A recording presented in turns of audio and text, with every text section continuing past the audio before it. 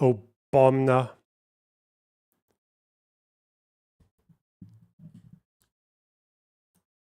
Obama.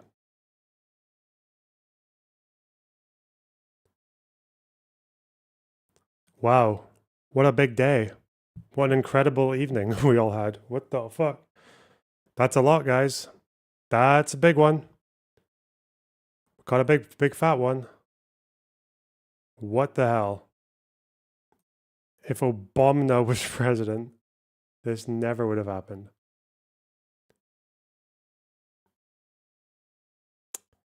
Whoa. No new wars. No new wars. Okay. Do you feel sad for the Iranian regime? Yeah. Yeah, I love an underdog, okay? I am a sucker for the underdog. Hormuz predictions now. We'll get into it, okay? Don't worry. Because the parliament's voted in favor of it, but as we might find out, that might not mean much. Who knows? Who knows?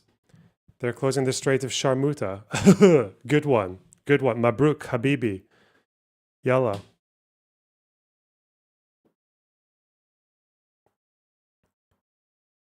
Why are you recommending videos that I've already seen? How nuclear bombs work? Yeah, don't worry, okay? There's nothing you've read that I haven't read. Okay. Keir wants to get involved. How? What's Keir Starmer gonna do? What's Keir Starmer gonna do? Like, get involved how? Diplomacy. He's not gonna bomb anything. Is he? Oh no. Are we gonna open up Faslane? Are we gonna launch the Faslane weapons? Oh no.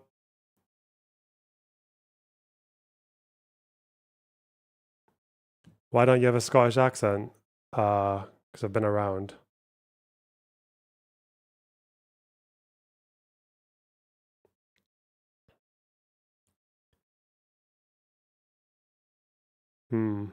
League stream when? No league streams. Not at all. No league streams. Listen, okay, I don't know what to listen. You know what? I've spent some time, okay? I've read the JCPOA, the Obama nuclear deal. I've read the articles and arguments surrounding it. I've read some timeline, okay? I've read what happened. I don't know why I don't ask these questions more instinctively. I've read into the whole, why didn't Iran renew the JCPOA with Biden? Why didn't that happen? Was Biden against it? Or was someone else maybe against even talking about renewing that deal? I haven't read Art of the Deal, so I can't explain these strikes because I haven't read the Art of the Deal. I haven't, but I have read, we read it on stream. We read the NPT, Non-Proliferation Nuclear Weapons.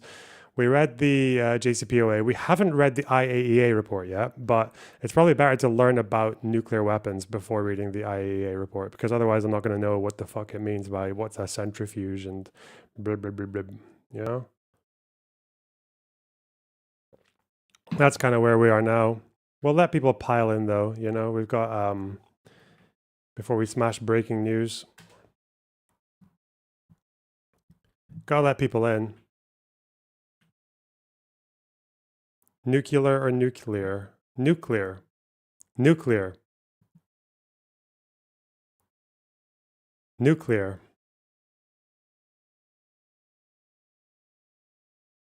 Danuk.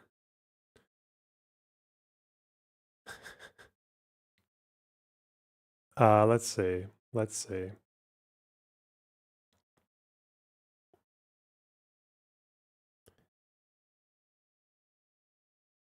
The idea of a centrifuge is to separate the isotopes by the mass so that you only get uranium that is capable of having the cascading reaction. Yeah, I know, because the centrifuge, well, I know it spins. Yeah, it spins. And I guess the idea is to get uranium-238 down to uranium-235 is to get 3 neutrons out of it. But or I don't know if it's because because uranium is it's like a thing you take out of the ground, uranium-238, and a very small percentage of that, like less than 1% of that would be uranium-235. So I don't know if it's like you get the uranium-238 and you just strip away the 238, or it's about, yeah, like you said, with the isotope, with the fucking deneutroning it. Fuck knows. Fuck knows. You separate it from uranium hexafluoride. Well, that's 6 part molecules of fluoride, isn't it? 1 uranium. I don't know what that does, though.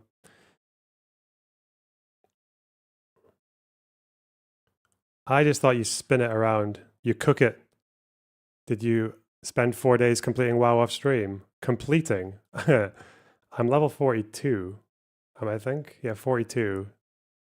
I'm much more efficient and focused when you fucking assholes aren't watching me. I blame you. I don't know if I want to do repeat leveling on stream again, but we'll get to it. Don't worry. Don't worry. Don't worry. I think my resolution is if I play again, I'm gonna fucking just do a dedicated gaming section, and I'll only do that at a point where you guys aren't where I don't have to repeat. 57 to keep the streak. Yeah, a little cascade. Uranium enrichment leveling stream.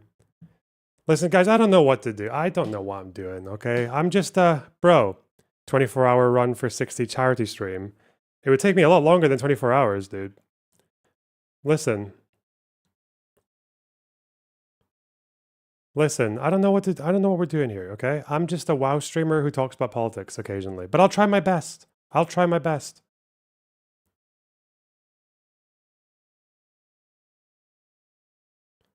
24-hour nuclear physics studying stream. Potentially. Potentially. Like Asmongold, yes.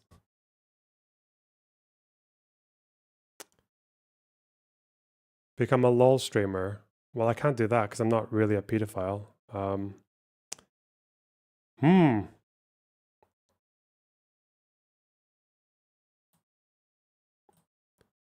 Let's get the goal up. Iraq War research stream. That is one thing. That's one potential pursuit. Yeah.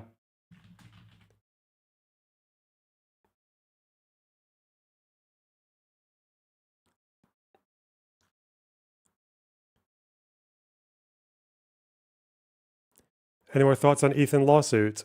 It's one of those things where I find it quite hard to disconnect my levels of spite and entertainment from the moral stance. But it's like, I don't know. The way I see it, okay, might be an unpopular take, is that most React streamers are stealing content like all the fucking time. They know they're doing it. They don't give a fuck. But I view it by the same token. I view it in the same way as like, lots of people do drugs. Lots of people do fucking class A's. Lots of people like taking cocaine, right? But I like to think if I'm doing that, I do it in a house party or occasionally in a bar or club if I'm feeling brave, right? Might be holding small quantities on occasion. You might get in trouble, but But other people are literally walking up to the police station, standing outside with a megaphone screaming, "Fuck the popo, let's do some coke," and then tanning fucking lines off of their keys in front of the building. I'm like, am I really gonna feel sorry for people who do that and get fucked up by the fuzz? Not really.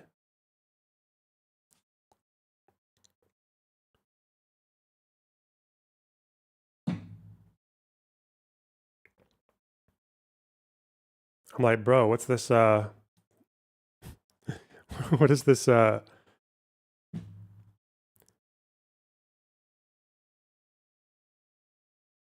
of like the guy that boasts that he drives drunk. Yeah. Alita, thanks for the 5 gifted subs. That's so generous of you. My God. How can I have hair like yours? Be Arab. And be like the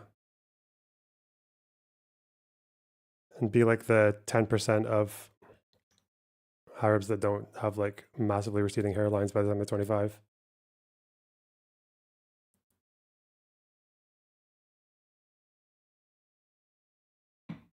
Hmm.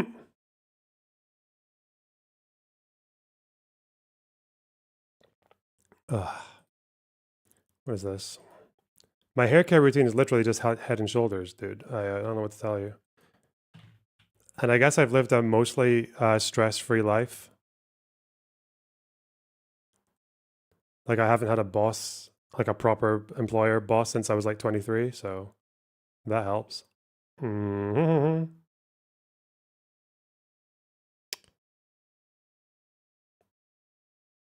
Hmm. You're gonna watch the Willie Mack video? Yeah, we might do some shitty drama before the news to let people come in. A little teaser. Do you use the sister product Knees and Toes? Shut up! Corny fuck. Alright. What's this? Oh, I remember this. I remember bookmarking this. Why did I say? Oh yeah, someone sent me this, and they were like, I think this is like what I imagine Spider to be like in real life. What's up? Hello. Are you nice, nigga? Hello. Do not mess with this though, bro. What the? You wanna stretch, nigga? You wanna stretch? Have you ever stretched before? Oh, you ain't never stretched, bro. My fault. I ain't mean to touch you like that, bro. Don't mess with that. Huh? My camera freeze. The fuck?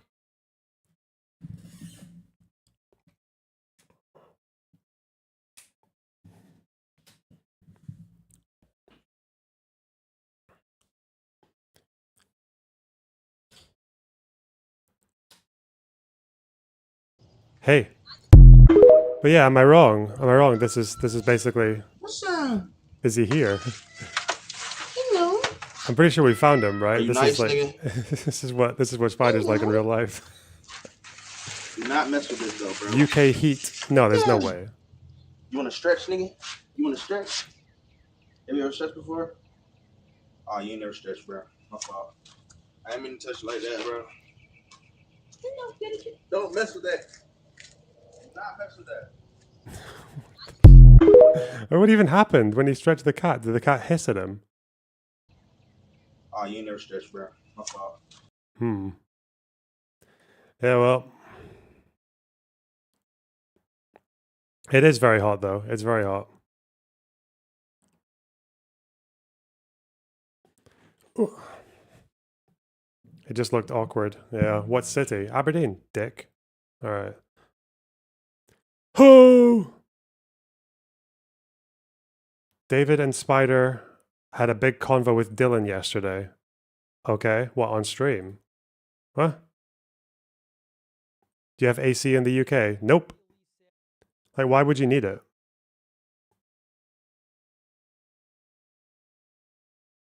You hear what happened in Haifa this morning? Nope. But I know there's been bombs. Tehran really. What's Steve saying? Is he getting political? Iran really said, "Let's speed run international isolation." Girl, be serious. That's a chat he's reading. That's not his take. Although he has in the past he has been political. He has been like he's engaged in like party politics or like showing his alignment. He's just refreshing the social media, dude. What's wrong with that? Breaking, guys, breaking. No, wait, this is for later. The B-2 bomber has been shot. Bro, I can't. I'm sorry. Stop. Stop getting distracted. We'll do the news later, okay? We'll gather our sources and we'll do the news later. Don't give me that. No. Stop.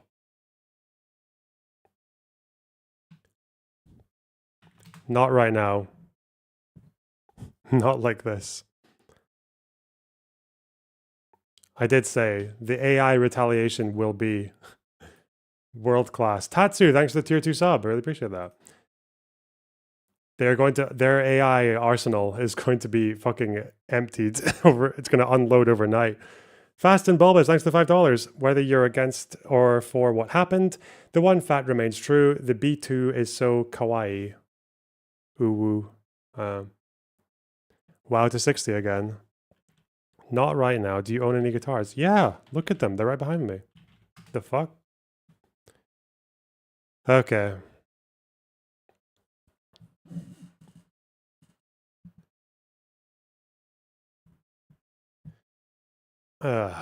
Willie Mac show new video. Ethan just ended Hassan's career. Wait, did he? How, what? Okay. Please debate Teuton. Not now. Later. Later. Later. About the truth. Fuck. If you Over the past month, I've been covering the most empathetic people on YouTube. We got Milhouse, who hates on a woman who was a child bride. What the fuck is wrong with you, fuck crazy ass bitch? I'm sorry, folks. I had to call. The word came out, folks. I'm sorry. If I had a button, I would have buttoned it. I can't. Okay, I fucking hate these people. They're horrific. These people are horrific. What did she say? What did she do? She was just shitting on iDubbbz, bro. What the fuck did she do? Couple is a horrible couple. I don't give a fuck that she was a fucking a child bride, bro. He doesn't know if anything she said was false, by the way. He's just crashing out because he hates Ethan. Oh, look, good pause right here, huh? Look at that. I was a child bride. Again, I mean, it's very sad to be a child bride, but to grow up to be an adult bitch. Sorry about that. Ooh. You went from Okay, fuck this fucking camera. Why are you doing that? Why are you being a dick? It's not overheating, it's just restarting. Is that a cable? Is that fucking cable? Fuck! Hang on. I'll get over it. child bride to adult I'm fine. piece of shit. So fuck you and your story. Let's Noah Samson's been spending his time calling out YouTubers for supporting genocide, even though they don't. He's just lying for views. But the Uh-oh. short of it is, if you criticize Hassan in any way, you are an evil Zionist genocide supporter. He ends his video by telling his viewers to do something about it. Wink, wink. People living in the so- West have the most I'm so mad. I'm so mad. Do I need to have a GIF? Wait, I know why that's happening. I know why that's happening. It's my cable. It's my loose cable. It's the loose camera cable. It does this. That's fine. Okay, that's manageable. Okay, we can deal with that. Let's go. Let me deal with it. I'm dealing. You can hear me dealing. Ugh. How weird this sound. I'm under my table. Fuck. Where's the USB? What's the right one? Let's find the right cable. Ugh. Let's go up here. The old out and in again. Okay.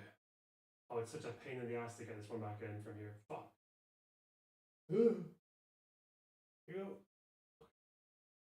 Behave yourself. Okay.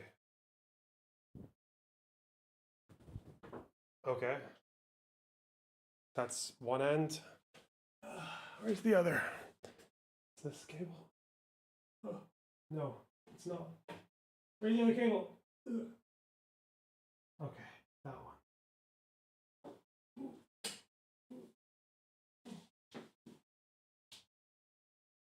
Oh, it's such a long bastard, isn't it? Okay, come out. Get back in. I'll move this back so it's secure. Fuck off. Fuck you.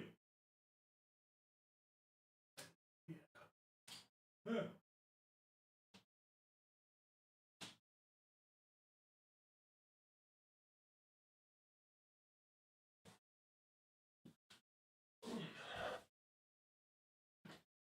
That sounds like a cable that's just going in and out. Surely. Loner versus cable.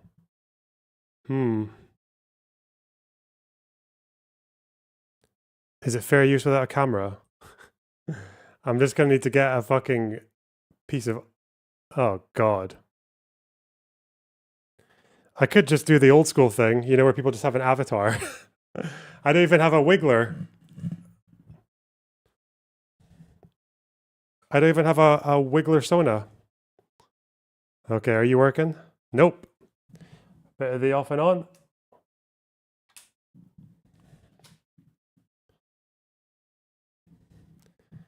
Okay. Oh, for fuck. That's not good.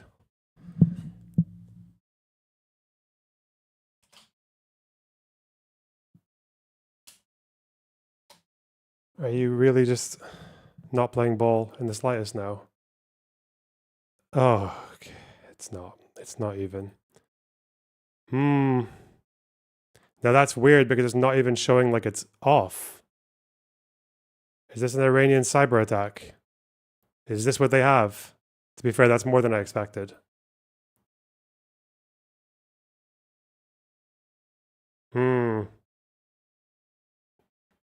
What's wrong with the thing? Restart your PC. No. It's not the PC, it's the camera. It's clearly the camera because it kept on going off and on. Could be a software problem. It's not. It's the fucking cable, dude. It's always the goddamn cable.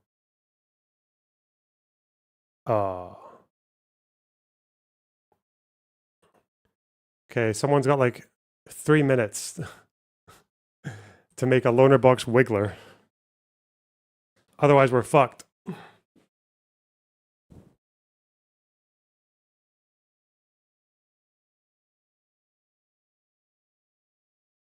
This is the only USB of this sort that I have. I don't even know if it's like... Huh. Let's see.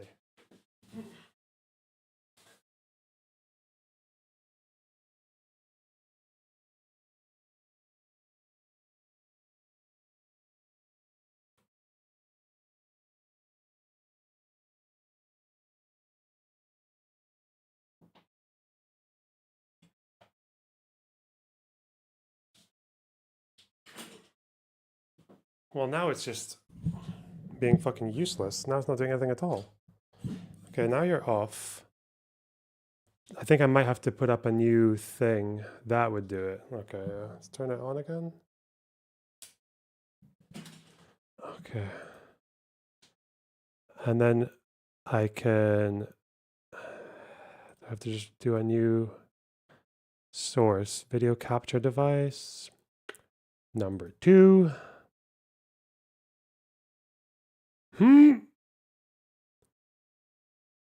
So if I deactivate, then I activate. It's literally just not responding. What a piece of shit. Fuck me. Why don't you like me?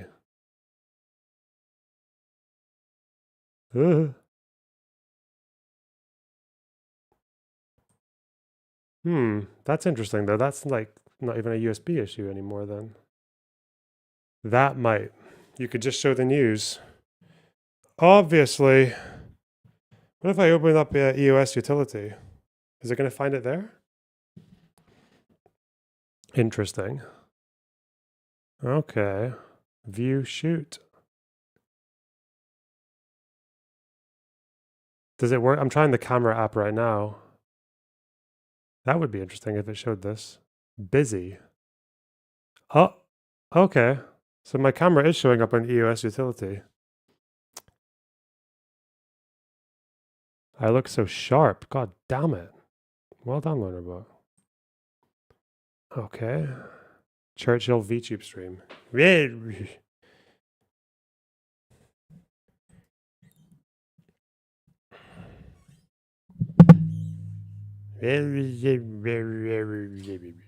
Okay.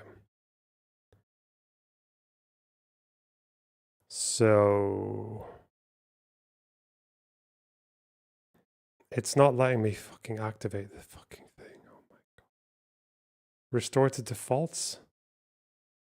Fuck off. Deactivate? Reactivate? Oh! Okay.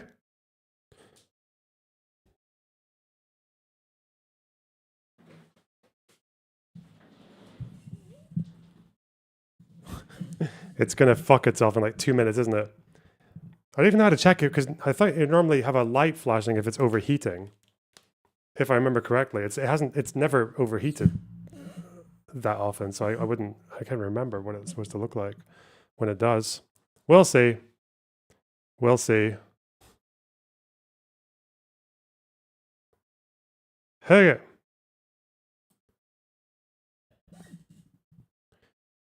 Willie Mac. Let's go. The short of it is, if you criticize Hassan in any way, you are an evil Zionist genocide supporter. He ends his video by telling his viewers to do something about it. Wink, wink. People living in the West have the most power over anyone else in the world to stop me. the genocide. We are living in the belly of the beast. We have direct geographical, physical access to the politicians, the propagandists, the weapons companies, and the supply chains that are facilitating this genocide. Protesting is great. We should keep doing that. But also, I feel like we have to be honest with ourselves. 17 months in, and what is protesting actually accomplished? Nothing. If we want this genocide to stop, it's time to escalate. That's all I'm saying. So anyways, yes. See, you can lay it out very easily. How many video essayists have used this clip now? They fucking love it, don't they? They always put my commentary in as well. I'm like, whoa, dude, that's so thoughtful, generous. Wow. Sentence at a time. It's quite clear. We in the West have direct physical access to a bunch of people, including the propagandists. After just labeling a bunch of people creators, propagandists. What does protesting achieve? Well, some things, but overall, basically nothing. If we want this to stop, we need to escalate. That's all I'm saying. I'm sorry. If you had a clear vision for what needs to be done to stop the genocide, you would say it because you want to direct your audience into something fruitful. Unless the thing you want your audience to do is against TOS, criminal, violent, etc. He's calling for people to do something that he is too cowardly to say himself. He's calling for people to do dirty work for him. That's what this is. He wants them to send more skulls to Ethan Klein. Just a death threat to a father, a family. Since then, 2 low-level staffers at the Israeli embassy were shot in DC, all in the name of Palestine. But what was Noah's response in his charity live stream? Well, it's to dismiss it as not being serious and mock people who found it worrying. Smart move on not covering current events, by the way. You mean specific current events or in general? Because 2 pro-peace Jews dead. Read what they were saying. Pro-peace is crazy. Even so, what was she saying? What was the girl saying?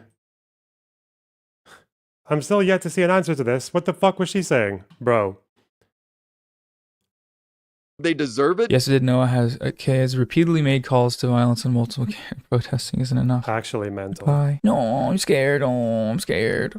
YouTube video scared me. No. That sentiment, though, is 1000% true. That protesting isn't enough. So you're calling for us? I have such a fucking visceral hatred for this person. It's like you're literally calling for something that you yourself are too scared to actually specify because you know it would get you fucked. And then people say, yeah, that's kind of sounding like you're calling for some crazy shit, dude. And he's like, oh, I'm scared of the scary internet where it's like, bro, like you know yourself that what you're saying is scary. Like you yourself are scared. You took that fucking clip about escalation out of your video because you were scared of what would happen to you if people might have figured out what you were trying to say. Fuck me. Escalation against propagandists, and you just made fucking rat. Fucking wretched rat. Several videos calling Ethan and other YouTubers propagandists. We're already at the point of death threats, Noah. What does farther escalation mean? People like Noah are cowards because they don't want to ruin their cushy lives. It is unambiguously a call for violence, okay? I'm sorry. And he doesn't want to spoil his cute little life. He doesn't want to fuck his income and ruin the little cushy career that he's got a hold of. He doesn't want to do that. He wants other people to fuck up their lives and get thrown in jail or whatever else for him. He wants other people to be Luigi or fucking, what's his face? Aaron Bushnell. Interesting that he said propagandists because that might actually encompass the people that he's just spent the entire video calling genocide defenders. Ethan is making the obvious observation that these people are encouraging an escalation of violence inside the United States, and Hassan crazy makes it. I understand that me and Gila are just as valid targets to them. I don't think so. That's ridiculous. I've known this as people like Hassan and iDubbbz lecture me about hallucinating threats. I knew this the moment I ended Leftovers. Why would I want to be a member of a community that would literally cheer on my death? There is a toxic, violent, nihilistic extremism brewing on the left, and it should scare all of us. No, this is a hallucination. Have some dignity. You are not a victim, just a narcissist. Since then, a Jewish group marching for hostages to be released had a Molotov thrown at them. Now, Noah did delete this section from his video, but as we just saw, he doubled down on his charity live stream. It's such a bad look that they act like Ethan wasn't sent skulls as a death threat, that the H3 crew sent the skulls to themselves. You guys opened it. You're the ones that fucking opened that shit. AB, that was you handling it, right? Yes, it was. I can confirm that Ethan did not send it to himself, and how do you know? We were all freaked out by it. I was scared out of my mind. I mean, yeah, we've got We have armed guards at the office now. That's not funny at all. And someone sarcastically replied calling the cat account racist. And the cat account responded, to be fair, Israelis do be constantly lying. So he's just being racist right here out in the open. But it's fine to these people because it's against Israelis. They reply again, they could start by not constantly getting caught lying about it. So I said, show me proof of... Oh, this guy. This fucking psycho. I'm lying right now. No response because these people don't care about the truth. If you criticize them, they'll label you their enemy and dehumanize you, a person who barely deserves a spot in society. I think like this will never happen, but in a totally just world, any kind of, regardless of your background, any kind of fucking Zionist tendency should be treated in the same way as being a fucking... Is he going gray? Is he gonna? It could be like it's like a thinner part, but it looks like he might be going gray. Is he gonna get salt and pepper? Usually, if you're Middle Eastern, you got like the salt and pepper thing in your beard. It's cool. Rabid neo-Nazi, and you shouldn't even let someone be the fucking local dog catcher as Felix was posting. The dog walker comment, the local dog catcher or whatever it was, that was exceptional from you, and that is progress. You might not see it, but it is. Why is harassing fucking Jews? Sorry, Zionists. Why is harassing that like progress? Why is that? It's so stupid. Right. These the creators that Hassan and company hate largely agree with them on the main issue. What people have a problem with is their dishonesty and lying. We have a lot of grievances not pertaining to the actual issue at hand. But I don't know. The issue, my friend, the issue at hand is your behavior. Committing a genocide. I can care about two things, Hassan. It's very important to acknowledge that. Don't you think I can care about two things, my friend? Incredibly narrow framework very surrounding easy. your own. This stuff gets a little toxic. I need a breath of fresh air. With fume has no vapor, no nicotine, no battery. It's just flavored air, and it's... No, we can't do it. It's just smoking bad for you, even if it's vaping. Habits by going for the jerky of lying and him trying to lie more to get out of it. But the fact is, Hassan's been busy lately, and I don't want him to get away scot-free with all of these new lies. So let's break down his tactics. Video, First one is catching Hassan mid-lie, and then when he knows he can't escape, double down, because he can't ever admit fault. Do you think it's appropriate to accuse any Jewish person you disagree with of working with the ADL? What is this? Wait, what? Right here, Hassan's caught off guard because he knows he said something stupid. No. Ethan then plays a clip of Hassan doing just that. When his knows I'm not anti-Semitic and making these inferences that I am, and like partnering with like the ADL and partnering with the ADL. You want to unpack that one there, buddy? Yeah. Again, partnering with the ADL. That is such a fucking slime ball, dude. Like how I love it. This is like the specialty. This is why there's no point engaging with Hassan, because he can literally just be so dead to rights, and he'll find a way. He will find a way. Working with becomes becomes what you just happen to not like the same person. Like fuck off.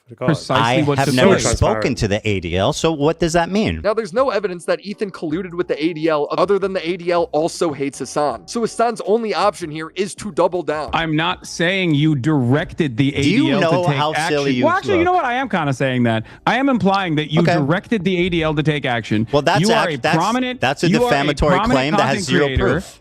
And frankly, it sounds a little Jewish conspiratorial. And finally, he tops off the lie by making a meaningless distinction, but acting like it was a well thought out comment. I thought that you worked for the ADL. I've not spoken to the ADL. I would have said you worked for the ADL. Hassan's thinking he's Jewish and criticizes me. Must be working with the ADL. He's not done either, and you have no evidence. He's just lying to slander Ethan's character, and when pressed to find an example, he says the dumbest thing. It got nothing to do with the ADL. Blame Frogan for doing a racist fucking panel at TwitchCon that became a viral story, independent of me. Panel, Ethan. Just like cracker is not an anti-white term. Cracker is an anti-white term. So did Hassan think he was yelling about brown people all those times he was saying cracker? Wait, I thought you would say that cracker isn't racist, but it is anti-white, isn't it? Like it's what is he going to say that you can call them like it's okay for people in Africa to call them to call Arabs crackers because they used to own slaves. Like, what? Those clips come off a little different. Did I say, oh my God, saltine cracker? Like people are just bitter because it's saltine cracker. That's not what I said. You dumb cracker bitch. This person has literally never been around black people. There's a person who does not have a single black or brown friend. I want you to remember that Ethan and Hassan don't disagree on much. And when Ethan confronts Hassan with this reality, he essentially says, I just don't like that you criticize me. Because I thought that you were a lot more open-minded until What have we disagreed on? The December What have we disagreed of on? 2024. I'm sorry. What am I not open-minded about? What have we disagreed on, Hassan, other than me criticizing you and your friends? Anti-white is like great replacement shite. No, it's fucking not. What? To say that cracker is anti-white? Of course it is. Like, what the fuck are you talking about? You use cracker against it's an attack against whiteness. Like, what? Doesn't mean you hate all white people. But he calls them a cracker, you're usually targeting them for being white. That's the specificity of cracker. It's a white slur. Yeah, what's our slurs? Slurs are anti, so it's an anti-white slur. Like what? Doesn't mean it's like a fucking horrible thing to say or whatever. It's just these guys. Stop doing the thing. Fucking hell. Chat, I'm becoming more aware of this, okay? Stop doing the fucking thing. It's like, okay. New rule, guys. New rule, okay? It's very simple. Because I'm very aware of people doing the opposite, okay?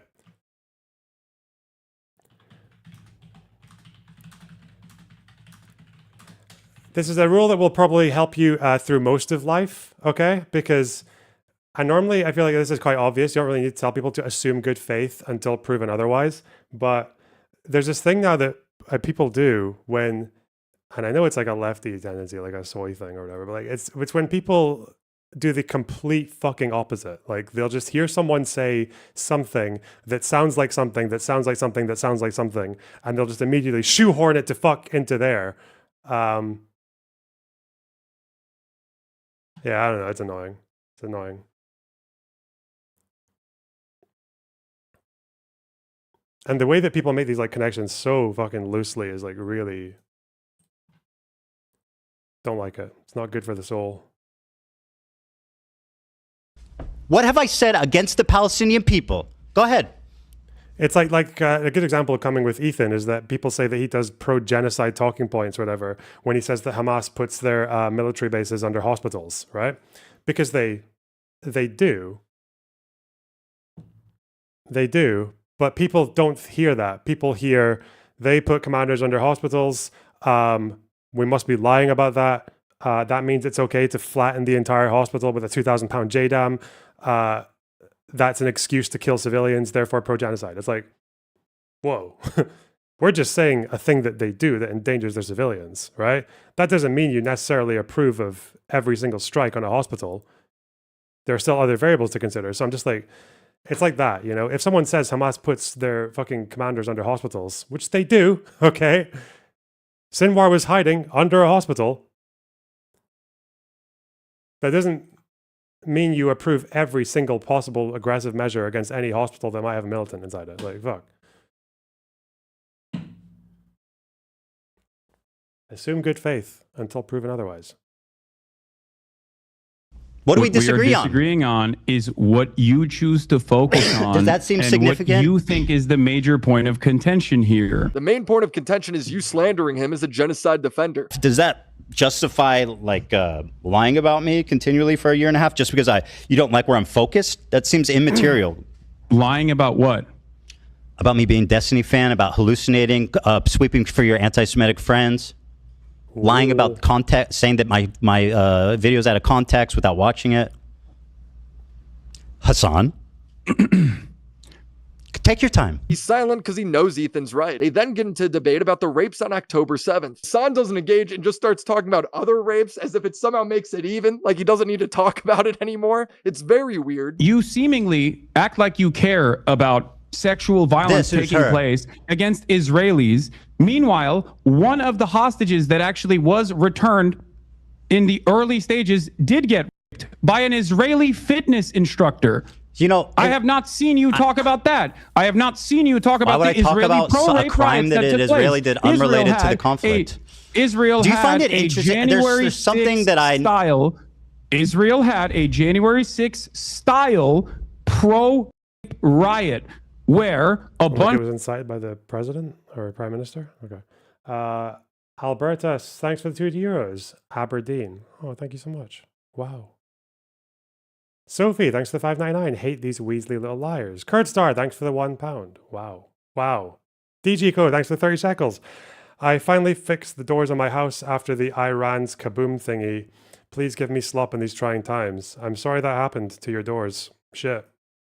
of rabid Ah. right-wing. Do you think I'm defending this? Why are you? I'm not defending this. He's just rambling off things that aren't related in any way, and then he yells at Ethan for being on topic. Listen to me. Listen to my They words. touch my very private carefully, parts, they because rape you're not going through this in a dignified way, and I think it's very gross. What you're doing here is simply weaponizing Bro, a victim you are so as a pathetic. fucking prop. Bro, you literally just did that to Ethan. The third tactic is the gaslighting technique. We all know Ethan's been targeted with CPS calls, death threats. AB is being called an Uncle Tom, a house slave by Bad Empanada, purely because he's Lebanese and works for Ethan. But since Ethan can't figure out the exact person who called CPS, Hassan's gonna act like no one's responsible. I have never once in my entire life, Hassan, experienced the amount of harassment, the organized, psychotic campaign to try to ruin my life, all of my all of my employees' life, my family's life, their family's life. This is your community acting in response to what you're saying about me being pro-Zionist. So do I think it's worse? In my experience, it's much worse. My community that's done any of these things that you're talking about. Who calls CPS? What the fuck? So I don't know. So you don't know who calls CPS, and yet for the past couple of months you've been like, it's whoever I don't like that is called CPS. No. And now you're claiming that it's like the Lawrence Southern argument with the Great Replacement shit. It's like, oh yeah, did you know that according to the police reports that the Christchurch shooter actually already started planning his killing spree before Lauren Southern's big Great Replacement video came out on her YouTube channel. Oh, that means she had nothing to do. Like, no, you still said all the same things that he says. Come on, like with your book, like, and the book that she wrote was like. They were both copy pasting from the same sources. They were both part of the same ecosystem that contributed to that violence, that led people to that logical conclusion that violence was the only option. Like, that's the problem. It's not that you have to be like results based. Like, they had to find a fucking love letter from him to Lauren saying, yeah, you made me do this. It's whether or not she was part of spreading the same ideology and the same chain of argument that inspired him to do that thing. Because if you believed everything these guys said about the Great Replacement, you would go and fucking shoot people up, because no one else is going to stop the immigration. No one else is going to stop them from coming and invading your country and all that shit. Yeah. Also, on a completely unrelated note, just calling something anti-white is not racist. It's not Great Replacement. It's not. It's not like the only people who use the word anti-white are Great Replacement theorists. People who are normies will call certain behavior anti-white or certain terms anti-white. Fuck me. my community is responsible for it. Adam Panada calls for people to do it. Denham's community calls for Thanks for the $10. For it to happen. Ian made a video to 7 million people saying it's justified, and Hassan promotes all of them. Hassan's getting notes during the debate from a guy called Chris CPS. Anyone with eyeballs knows it's coming from this anti-Ethan community. This gaslighting is brutal, but Hassan is just warming up. Hassan tries to criticize Hila for doing mandatory military service. Hila was doing mandatory military service. What should she have done? There's numerous options. One, religious exemption. Two, refusing to serve. But Ethan asked the obvious question. Our US tax dollars help fund this genocide, so why doesn't Hassan stop paying taxes? You say that Hila could have gone to jail and done a conscientious objection instead of joining the army. Why do you pay taxes? Why do you pay taxes to the United States government? This is your big argument, Ethan? Answer the question. That I pay taxes and I'm morally culpable? I know. That's why I try to fight against this goddamn government doing this shit every day. Hold on. Why don't you stand up for your principles and go to jail for it? Because it would not actually stop Okay, it would not actually stop. If Hila objected to being a secretary, it wouldn't stop either. She'd just be in jail. It's just like Noah Sampson wants everyone else to make sacrifices, but they don't want to risk their own cushy lives. I'm using a lot of clips from their debate because Ethan being there to push back makes it easier to point out. But Hassan does this all the time on his own stream. There, Hassan will just make ridiculous claims like the leader of Hezbollah being less anti-Semitic than Ethan Klein. Ironically enough, wait, did he just name the rapper instead of Hassan Nasrallah less anti-Semitic than Ethan? Hezbollah, is that like a rap? I don't even know who that person is. A musician, or I just know the name. It's a rapper, right? Hezbollah, or is it a media? I don't know what the fuck. A fighter. Oh, it's a fighter. Okay. Klein. I cannot stress this enough. Hassan Nasrallah is less anti-Semitic than Ethan Klein. Ethan Klein constantly makes a conflation between Zionism and Judaism. Hassan Nasrallah, on the other hand, does not. The clip that I was watching about Hassan Nasrallah, who is homophobic and definitely has some questionable perspectives. Please ignore Ian. He's just here to watch. In America, you have the major corporations. You have the trinity of oil companies, the weapons industry, and the so-called Christian Zionism. The decision-making is in the hands of this alliance. Israel used to be a tool at the hands of the British, and now is a tool in the hands of America. Again, it's like, it's so funny that he thinks this is him combating anti-Semitism when the only reason these guys say this about America and the Jews and Israel is basically they're doing the opposite of Zog. They don't think Israel controls the American government. They think it's the other way around. They think Israel is an extension of Western imperialism. The reason they say that is because in their sort of like foundational doctrine and their like foundational views on Israel and the Jews, it's because they don't believe that Jews could ever defeat the Muslim world. The Jews can't do it. They needed a superior force like the British or the Americans to help them. That's the only way. That's like, it's back to the Ayatollah. It's Nasrallah said it as well. Like, that's why they say it. That's like the logical, it's not because they're combating anti-Semitism. It's, This is from Khomeini. What's the word that he uses?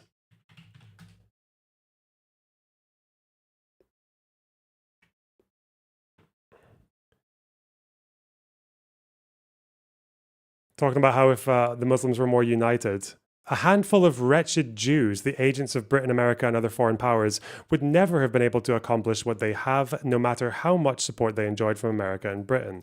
All this happened because of the incompetence of those who rule over the Muslims. Like, yeah, the agents of America, Britain, and other foreign powers. A handful of wretched Jews.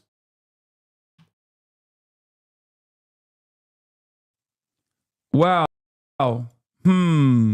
Interesting. Once again, Hassan Nasrallah 1, Ethan 0 on the failing the anti-Semitism, don't do anti-Semitism challenge. Ethan Klein failing the don't do anti-Semitism challenge. Hassan Nasrallah winning the don't do anti-Semitism challenge. But did I miss the part where Ethan thought Jews secretly controlled the United States? Nothing he showed proved his point, yet look at his chat. They think he's a genius. Hassan talks about himself going on vacation like he's Vladimir Lenin fleeing the country. By the way, I do want to point out something here. This is January 31st, 2025 was when this video was released. There was something brewing in the United States of America at that point. Do you want to know why I say this? I point out the date. We were already deep into the Donald Trump Burger Reich administration. At this point, I was in Japan. Okay, I'm getting one guide by my own mod. Oh God. Okay, I do. You know, do you know why great replacement is bad? Okay, great replacement theory is bad because they believe that a bunch of fucking Jews are coordinating to bring a bunch of Muslims and hordes to Europe and America to fuck the demographics and destroy the West. Okay, and it's like a Muslim invasion spearheaded secretly by secret Jews. Okay, that's why it's bad. Okay, it's bad because it basically paints Muslim migrants as fucking migrating, invading hordes who need to, and nothing can stop them from coming here and replacing the whites with rape and crime and breeding other than violence. That's why it's bad, okay? It is not bad because they refer to terms like cracker as anti-white. That's not why it's bad. Because cracker is an anti-white slur. If I go and say like, oh, this person, like, what's his name? Dr. Fuck, the big guy. It's me like saying Louis Farrakhan is anti-white. I'm not catering to great replacement theory. You're putting the symbol, like a symbol that they use, ahead of why they're actually bad. You misunderstood me. No, I haven't. Like, you're saying that Willie Mack shouldn't have called cracker anti-white because that's a great replacement term. No, it's not. Just because it's a term that great replacement theorists use doesn't mean that other people can't use it to define what it exactly is. Dr. Umar, that's the guy's name.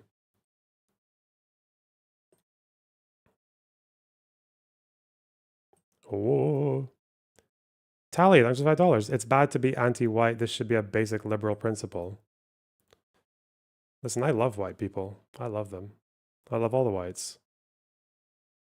Some of my best friends are racist. You're arguing he knows it's loaded. What? What? So he puts that word in by being like, yes, I know this is a word that caters to great replacement theorists. Okay.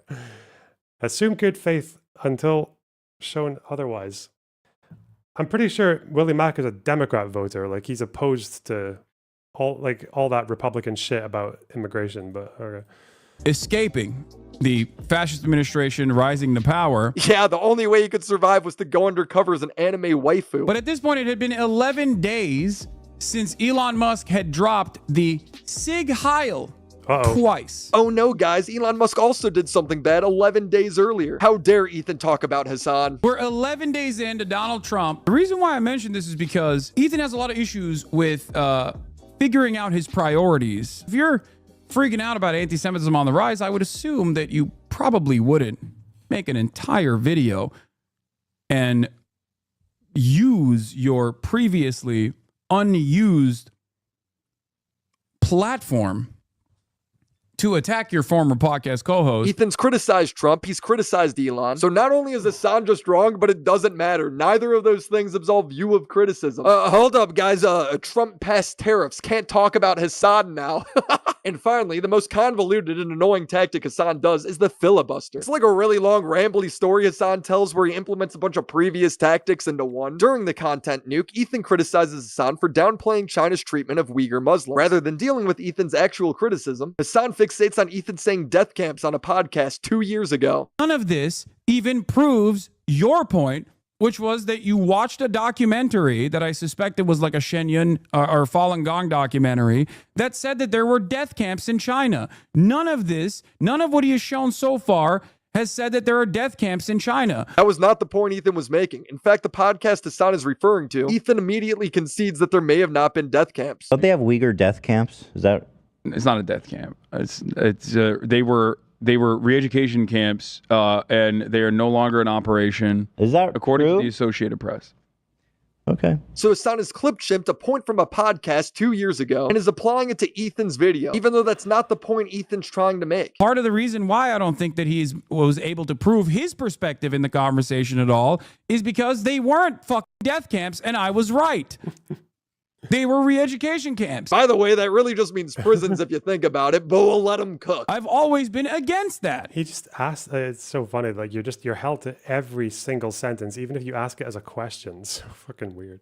This is the problem. And people will say, Hassan, we got you. You said you would be in favor of re-education. There's a difference between re-educating people who have done crimes in the process of rehabilitation, okay, versus doing dragnets against an entire minority population and mass surveillance against an entire minority population.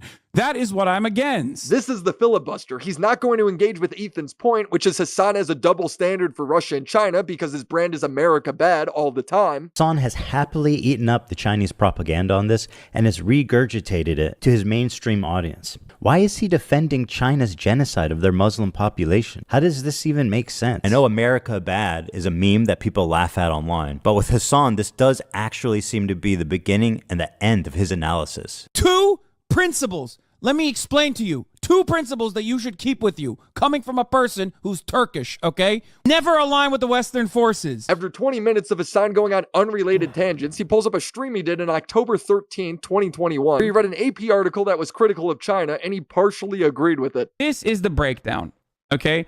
This is where me and a lot of defenders of China part ways. Oh. I think that is completely and wholeheartedly unacceptable. People that unconditionally defend China think it's totally appropriate because they're all fucking extremist Muslims, okay?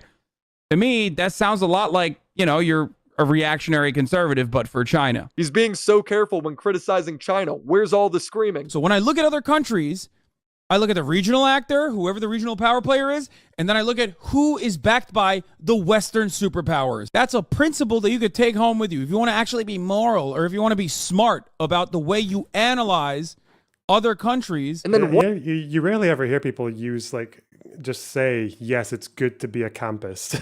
It's like a very strange.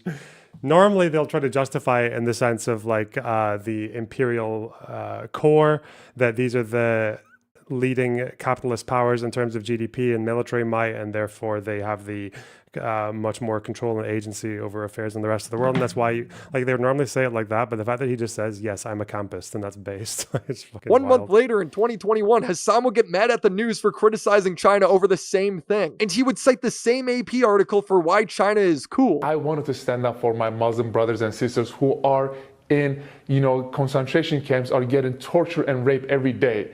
And I don't care whoever said which organization or which company. Bro, the Associated Press literally said, not like a fucking, not exactly known as a pro-China outlet, but even the Associated Press quietly fucking wrote an article that didn't get a lot of coverage in mainstream media about how okay, well, all the concentration camps have been closed now.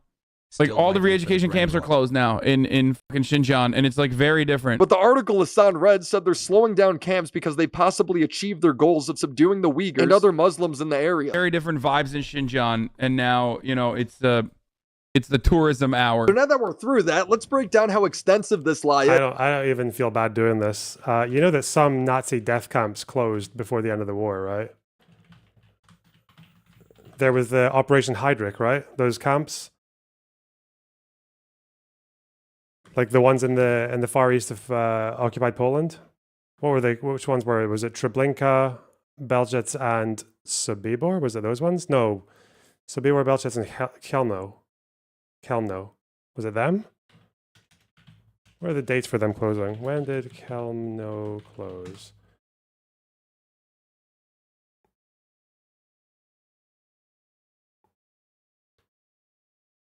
Bro, they stopped now. Bro. This was abandoned in 45. What was the one that was closed earlier?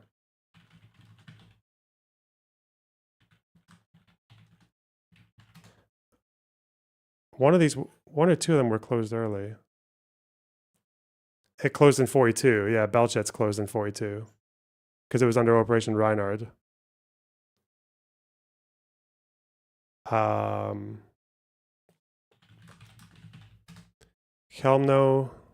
Oh, that's what I just looked at. Sobibor. Majdanek was... So historians don't really tend to see Majdanek as one of the death camps, even though they did exterminate people in there. It's because Majdanek is still seen generally now as a concentration camp, because it was a bit different from the main 5 ones where you literally just went in and died, like everyone. Sobibor, when did this one close?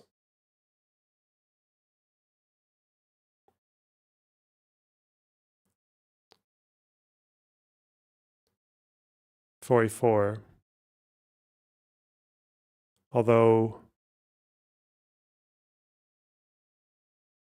this is the last of Operation Reinhard, so when did Treblinka closed earlier? I thought Treblinka closed later. Oh. 43. Okay. Hassan doesn't engage with the point Ethan's making about his positions always being anti-West, even when it doesn't make sense. Instead, he focuses on Belzec. Is that how you say it? I don't know how to. An irrelevant podcast clip that said death camps. Then he brags about reading an anti-China article he read 4 years ago where he basically has kid gloves on while criticizing China for having concentration camps. And then he ignores how only a month later he was bragging about how great China was for culling the population and closing the camps. No viewer is going to take the time and fact check all of this. So Hassan knows he can just call Ethan's video poorly researched and clipped. Some of them closed because the Russians arrived at the door. Yeah, not all of them closed before the Russians got there. Yeah. But other ones did, yeah, like those ones, like Belchik especially, that closed in 42.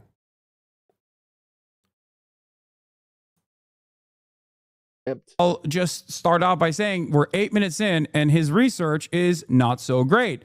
He doesn't prove his point at all. China forced minorities on birth control, forced abortions through mandatory pregnancy tests, and detention camps for having too many children. China's what happens when you successfully complete the genocide, but hey guys, at least they have high-speed rail. It was literally an Associated Press article that I read talking about a high-speed rail line going all the way to Xinjiang, basically creating this massive network of high-speed rail that was seen as a negative, that was portrayed as a negative thing.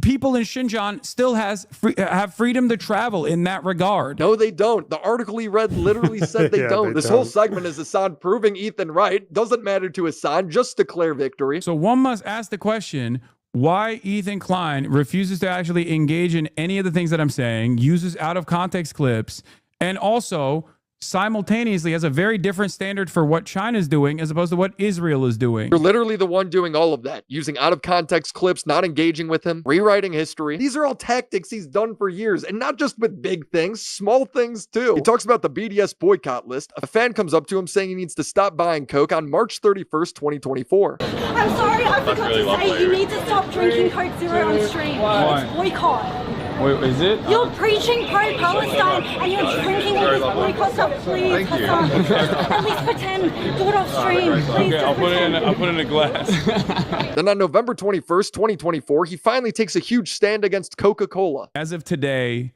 the Palestinian BDS National Committee, the largest Palestinian coalition leading the global BDS movement, endorses the organic boycott campaign against Coca-Cola to pressure the company and to end its complicity in Israel's illegal occupation, apartheid, and genocide. I will no longer showcase Coca-Cola products on my stream. That means At least pretend is crazy. It's not. These guys are driven by aesthetics. There's not really any kind of practical, achievable goal. It's just no. That actually, it's not inconsistent. People always. I keep saying this. It's like, and you guys don't get it. Most people are not that hypocritical. Like most people, in the way that they enact their politics, it's not actually inconsistent. It is consistent. Like there is a consistency there. It's like the same as like, oh, how can you possibly be okay with this war crime, or soft on this one, but not soft on that one? Well, no, it's because they have certain allegiances. It's not because they care about like this level of human suffering versus this one versus this one. It's because of a certain side they've chosen, right? Like that's where that comes from. And it's the same with this as well, like that whole thing about saying you need to boycott it, just put it in a glass, just make it look like you're boycotting it. That's because that's actually the more important thing to them. That's why they always set up these like arbitrary fucking purity tests on people, and that's why they are so like visibly driven by aesthetic arguments rather than like logical ones. Like yeah, it's because that is where they come from. That's where they want. No more Diet Coke. He then does a New York Times interview that took place on April 27, 2025. And what does Hassan got in his fridge? Diet Coke. This guy is telling his audience how great Disney Plus's show Andor is, even though it's supposed to be boycotted. I finished Andor last night. It was amazing. It was incredible. What a payoff. What a f***ing payoff, dude. I highly recommend it. Obviously, Disney's BDS, so you know you got to do what you got to do. Not to mention, this guy also streams on Twitch, an Amazon-owned subsidiary that is also on the BDS list. But to Hassan, it doesn't count because it's a subsidiary. Amazon is on that list, but Amazon is not on that list for Twitch, and it's not on that list for a permanent fucking blockade of Amazon and all Amazon-related products, because Palestinian National Committee understands that half of the websites that we are on and that we use AWS as its back end. He's saying this while thanking his viewers for Twitch Primes every other stream, only available with Amazon Prime, by the way. Your contribution is in the form of... Wait, the fact that it's subsidiary. So why is it okay to attack those? Why is it okay for the Houthis to attack ships, even though the ship was owned by a company that's owned by another company that was run by an Israeli, but wasn't operating and shipping goods from those companies? It was just the ownership of the ship. And obviously the people on the ship were working for different companies that were not the Israeli-run company. For your GoFundMe smile. Hey, thanks to 35.90 shekel. Thank you so much. Why is that? Again, it's not inconsistent. It's consistent. You perform politics, you give yourself a lot of leeway, and you uncritically support fucking Houthis. Yeah. Of a subscription that is $6 a month, or a free one in the form of a Twitch Prime, is all that it takes. For free with a Twitch Prime, you can continue supporting the show. Or for free with a Twitch Prime. Or for free with a Twitch Prime. How can anyone respect this guy? He's telling people to risk jail time by dodging service, but he won't risk moving to another streaming platform. He doesn't tell people to stop using Twitch Prime. He doesn't turn off monetization on YouTube, but he won't even give up the pop he's drinking. These people suck. Even the one thing Hassan admits he's wrong on, he still does on a daily basis. The first ever React Gate, when people were getting mad at me because like I would have the chair on and while the videos are playing, totally fucking fair and valid. And for the past multiple years, that's not happened on my broadcast. Like there are instances where I get up to pee, but it's usually during a video that's playing that's like from a friend or from news and commentary, and it's only for like 30 seconds to a minute. You reacted to his video and you just JXC sort of maybe. left. And it wasn't a political video. It was like a it fun wasn't. The state video. of reaction And I think his content point was valid. XQC. on Twitch is so broken, these creators feel comfortable looking right into a camera and saying outright, hey, I'm stealing this guy's content. Pay me instead of him. This is not a healthy environment. And with people like Hassan reacting to entire TV shows on stream, Check Azan stream.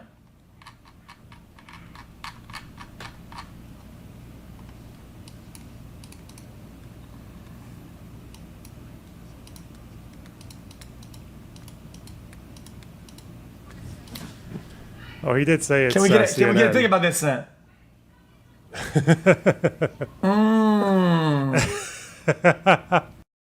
the state of reaction content on Twitch is so broken, Amazing. these creators feel comfortable looking right into a camera and saying outright, hey, I'm stealing this guy's Ooh, content. that's not a friend. Pay me That's instead not a of friend. him. This is not a healthy environment. Right. In Yeah, and I apologize. By the way, that's another thing.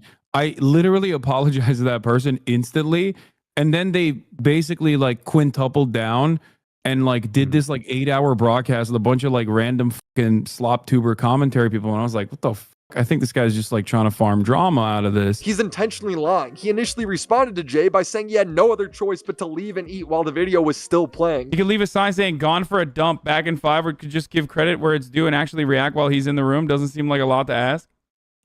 These motherfuckers are like, dude, pee in a bottle, dude. On him, how is it any different than him just watching a YouTube video off stream? It just rubs me the wrong way. Like, how do you think of your viewers to just stream your break? Man, there is one thing that I wonder if Hassan actually learned it from Jenk, or if they just share the same like fucking brain defect. There's this thing that people like that I've noticed Jenk doing a lot when he was having those debates over his little friendship with MAGA people like Charlie Kirk and shit like that. Remember, he did that thing about like he's trying to ask the crowd a very easy olive branch question about trans people getting basic rights, you know, and obviously he couched it by saying basic civil rights, as in like what, they've got civil rights, like they're equal, they're American citizens, and the crowd still said no, they still booed, right? And they obviously and he was getting criticized for this, like, listen, like you are just fucking like this is not going to work, like what you're trying to do is not going to work. And Jenk does this thing where he claims to be getting strawmanned, but then he'll strawman the strawman. So he'll say, "You're strawman. Well, you expect me? You think all my goal is to go in there and convert the entire room to the populist left in the first meeting?" It's like, no, you fucking idiot. That's not what anyone said. Like, people are saying that you're just pursuing this strategy of olive branching to Charlie Kirk as if that's going to move people over to the left, and it's not going to do that. Yeah, Cenk does this all the time. I'm noticing Hasan does it too, right? When someone's saying, like, "Why are you getting out of your chair and leaving the video playing?" and claiming to be using it like their content in a responsible, transformative way, and he's saying, "What do you want me to do? Pee in a bottle?" It's like no, you fucking moron. Everyone, and he knows that's not what they want him to do. What they would say is pause it, put a waiting screen or something on, and then go back to it when you're back.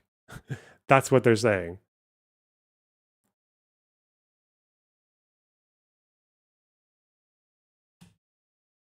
But yeah, I really don't know if it's like a strategy or if they're just very, very dumb. Like, because they're just straw manning a straw man. They think they're being straw man, they invent the straw man. So it's like you build the straw man and just give it to them and say, "Look, this is what you're saying about me." Like, no, that's not how you do that. But then he'll lose viewers. Yeah, which makes me think it's intentional. It's intentional bad faith. I don't know. One of these days, man. One of these days, science will provide an explanation. What am I supposed to do? Die? Like, I don't understand. When Jay pointed out how immature Hasan is, he called Jay a Nazi. This is what I said 1 fucking year ago. Since then, he made a video, or they made a video. Afterwards, they had like a bunch of Nazis on the kill stream get together and do an 8-hour reaction to my entire stream. Hasan has backtracked to call Jay a farmer over this, but Jay wasn't even on that stream. Jay is on Twitter laughing at how wrong Hasan's rewriting of history has been. But the funniest part is Hasan is still doing all of this. The day I wrote this segment, Hasan was on stream reacting to a video. He's halfway through and he didn't even know if it was AI or not. Is this AI? Did Fireship make this video with fucking AI? We only watched a couple slop videos, and now immediately my brain is wired in a way where I'm thinking this could perhaps be AIs. He then drinks his Dr. Pepper and unpauses the video to go grab his Uber Eats, shouting chair stream because he knows what he's doing is wrong. Check this. But what might be more exciting is the release of Gemma 3N. Gemma models are open, so as a developer, you can... He comes back adding the incredible commentary of terrifying. Even though he has no clue what's going on. And before I can even finish the sentence, he leaves again. And I think it could be... By the time he finishes grabbing his Mountain Dew, the video is over. Link below. This has been the Code Report. Thanks for watching, and I will see you in the next one.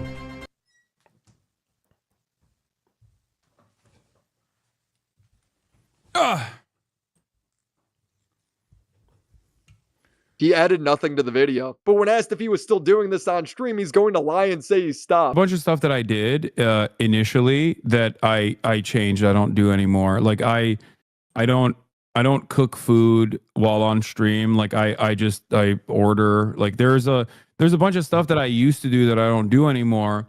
In an effort to reduce the chair time. The thing that I was frustrated by is that people were just like saying that all I do is just like put the chair on and fuck off. Mm-hmm. And that was annoying to me because it's like before the ReactGate shit, I was known for being a person who paused all the time and like added way too much information to the fucking video that like people lost the plot of the video. Brother, your viewers complaining that your attempts to make a video fair use or boring does not make it okay to walk away from a video while it's still playing. I unironically think like there's just a chair for an hour for like a 15-minute YouTube video. There shouldn't ever just be a chair at all. That's what everyone is saying is so offensively against. That's what they're saying that the chair is half the stream. He did the thing again. He's strawmanning the strawman. Fuck. Why is he doing that? Why did he do that? Why does he do that?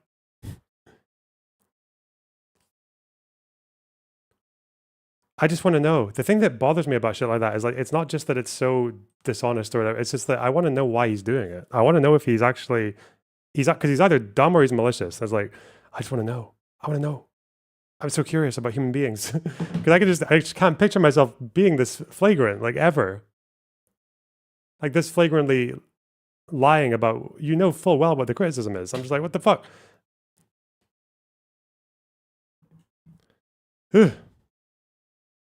use. I've taken the notes from all of the people that shit on me for years over that, which is part of the reason why you don't really hear too much about people saying that I'm like reacting unfairly or whatever. I rarely ever react to like an unknown channel anyway nowadays, and it's mostly just like news and commentary that I'm adding additional commentary over. People don't respond to you doing it anymore because you've clearly shown you don't care and that you're not going to stop. Him saying it's fine because he mostly does it to the news. It's not true, but it also doesn't matter. Fair use doesn't stop at you watching the news. Ethan just released a video showing how blatantly these people steal content rather than transforming it. And here's Casey Trons. She smoked more than she spoke. Casey Tron smokes 42 times during her reaction. And just as a silly thought experiment, we thought, wouldn't it be funny if she spent more time smoking than she did talking? Well, we tallied them up. And lo and behold, there's 15 minutes, 40 seconds of commentary versus 18 minutes and 55 seconds of smoking. She spent 3 minutes and 15 seconds longer smoking. I'm going to say, unpopular take, maybe in this community, or I don't know anymore. I don't really know if he should be suing Denims at this point. Looking at what she was saying and reacting to it, like the only argument, so I guess the argument that he has to go against Denims is not because it wasn't transformative, like it clearly was to a degree. She spoke quite a bit over that video actually, and in between, but they're going after her because she was one of the three who, like, because all three of them said, what, like, you want to watch this video here instead of over there, right?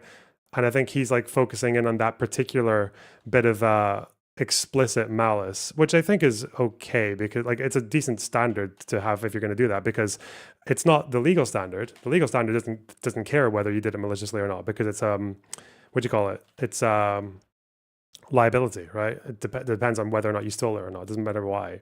Although malice obviously makes you a bit like more liable for more exposed to, what is it, statutory damages or some shit. But yeah, but I think him going after like the stated malicious intent is a way to, if you want to do this, but let most of the other React community off the hook. Like that's a way to do it, because most people are not going to say, yeah, I am stealing this content because I fucking hate this person. And if you want to, I don't want to give this a view. I'm actually using a different link so they don't get even one view from me. And if you want to watch this without giving it a view, come here and watch it with me. I'm like, yeah, that is a reasonable standard to go after someone, because I don't think that's going to, because it's different from just suing whoever you can, because you can obviously, he can sue more people. He can sue me if he wants to, probably. And it probably wouldn't hold me up. But,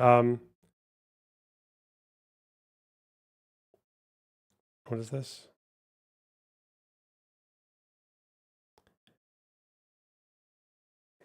But I still think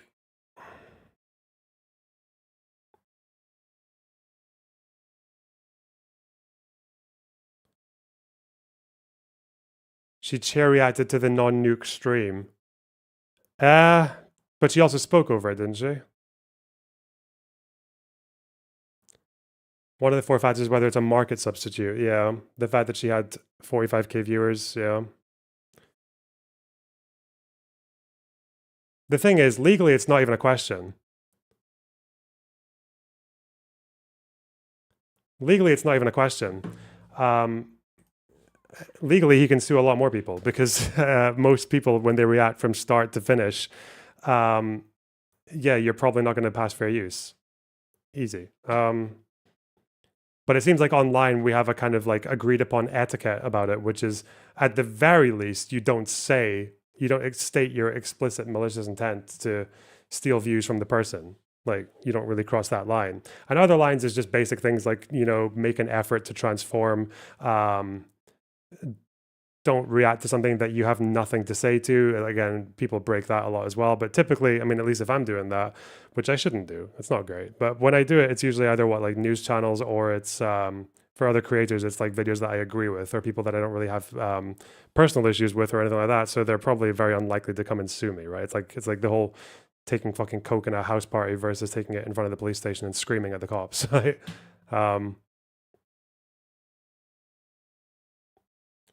You don't want to be like she walked down a rape alley thing. No, it's nothing like that. It's not like she walked down a rape alley thing. It's like she did a violation in front of someone. She did a violation and exposed herself in the most obvious fucking way possible. That's not the same as a rape alley, because rape would suggest that you've inspired someone to commit a crime against you by not committing a crime yourself.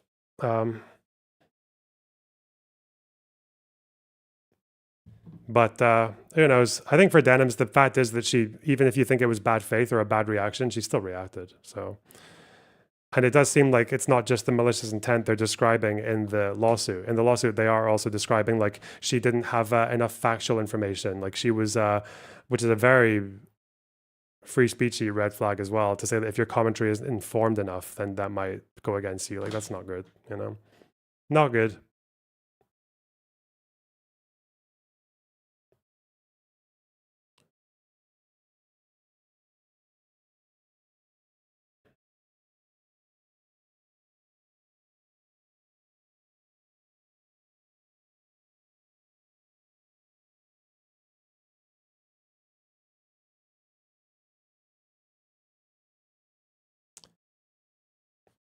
Rape alley is an asking for an argument, not a legal one, right?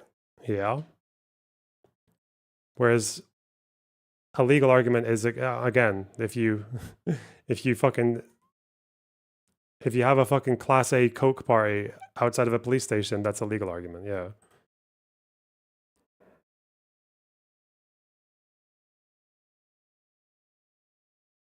Okay. What? Than she did talking in her quote-unquote reaction. And whatever talking she did was just to express how confused she was, presumably from smoking 42 times. What is happening? I'm trying to follow. I've lost the plot. So he lies about small things, lies about big things, rewrites history, argues positions that his critics don't have, calls for others to make sacrifices while he can't give up a single luxury in his life, and he aligns himself with doxers and harassers as long as they're on his side. Mislabel everyone, dodge every critique, in the name of them being right-wingers or Nazis or genocide supporters, even though none of it might be true. Ethan's a right wing, obviously. These people either directly support or tacitly support child murder, mass child murder. That's ultimately what it is. This is the main point of contention. Be mean to them. Okay. If they feel bad, if they feel harassed, honestly. The only one who actually wants like child civilians to die is you, buddy. But okay, whatever. Great. I don't give a fuck. Fuck them. Fuck each and every one of them. We need to be mean to these guys. We need to be assholes. They deserve it. He literally has an old stream clip explaining his current day tactics. You deny, you deflect, and then you counterattack the person who like launched this investigation on you, and you try to claim that like there's a hidden bias there. And most lizard brain dipshits who like love you unconditionally will go, oh, finally I have an out to defend this person. These people aren't good faith actors. They aren't civil rights leaders. They're social narcissists that prey on their viewers' fears to make a bag. They're like the meme where the peasants are rioting to get more pay, and Hassan's the king looking at all of his treasure going, I'll help spread the message. I'm out of town right now, as you guys could probably tell, but I felt like it was important to make this video to document all of the craziness going on right now. People should know what these guys have been up to. Shout out to everyone who's been reacting to my content. I've enjoyed seeing it, and it's actually been in fair use. You're all legends. I have one more video covering the more unhinged side of this topic. Yes, it gets worse, so subscribe to the channel. Shout out to the homies over on Patreon: Crimson Glass, Riveter, Christina Vina, Mac Monkey, Drink Kobex, Necro Valley, The Confusing Opinion, Eddie Bizzle, Tiz McFitz, Christopher H, Sennial Music, Luke. Okay, wow. Wow, video, wow. Oh. Wow, reacting, video, wow. Huge. Fat news, guys. Are we getting two-ton content today? Maybe. I don't know how debatey I'm feeling right now. I don't know. Because it'll be a long one. It'll be a long one. Wow video. Shut up.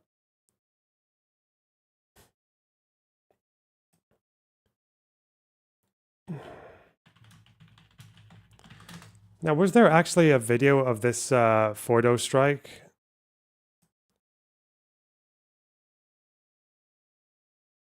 Was it really? Because I thought I saw a video that looked like a massive fucking mushroom cloud or whatever, but I didn't know that's what, because the bomb goes under the mountain and explodes inside. So I don't know why you would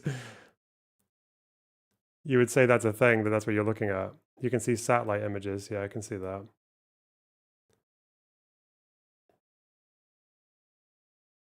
So when you look at the layout of this, you've got the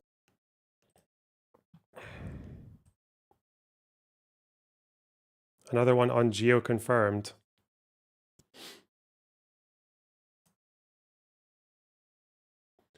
Okay, listen guys, breaking news. Wow, breaking huge breaking news. Last night, America did the thing that no one could have seen coming, apart from quite a few people.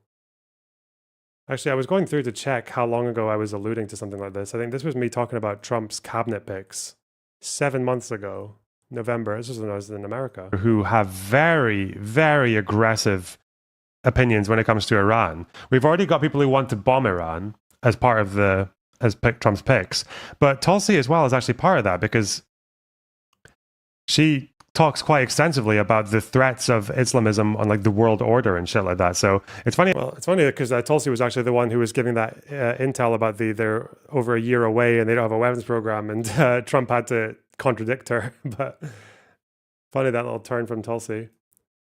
This is 3 months ago. 3 months ago. Reactception box. Back in 2018, during his first term, it's unclear what kind of game Donald Trump is playing when it comes to Iran. Ellison?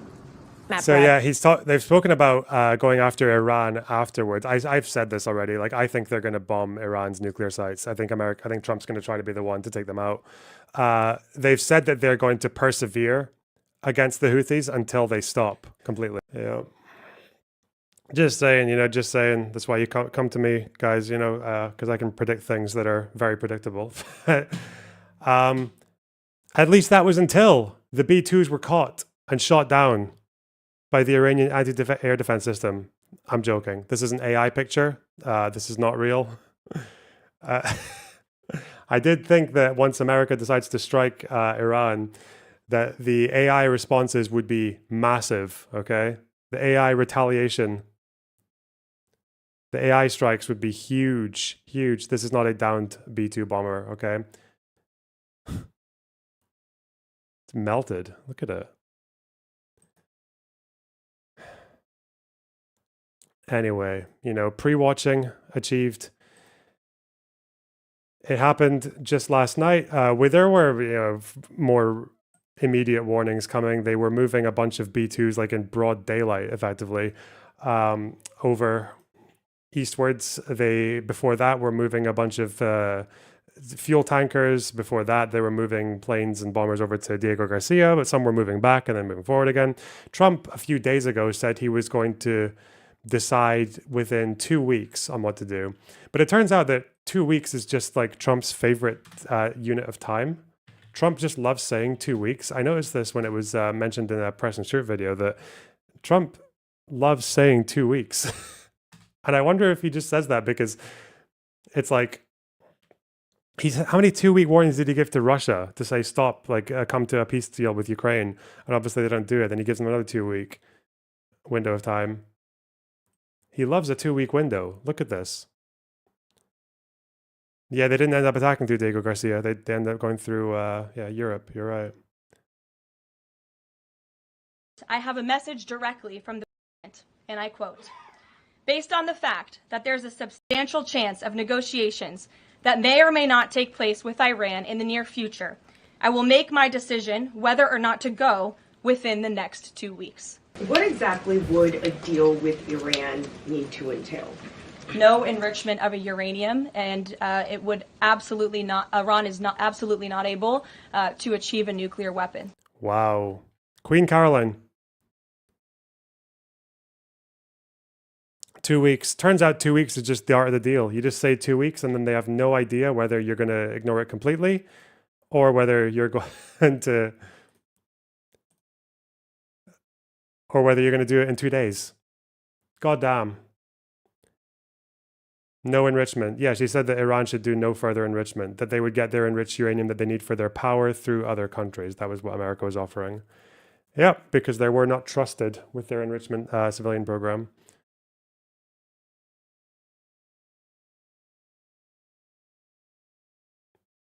Anyway. So when you look at the layout of this, you've got those tunnel entrances that I talked about. That Not a single uranium. That's what she said.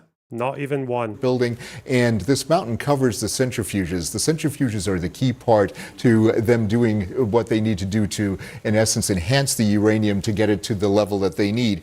So when you look at what this looked like before June 20th, this is what the fuel enrichment facility looked like from a satellite view. Now Fordo is seen as the big one because this is the nuclear facility that is very, very deep, like up to like half a mile underground. It's very, very deep. So yeah, this is why there's been this constant iteration that Israel doesn't have the means to destroy this. They have bunker busters. They have the bomb that hit Nasrallah and killed him was a bunker buster, but obviously that's a building with a bunker underneath it. Now take a look at what happened here. Every single thing that you see here has been actually changed a bit. When you look at this, the June 20th slide, take a look at the facilities up here and over here. Now look, this is gone. Wow. This right here is also gone. So these are the kinds of things that happen. And another thing that's really interesting about this, take a look. This is that support building that we showed earlier. Everything looks intact. These are the tunnel entrances. Now let's take a look. When you go over here, you see that these tunnel entrances have been damaged beyond repair. There's what appears to be smoke damage right here at the support building. And then, sorry, I don't know why I completely misremembered that. It's not half a mile at all. It's actually like, it says that the enrichment facility is supposed to be a further 90 feet. It's like, yeah, the estimates are at about 250 feet. Why did I say that? Okay, dumb fuck. Where did I hear half a mile? Rip. There's a whole diagram here about the bomb that they used, the GBU-57B, which I believe is also called the MOP, the Massive Ordnance Penetrator. It is a 12,000 kilogram or 27,000 pound bomb. 30,000 pound according to New York Times. Okay, a few thousand pounds leeway. Why not? Look at it. This is it compared to other bunker busters. 25 feet. Look at this one. Woo! Huge, huge fat bomb. That's the height of a 12-story building. 130 feet in moderately hard rock. The height of the Statue of Liberty. The distance to the deepest subway station in New York City. Look at that. Big fucker. The US military has concluded that one bomb would not destroy the facility on its own. I think they used 6 or 7 of these. I can't remember. They used quite a few. The attack would have to come in waves, with bombers releasing one after another down the same hole. Technically, military and geological experts say it could be doable, but the mission is full of risks. 12 on Fordo. Whoa, that's a lot. That's a lot of MOPs. It's a lot of penetration. GPS to navigate the target. And I think they drop it from quite high up, don't they? 50,000 feet. 10,000 above the maximum for a commercial airliner. Now, is that to make the bomb accelerate as it drops? Or is that to make it that you... to defend it from radar and anti-air? Thank both. you for all the excellent coverage on global issues and all else you do. Heart hands emoji. Wow, thanks for the $10. Really appreciate that. Are these guided? Well, if it's GPS, then it would be guided, yeah. If Iran wanted to build a nuclear weapon, either in the short, medium, or long term, Fordo would be the logical place to do it. 60% enriched uranium, yeah. Entrance, checkpoint, tunnel entrances. Okay. Enrichment plant. Well. Apparently there were some reports from locals who live in the towns just near Fordo, and they were generally saying that they slept through it. They didn't even know it had happened, which I didn't expect. I would have thought an explosion like this would have been heard for miles and miles and miles away. Some Iranians living near key nuclear sites say they slept through the strikes. They awoke to the sound of emergency vehicle sirens blaring, increased presence in the streets of the Basij militia, a volunteer force made of fighters loyal to Iran's religious leaders. But 5 people living in Qom, it's only 5 people, I guess, a city that lies some 18 miles away. Another village 35 kilometers from Natanz said they didn't hear anything last night.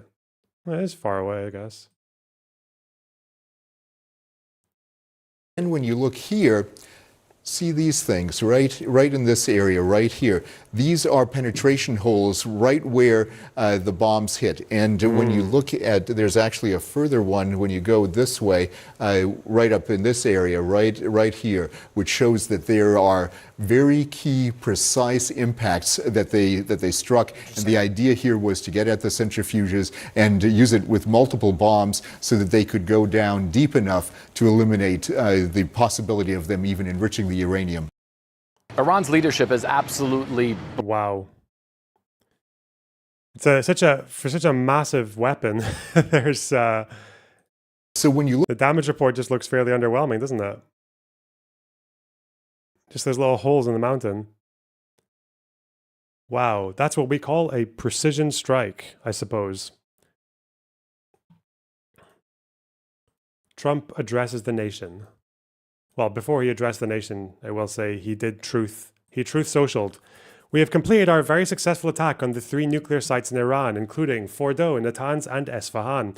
All planes are now outside of Iranian airspace. A full payload of bombs was dropped on the primary site, Fordow.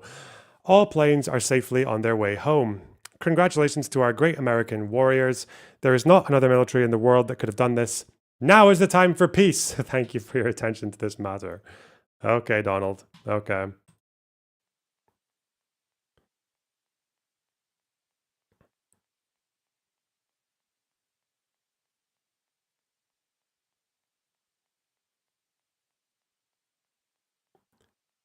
Here they come. The mob squad.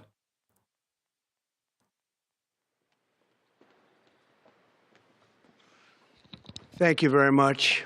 Hey. A short time ago, the U.S. military carried out massive precision strikes on the 3 key nuclear facilities in the Iranian regime. God, look at these fucking goons behind them. It's what a team. What a squad. Fordow, Natanz, and Esfahan. Everybody heard those names for years as they built this horribly destructive enterprise. Our objective was the destruction of Iran's nuclear enrichment capacity and a stop to the nuclear threat posed by the world's #1 state sponsor of terror. Tonight, I can report to the world that the strikes were a spectacular military success. Iran's key nuclear enrichment facilities have been completely and totally obliterated. Iran, the bully of the Middle East, must now make peace. If they do not, future attacks will be far greater and a lot easier. For 40 years, Iran has been saying death to America, death to Israel. They have been killing our people, blowing off their arms, blowing off their legs with roadside bombs. That was their specialty. We lost over 1,000 people, and hundreds of thousands throughout the Middle East and around the world have died as a direct result of their hate. In particular, so many were killed by their general, Qasem Soleimani. I decided a long time ago that I would not let this happen. It will not continue. I want to thank and congratulate Prime Minister Bibi Netanyahu. We worked as a team like perhaps no... Tulsi missing. Well, if anyone has that clip, what's the clip of Trump being like, this is what your intel says? Like, what intel said that? That's not true. He's just completely contradicting Tulsi in real time. Team has ever worked before, and we've gone a long way to erasing this horrible threat to Israel. I want to thank the Israeli military for the wonderful job they've done.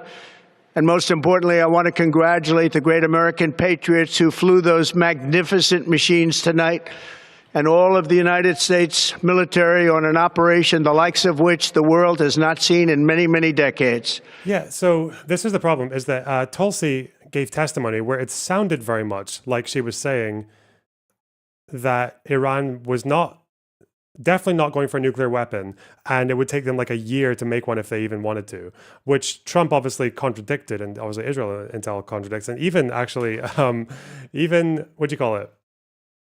The IAEA suggests otherwise. So, but she seems to have walked it back. She said that her testimony was taken out of context. And the director of U.S. National Intelligence hit out at the media for trying to create a rift between her and the U.S. administration, including President Trump, saying media reports had taken her testimony before Congress in March out of context. Back then, media reports quoting Gabbard's statement. I just want to tweet. The dishonest media is intentionally taking my testimony out of context and spreading fake news as a way to manufacture division. America has intelligence that Iran is at the point it can produce a nuclear weapon within weeks to months. Ooh.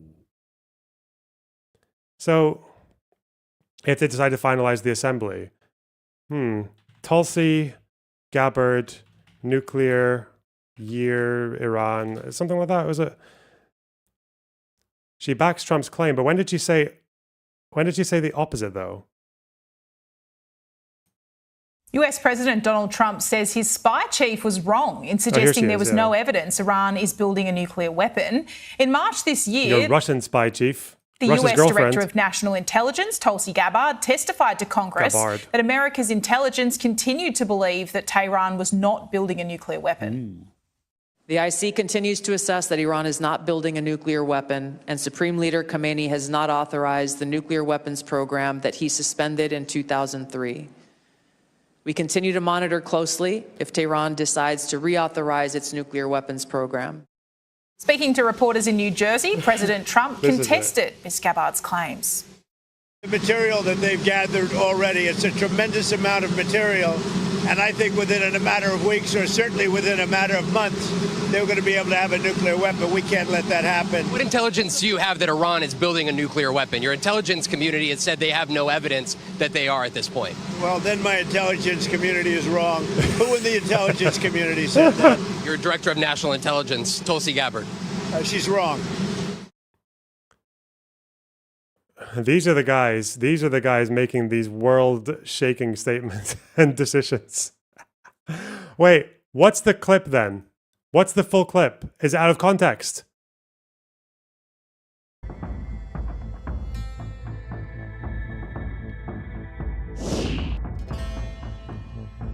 Oh, it's in the tweet. Okay. Tulsi tweet, dishonest media. Out of context. Ugh. Where's the tweet? Is it in images? Is this just going to be a screenshot of the tweet? Mate. How do I...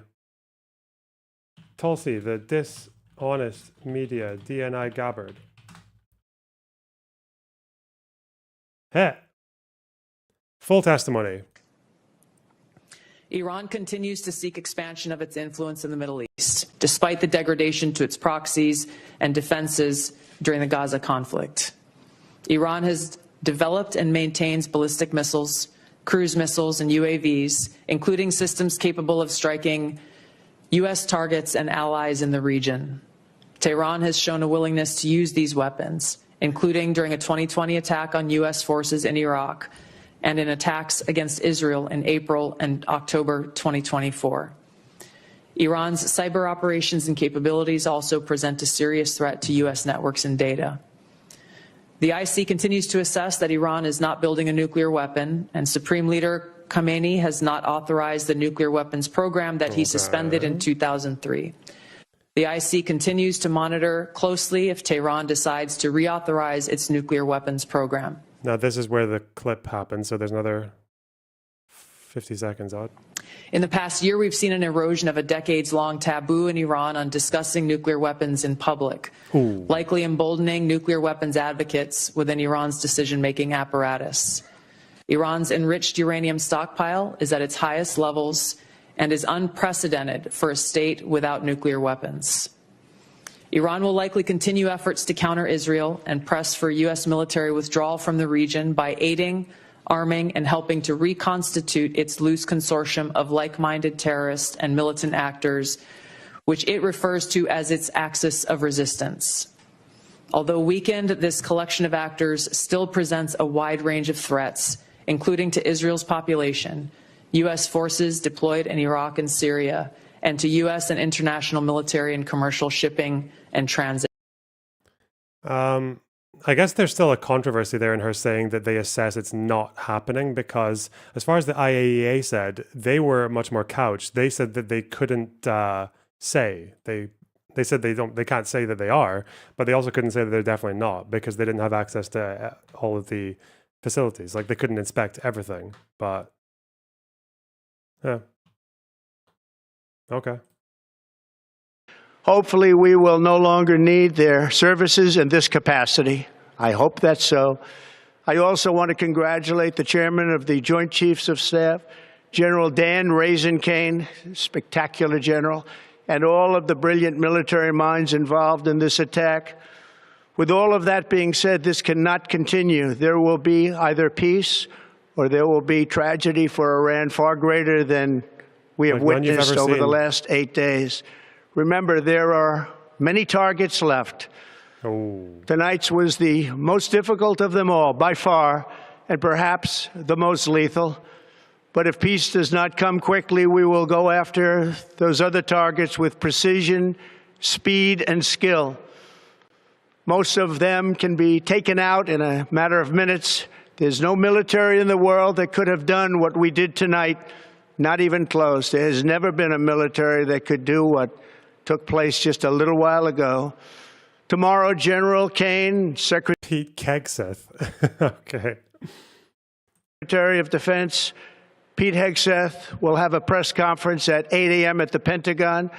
And I want to just thank everybody. 2022, they removed a lot of inspecting equipment. Well, I know that in 2021 as well, because I'm starting to build a timeline of the the JCPOA up until today.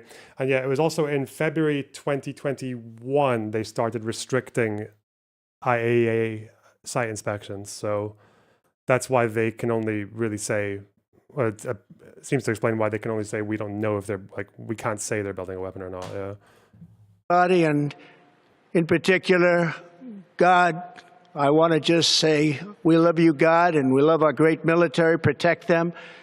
God bless the Middle East. God bless Israel. And God bless America. Thank you very much. Thank you. Wow.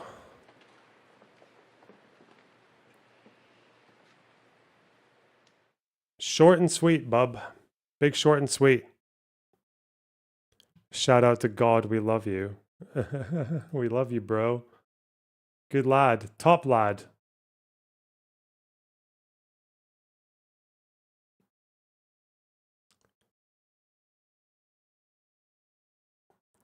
There was also a Pentagon briefing about it. Just in another breaking news. Breaking news. There's also the fact that Iran's parliament, the parliament has voted to close the Strait of Hormuz. Now, for those of you who don't know what that is, it's fairly important, okay? The Strait of Hormuz is here. It's where quite a lot of the world's oil and gas passes through, this little strip here. They do have the power to do that. Now, the question is, just because the parliament voted in favor of that, that does not mean it's a final decision. That's what you need to be careful with. Remember, with authoritarian regimes, like there's some stuff about it here in the Telegraph. There's the strait is a passage through which 20% of global oil and gas demand flows. Major producers, including Saudi Arabia and the UAE, rely on the waterway to access the open sea. Do you know what? I'm also familiar with the Strait of Hormuz because around this area, I think it was somewhere near the coast. It might not have been the strait itself, but it was around this bit here. Was me and my family went into a little boat into the open sea around here, and we saw a whale. We saw a humpback whale, because whales go through here. There were loads of dolphins, and then right next to our little fucking shitty boat, there was a big whale that came up. I was like, whoa, we're gonna die. A fucking whale. A whale. Literally like less than 15 meters away from us. So yeah, I saw a whale. It just kind of went, just came like a couple of feet above the water, then went back down. Were you conducting terrorism there? Now, stay on topic. Chat. It doesn't necessarily mean that they're going to do it to close the strait, because remember, Iran is an authoritarian regime, which means the parliament is not really that high up in the hierarchy. Like, you can look at Iran's hierarchy of power. You've got the supreme leader there. You've got the assembly of experts, the Security Council, who are the ones who are going to make the final decision on closing the strait. And then obviously before that, you've got the parliament, then you've got the cabinet, then you've got the president, not to mention the military, which is holds quite a lot of power. Got the Council of Guardians over here, and then they review laws and screen candidates. And then up here you've got Supreme Council. So the parliament's fairly. There's a lot going on in the Iranian hierarchy, quite a bit going on. This is a more detailed one about the head of the Judiciary, Expediency Council, Armed Forces. Yeah, the military has a lot of power in Iran. So it's not necessarily the case that they're going to definitely do it just because the parliament voted for it. But who knows? Who knows? It's a big step, though, because that's a big move to close that strait. I don't know why they would do it, though. Like, if it's because it affects Emirates and Saudi quite a lot, and like the Gulf states already don't like Iran. What are they going to do with Iran now that Iran responds like that? The fuck? Like, it's like the speed running the game of isolation on the world stage. But I guess they haven't really had an issue with that so far.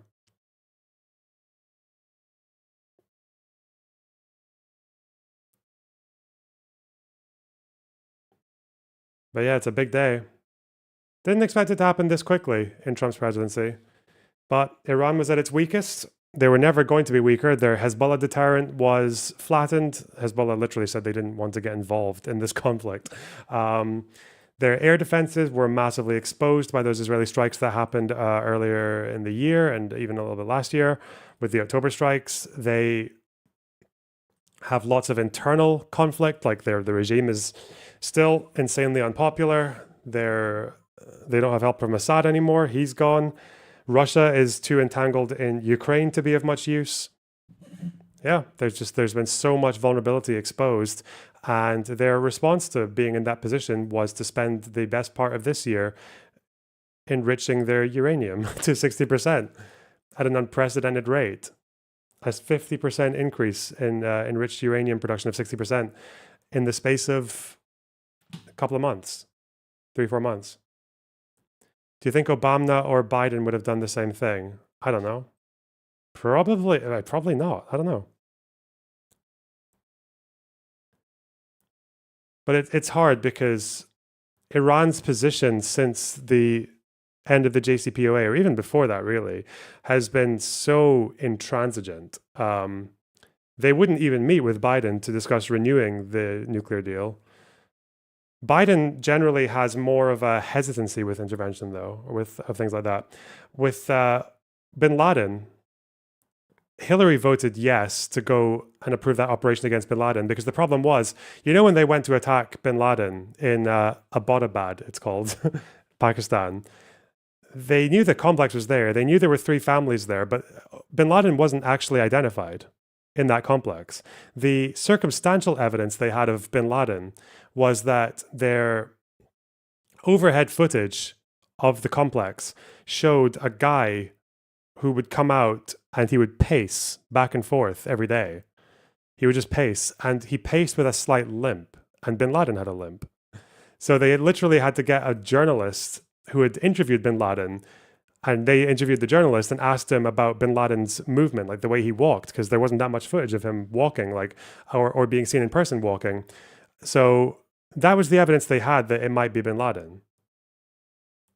They didn't actually know for sure that he was there. So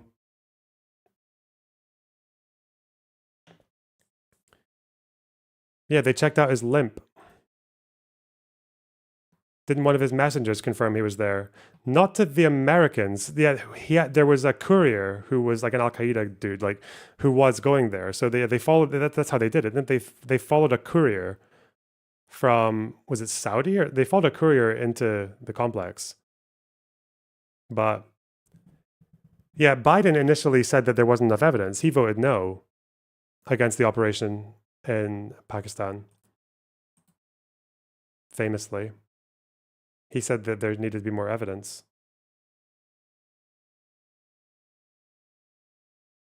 That it was too high risk. So we do know, and Hillary voted yes. So we know that Biden does have a little bit of hesitancy, just a little bit. But you know. So would he have done the same as Trump right now? It's anyone's guess. 2 weeks, 2 weeks. But also, I think looking at it now, any reasonable person, I think, would fairly conclude that Iran's behavior with regards to nuclear enrichment, uranium enrichment, like Iran had to be stopped. Iran was like fucking about so blatantly, like they were fucking around. The more I look into their actions in the last 10 years, even during the JCPOA, yeah, Iran were just like, bro, they were asking for it. I don't. It's if you don't want to get your nuclear facilities bombed, just do the opposite of everything Iran's done for the last 15 years. They were just like, hey, please fuck me. Please. I am victim blaming. Yes.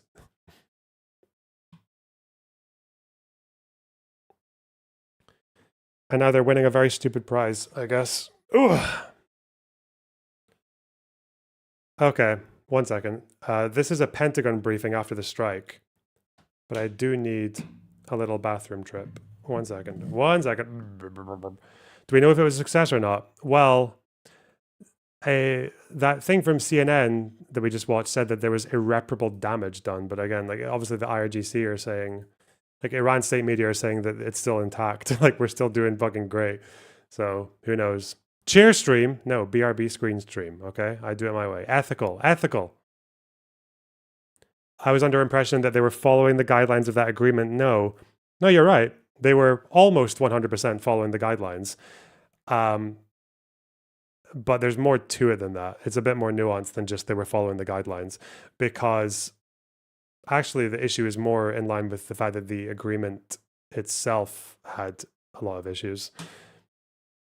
And the way that Iran acted around the agreement and the way that they treated the spirit of the agreement was very questionable as well. But we'll look into that one day. But yeah, the more I read about the JCPOA, the more I'm like, yeah, this was, long story short is it was temporary.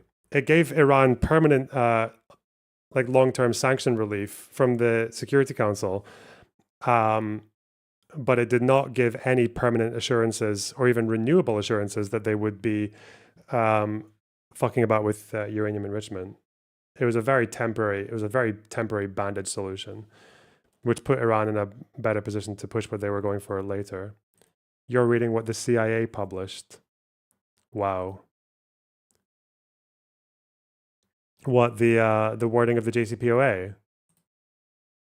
I'm not just reading that. I'm also reading statements from Iran. But if you're talking about this from the State Department, it would be. As far as I know, this is just the full text of the JCPOA. But I don't know what the CIA has to do with this particular. Okay. What? Ugh. Be right back. Got it. All right.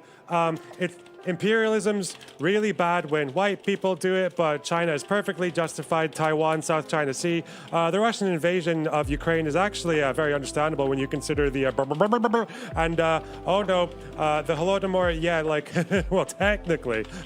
Oh God. And also everyone who agrees with me on most things, you're just not.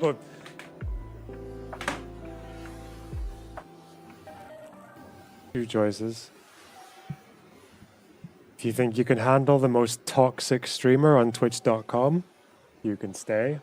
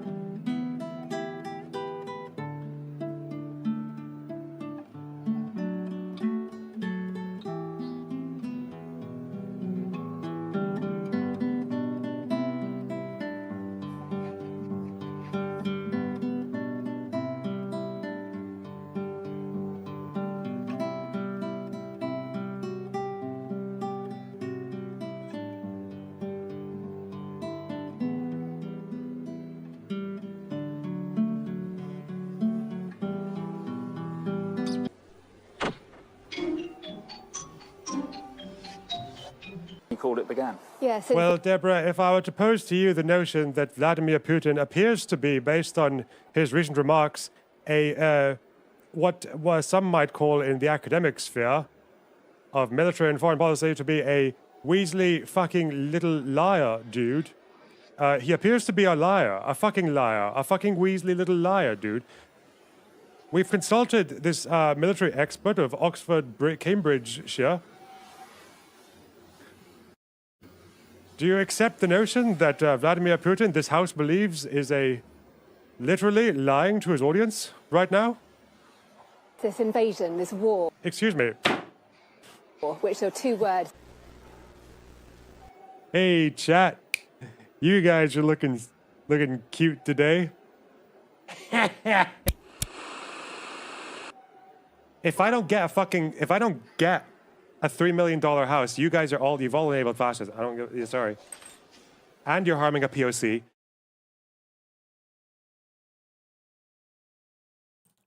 Hey.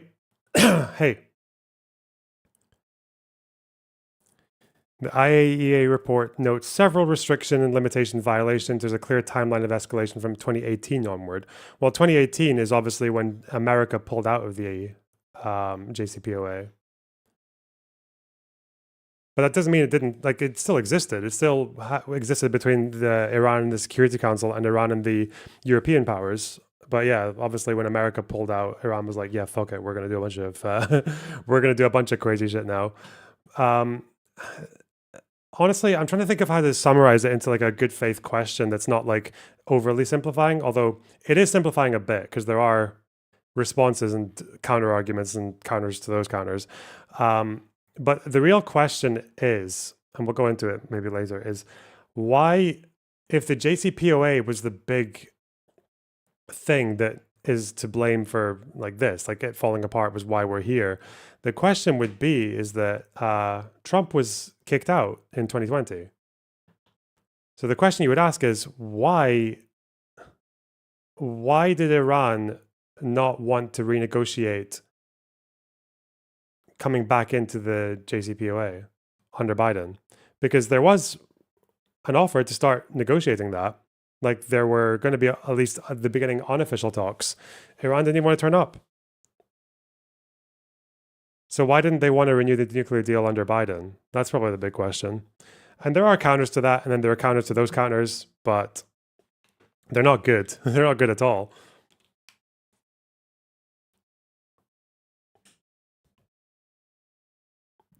Sanctions, maybe. Well, they would say that. They because of Trump imposing sanctions after coming out of the deal. But Iran also expanded their uranium enrichment and took part in a lot of violations of the deal when the deal was still there, just that America wasn't part of it anymore. So Iran basically said, yeah, we're not even going to start talking until you get rid of the sanctions. And America said, no, we're going to talk and we need you to stop this accelerating enrichment. So again, there were unofficial talks, informal talks were offered by the United States, and Iran didn't even want to turn up. They didn't even want to turn up. Why would anyone trust America even after Trump? Okay, if that's your justification, then it's just, you just want Iran, you think it's okay to just behave like a fucking child on the world stage. Yeah, if you think Biden would have been the same kind of negotiator, Biden was vice president during the nuclear deal with Obama. So that's the question you guys need to think of better answers for, you fucking JCPOA cucks, okay? You nuclear deal cucks. You guys need to be like, why the fuck did Iran not even want to entertain the idea of renewing the nuclear deal under Biden?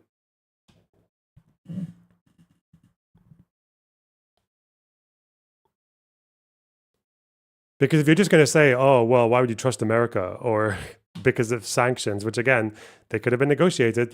If Iran had... The whole point of the JCPOA is sanction relief. So obviously sanctions would have been, removing sanctions would have been part of that deal, with Iran also going back to upholding their end. But, rip.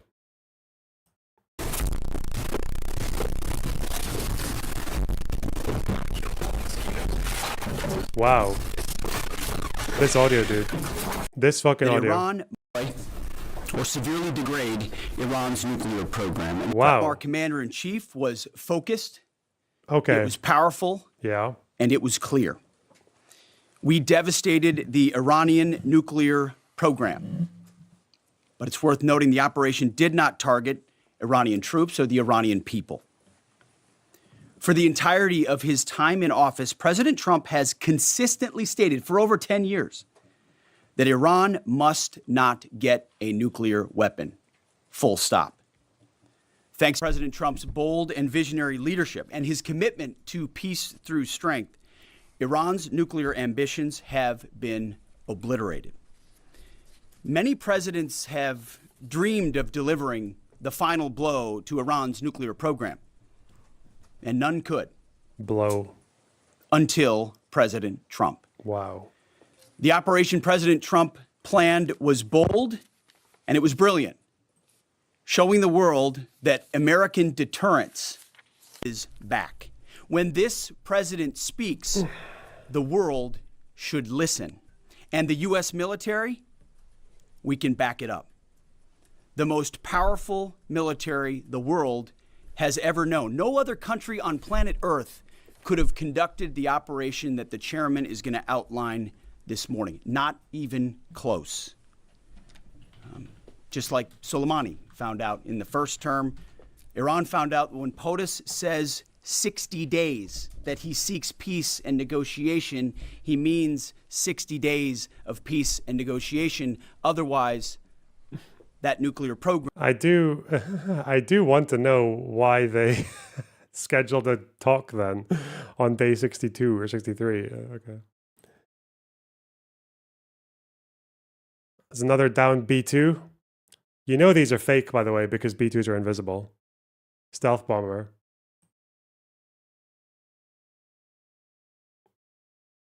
That nuclear capability will not exist. He meant it. This is not the previous administration. The President Trump said no nukes. He seeks peace, and Iran should take that path. He sent out a truth last night saying this: any retaliation by Iran against the United States of America will be met with force far greater than what was witnessed tonight. Uh-oh. Signed, the President of the United States, Donald J. Trump. Iran would be smart to heed those words. He's said it before, and he means it. I want to give recognition to the Chairman of the Joint Chiefs of Staff. Yeah, that's how we do it now. The Joint Staff, General Eric Kurilla at CENTCOM, who did a phenomenal job, he and his staff, all of CENTCOM. Policy across the board, this was a joint effort, and across the Pentagon effort. I want to recognize the pilots who flew those bombers, who flew those fighters, who flew those refuelers. Warriors. Warriors. Don't forget the Warriors, guys. It's so funny how rapidly the MAGA tards, who even the isolationist ones, have all fallen into line. Look at them. America stands with President Trump. 60% of them don't want America involved in war with Iran. Uh-oh. Before and after, they've all done this, but they've all fallen in line. It's so funny. Maybe, I think Dave Smith is the one who hasn't.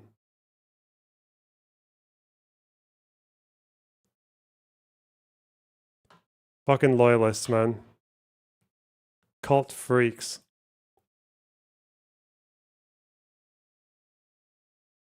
Recognize the sailors on those destroyers, in those subs, on those carriers. Warriors. All of them. I want to recognize our soldiers doing air defense, base defense, QRF, warriors. All of them. Every American involved in this operation performed flawlessly. And I want to give recognition to our allies in Israel as well. This is a plan that took months and weeks of positioning and preparation so that we could be ready when the President of the United States called. It took a great deal of precision. It involved misdirection and the highest of operational security. Our B-2s went in and out of downtown Tehran, of these nuclear sites, in and out and back without the world knowing at all. In that way, it was historic. a strike that included the longest B-2 Spirit bomber mission since 2001 and the first operational employment of the MOP, a massive ordnance penetrator. Oh yeah, that's the first time that was when, I think you can find my stream from like 2 or 3 streams ago, when I was saying that's the decider for me. That like it's going from like Trump is probably going to bomb the sites to like he's definitely going to, is because when I learned that the MOP was never used by anyone else before. That bunker buster has never been used in war. So now that we know that there's a new toy in there for a president to play with, I'm like, that's how we know Trump's going to use it, right? Because like same with because he was so excited about the mother of all bombs against Islamic State in that mountain. There's no way he'd turn down a MOP, a penetrator. The mission demonstrated to the world the level of... Biden used the MOP. Did he? When did Biden use the MOP?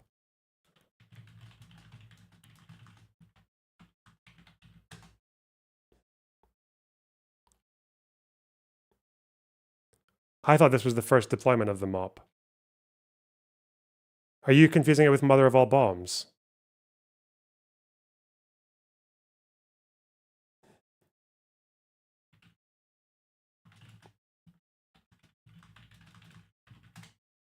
You're thinking Mother of All Bombs, no? Massive Ordnance Penetrator. The first combat use of the GBU-57 MOP was during the American strikes on Iran nuclear sites 2025. Fuck you. Don't confuse a MOP with a MOB. Idiot. Dumb fuck. Cuck. Gay. Sorry. Joint and allied integration that speak to the strength of our alliance and our joint forces. As President Trump has stated, the United States does not seek war, but let me be clear. We will act swiftly and decisively when our people, our partners, or our interests are threatened. Iran should listen to the President of the United States and know that he means it, every word. I want to give congratulations to our Commander-in-Chief. It was an honor to watch him lead last night and throughout, and to our great American warriors on this successful operation. God bless our troops. God bless America. And we give glory to God for his providence and continue to ask for his protection. I turn it over now to the chairman for specifics. Thank you, Mr. Secretary. Thanks for recognizing all of our folks out there doing our nation's work, and nice to see everybody on this early Sunday morning. Last night on the President's orders, U.S. Central Command, under the command of General Eric Kurilla, executed Operation Midnight Hammer, a deliberate and precise strike against 3 Iranian nuclear facilities. This was a complex and high-risk mission carried out with exceptional skill and discipline by our joint force. I want to thank every service member, planner, operator that made this mission possible. Their actions reflect the highest standards of the United States Armed Forces. This operation was designed to severely degrade Iran's nuclear weapons infrastructure. It was planned and executed across multiple domains and theaters with coordination. We also know that America, they're expecting something from Iran in response, because they've already evacuated Americans from embassy positions in places like Iraq. There are Americans in Iran as well who obviously have to lie low now. Also, even Americans in Israel and around the Middle East are having to get evacuated too. There's also, I don't know if I've heard people warn about this before, but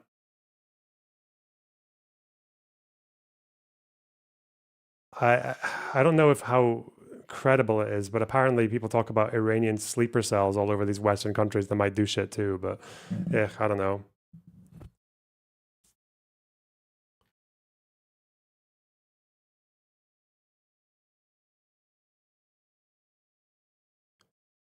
So they're anticipating some shit. People are having to get the fuck out of wherever they are. It was Pompeo. He's an ex-Secretary of State. I don't know how much I trust Pompeo with anything, but yeah, he's saying that there's a real concern of sleeper cells in US and Europe. Okay. Well, good luck. That reflects our ability to project power globally with speed and precision. The sleeper cell thing has to be a meme, right? Well, no. Like, we know that in the past, like Germany has a big record of this, of foiling Hezbollah like plans and other kind of like international terrorist operations in their country. Like, obviously, you know, ISIS carried out attacks on Europe in 2015, right? So, but yeah, I don't know. I don't think has Iran ever done that before? Have there been? I know someone was saying that there was potentially an Iranian cell that tried to kill Trump, but I don't know if that's if there's anything in there. It's the kind of thing that people probably only believe is real when it happens, but who knows? At the time and place of our nation's choosing. This was a highly classified mission with very few people in Washington knowing the timing or nature of this plan. I'll refer you to the graphic on the side as I walk you through some of the operational details. At midnight Friday into Saturday morning, a large B-2 strike package comprised of bombers launched from the continental United States. As part of the plan to maintain tactical surprise, part of the package proceeded to the west and into the Pacific as a decoy, a deception effort known only to an extremely small number of planners and key leaders here in Washington and in Tampa. The main strike package, comprised of 7 B-2 Spirit bombers, each with 2 crew members, proceeded quietly to the east with minimal communications. Throughout the 18-hour flight into the target area, the aircraft completed multiple in-flight refuelings. Once over land, the B-2s linked up with escort and support aircraft in a complex, tightly timed maneuver requiring exact synchronization across multiple platforms in a narrow piece of airspace, all done with minimal communications. This type of integration is exactly what our joint force does better than anyone else in the world. At approximately 5 p.m. Eastern Standard Time last night, and just prior to the strike package entering Iran, a U.S. submarine in the Central Command Area of Responsibility launched more than 24 Tomahawk land attack cruise missiles against key surface infrastructure targets at Esfahan. As the Operation Midnight Hammer strike package entered Iranian airspace, the U.S. employed several deception tactics, including decoys, as the 4th and 5th generation aircraft pushed out in front of the strike package at high altitude and high speed, sweeping in front of the package for enemy. So this is from 2025, actually. This is this is yesterday. Is this guy just being ultra technical? I guess that's important. You know, it's good to know what kind of busters they use, what kind of planes, what kind of fuel. All right. Cyprus arrests individual on suspicion of terror-related plots. Now, apparently this was a guy in Cyprus who is potentially, it's only in 1 day, so they're not going to confirm anything right now. Azeri had a British military base under surveillance.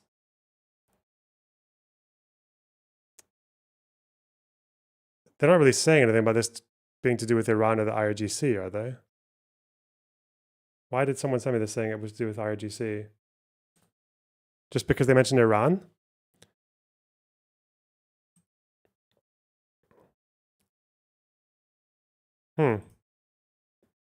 Very close to the Middle East, transit point for people leaving or going to the region amid conflict between Israel and Iran. Okay. Huh. Israeli media say that he's connected to IRGC. Okay. Okay. Fighters and surface-to-air missile threats. The strike package was supported by U.S. Strategic Command, U.S. Transportation Command, U.S. Cyber Command, U.S. Space Command, U.S. Space Force, and U.S. European Command. As the strike package approached Fordo and Natanz, the U.S. protection package employed high-speed suppression weapons to ensure safe passage of the strike package, with fighter assets employing preemptive suppressing fires against any potential Iranian surface-to-air threats. We are currently unaware of any shots fired at the U.S. strike package on the way in. at approximately 6:40 p.m. Eastern Standard Time, 2:10 a.m. Iran time, the lead B-2 dropped 2 GBU-57 massive ordnance penetrator weapons on the first of several aim points at Massive Bordeaux. mop penetrators. As the president Mop stated fuckers. last night, the remaining bombers then hit their targets as well, with a total of 14. I guess breaking, not really breaking, just an update. So Trump has said they've declared it a limited attack. The Pentagon says the facility sustained, quote, severe damage, but it's too soon to say whether Iran retained some nuclear capability. Wow. Pentagon officials said on Sunday that 3 of Iran's nuclear sites sustained severe damage, set fears of more dangerous escalations across the Middle East, even as Trump sought to emphasize that it did not intend to enter an all-out war with Iran. The United States had completely and totally obliterated, Trump said. Okay, this is not a damage report. This is just Trump being retarded. 3 Iranian facilities, but top Pentagon officials said on Sunday that it was too soon to say whether Iran still retained some nuclear enrichment capacity, the focus of the Israeli military campaign that the United States joined with the highly coordinated strikes on Saturday night. Iranian officials are working to assess the scale of damage. Iran reserves all options to defend its security interests and people. They're never going to get away with this one. Fuck me. Feel bad almost. Oh, scrappy do.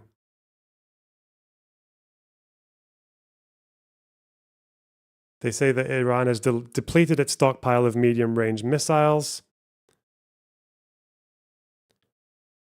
Hours after the attack, Iran fired a barrage of missiles towards Israel. God, poor Israel, man. I wonder if American intel has to make that assessment. They need to be like, listen, if we strike Iran, many Israelis will be in danger. They're going to retaliate against the Israelis. Okay. Because I guess it's all they can do. It's all they're good for.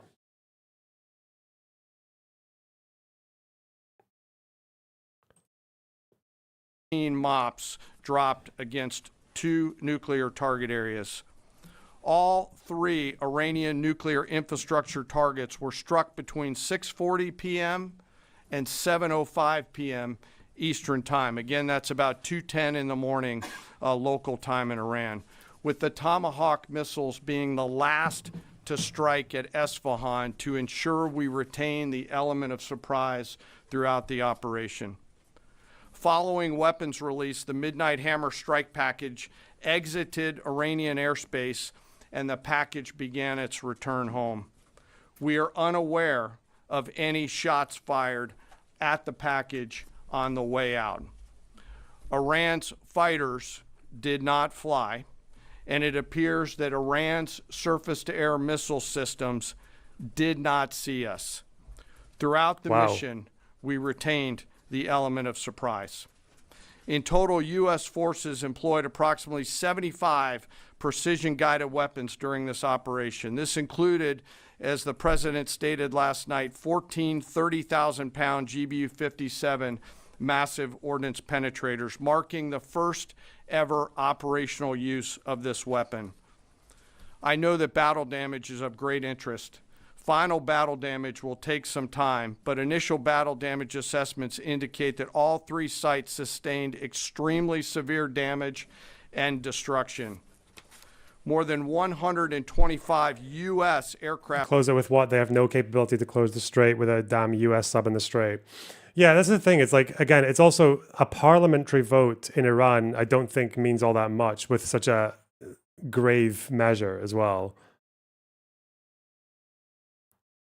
Yeah, I don't think it means that much. It's going to be up to the Security Council to decide it in Iran. And the fact that it would offend largely the UAE and Saudi, like, why the fuck? Silly. Iran, we're short-staffed for tonight. Hezbollah, damn, that's crazy. Good luck, though. We could use some extra help. Yeah, I bet. Good luck, man. Oh, no. Oh, no. Participated in this mission, including B-2 stealth bombers, multiple flights of 4th and 5th generation fighters, dozens and dozens of air refueling tankers, a guided missile submarine, and a full array of intelligence, surveillance, and reconnaissance aircraft, as well as hundreds of maintenance and operational professionals. As the Secretary said, this was the largest B-2 operational strike in U.S. history and the second longest B-2 mission ever flown, exceeded only by those in the days following 9/11. Well prior to the strike, General Kurilla elevated force protection measures across the region, especially in Iraq, Syria, and the Gulf. Our forces remain on high alert and are fully postured to respond to any Iranian retaliation or proxy attacks, which would be an incredibly poor choice.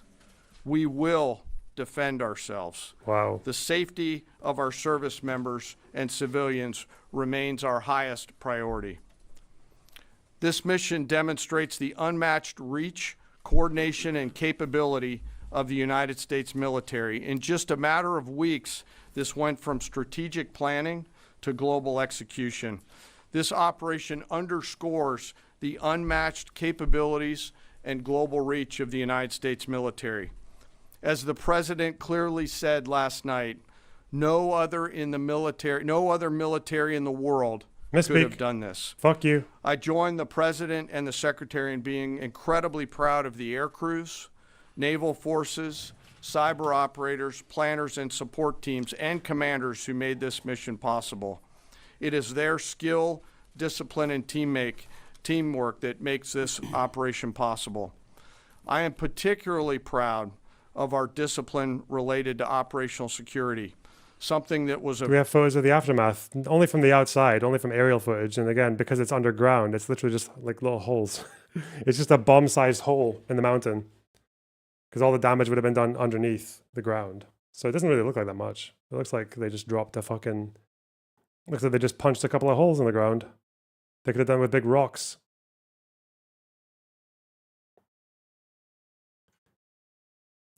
People commenting on the Strait of Hormuz. The strait will remain open if the US wants it open, full stop. Okay. Listen, cool it with the American patriotic remarks, okay? Do you know what you sound like saying that shit? The Strait of Hormuz will remain open if the United States of America wants it to remain open. These vessels will roam free. Like, come on. great concern to the President, so help me God, Secretary General Kurilla, and me, and we will continue to focus on this. As we stand here this morning, many assets are still airborne, and we have hundreds deployed. I ask that we keep our warfighters on their way home and our deployed service member in our thoughts. Our joint force remains ready to defend the United States, our troops, and our interests in the region. Thank you very much. We will take a few questions, Phil. Me? Yeah. So, is regime change off the table, Mr. Secretary? And to the chairman, you said the battle damage assessment is still ongoing, but do you believe that some nuclear capability in Iran remains? This mission was not and has not been about regime change. The president authorized a precision operation to neutralize the threats to our national interests posed by the Iranian nuclear program and the collective self-defense of our troops and our ally Israel.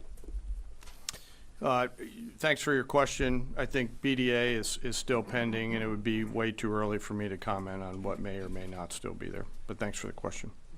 Green. No, behind you. Excuse me, Mr. Secretary, can you tell me, was there a particular moment when the president decided to pull the trigger on this operation where he said, now, rather than being, something in the holster? So just for context, apparently, according to at least Rubio, I think this is true. Apparently, China has a lot of dependency on the Strait of Hormuz being open as well. So Rubio is now currently saying, I encourage the Chinese government in Beijing to tell them about that because they heavily depend on the Straits of Hormuz for their oil. If they do that, it'll be another terrible mistake. It's economic suicide for them if they do it, and we retain options to deal with that. But other countries should be looking at that as well. It would hurt other countries' economies a lot worse than ours. Well, I don't know if that's true, but how I mean, in any case, it affects a lot of people because it's like 20% of oil. And it's also massively impactful to Saudi and the UAE. And they already don't like Iran, so whoop. Now we're going to pull the trigger on it. I would just say, having the opportunity to witness his leadership, he was fully committed to the peace process. Yeah, you guzzle that cum. Wanted a negotiated outcome, gave Iran every single opportunity, and unfortunately was met by stonewalling, which is why he gave them plenty of time to continue to come to the table and give up enrichment, give up the nuclear program. But there was I won't say the particular moment, there was certainly a moment in time where he realized that it had to be a certain action taken in order to minimize the threat to us and our troops. Yeah. General, you say that General Kurilla increased force protection in Iraq, Syria, and Gulf, in those areas. Were they given any advance warning the attacks were coming? And also, Mr. Secretary, when were congressional leaders notified? How long before the attacks took place? Sir, to your first question, you know, the risk has clearly been rising over the last few weeks in the region. Based on that, and not a particular awareness of this operation, we've made smart decisions to minimize the risk to U.S. forces in the region. So they were given no advance warning? No, sir. And congressional? They were notified after the planes were safely out. Well, we complied with the notification requirements of the War Powers Act. After the attacks, they were notified? They were immediately thereafter. Yes. Thank you, Secretary. Two quick questions. Do you believe you completely destroyed Iranian nuclear program? And how about Iranian I can't adjust to that right now. Maybe give you a damage report in 2 weeks. ballistic missiles? Your ally Israel always saying that is biggest threat. And second question is very important. What will be your next step if Iran or militias under Iranian influence in the region attack U.S. interests or allies in the region? And you can chime in on this too, Mr. Chairman. The battle damage assessment is ongoing, but our initial assessment, as the chairman said, is that all of our precision munitions struck where we wanted them to strike and had the desired effect, which means especially in Fordow, which was the primary target. With a hypothetically defeated Iran, I wonder if the next resistance axis is Qatar, money, Turkey, weapons, Syria, proxy handler, thoughts. I'm going to give it a solid no.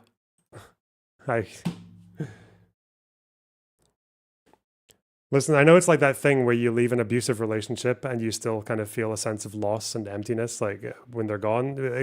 It's not. Listen, okay? There'll still be people who hate Israel, okay? But they're going to be different, okay? It's not going to be like a fucking one-to-one. It's Syria. What's Syria going to do? What's Turkey going to do? What the fuck? Chill, bro. Enjoy yourself.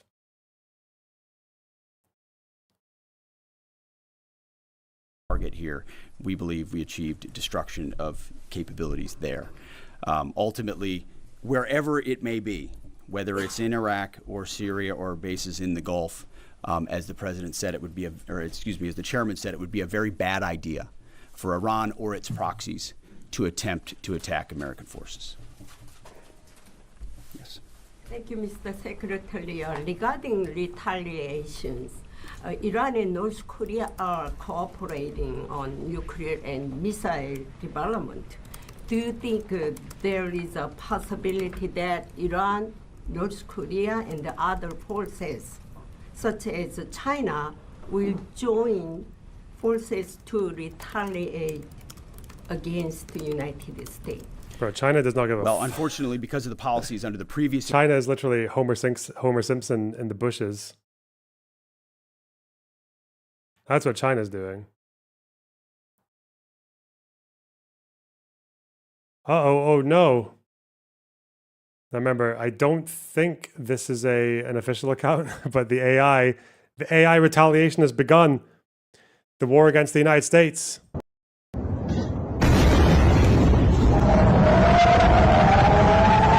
highly edited footage.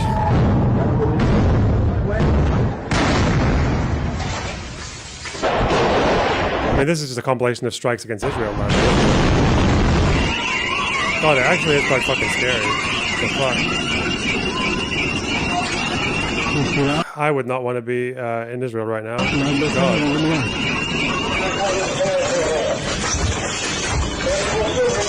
This isn't AI, but it's like repeats, and it's obviously like a compilation of all the strikes put together. There are some of these videos where they literally like they'll have the actual footage with the ballistic strike, but then they will add like a mushroom cloud over it. Wait, what is? Why not come here? I have a spare. Shut up. No way. Hell no. Get out of here. It's incredibly dangerous over there. Is Hutch doing like a? Does he do a Twitter space now? Is he live with 3,000 people? What the fuck? Whoa, nice one, Hutch. Well done. God damn. Like if I told you. No, this one. Administration, we drove those countries together, and ultimately that creates a challenging environment. For this particular operation, the focus is on Iran and Iranian nuclear capabilities. That's our focus here, is to not just say that they can't have, but President Trump has said from over 20 years, frankly, Iran cannot have a nuclear weapon. And ultimately, he decided this is the moment, given their stonewalling, when direct military action had to be taken to prevent that from happening. Yes. Thank you very much. General Kane, I understand OPSEC. I respect OPSEC. Can you say at all what security procedures are being taken to protect U.S. troops in Iraq and elsewhere in the Middle East? And Secretary Hegseth... Okay, whatever. Just a side note, bad news for Syria, it seems. They've had their first ISIS attack in Damascus since Assad fell. 15 reported dead. A suicide bomber, I think maybe 2 of them, walked into a church, opened fire, and then blew themselves up in Damascus. Shame. There's been a bit of an ISIS resurgence in Syria since the fall of Assad, but I don't know. Hoping security forces and the government can get it under control. Fuck. Not good. Not good at all. 2 men involved in the attack, including the one who blew himself up. No good, bubs. No good.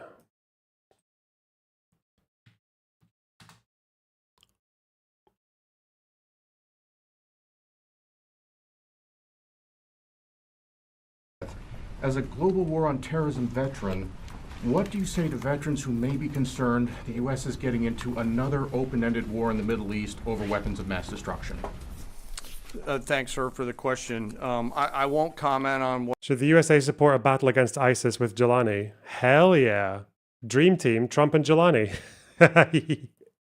Yeah. Fuck it. Yeah, I don't know. I feel bad. Poor Jelani.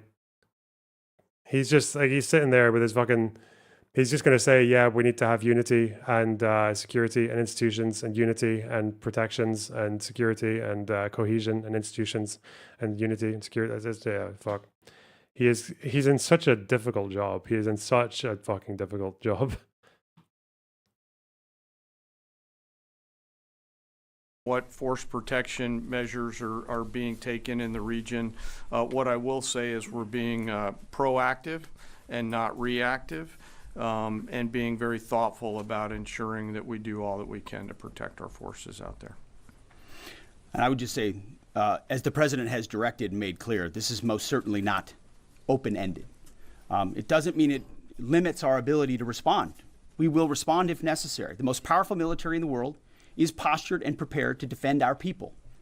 But what the president gave us, as I said, was a focused, powerful, and clear mission on the destruction of Iranian nuclear capabilities. Those were the targets. That's what was struck. That's what was overwhelming. That's what was overwhelming. That's what the Iranian regime needs to understand, as the president put out last night. He wants peace. There needs to be a negotiated settlement here. We ultimately demonstrated that Iran cannot have a nuclear capability. That is a very clear mission set on this operation. Yes, hold on. Yes, right there. Thank you, Mr. Secretary. Question for the Secretary and the Chairman. How was this strike? Okay, shut up. How are my Axis bros taking this? That's what I want to know. What's it like on the other side? Starting with... nuclear facilities put some fucking Chinese military in your country. If you don't want America to blow up your nuclear facilities, put some Russian military in your country. It's kind of that simple. There are Russian civilian nuclear sites in Iran. They were not attacked. It would also be weird, of course, for relatives to kill one another when you got Israeli Russian Air Force pilots throwing missiles in the direction of Russian nuclear scientists down on Iranian soil. That would be really fucked up. But they didn't do that. They didn't do that. Aware of. Yeah, I think that's a major concern. You're talking about it's not. I don't know why. It could just as well be Iranian diaspora people in those fucking B-2s bombing Iran. Like, what are you talking about? Like, yeah, the world's a bit complicated. Okay. I guess the problem with Hassan is that he actually wants Iran to have a nuclear bomb. That's kind of where he's coming from. Over analyzing the Russian-Israeli thing. Yeah, no shit. Yeah. No shit.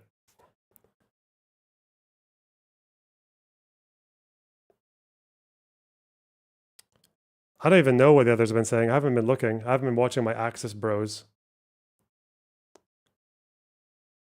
We have our Hassan at home. Do not talk about Teuton like that. Teuton is smarter and more ballsy than Hassan ever will be. Okay.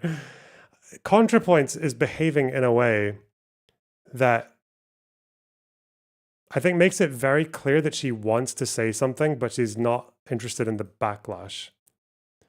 For those of you guys who don't know, ContraPoints is kind of like the original quote-unquote bread tuber, right? She made these videos criticizing the alt-right. She transitioned while she was doing that in 2016, 17, 18 kind of period, and then made videos about trans rights and stuff like that. Initially, what I found out about her was that she was like a de-radicalizer. She would do these videos about the alt-right and then eventually about people like Jordan Peterson, Ben Shapiro, and she would have quite a good effect on being able to speak to these people and criticize them in a way that was like sort of like kind of deriding, but also kind of like almost like flirty and definitely kind of like empathetic as well. And yeah, she had a reputation for being quite good at like at speaking to the other side and moving them over.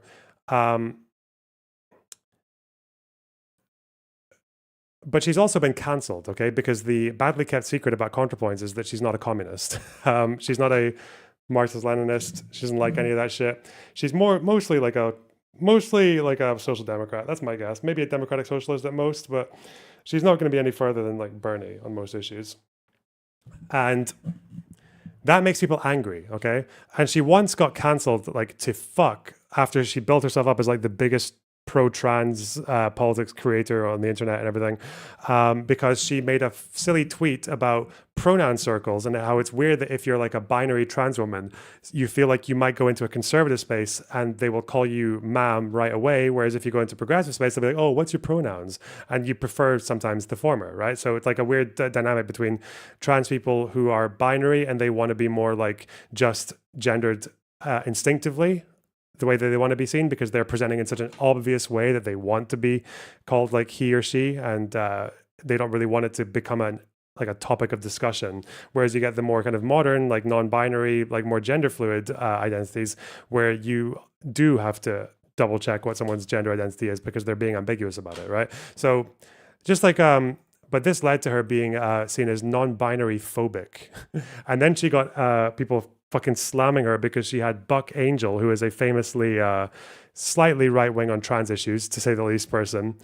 And yeah, she just had like the entire far left, like tanky trans overlap community just destroy her. And then she made a video about canceling because it like ruined her brain. She had like, it was like, oh God, there was like a patron only video where she was talking about how depressed she was and how she couldn't like do any work and all this. Yeah, it was really bad. Like she couldn't really, people called her trans medicalist as well, even though she wasn't, like in any sense. The crime that she committed was not being a Marxist-Leninist tanky retard. That's the crime that she committed. And every now and then, you know, they still come for her. And obviously she understands like the civil rights movement. So she'll say that, yeah, you need to protest strategically, but you also need to interact with politicians like MLK did. And people get really angry. They're like, no, guillotine, Malcolm X. Because, you know, because she knows things and they don't, basically. She's spoken to Hillary Clinton. Yeah, that makes her a war criminal. Yeah, she's had the treatment, and it's affected her to such a point that she is, in my opinion at least, a lot more non-committal in some of her content around some of these like more toxic areas. And aren't ContraPoints of Philosophy Tube like carbon copies? Well, it's also a badly kept secret that Philosophy Tube basically dittoed ContraPoints' entire persona and career, but that's a different story. That's a 4chan thing, which I think ContraPoints has all but confirmed some of, but not all of it. Like, I don't think the sexual assault thing is real, at least based on what I've seen, but yeah, the dittoing is definitely real. The skinwalking is quite apparent. But point is that she seems very averse to challenging a lot of these like extreme left positions now because of how rabid they are. That's why a lot of her content is paywalled, like the monthly tangents and shit like that. But when she does shit like this, it looks like she wants to say something about someone, but she's like not wanting. She's like vague posting. This is what she does. She vague posts, and she often deletes tweets because she's not built for the for having the left come down on you like a ton of fucking bricks, or she doesn't think it's worth it. Like, it affected her pretty badly when it first happened. So yeah, and again, I'm not against people not feeling like they want to do that. Like, it's obviously a choice. Like, and I know that there are other left tubers, like fairly big video essay types, who have agreed with me on a lot of things, especially regarding Middle East conflict and my disputes with the pro-Axis Hamas dipshits. But I don't blame them for not speaking publicly about that, because if you're going to start that fight, you have to be very willing to commit to it, because otherwise you're fucked. Otherwise, you've just opened yourself up to being subject to all kinds of slander and defamation and speculation and scrutiny that's not worth it unless you're willing to make it to go full in. Yeah, they do that. They silence their critics by not letting you know how fucking scary you are. Bread tubers, quite a few of them, are scared of their audiences. It's a very, very known thing. And this here just looks like she wants to say something about LeftTube, but she's doing it by posting a video of Haz, who is completely irrelevant now. I just think that's quite funny. To me, this sounds like she wants to comment on something else. But I am the king of tankies. I mean, there ain't nobody else. Ain't nobody else is stepping up to this shit. It's just me. Everybody else is an apologist. You see, Hakeem and all these other people, they're just trying to make it compatible. They're doing apologia. I don't do apologia. I don't do apologia. I am a tanky. In my bones, I'm a tanky. In my soul, I'm a tanky. I am a Stalinist. It is what I am. You know why they call me a fascist or whatever? Because I'm a Stalinist before anything. I don't care about leftism and liberalism and woke. I don't give a fuck about any of that shit. Shove it up your goddamn fucking ass. Shove the gender theory up your goddamn ass. Shove your fucking fake ass post-colonial defending the FBI studies up your fucking ass. Shove all that shit up your fucking ass. I don't give a fuck about your Judith Butler, goddamn fucking Angela Davis. Shove it up all your fucking goddamn ass, bitch. I am a Stalinist. I'm a real one. I am a real. Where's he from? Lebanon or Syria? He's from Lebanon, but he doesn't think Lebanon's a real country. He wants it to be part of Greater Syria. Yeah, because he's like an Assadist. Yeah, he's a proper dyed-in-the-wool tanky, yes. Marxist, Leninist, Stalinist before anything. Yeah, now you can accuse me of wishful thinking or reading too much into it or anything, but again, when she's saying "wow, new left tube," she's not actually talking about Haz, is she? I think she chose Haz because he's irrelevant, right? Because it wouldn't stir up much of a fuss. Like Merrick quite rightly saying, I don't think he's at all relevant anymore. Taftaj looking at his titties, okay? I am the king. When are we getting a video? Now, this is what I think it's really about, okay? When are we getting a video on IP from you? Never, y'all would fucking hate it.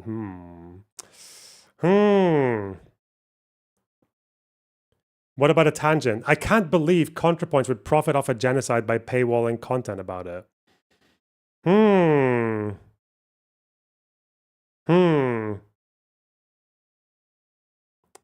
she's been having these arguments that are, I don't know. Killing 60,000 people is probably the worst atrocity of the last 2 years. But in the scope of modern history, it is unfortunately far from unique. This is what I'm saying. You know, this is, again, she's not probably. She's obviously, I'm not saying she agrees with me. She'll be way to the left of me on Israel-Palestine, 100%, based on the small amount that she's spoken about it. However, this is what I said about how, like, talking about uniquely evil or whatever. Yeah, this is like, anti-Semitism is hating Jews more than is absolutely necessary. It's that little quip, right? It's the fact that this disproportionate hatred for Israel by people who are so soft on other regimes committing other war crimes and other kind of atrocities. And yeah, it's motivated by something other than just the scale of suffering. But they try to kid themselves into thinking it's not. Note, the Gaza Health Ministry is currently reporting 56,152 deaths. The actual number is probably higher, possibly much higher, true. I'm in no way trying to downplay the severity. An atrocity can be severe without being one of a kind. My reasons for saying it's not one of a kind are clear from the context of the tweets this is a response to. I will leave the tweet up with this note to prevent even more people taking it out of context. Now, that was obviously posted by someone who really does not like ContraPoints. ContraPoints when you ask her about Gaza. Oh no.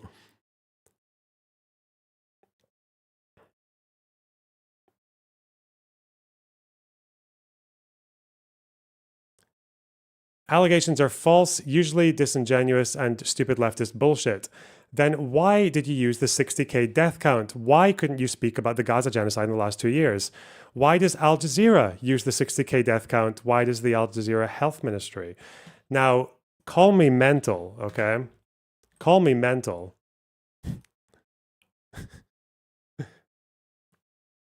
I'm not mental. I'm 100% correct. Fuck you, okay? Look. Where was the thing? ContraPoints.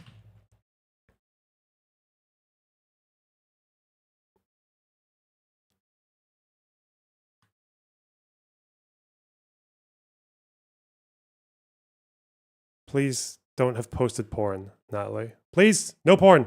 No porn. Where is it? She did this comment. Fuck. Oh, it's in the deleted tweets. It's in the deleted tweets. It's not even that offensive. This is what she does. She's so... Listen, she's evasive, okay? But I'm on to her. I know what's happening.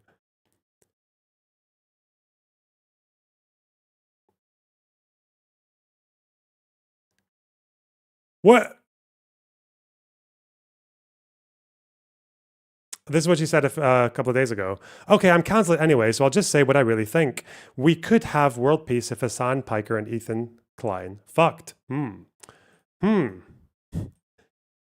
why is that relevant, you ask? Well, the argument that she was having about the death toll is making me think... It's reminding me of this little clip.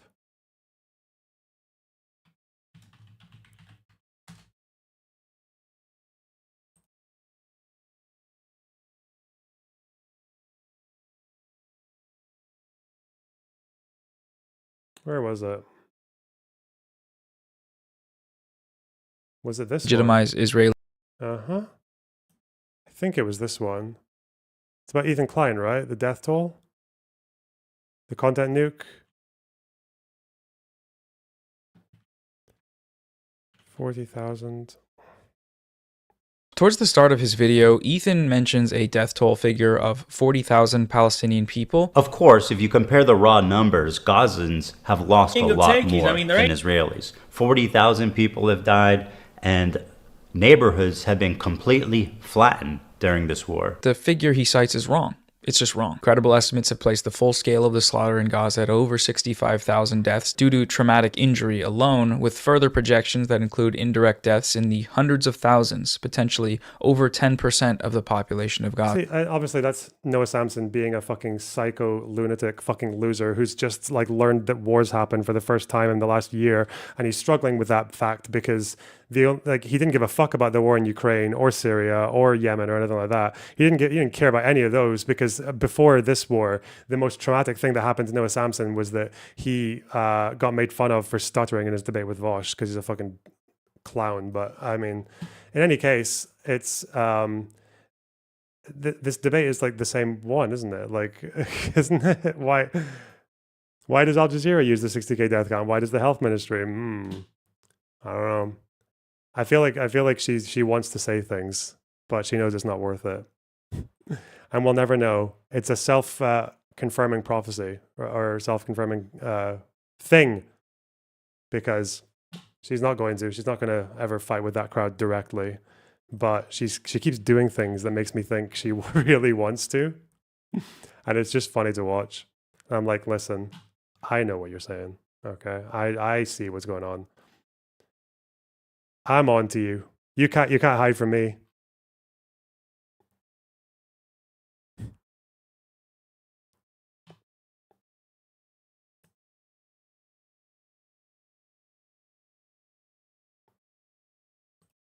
You're saying it's a dog whistle. Yeah, and I learned about dog whistling from ContraPoints, so the student becomes the master, okay? That's all I'm saying.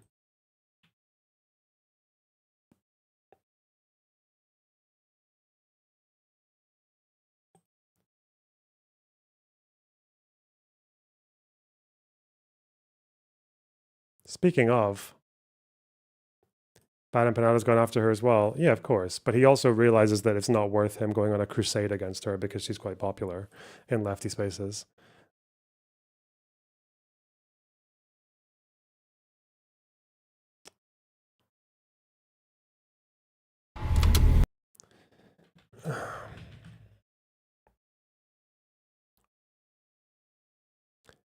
Do I really want to watch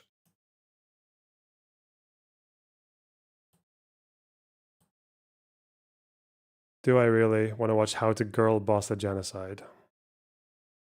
From the kind of person who literally thinks the Houthis are heroic and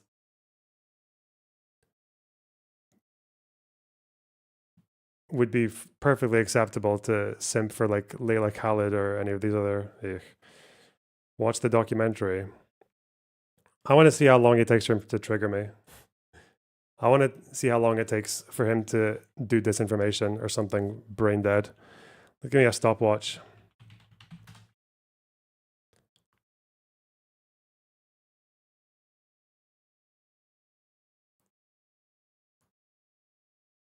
Let's just get a little brain damage timer on this, okay?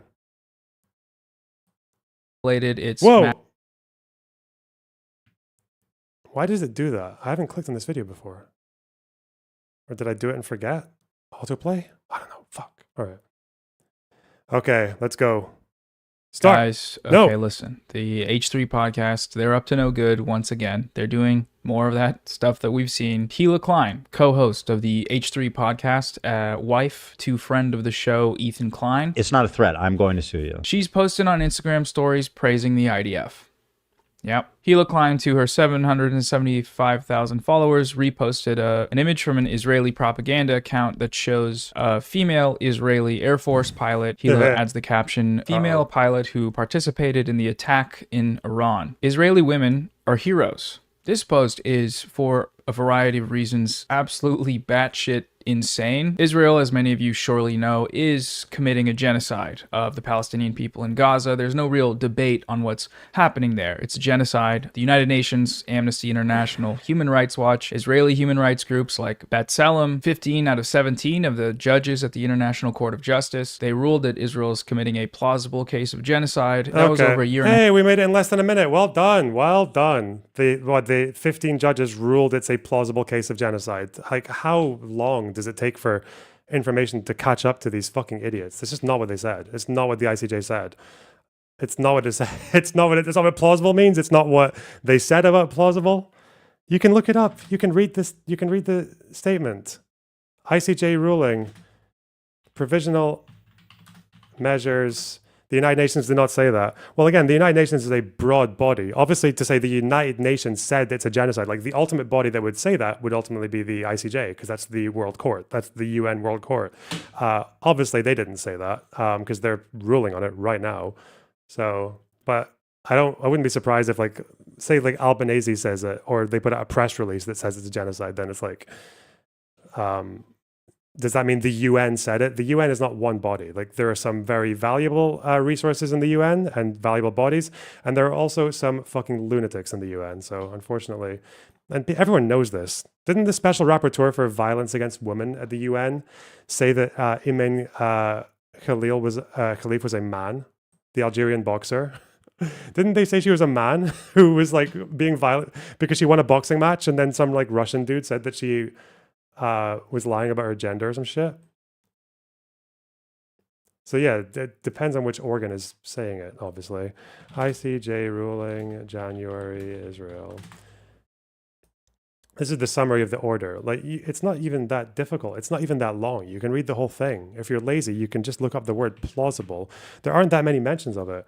And they talk about plausible, but they strictly say it's whether or not the rights asserted by the party, it's like legal terminology. When they talk about the rights being asserted, they just mean, are Palestinians a national, ethnic, or racial group that is worthy of protection in the Genocide Convention?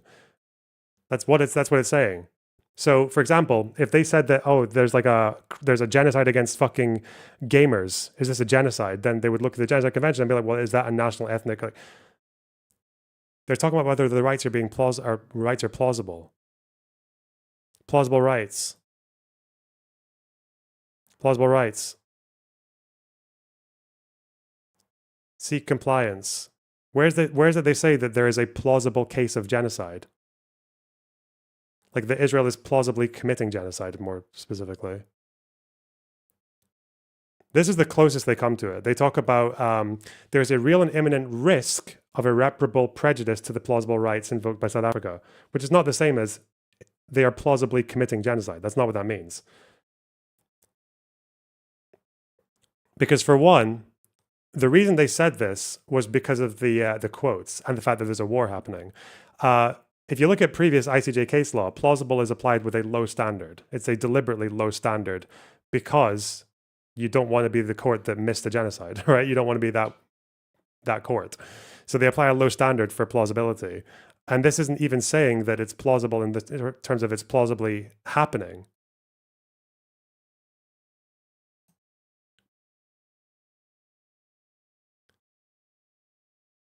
And then again, they're talking about whether the rights asserted are plausible. And then if you want to go farther, you can talk about the judge's additional rulings. So judge, because he's saying that 15 or 17 judges ruled that it was a plausibly occurring genocide. Actually, it's so clear that that ruling did not commit to that, because judges who voted in favor of it actually said some of them said the opposite. So declaration, January... Where's the January one? Was it 2024? Yeah.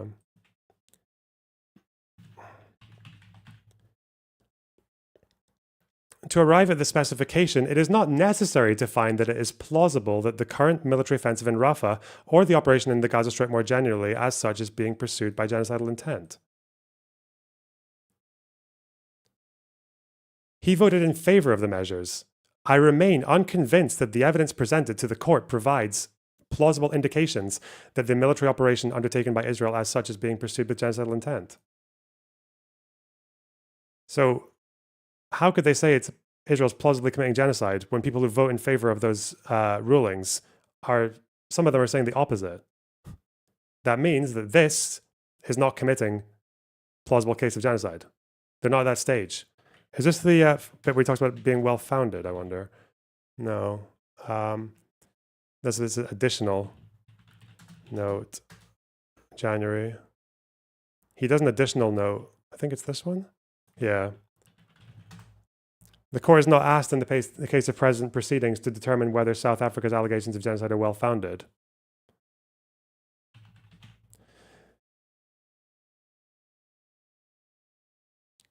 He also mentions something about him not finding it plausible.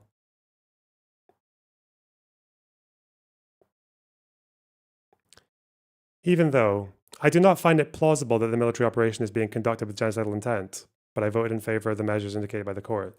So he votes for this, even though apparently he disagrees with the big thing that Noah's saying about it. 58 seconds. Well done, Noah. Fucking moron. Technically, it's 1 minute, because I started the timer later. So, yeah. Well done. You made it just made it 60 seconds without doing very obvious, very well-established disinformation. Well done, buddy. Well done. Whew. UN Security Council emergency meeting after the airstrikes. We must act immediately and decisively to halt the fight. He's getting better, to be honest. It doesn't usually Noah takes a lot less than 60 seconds to say something stupid. It's funny you pull up a timer when YouTube has a timer in the player. Shut up. I want it to be very obvious, okay? It's for comic effect, dick. Fighting and return to serious, sustained negotiations on the Iran nuclear program. We need a credible, comprehensive, and verifiable solution, one that restores trust, including with full access to inspectors of the IAEA as the United Nations technical authority in this field. The Non-Proliferation Treaty is a cornerstone of international peace and security. Iran must fully respect it. And all member states must act in accordance with their obligations under the UN Charter and other rules of international law, including international humanitarian law. The United Nations stands ready to support any and all efforts toward a peaceful resolution. But peace cannot be imposed. Guys, the goal's only got 3 minutes left, doesn't it? 2 minutes, 2.5 minutes left on the goal. What the fuck? That goal is starving to death. What the hell? Have I not brought you the breaking news, the coverage? Linus, thanks for the 30 shekels. Israeli Russian born here. Hassan is wrong. Him thinking Israeli people who are Russian Jews have any loyalty to Russia. I hate Russia more for helping these who want to annihilate us. Was that? I was like tuned out when he was talking about Russia. Is that what he was saying? Whoa. It must be chosen. Don't fail me, chat. Madam President, we face a stark choice. One path leads to wider war, deeper human suffering, and serious damage to the international order. The other leads to de-escalation, diplomacy, and dialogue. We know which path Corey, is thanks for right. $5. And I urge this Council and all Member States to act with reason, restraint, and urgency. We cannot and must not give up on peace. Thank you. I thank the Secretary General for his remarks, and I now give the floor to Ms. Miroslav Jenča.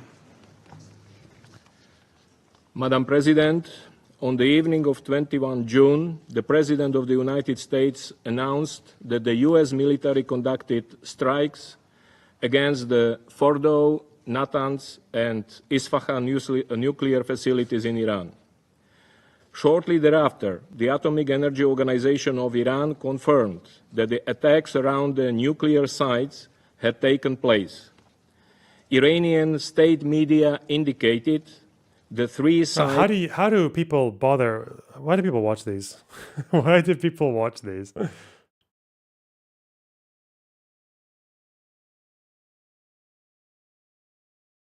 Bro, they're just yapping. It's Security Council as well, and yeah, they're the big guys. They got a lot of authority, but bro, they have a nothing burger. What? They're just going to be, yeah, because again, and I don't blame them for doing this. Like, you're going to have to do this. You have to say, yeah, you need to. There needs to be diplomacy. There needs to be a diplomatic solution. There needs to be an end to hostilities. Maybe a ceasefire. Like, yeah, people should uphold their obligations. Watch the documentary. What, the one about settlers? Not yet, not yet. Not yet.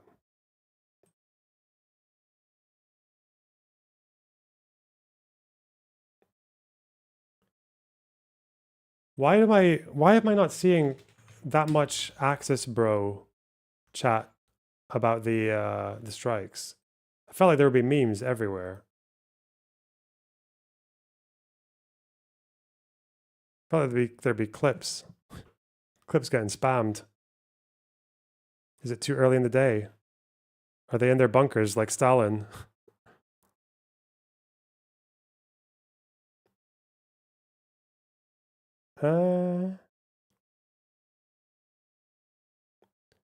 Athena's Discord was melting down.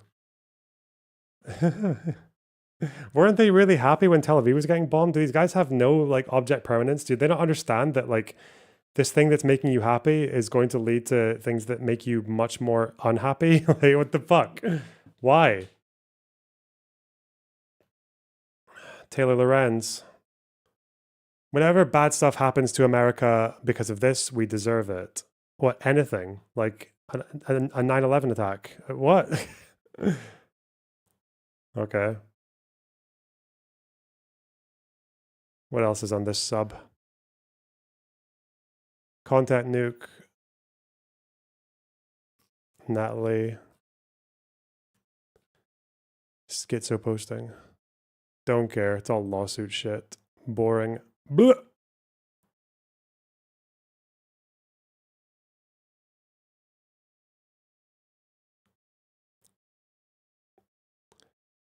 Israel striking civilian infrastructure because of a terrorist attack. Iran striking civilian infrastructure because of an attack on military target. Okay. The JDAM effect. Good one. We already did that one. Oh my god. My reaction when US bombs Iran. That is how I felt. Yeah. I don't know. Actually, I had a bit of an adrenaline rush last night. It was quite big news. Big news. Obama. Fordo. Protesters in London supporting the Supreme Leader. Ghetto. Why am I so shit at this fucking game? Stop. Stop. No, we're not watching that. Trauma. We'll watch those after I hit 60, okay? Then we'll watch all the deaths. Check in on Majority Report. Ethan over and over indicated he wanted people to watch and react to his content. That was an express license, and that's even before we touch fair use. He's being robbed by his settler lawyer. Okay. I don't know what a settler lawyer is, but... Doesn't he live in America?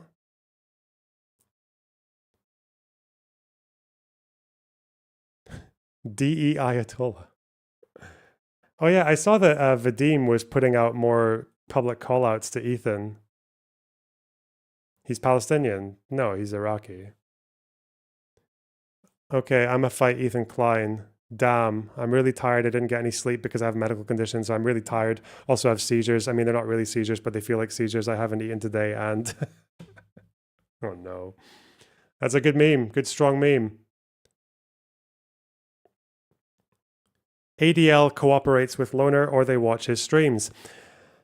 The conspiratorial anti-Israel ex-influencer Zay Squirrel rapidly received tens of thousands of likes on a post that read, Israel has just attacked Iran. Iran has the right to defend itself, destroy this genocidal death cult, wipe it off the face of the earth for the sake of humanity.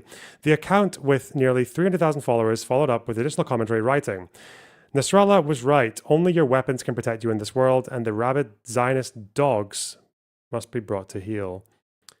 Yeah, they're definitely big fans. Crypt Fiend. Shut up! Good meme, though. Well done. Very proud.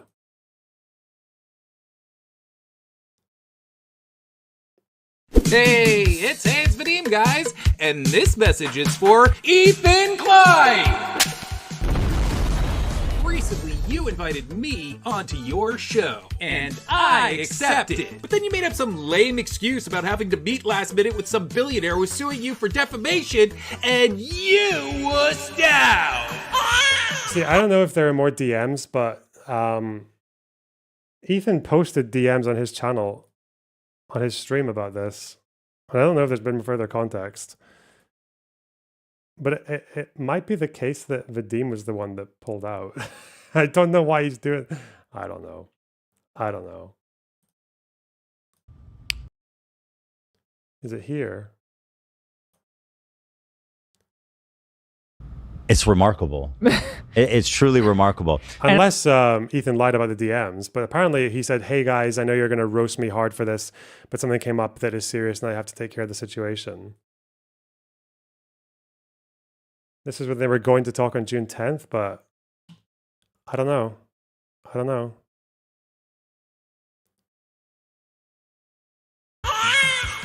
Now, I'm not all that great of a debater.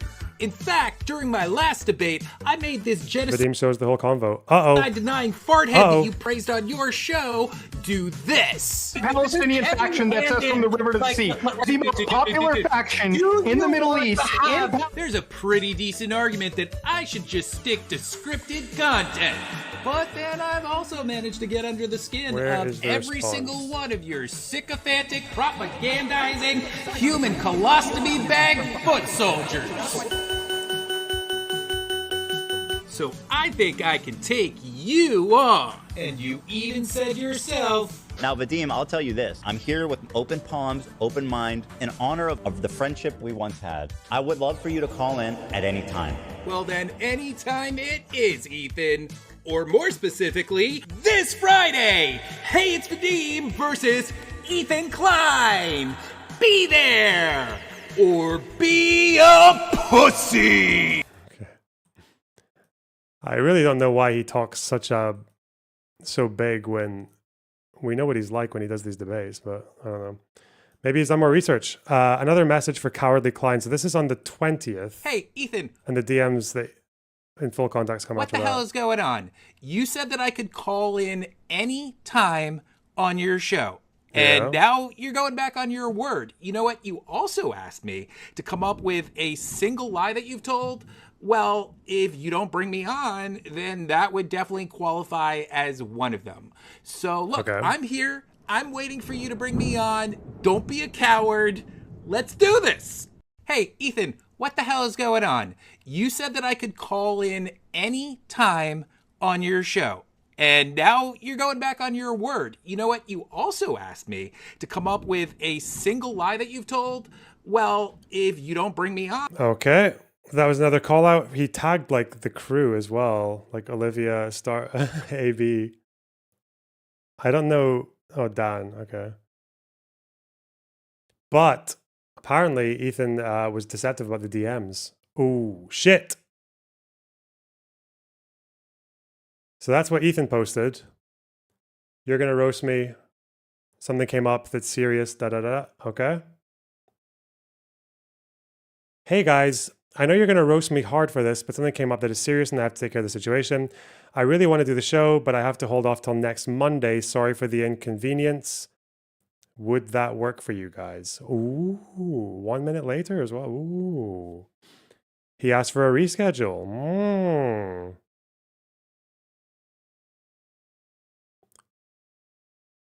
They don't have a show next Monday. Well, hold off till next Monday. Would that work? I don't know if he knows. This isn't the 10th, so that would be the week of the 16th.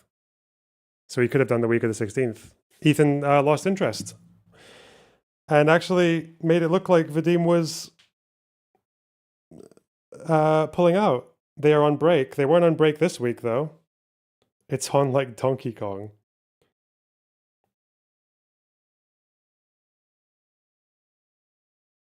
H3 was going on vacation. Yeah, but why are they saying he bitched out? That's not what they said.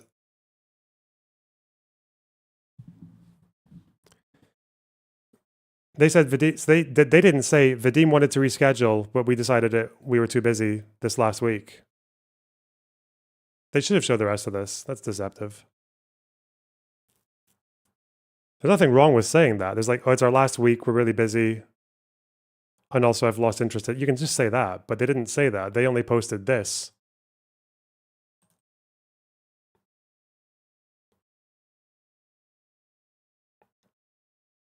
Yeah, they should have given the full context.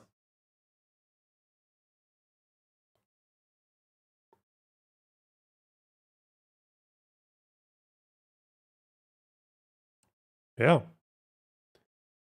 Ooh, no increase in on-site radiation levels according to Iran. Okay.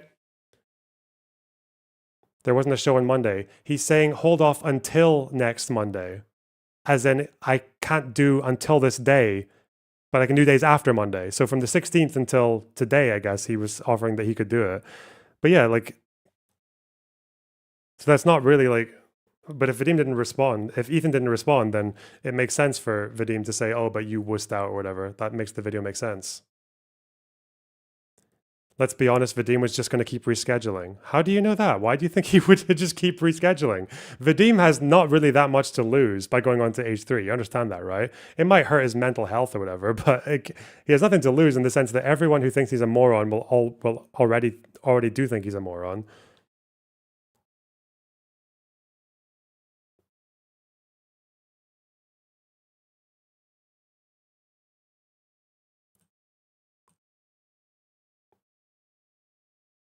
But no, it looks very clear like Ethan has lost interest in it now.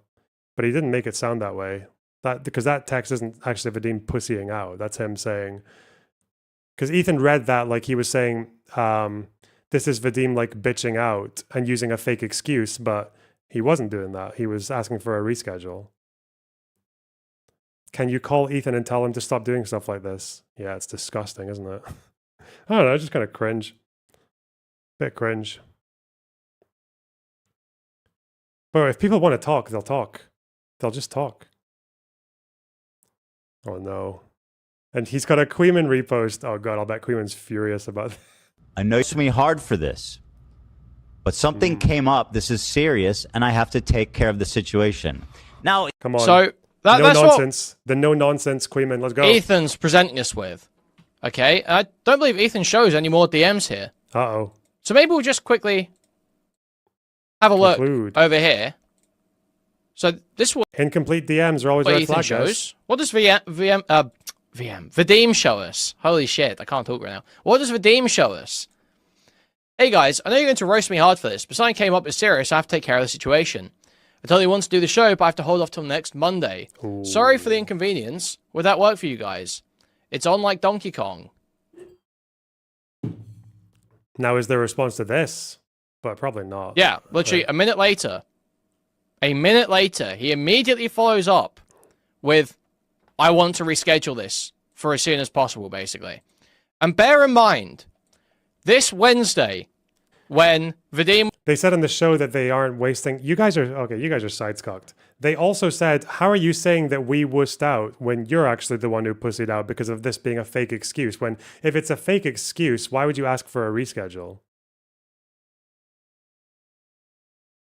Yeah, I know there are more DMs. You can tell by the scroll bar, yeah, and the little arrow down there, but I don't know what the new DMs are. Is it just Vadim being like, question mark, question mark, question mark? was supposed to be on, and then had to back out last minute. Ethan did not even do a show. That's the day Ethan took off to go settle stuff with Kavanaugh. So Ethan didn't do a show that day anyway. It probably wouldn't have happened because he would have done that meeting instead. Vadim asked to reschedule the moment after, and Ethan is acting like Vadim is the one that backed out. Ooh.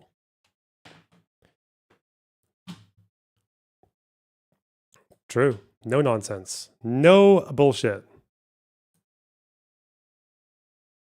Poor Vadim. I mean, bro, I don't know. Fucking...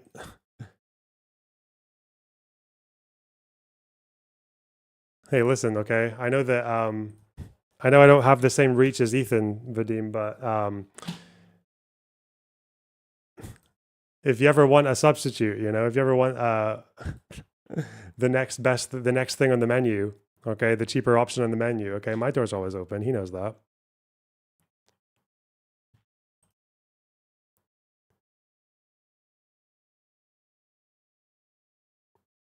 He doesn't want to talk to me, though. I'm not getting my debate. At least from what I've seen.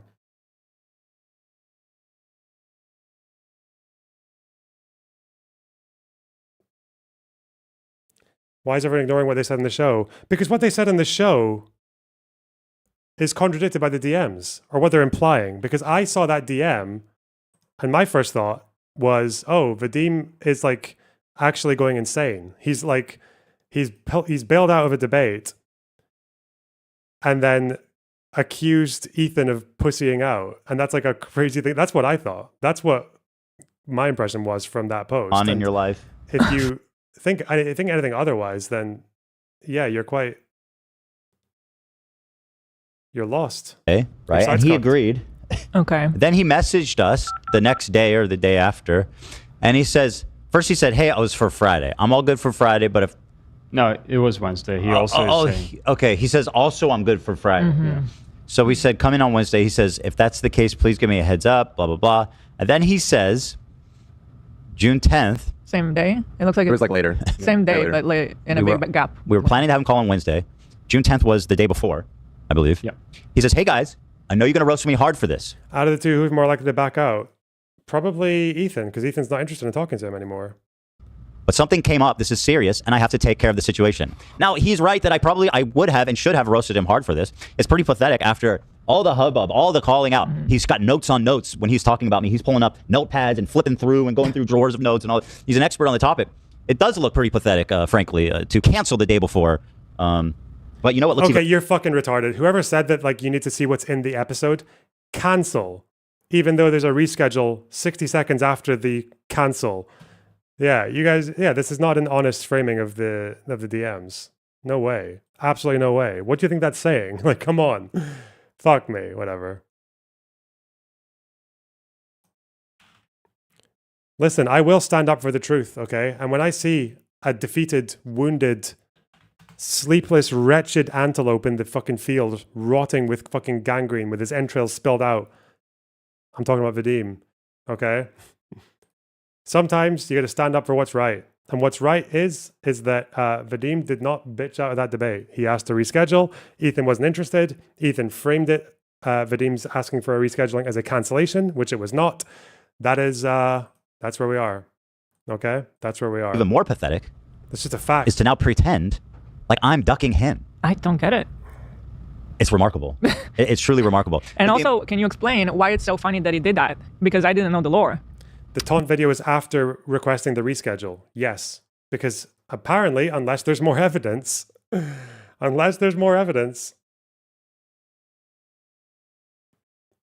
yeah, it seems like their request to reschedule was ignored or snubbed. Maybe it wasn't, and then that would turn things back on Vadim, but...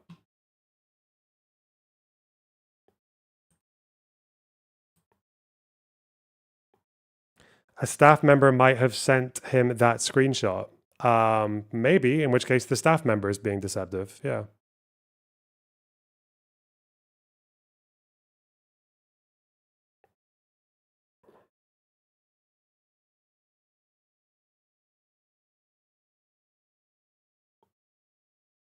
Vadim is not entitled to be in Ethan's show. Okay.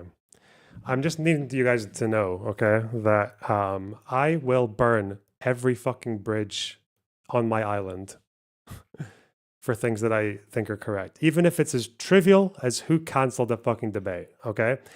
Stop responding to an argument with another argument which is valid but has no relevance to the thing that's being said. So when I say that Vadim accused Ethan of backing out because Vadim apparently asked for a reschedule, didn't get a response, and Ethan's response is to show a chopped screenshot to make it look like Vadim had backed out and says that he cancelled, then that is, whether Ethan did it intentionally or not, is a misrepresentation of what happened. It is. Vadim was right to say that he wasn't getting his debate show up or whatever. Like, that's just what happened, okay? That's just what happened.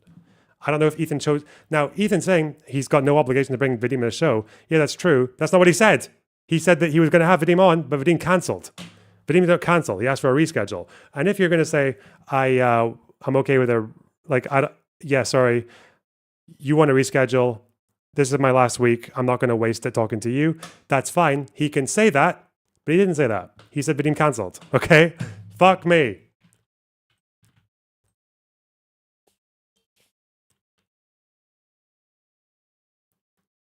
And it irritates me when people are are just willing to sacrifice the most obvious logical chain of events on the altar of defending someone they like and shitting on someone they don't like. It's so dumb.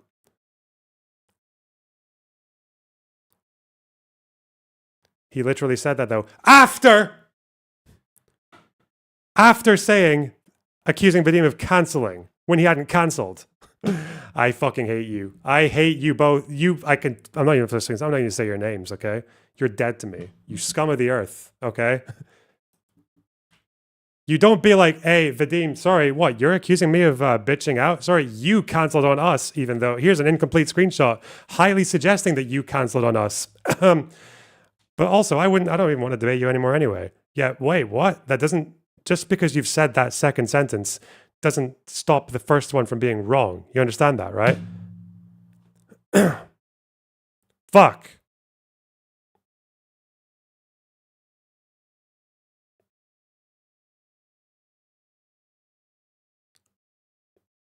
Ethan can be dumb, but not that dumb.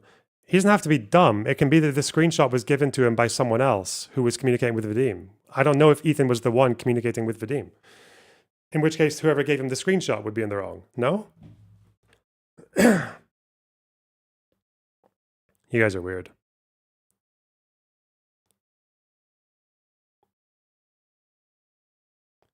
You guys are weird. Whatever.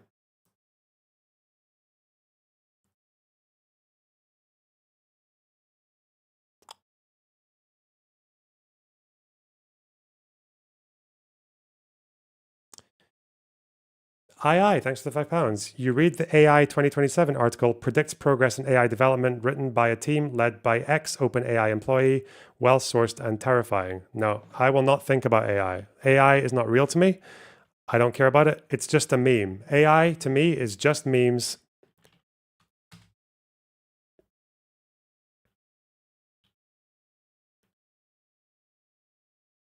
It's just memes until they come and kill me, okay? Or enslave me, whatever they want to do with me, okay? Stop running from Vadim. I'm going to ask Vadim for the full screenshot.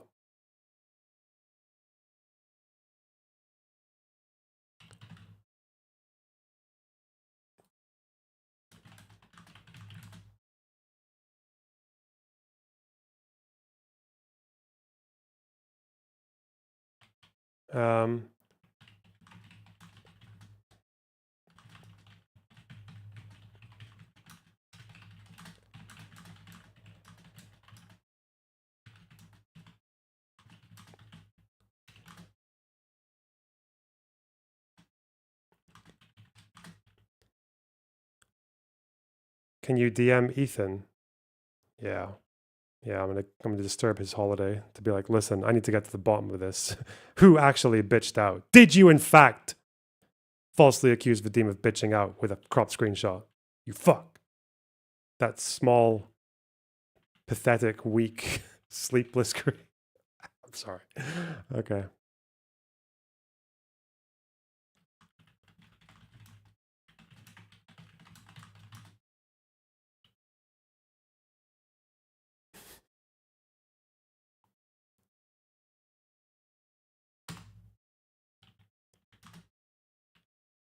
All right.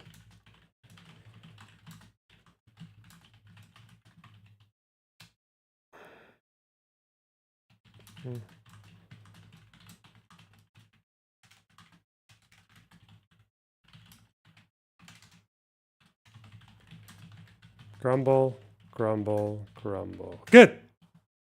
Okay. I have reached out for comment to the Iranian Defense Forces. I mean Vadim. Even if you're an Ethan Glazer, you should be trying to sip him into feeling like he has to debate Vadim for the content. Who doesn't want to see that? Right? Yeah, what the fuck? Thanks for the $10. Thorn, thanks for the tier 1 sub. That's not fraud. Wait, what? Yeah. Aye, thanks for the £2. I wanted you to tell me everything would be okay. Sorry. Start a new goal, chat. Start a new goal. New goal. Okay. Nothing ever happens, guys. Iran, no nuke. Iran's not getting a nuke, okay? I think the damage assessment, it's going to be strong. What's it called? Operation Hammer of Justice Overnight- or whatever. The crazy shit.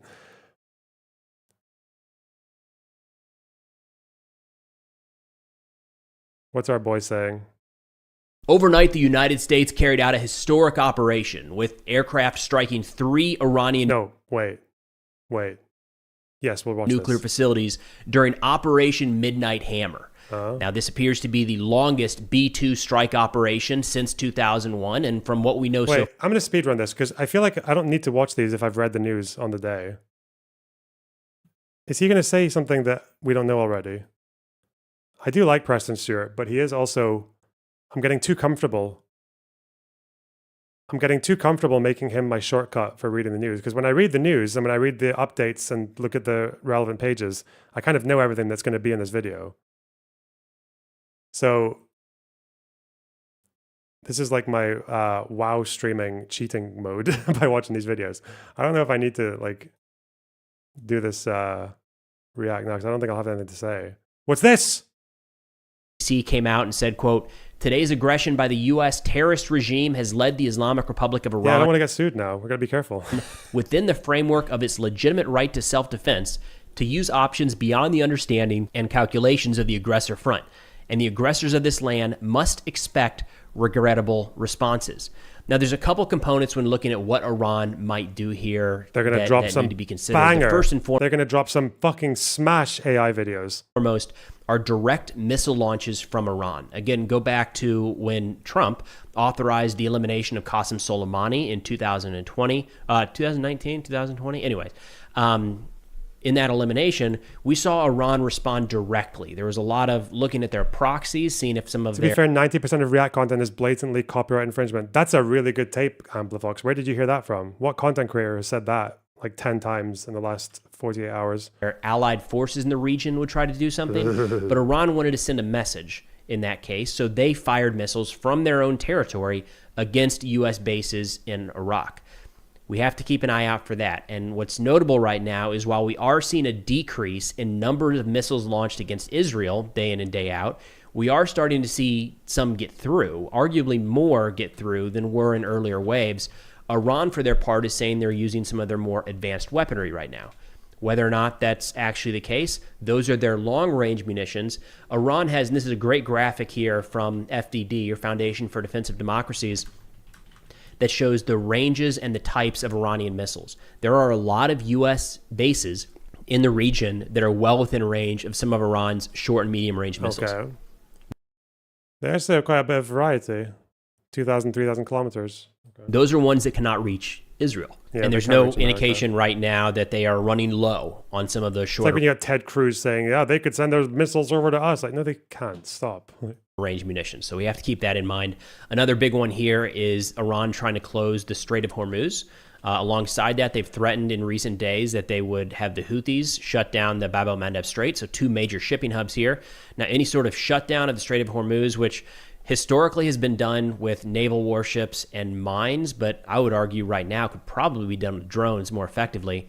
This would be one of the most destabilizing acts that Iran could carry out, short of actually utilizing some sort of dirty bomb or crude nuclear weapon. It's a very, very high-risk move. It's like a tantrum is what it is. That's what it would be. It would be a tantrum. Like, in terms of what you expect to gain from it versus how much frustration and destabilizing you're going to cause in the region, I don't think they'll do it. Am I going to get too ballsy making predictions? Because obviously, you've seen my clips. Iran's going to get bombed by America under Trump. Okay, we said that. We said that with ample advance warning. Even before the fucking bombers were moving, we said that. Clear as day. But I want to predict that although the parliament's just voted for it, I don't know if the Iranian Security Council is going to authorize closing the Strait of Hormuz. Don't think they'll do it. Do I want to put my sword in the ground, though? Yeah, let's do it. Okay, yeah. I don't think they're going to do it. I don't think they're going to close the strait. Okay, Iran, they're not closing that strait. That strait will remain open. And when I say that, I don't mean they're not going to be able to. I mean they're not even going to try. Okay, they're not even going to try. They're going to bitch out, and then they're going to leak incomplete DMs to make it look like someone else did. Fucking hell. It would severely damage the Iranian economy and the Iranian state. But if they really feel like they're backed into a corner, which I don't think is out of the question right now, this is a route they could pursue. Now, turning to their proxy forces across the region, all eyes are kind of on the Houthis right now. The Houthis. I would argue, of all of the Iranian proxies, this is the group that has maintained the most capability to inflict damage on the United States, Israel, and or others. Real quick, kind of running through those historic proxies. The Assad regime in Syria, of course, is no longer. They're gone. Hamas in Gaza, preoccupied with Israeli forces right now. Hezbollah, maybe. They would have been at the top of the list in terms of firepower just, a few short months ago. They've been dealt a pretty significant... This is their full-on logo. Damn, it's a shame no one gave this to Hassan during the Pride Parade, during the flag off. Don't let him know this one exists. Blow by Israel, and it seems like they're waffling a bit in terms of desire to actually get involved here. And their attacks, again, most likely would be against Israel, not necessarily the United States. The Houthis down in Yemen are a big one, and they just put out a statement the other day saying if the United States, yesterday actually, if the United States gets involved in an attack and aggression against Iran with the Israeli enemy, the armed forces will target its ships and warships in the Red Sea. A member of their political bureau, Mohammed al-Bakidi, also put out a statement saying, quote, "We are ready to confront America if it participates in the aggression against Iran." The Houthis, for their part, awful organization, death to America, death to Israel, all that stuff, curse be upon the Jews, is on their flag, right? Slogan. So this is their motto. They have been pretty consistent in following through with their threats in recent years. So I would expect some sort of attack by the Houthis against U.S. military forces. The Houthis are going to go, yeah. Yeah, the Houthis tend to be, you had told me that the Houthis would be one of the most active people in the region. That's crazy. I can't get my head around that. The fucking Houthis. The Red Sea and or the Bab el-Mandeb and or the Gulf of Aden.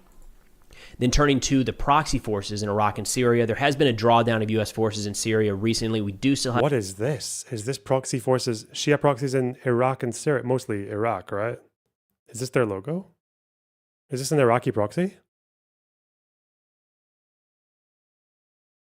Oh, shit. Have a significant element in Iraq. One of those groups, again, the probably most well-equipped, largest group of the Iranian proxies here, Kataib Hezbollah, issued a statement just 2 days ago saying, quote, Kataib Hezbollah is in Iraq, yeah.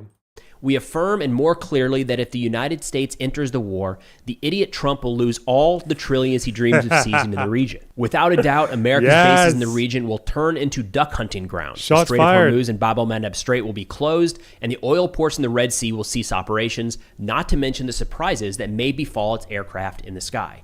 So, we should expect their proxies to make threats like that. We've not really seen them all come together to fight on behalf of Iran in a coordinated effort yet, but of course that would be a significant threat to the United States, Israel, and the rest of our allies in the region. The big question right now is, what does Iran do? What does their response look like? Does Khamenei feel like he's backed into the corner and he has to do something or else he's going to lose control? Or do they feel like they have an off-ramp now that the United States struck from outside of the region and maybe they can carry out kind of a low-grade response to save face and maybe work towards the negotiating table? Right now, it's wide open, total speculation which direction Iran chooses to go. But my understanding is that Iran still doesn't want to negotiate. Even now, I don't think they want to negotiate. It's fucking crazy, man. Get away from the table. I mean, they have to. I mean, they don't have to, but insofar as what the norms are, yeah, they have to respond in some way. But my estimate is that it will be like a symbolic strike. They can't afford to provoke more mopping. I think that's probably what will dictate if this series of attacks is just that, a short-term, limited scope operation, or if it starts to spiral into a broader conflict that would put the United States, our service members in the Middle East, and quite a few of our allies at greater risk as the fighting continues. But we'll keep an eye on it and try to keep you updated as we go. That's all. Is closing the Strait of Hormuz a casus belli in the same way Egypt closing the Suez was? It depends on what those countries have said. But what's going to happen? You think Saudi's going to start airstriking Iran? Or the Emirates? Or Oman? Oman! What does Oman do? What does Oman do? Is Oman going to do they have planes? They have anything? What do they have? Stop being cheapos and subscribe. That's good advice. Very good advice. Not the Saudis, they might miss. Yeah, I don't know if I want I don't want Saudis to strike Iran. I don't trust Saudis to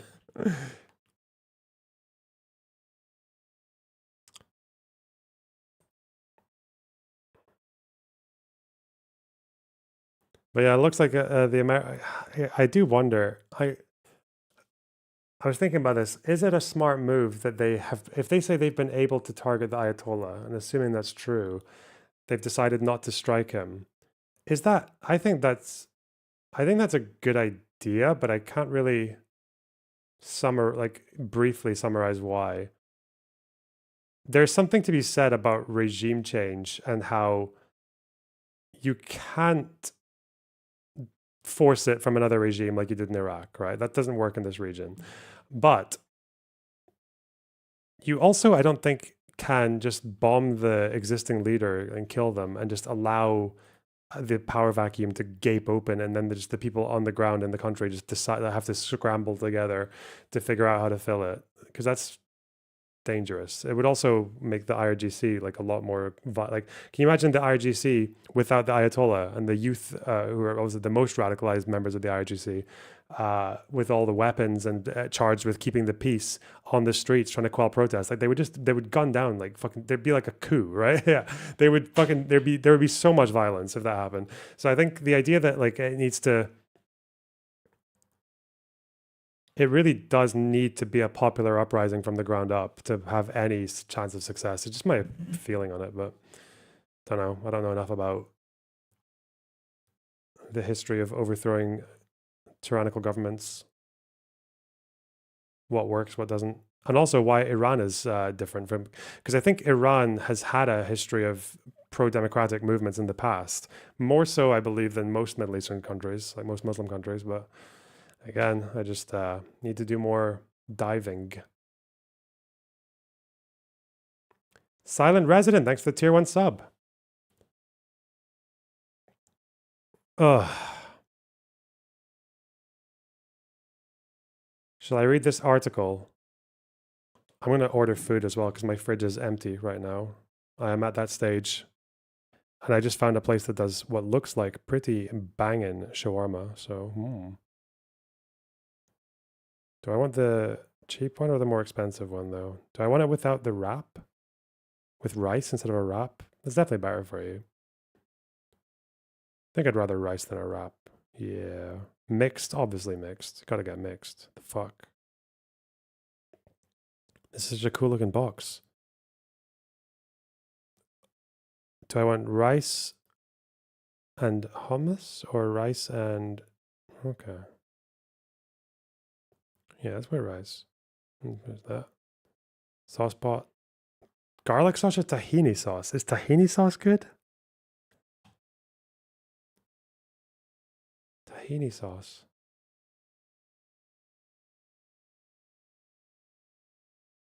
Why do you always eat shawarma? There's just a lot of good shawarma places where I live.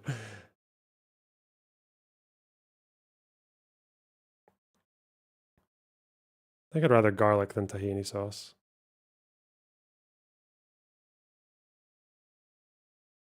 Now I'll get tahini sauce. Adventurous. Let's go. Let's goop. Add. Your basket. You're getting lamb. Both, probably. Mushy peas. No. Vosh clip.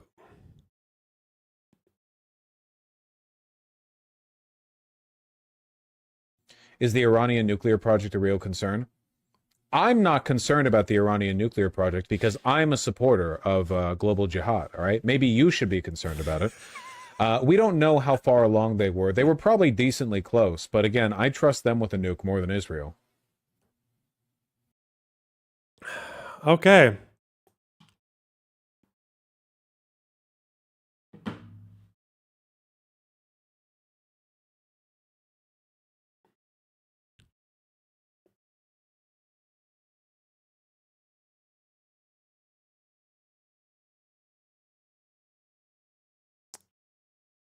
Right. I cannot believe. That's sarcastic, right? The last part wasn't. No, yeah, I think Vosh does have a bit of a... It's not really like a soft spot for Iran, but it's more that he just hates Israel so much that he thinks they would be more likely to fire off a nuke like first use than Iran. Yeah, probably. Yeah, he definitely thinks that. It's in line with most of what he thinks about the conflict. Moral monsters. Who are these people? Who are these men? Oh no, Dave Smith and Constantine. I'd watch this. Why is it, by the way? No, I want to read. I need to reward myself. I need to make that order a reward. Okay. I need to earn. That's what I'm trying to say. I'm so retarded today. Holy shit. I need to read this article. Apparently this changes everything, okay? This changes everything! Because I'm still not 100% committed to whether or not any of this is okay. Like these strikes in Iran on the nuclear facilities. I'm kind of leaning towards, yeah, it is. But, you know, you never know, okay? I think, because a lot of the things that would solidify my position are going to be in facts that are going to be in dispute for probably decades. So let's see. Inside the spy dossier that led Israel to war. Okay. Wow. I love a good dossier that sends you to war, you know? Never heard that before. You know, there's a whole thing about Alistair Campbell talking about sexing up a dossier to beef up the case for the Iraq war. Anyway, that's just on a related note. I love a good dossier, okay? When Israel launched its war in Iran on June 13th, it did so on the basis of intelligence that it claimed showed Iran had a point of no return in its quest for a nuclear weapon. That evidence galvanized Israel's own security establishment to support an attack now. It had been shown to America and other Western partners, presumably playing an important role in their ongoing decision-making over whether to support, thanks for the Twitch sub, an attack now. It had been shown to America and other Western partners, presumably playing an important role. Okay. The Economist has not seen the material directly, but has gained exclusive insights from an authoritative source giving a view of Israel's dossiers, as shared with its allies and the claims they make over enriched uranium and the speeding up of Iran's program. Some of the details are already known, some are new.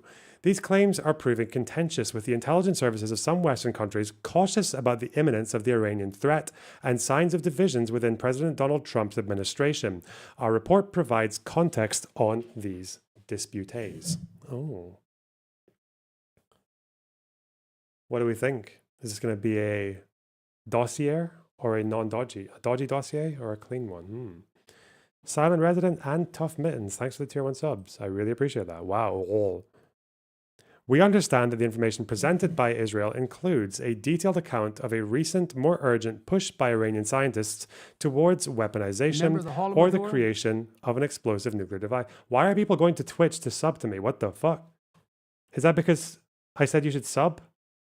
Bro, if you sub on YouTube, you get rewards, just so you know, okay? You get rewarded if you sub on YouTube.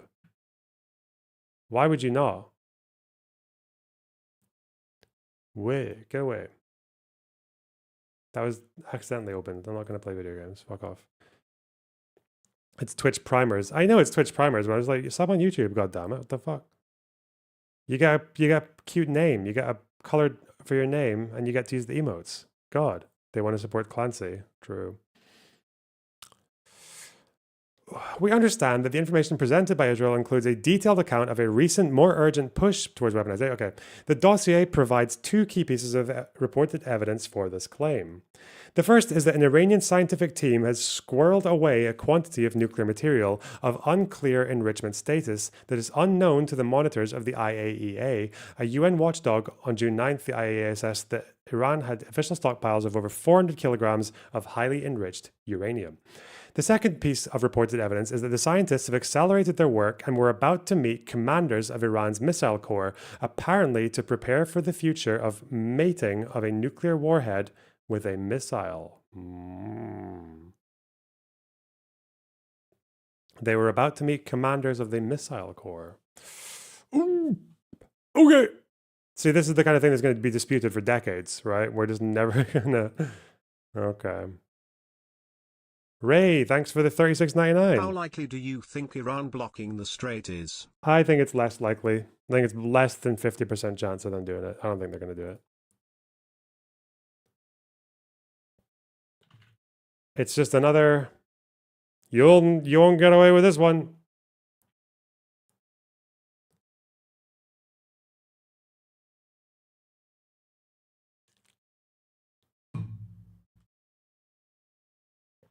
You scoundrels, you rogues.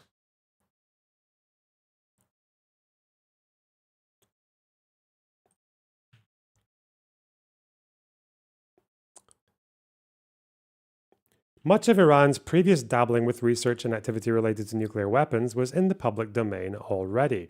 The IAEA has published several reports documenting this, drawn in part from intelligence supplied by Israel and other countries. In 2018, a team at Harvard University also published their own analysis of Iranian documents purloined, I love that, purloined, by Israel. Taken together, these sources described a broad and sustained Iranian effort towards making a uranium core for a bomb, the explosives required to implode that core in order to cause a chain reaction, and a program in place to place a spherical payload onto Iran's Shahab-3 ballistic missile. In a report published on May 31st, the IAEA noted that in 2003, Iran had planned to conduct what the Institute for Science and International Security, a think tank, calls a cold test, a simulated nuclear weapon which uses natural or depleted uranium rather than weapons-grade uranium.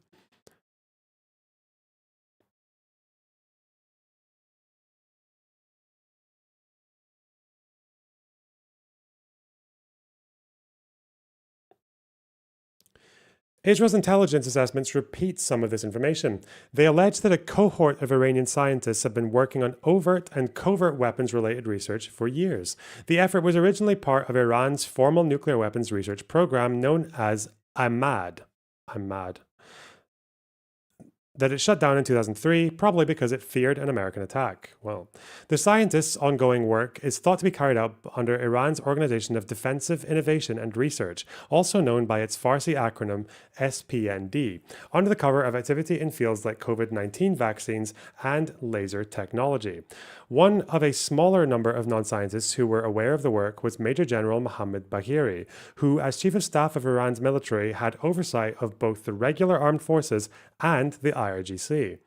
But the Israeli intelligence dossiers also contain information that, if correct, is genuinely new. They suggest that roughly 6 years ago, the scientists formed a secret special progress group under the auspices of the former IMAD director, Mohsen Fakhrizadeh. Wow. This group's aim was to prepare the way for a much quicker weaponization process if and when a decision made by Ali Khamenei, Iran's supreme leader, to rush for a bomb. Mr. Fakhrizadeh was assassinated by Israel in November 2020.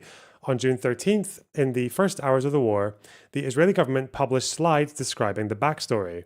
But we have been told that it also shared further assessments with allies that suggest the Special Progress Group stepped up its research at the end of last year.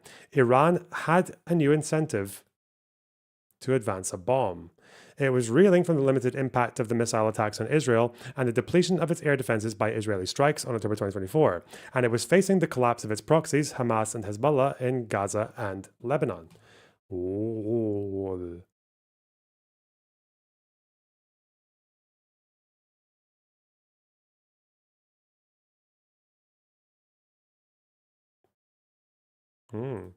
Shared with allies. Have any allies confirmed this?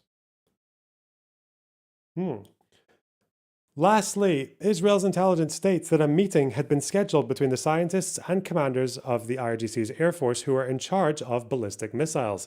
The information shared by Israel with its allies argues this proposed meeting was a Rubicon, with the missile chiefs being let in on the secret for the first time, suggesting that in turn, that planning for the mating process of a nuclear device to a missile warhead was about to begin. Ooh, shit. Iran had done some of this work in the past. In 2011, the IAEA cited claims that Iran had done computer modeling studies to see how a spherical payload, such as a warhead, would stand up to the stresses of being launched on a ballistic missile. Miniaturizing and mating a warhead to a missile are highly complex tasks that could still take Iran a substantial time to master. Okay, so every fucking prick who said that getting the 90% enriched uranium is just a fucking shake on a lamb's tail, whatever the fuck, away from sticking them together and launching it. That's not. No, it would still, weaponization still takes time. The enriching, I think, would be quicker. 60 to 90 enriching would be like 3 days for one bomb, I think.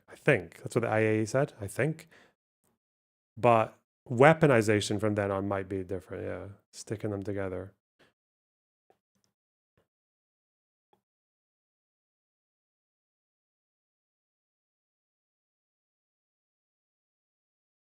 Stop responding to our rage baser. Who's the rage baser?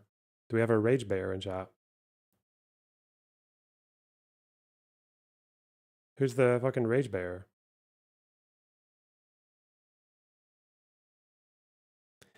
Israel's new claims are feeding into an American intelligence community that already has a range of views on the Iranian threat. In March, Tulsi Gabbard, America's Director of National Intelligence and long-standing opponent of war with Iran, repeated the view that Iran was not building a nuclear weapon. In recent days, the Wall Street Journal, New York Times, and CNN have reported that American intelligence agencies are skeptical of the new Israeli claims. Ooh. On June 17th, Rafael Grossi, a Director General of the IAEA, said that his agency had not been presented with proof of a systematic effort to move into a nuclear weapon. Although a week before the IAEA confirmed that Iran did not declare nuclear material and nuclear-related activities at 3 undeclared locations in Iran.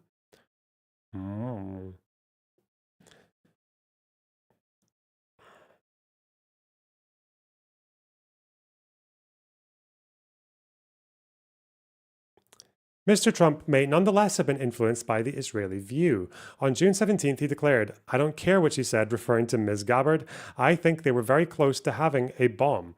David Albright, an American nuclear physicist and weapons expert who is consulted by intelligence agencies, says that most of the claims contained in the recent Israeli dossiers are generally accepted among Western intelligence communities. However, he accepts that there are claims that are new to him over the diversion of nuclear material and the suggestion of an imminent meeting with missile forces. This actually would still, you know what this also says to me? This also says that if all they were doing was enriching, but there was no intelligence of them shifting around people around to try and develop into a weapon, I think that would actually make the strike invalid.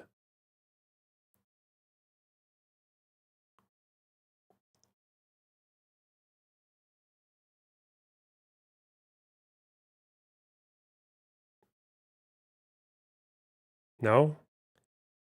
Especially if you're giving that as a pretext. I don't know. Or is we don't know, but it's obviously pointing quite strongly in one direction with the enriched uranium. Is that enough to justify preemptive strike? Did you see Rory Stewart and Alistair Campbell talking about it? That would be very interesting.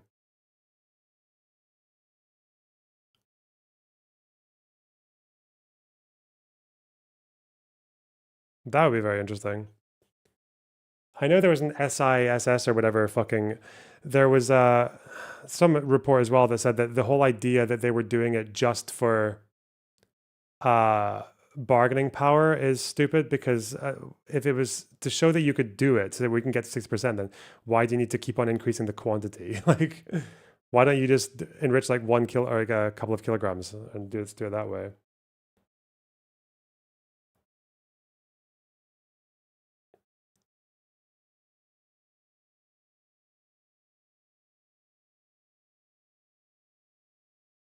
Hmm.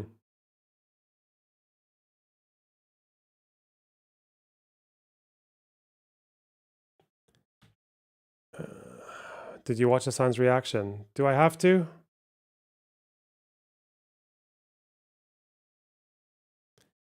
Do I have to? You should watch a video on how they make them. Yeah, I should learn more about nuclear science as well. That might be fun. Oh.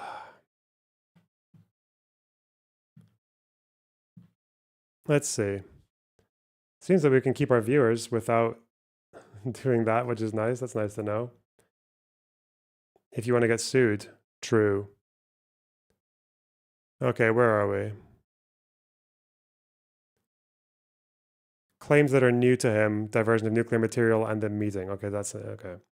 He says that American intelligence analysts also agree that Iran has accelerated preparations for weaponization. In July last year, the Director of National Intelligence omitted the traditional wording that Iran isn't currently undertaking the key nuclear weapons development activities necessary to produce a testable nuclear device in a report to Congress. Okay. This is like the equivalent of, I guess, the IAEA saying, like, we can't really rule it out, or not ruling it out.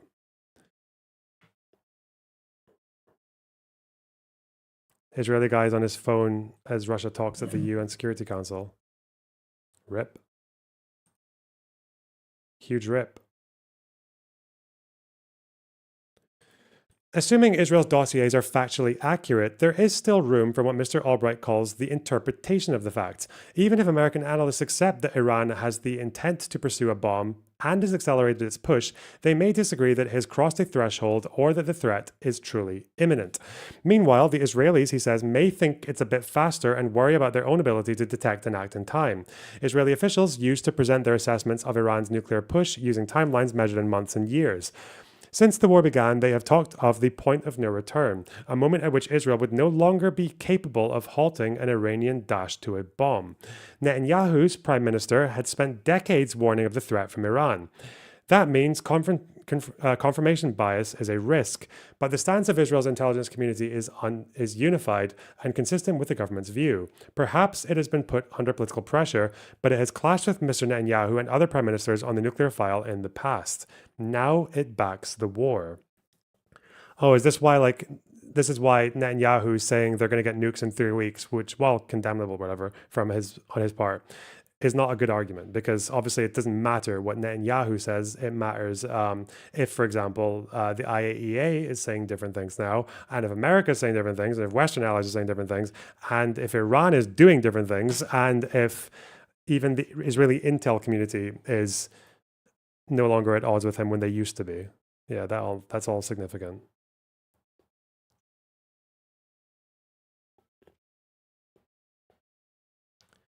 Nuclear physics is a science. Wow! Intelligence assessment is not, but has enormous real-world consequences.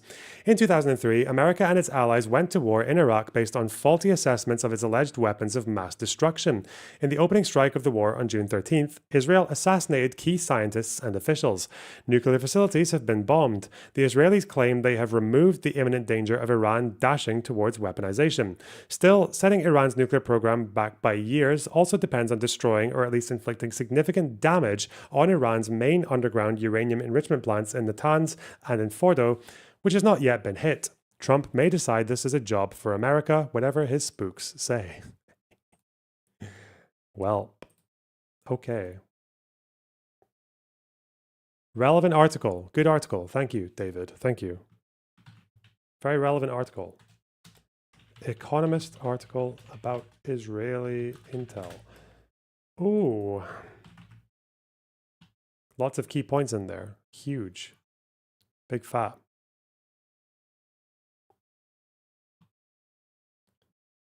Okay, yes, I will do one Hassan thing because it's 9 seconds. Thank you. Thank you very much. Ooh.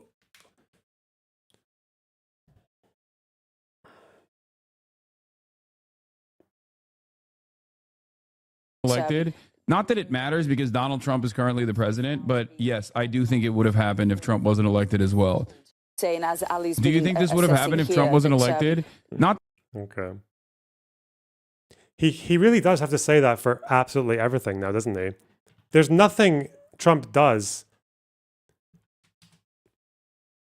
There's nothing Trump does that or will do that Hassan can't say that to because of his commitment before the election.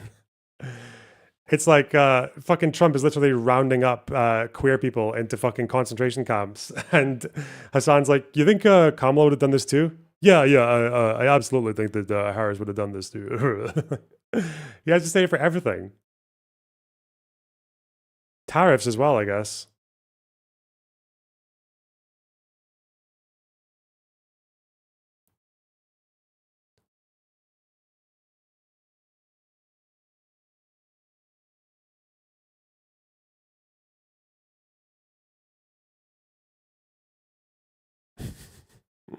I love it that Contra1's just tweeting again. Great job not shitting your pants and accidentally Snapchatting the nuclear codes to InfoWars. Not a single leak. Well done.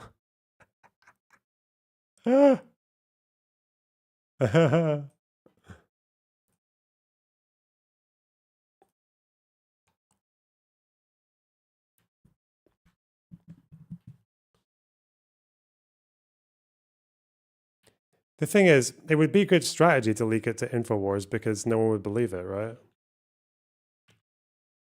They would think this is definitely not what's going to happen then. Sense of false security. It's quite wise.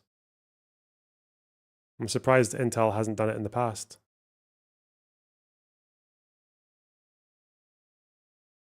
No, I'm not going to do Pierce because it looks like a shit panel.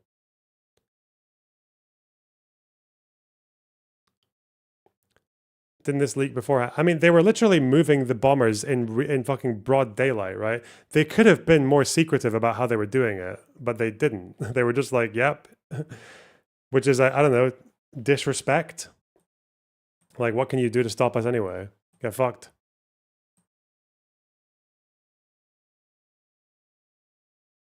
What's Hutch yapping about? I'm this fucking close! Yeah? How did you listen to everything I just said? Is he screaming And at... come to a conclusion he that getting is one just guide? in no way whatsoever resembles anything what I just said.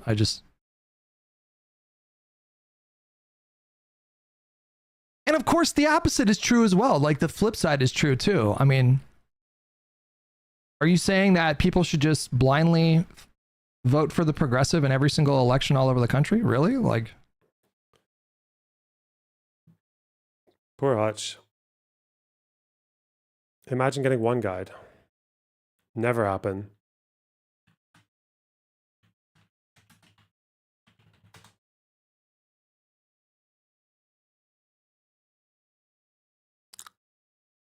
I am so curious now to see what Campbell and Rory Stewart have to say, because again, I know a tiny bit more about the British than I do about the Americans when it comes to the Iraq War, but from reading those cute little bits in the Chilcot inquiry about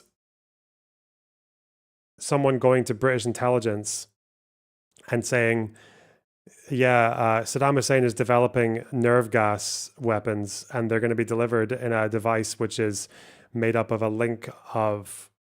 a series of linked hollow spheres that contain the nerve gas. And this report being filed as valuable intelligence, when it turned out that what the person was describing was a fictional chemical weapon from a Sean Connery film in the 90s called The Rock. You can read the Chilcot inquiry. This is literally part of it. Like, this is an intel report that was handed to MI6.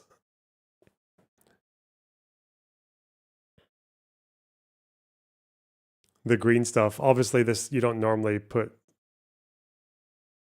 nerve gas in a link of hollow glass spheres because that would be fucking mental.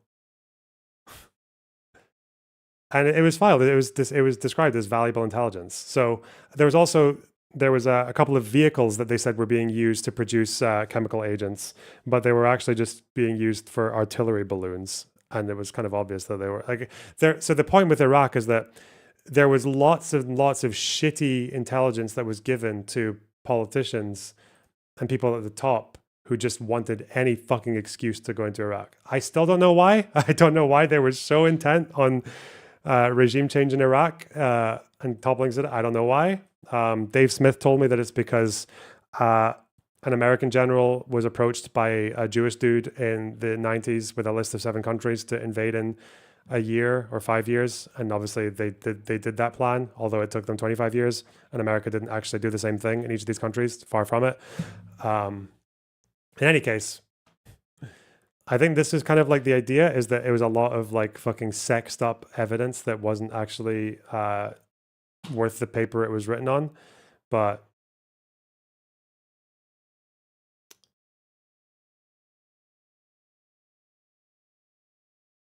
could read more, could know more about it. Also, not to mention, Campbell was Tony Blair's spin doctor at the time, which is basically like a press guy who deals with media strategy and shit like this. He had quite a lot of influence. There was a joke about them being part of the sofa cabinet, because Alistair Campbell wasn't democratically elected. He was just very close to Tony Blair and very valuable to him.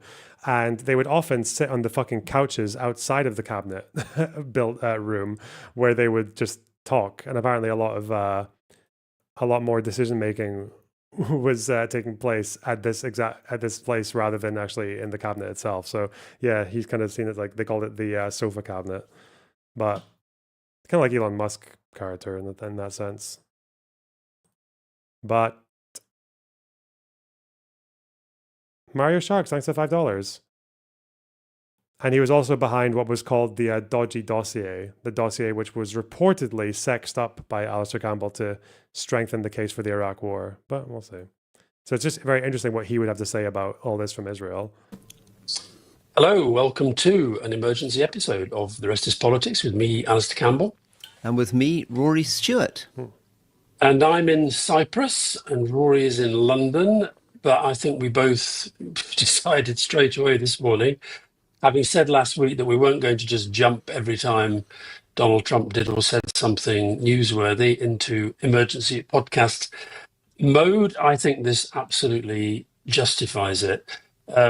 My daughter Grace, Rory, keeps saying to me, what's going to happen? What's going to happen? And I, up till now, I've been saying there's nothing to worry about. It's all going to be fine. Don't worry too much. But even though I'm getting worried now, I think this is pretty cataclysmic stuff. And I think the consequences, hopefully, won't be too serious. But I suspect that nobody really knows where this is going to go.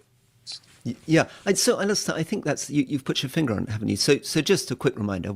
The reason we're doing this podcast is that overnight, Trump authorized the U.S. bombing of Iranian nuclear facilities and unleashed these very, very big attacks, which Israel would not have been able to launch with very specialized munitions, particularly taking out the Fordow base, which is this place a half mile underground, and with bombs so big. He said a half mile underground. Why do they keep saying half mile underground when the other graphic was like 250 feet? How do you go from 250 feet to a half mile? Where did this come from? It wasn't just me. I'm not crazy. Has he been watching my streams? And he's only saying this because I said it. Ooh. But yes, Alistair Campbell is correct. It's going to be big. It's going to be shock and awe. Yes, some might say. Yes. The Persians delve too greedily and too deep. Is it because it's a mountain? Are they measuring it from the peak of the mountain to the bottom? Fuck. Appears that they, despite the fact it was half a mile underground, they've collapsed it. Now, why does that matter? It matters for many, many reasons. It matters firstly for international law. So again, as we talked about in the last week's podcast, international... No weapon can penetrate half a mile. I love the way these people who have been in the military talk, like, no mortal weapon can delve so deep. Okay, great. Law is based essentially on a barroom brawl. So you can preempt, you can hit the other person in a bar only if they are just about to hit you. So first question. He's watching my content. He got this from me. This is what we're talking about. This is the traditional understanding of not preemptive. That's not a legal term. That's colloquial. Anticipatory self-defense. That's the standard. it has to be imminent. It has to be, yeah, it has to be like, fuck. Yeah, like someone's about to punch you in the face. Yeah. Okay, be right back, food. Blech.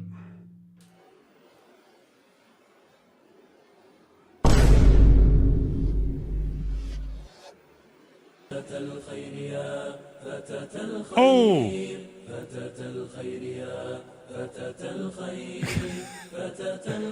Oh shit. Oh no. Oh, that's a man shot right there. That's definitely like at least 200 miles an hour.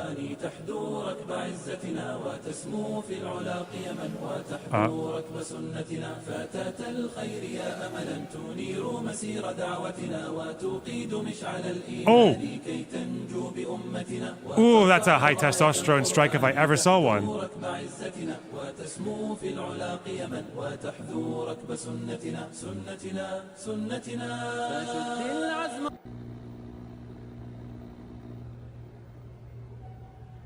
Like when I'm talking to you guys, I usually talk at I can see the chat and I can see my OBS, I can see my face, or I can see here when I'm seeing the other stuff, I can see notes. I don't always look like this to talk at you guys, do I? Why are you all freaking out at the fact that she's looking away from the camera when this is what streamers do all the fucking time? It's not actually very often when a streamer will just look right there, you down into your fucking soul, and have a good stare while they're telling you things.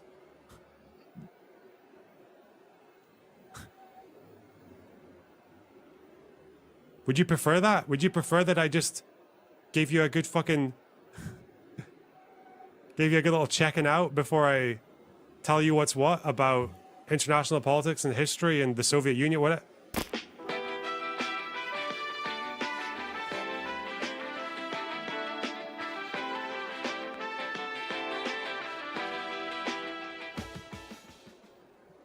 Delete the illicit tapestry of the Duchess's wedding night. I can't stop repeating this. It's so fucking funny.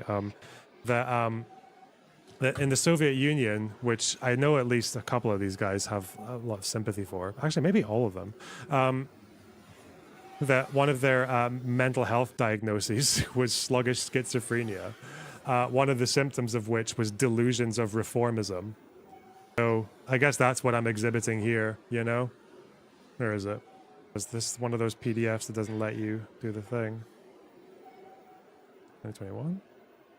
There you go. Anti-Soviet thinking and delusions of reformism. Which would mean they have to bite the bullet that there have been no improvements to workers' rights in their neck of the woods since what, like 1720? Okay, dude. Hello. Okay, first of all, not to get all hashtag Instagram on you guys, but this meal is fucking mad looking. Look at that shit. Look at that fucking baby. My God. Look at that beefcake. Absolutely mental.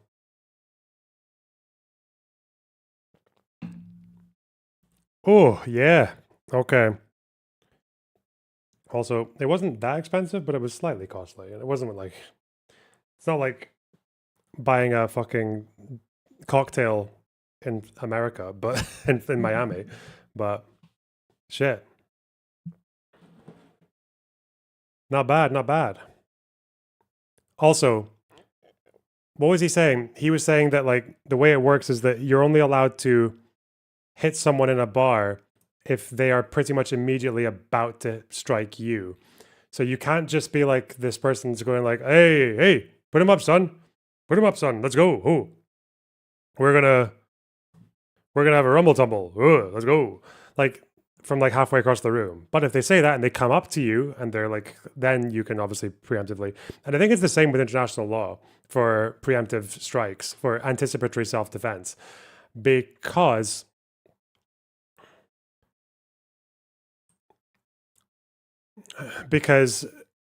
otherwise you end up in this weird world where people can interpret behavior in very loose ways and take military action when diplomatic options are still open. So it really has to be that every diplomatic option is exhausted, is definitely not going to go anywhere, and also you it has to be the case that that they are like loosely defined term, but like imminent when it comes to, it's like an attack from them is imminent, like it's in the works. So that's why Israel keeps saying they're this point of no return. So they are trying to say that. Now, for people who might think, okay, what about in modern days? What about 9/11, right? 9/11 was an attack that came without imminent warning or anything like that. Like that was a non-state, not to mention a non-state capable of inflicting pretty grave damage, like a pretty severe act of aggression with like fuck all warning at all, or like any, like barely any signs of anything like that happening. So that means that in the modern day, a lot of especially American lawyers and even attorney generals have said things like, you can't expect someone to have like the day and the time and the method and everything for an attack before you preemptively strike, because by then it might be too late. By the time you get all that information, it's too late. So the understanding of anticipatory self-defense has been a bit loosened according to some people. But Israel, in the way that they're talking, seem to be claiming that their strike is in line with the traditional understanding of anticipatory self-defense with this dossier. So that's kind of where we are with the legal understanding, as far as I understand it. Questions. Would the US have any reason to feel that Iran was just about to attack the US? So this is what he's saying. Brawl. As we talk ground, they've collapsed it. Now, why does that matter? It matters for many, many reasons. It matters firstly for international law. So again, as we talked about in the last week's podcast, international law is based essentially on a barroom brawl. So you can preempt, you can hit the other person in a bar only if they are just about to hit you. So first question, would the US have any reason to feel that Iran was just about to attack the US? No. Second question is, of course, around the Non-Proliferation Treaty. But is it not true that you can... I agree. The idea that Iran was a weapons threat to America, like, no, not true at all. What are the rules about anticipatory self-defense on behalf of an ally? Because I know you can defend an ally, but it's somewhere here that I read about this. Let's see. So, since the Second World War, we've been very worried about the Third World War. And of course, in order to prevent the Third World War, we've been trying to prevent lots of people getting nuclear weapons. And the way in which we've done that is we've created a very complicated treaty with weapons inspectors that go in. And what happened in this case is that Iran was still at least 12 months probably away from developing a nuclear weapon. There had been challenges to the weapons inspectors.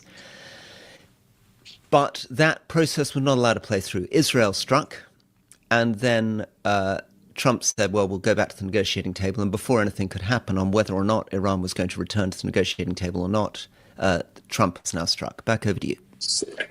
Yeah, you said there that they sort of taken out the Fordo nuclear facility. We only have his word for that. And I think given the way that he presents himself all the time, as everything he does is fantastic, everything America touches turns to gold. The Iranians are claiming that they'd vacated these places. Now, I don't know if that's true. I don't know what's going on. But just a little bit on the actual, these bombs, and they're called these so-called bunker busters.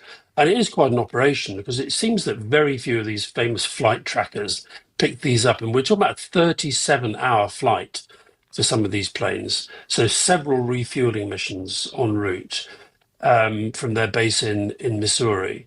Trump has come set out and they quote, completely and totally obliterated the nuclear enrichment facilities. Iran says that is exaggerated. They've immediately struck back and hit some Israeli targets. And of course, now what people will be wondering and worrying is whether they retaliate further by trying to hit American bases in the Middle East, or close the Straits of Hormuz, which would have a immediate and pretty catastrophic impact upon the global economy. So, and one other thing to report, I just saw the UN's nuclear watchdog says no increase in radiation levels have been detected. We talked, God, it feels ages ago now, but it was actually just a few days. When Netanyahu first launched the attacks on Iran, we talked about whether we thought, and we don't know, again, we only have Trump's word for these things, and he changes his. How far was Pripyat from Chernobyl? Is that what it was called? It was 10 miles away. No, 2 miles. The fuck? The city of Chernobyl was 9 miles. Okay. Pripyat was 2 miles away. Okay. And a lot of the residents of that town got fucking mogged by radiation, right? Especially the people standing on the bridge watching it when the explosion happened, because there was all this like pixie dust shit flying around several miles away from the explosion. And, you know, they thought it looked cute. Obviously, it was radioactive and it killed a bunch of them. So the closest, how far is the closest town to Fordo? It said 18 miles with one of the ones where they were talking about people who slept through it, but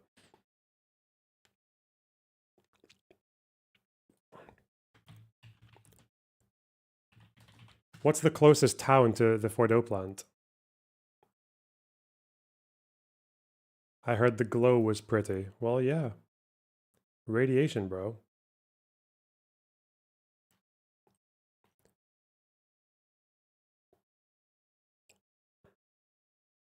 Is this it? Fordo and Chave? Is that the nearest place?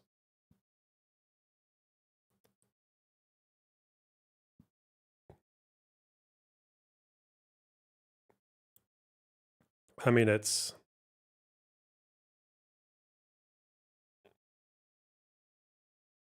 like 3-4 kilometers. Com is 18 miles, isn't it? Because we read that earlier. So it's not as close to anything as Pripyat was to Chernobyl. That's what I was trying to figure out. His line all the time. That's what's so confusing. He will probably say that's part of his strategic genius. So he has us thinking he doesn't want BB to attack Iran. Then when he does it, he says that I was with him all along. He says he wants to go down the diplomatic path with Iran, give them 2 weeks, and then, no, I've changed my mind. I'm going now. Netanyahu came out with absolute sort of joy. And even the Israeli opposition, Yair Lapid, is saying that this was the right thing to do. This is a real threat, etc. So what do you think? What's your immediate instinct, Rory, about what you think Iran might be feeling, thinking, and planning to do beyond these immediate strikes that they've whacked off? Yeah. Okay. So exactly. Let's do Iran first, and then we'll do what it means for the rest of the world. So the Iran thing, we talked about 4 questions when we discussed this 3-4 days ago.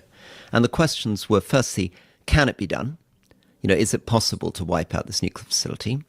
Secondly, how will Iran respond? You know, will it cave in or will it fight back? Thirdly, will it draw Iran to negotiate or will it back off? And finally, will the regime collapse? And of course, each one of those 4 things could go in 2 ways, which means there's 16 possible results. But we won't go through all 16 of those. I think the most interesting one is probably to look at what your estimate was probably the most likely. But I think, remember on this stuff that we don't know with any of this stuff. A lot of this stuff is very unknown. But let's take a pretty decent guess, which I think is a good probability, which is what you were talking about 4 days ago. So your instinct was regime stays in place. It's probably not greatly strengthened. There's not a huge nationalist backlash in the favor of the regime. It decides that it wants to push ahead with its nuclear development, and it doesn't return to the negotiating table. Now, what are the problems here? Well, the problems are, and this is what encourages people like Netanyahu and Trump, is that in a very, very straightforward tactical sense, on the surface, attacking Iran is easier now than it was 3 years ago. So when I was in these conversations, when I was in the British government, National Security Council, we talked about these kinds of things. We were very, very afraid of very extreme Iranian responses, and they were twofold. One of them was their use of proxies, so their use of Hezbollah, their use of the Houthis, their use of the Iraqi Shia militia, all these groups that Iran has funded and maintained for many, many years. And the second was direct response from Iran, cyber attacks, attacks on satellites, attacks with terrorists. There are still those risks, but the big change is that Israel's attacks against Hezbollah, these were the pager attacks, mobile phone attacks, to remind listeners, wiped out the entire senior leadership of Hezbollah and was then followed up by attacks on the entire missile arsenal of Hezbollah, or almost the entire missile arsenal. So we've gone from a world in which there were 100,000 missiles in Lebanon about to fire at Israel to a world in which that doesn't feel credible at all, and in which Hezbollah, in fact, has said that it is considering staying out of this.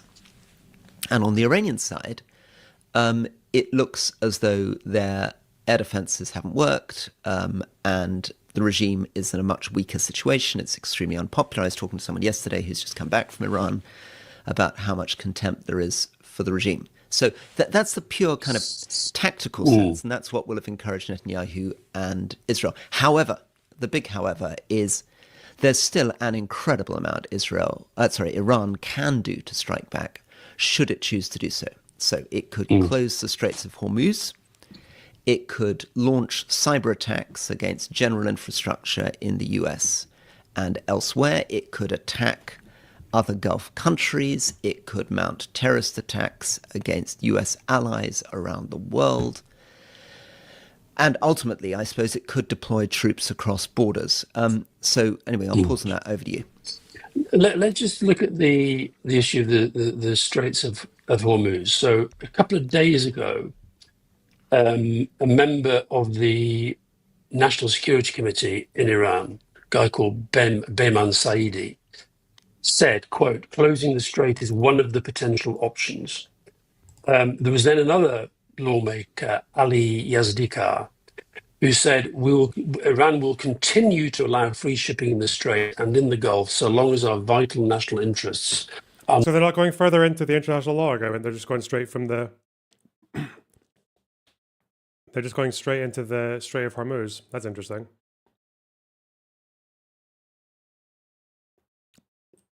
The barroom brawl fight definitely doesn't support his case for Iraq, does it?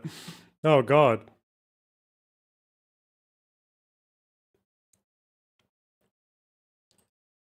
What's this? Wow. An article that is completely contradicting the one I just read in The Economist from Rolling Stone. There is no intel. Mate!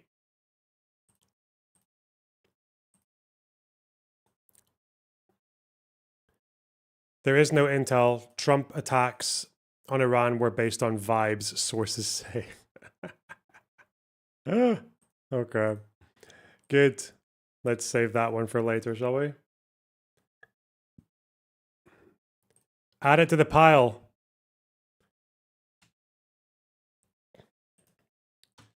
No intel based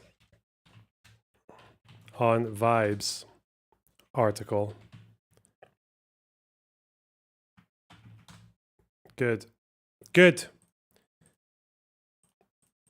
are not at risk.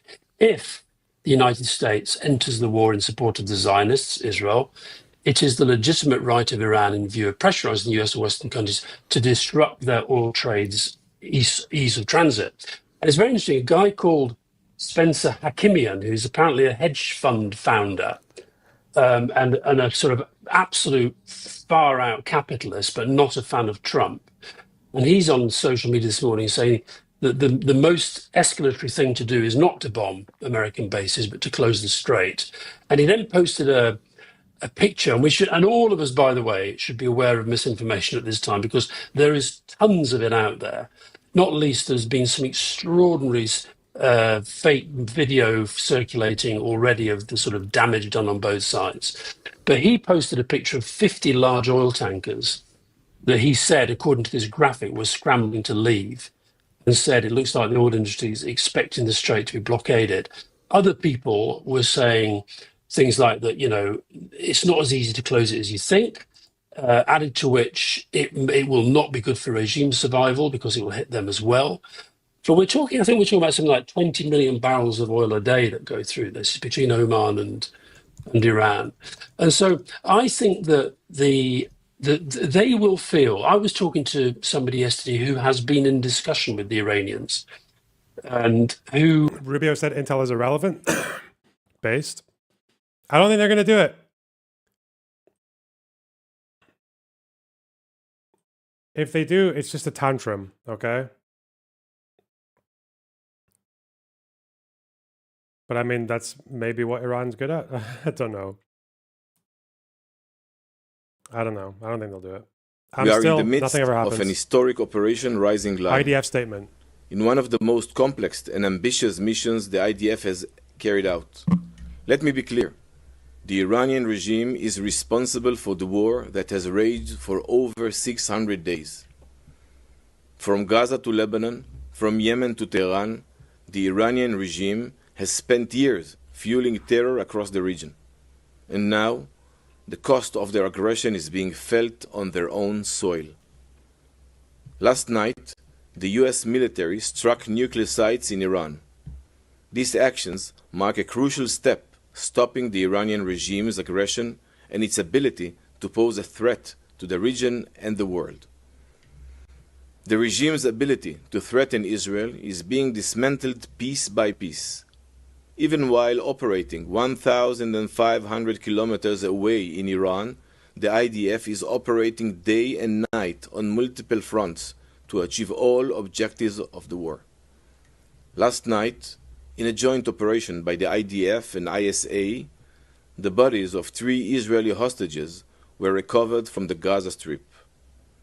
Ofra Keidar, Yonatan Samerano, and Staff Sergeant Shai Levinson, all 3 were brutally murdered. You seem happy about the entire thing. I don't know if I'm happy about it. I'm just kind of neutral. Like, I'm still not really in a position where I feel like it's like 100% defensible, but I'm struggling to see why it's like a terrible thing. Because Iran was fucking about. What can I say? And when you fuck about with nuclear, you find out nuclear. Like, I don't know. It's just, and obviously I can elaborate on that. That's not just like a vibe, but.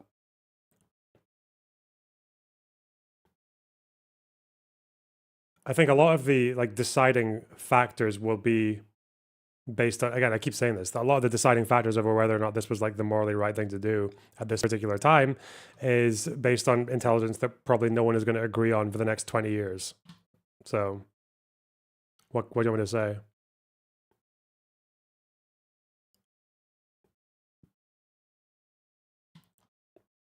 And abducted by the Hamas terrorist organization. Ofra Keidar was 71 years old, a mother of 3, from Kibbutz Be'eri. She was married to Shmuel Keidar. Both were murdered brutally in their kibbutz. Yonatan Samerano was 21 years old. He was celebrating life at the Nova Music Festival when Hamas opened fire on him. He was then dragged into Gaza by Hamas terrorists. Even more disturbing, one of the terrorists was an UNRWA worker. Let that sink in. UN workers took part in the... Let that sink in. This video is about America's strikes on Iran. Okay. October 7th massacre. Staff Sergeant Shai Levinson was 19 years old. He was a tank commander who bravely fought against terrorists on the morning of October 7th. He fell in battle, defending Israeli communities until his last moments. His body was then taken to Gaza. 50 hostages still remain in brutal captivity. We will not rest until every hostage is home. We will continue to act with resolve and determination to protect the citizens of Israel. Thank you very much.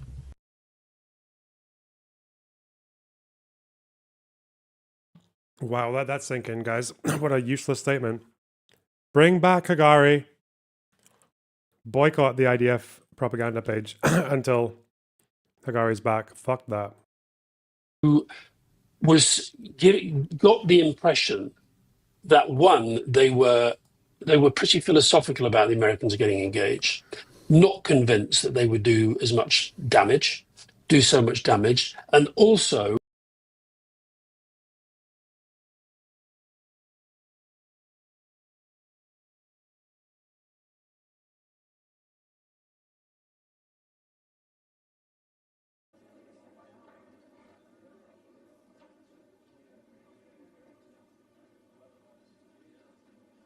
Sorry, I was muted. Iran at the Security Council. I'm saying, okay, fuck off. In the political Campbell. history of the United States, Uh-huh. after the illegitimate Israeli regime failed to do Civilians and civilians. I resume my function as President of the Council. Before opening the floor, He's speaking in English, so he's going to get a very pro-Western human rights genocide, like international rules and based order. We're going to get all that stuff from this guy. I would like to remind all speakers of your capacity in the representative of the Islamic Republic of Iran. Thank you. In the name of God, the compassionate, the merciful, thank you, Madam President, for your valuable effort to promptly convening this emergency meeting in your capacity as the President of the Security Council. We welcome the presence of Secretary General at this meeting, and we also listen Imperial colonial to the aggression. statement made by the ASG, Mr. Jenka. We appreciate all those members who have chosen to stand on the right side of history and thus strongly condemned the act of aggression of the United States and the Israeli regime against my country. Madam President, I address this Council today for the third time since the brutal aggression against my country, first by the Israeli regime on June 13th and now by the United States. I speak with utmost urgency and grave concern on behalf of our people, a peace-loving nation of nearly 100 million people. Today, another stain was recorded in the political history of the United States. After the illegitimate Israeli regime failed to do the worst dirty work, Trump was forced in the early hours of Sunday, June 22, to personally carry out the most sordid part of this vile agenda. Once again, the internationally wanted war criminal Netanyahu succeeded in hijacking U.S. foreign policy, dragging the United States into yet another costly, baseless war. America has once more... Oh, that's a good one. Another, they're referring to Iraq. They all think that America only attacked Iraq because Israel wanted them to. ...recklessly chosen to sacrifice its own security merely to safeguard Netanyahu. Once again, the world has witnessed the blatant corruption of the U.S. political system and its leaders. As an independent, peace-seeking nation, the Islamic Republic of Iran had repeatedly warned the warmongering U.S. regime to refrain from stumbling into this quagmire. Even though Iran reserves its full and legitimate right under international law to defend itself against this blatant U.S. aggression and its Israeli proxy, the timing, nature, and scale of Iran's proportionate response will be decided by its armed forces. Throughout history, the resilient and united Iranian nation has withstood deeper wounded and faced more vicious enemies, and this time too. It will show its dignity, strength, and greatness to the world. Over the past 10 days, the Israeli barbaric assault, the international bodies, including the UN Security Council and the International Atomic Energy Agency, have been provided with all the necessary information and warning. Yet, they have proven once again that the so-called 8 decades-long quest to prevent war and aggression is hollow and powerless in practice. Madam President, history will not forget these tragic days. It is profoundly heartbreaking that a peace-loving country, one of the founders of the United Nations with over 5,000 years of culture and civilization, responsible party to the UN Charter and the NPT, and non-nuclear weapon state, has been under armed attack by an illegitimate regime known by its chief backer, the United States. The illegitimate regime. Oh shit. Bro, he's I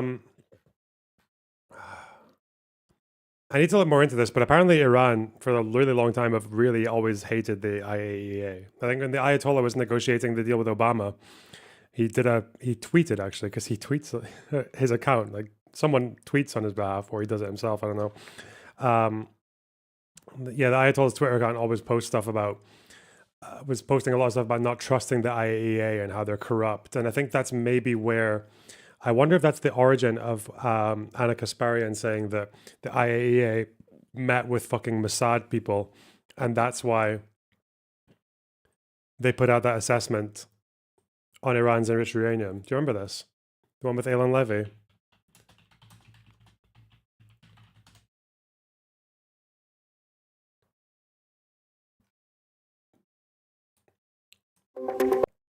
Where was it again?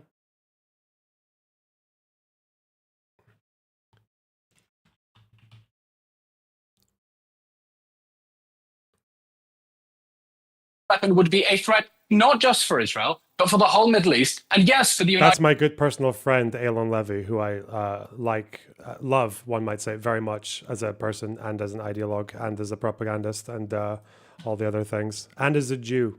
United States as well. Okay, I'm going to bring in the fact that Mossad. He was my tour guide for the entire 14 days I was in Israel. He like literally just showed us everything, and it was like, and I would be like, "Hey, what about that human rights atrocity that's happening over there?" And he's like, "No, don't worry about that." Yeah, it was crazy. Has been traversing Europe and meeting with IAEA partners has nothing to do with their proclamation that Iran is such a big nuclear threat. Like the fucking. East, and yes, for the United States as well. Okay, I'm going to bring in the fact that Mossad has been traversing Europe and meeting with IAEA partners has nothing to do with their proclamation that Iran is such a big nuclear threat. But you want to know what I don't know. She thinks that the Mossad are like muscling the IAEA into saying that there's lots of enriched uranium in Iran. Excuse me. But poses thousands of nuclear warheads.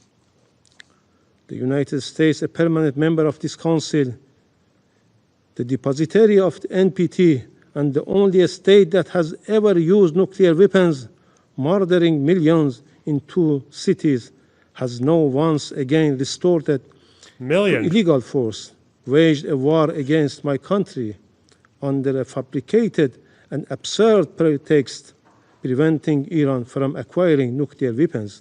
What a bitter and tragic irony.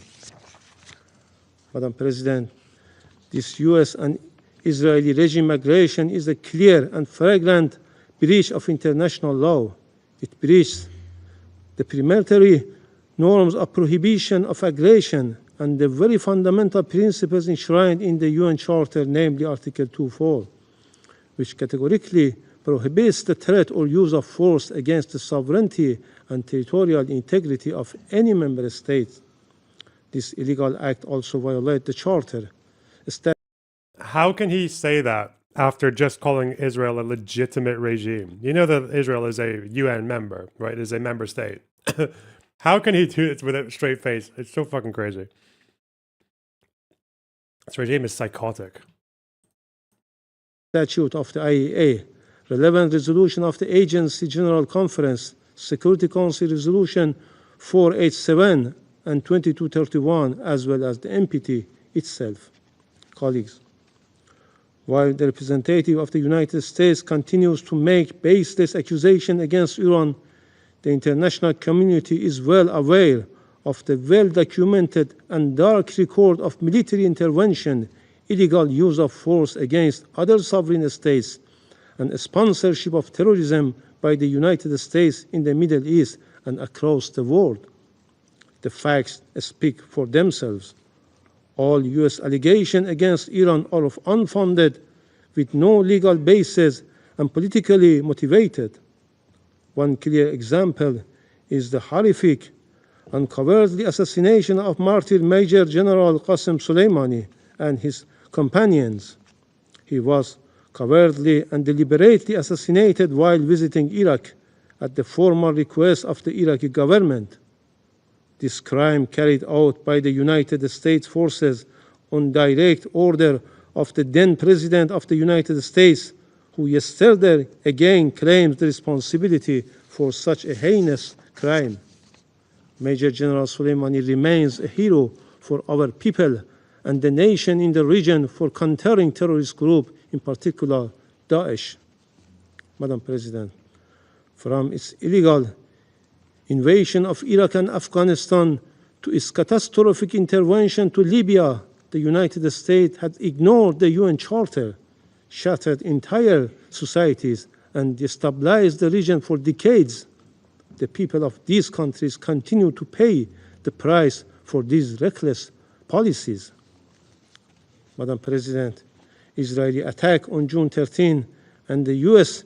aerial strike on June 21 did not occur in vacuum. They are a direct result of... It's so wild that this happens. That this is like these two countries, like, and clearly no one buys any of it. And they just sit there and listen. Can you imagine if this happened in World War II, right? And you've got Churchill sitting there, and then Hitler, and he's like, and it's like 1944, and Hitler's just blustering away at all the Allied war crimes and crying and and they're just in this room together. And then there's Roosevelt over in the corner. It would just be, that'd be crazy. That'd be fucking... It's like, you know, when you were born just a little bit too late for a particular trend, born too late for some band or some video game. The illegal and politically motivated actions of the United States and its European partners, the United Kingdom, France, and Germany, as well as biased conduct of the IAEA Director General. Undoubtedly, the United States, the UK, and France, three permanent members of this council, along with the Israeli regime and the IAEA General Director, will bear full responsibility for the death of innocent civilians in Iran, especially women and children, and for destruction of vital civilian infrastructure. Madam President, Iran was preparing for the next round of diplomatic engagement with the United States on June 15, only for Israel to strike Iran 2 days before those talks could take place. In fact, Israel decided to destroy diplomacy. The so-called offer of diplomacy was nothing more than a deceitful policy to mislead the international community. This week, as our foreign minister held talks with the E3 European Troika and the European Union, the United States decided to destroy the diplomacy. What conclusion can be drawn from this situation?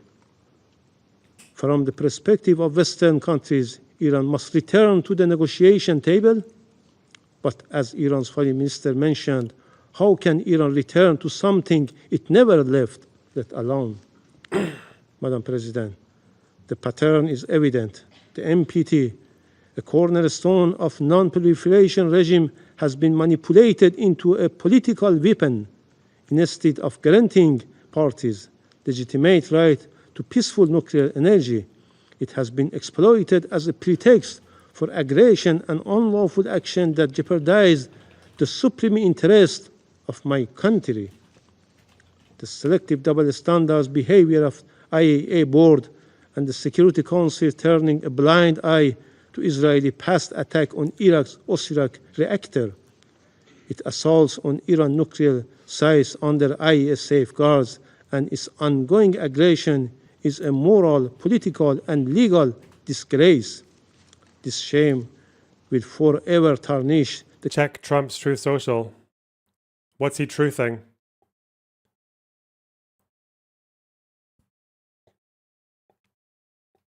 Bro, this is just fucking schizo posting. I'd be so scared if I was ever on the wrong side of a military conflict with this guy, to be fair.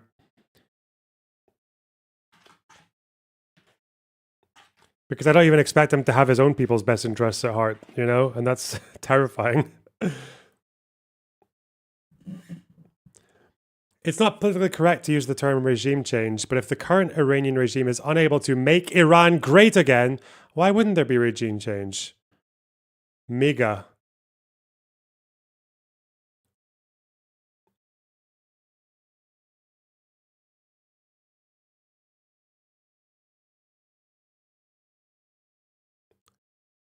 Miga.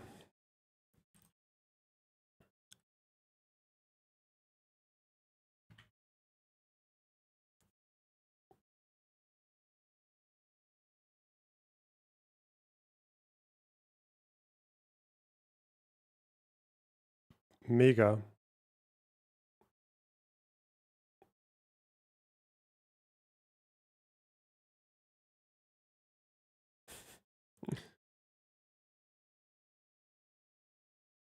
Miga fist bump lit fist emoji.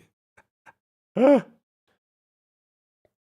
damage to the nuclear sites in Iran is said to be monumental. Now, that's not a damage report, okay? That's not how that works. The hits were hard and accurate. Great skill shown by our military. Thank you.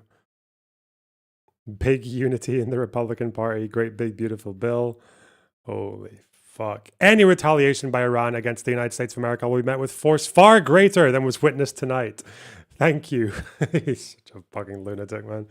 God. Miga. Just not listening to all the horrible word off-ramp, to all the off-ramps that were being offered to them. So I think what we're going to see is a reaction, continuing reaction of sorts.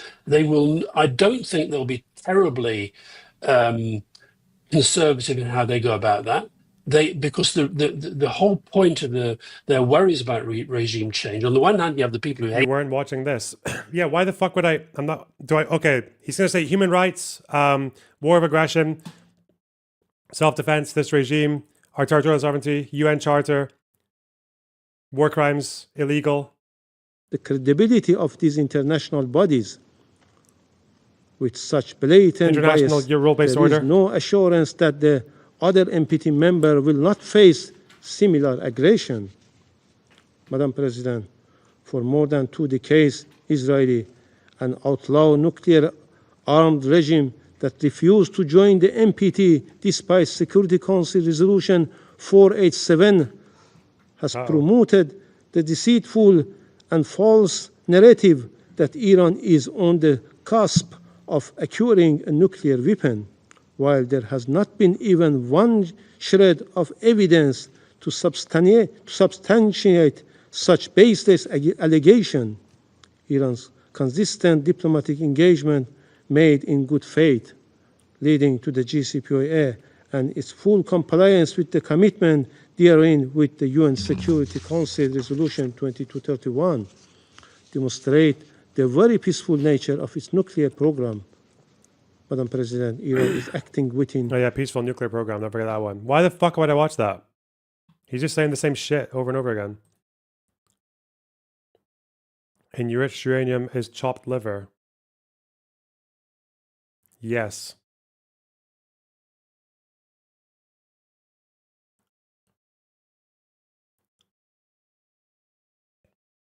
Palestine action to be banned after RAF base break-in. We're deeply concerned of the use of counterterrorism powers to target protest groups. RAF base break-in.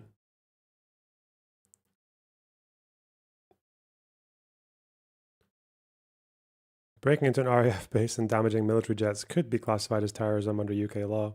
Someone followed the Noah Samson call to action, though. What's the damage report? Damage report! I don't want to see some fucking red triangle video and a big explosion that might well have been fucking photoshopped over it. Superimposed, overlaid in the fucking Final Cut. Where's damage report? Plane looks fine.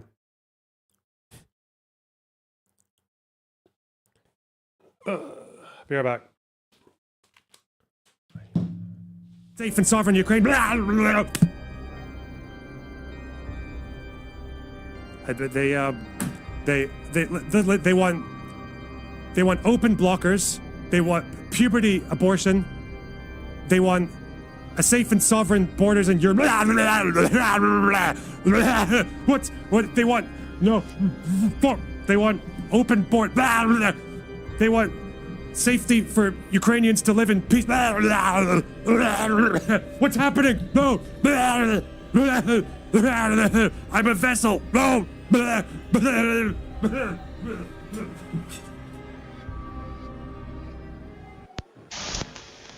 What do you? RAF are super pissed. Yeah.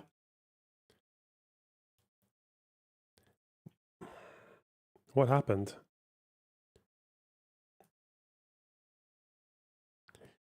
RAF base Palestine action.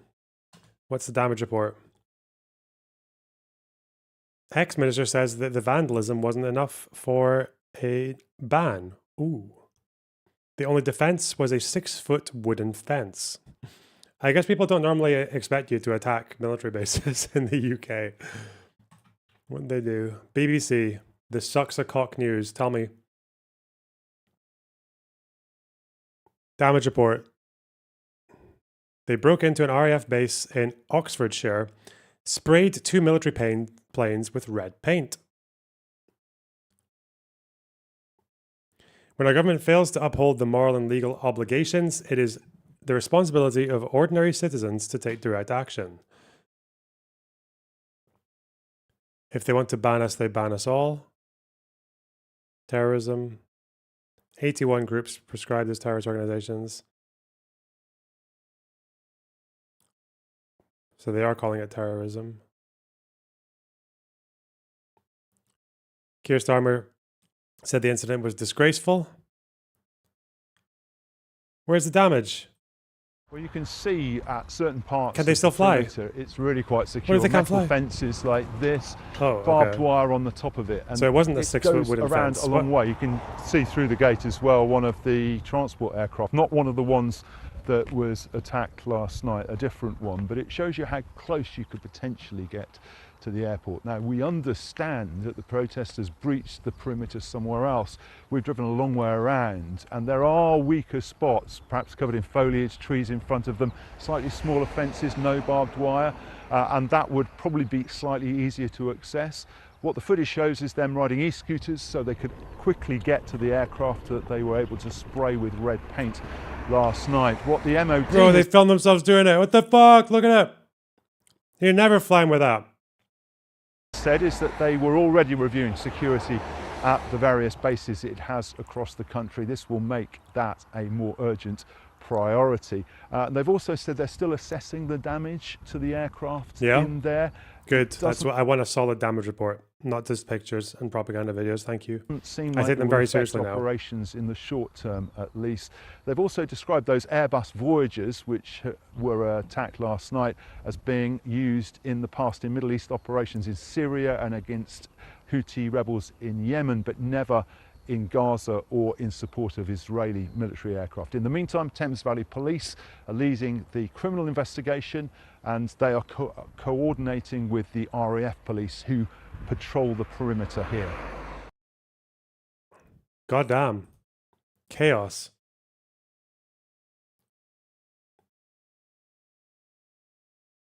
Hate them, very, very numerous. On the other hand, you have people who actually, if they show weakness, they'll be prone to falling. So on both sides, I think they'll be feeling squeezed. The Supreme Leader thus far has said nothing, as far as I can see. Very worried about communications, not least because Netanyahu put out this idea that they might take him out. Yeah, just quickly to remind people about the Straits of Hormuz. So if you look at a map of the region, the Gulf comes down like a wedge, and there is the Gulf, by which I mean in this case Saudi, UAE, Kuwait, Bahrain, and there is then a gap between the Arab Gulf and Iran, known as the Persian or Arabian Gulf. And there's a particular point where a little stick comes up to the north above Dubai, and that is then right next to the Iranian territory around Bandar Abbas. So it's a little narrow strip that you've got to sail around, and about 30% of all the seaborne oil in the world comes through that little gap. And it's really important, for example, particularly to places that are near Iran. Very, very significant for Bahrain, very significant for Oman, but actually also extremely relevant to the United Arab Emirates. So that's the Strait of Hormuz point. Now, just to develop that one point further, what are people worried about? Well, of course, what they're worried about. Kevin Adamitis, thanks for the $9.99. What a manly man genius you are. Thank you. You know what? You're quite clever too. I like your brain. Is that this is just the beginning. Oh, there we are, a nice map that's been put up so you can see. Very nice map. Thank you. I'm rather alarmed how close Cyprus is. Yes, it's right there, right at the heart of all this. That fucking rice that came with that grill was amazing. Oh my god, that rice! Holy fuck! I don't know what they put in it, but it's so good. Shit, it's like gooey and whoa. Well, take care, Alistair. By the way, on that, big things we're worrying about. Your security is not top of our anxiety. No, it's not. No. Although it is worth just pointing out that and we'll get on to the whole thing about bases in the region. But the fact is that a British citizen has been arrested here on suspicion of spying for Iran at one of the RAF bases, the British air bases that are here in Cyprus. So this is, this is going to draw other people in, whether we like it or not. Good. Okay. Well, just to develop this one stage further. So this could mean, oil could go up to $100, $130 a barrel. So it could almost double in price. And if there's an impact on, let's say, 15, 20% the global oil supply, that can have very significant economic consequences for the whole world. So that potentially is global recession. And of course, the point is not just the macroeconomics around this. It's also the way the financial markets react or don't react. So that's, and the way in which actually new systems of trading, AI systems of trading can actually escalate and accelerate this kind of volatility. So that's one set of risks. The next set, which I want to get you onto though, Alistair, is the US angle. So we've talked about Iran's options, more limited perhaps than they were 3 years ago, but still very significant. And big calculations for Iran there, because of course, if they do those things, stop the Straits of Hormuz, mount a major cyber attack, it's the equivalent really of sort of international suicide bombing, because at that point, they will then trigger a very, very intense war reaction from the US and others. So big escalation risk. Let's move to the US though. So what is Trump's strategic end state, says he pompously? How does he define victory? What's his exit strategy, and what are the limits? I mean, this is really important for understanding whether the US is going to keep escalating this into war, or whether this is the end of it. Over to you. Well, I think he, let's just look at the way that this thing has developed. We talked early this week, about the extent to which United Nations, he doesn't even worry about it, openly said, Iran's not interested in what Europe thinks. They're only interested in what we think. So deliberately pushing the international institutions to one side. Rory's almost knocked his microphone off there, but I saw him rescue it. He's pushed the international institutions to one side. I mean, I would let's see whether he even bothers to turn up at NATO, or whether he'll do a bit like he did at G7, say, well, I'm so busy dealing with big stuff that you guys aren't involved in that. But actually, he is going to have to keep NATO countries on board. I mean, these alliances will matter. But at the moment, he's in that state of, I've done it, we've done it, we've completely obliterated them. And if they come back with anything at all, we're going to escalate. That's basically what he's saying. Now, I think it's unlikely. Just sort of quick interruption here before you get onto the big strategy. I mean, I also think that a really important theme here, which we often talk about, is the sense that in his own head, he's the hero of his own reality TV show. And he constructs shows like the construction of a Hollywood movie, where you get more and more extreme crises, responses to develop the sense of drama. And as he feels he's losing his audience, the number one thing he cares about is being famous. But is that what 2 weeks is about? 2 weeks like a fucking boxing hype to keep people on the edges of their seat for something to happen. But if it reaches the 2 weeks, hopefully, if you didn't want to do anything, people have forgotten. So you just say 2 weeks to keep up the hype, and then you either do it because you're always going to, or you don't do it and 2 weeks have passed and people have moved on to something else. That's fucking genius. And also rich, but above all famous. And so, in a sense, there was a sort of driving logic to this, which was not anything to do with Iran, was purely to do with Trump, I guess, asking himself in the White House, what's going to make the great story here? What's going to make me look like the tough guy? Is it doing nothing, or is it dropping an enormous bomb on an Iranian nuclear facility? And framed like that, presumably he's tempted to do it just because it suits the reality TV show. Well, Rory, on that theme, and I really don't want to alarm my daughter or anybody else listening, but I think when we last talked about the reality TV concept, when we talked about it to Michael Wolff, I made the point that, the logical conclusion, the thing you go to at the end of the film is a nuclear war. Now, even Trump, I hope, does not want that, but, let me just read you a post that he posted yesterday on his social media. I'm very happy to report that I have arranged, along with Marco Rubio, a wonderful treaty between the Democratic Republic of Congo and Rwanda in their war, which was known for bloodshed and death more than most other wars and has gone on for decades. Representatives from Rwanda and the Congo will be in Washington on Monday to sign documents. Great day for Africa, great day for the world. I won't get a Nobel Peace Prize for this. I won't get a peace prize for stopping the war between India and Pakistan. I won't get a Nobel Peace Prize for stopping the war between Serbia and Kosovo. I won't get a Nobel Peace Prize for keeping peace between Egypt and Ethiopia. And on and on and on he goes. No, I won't get a Nobel Peace Prize no matter what I do, including Russia, Ukraine, and Israel and Iran, whatever the outcomes, but the people know, and that's all that matters to me. What matters to him is this bloody peace prize.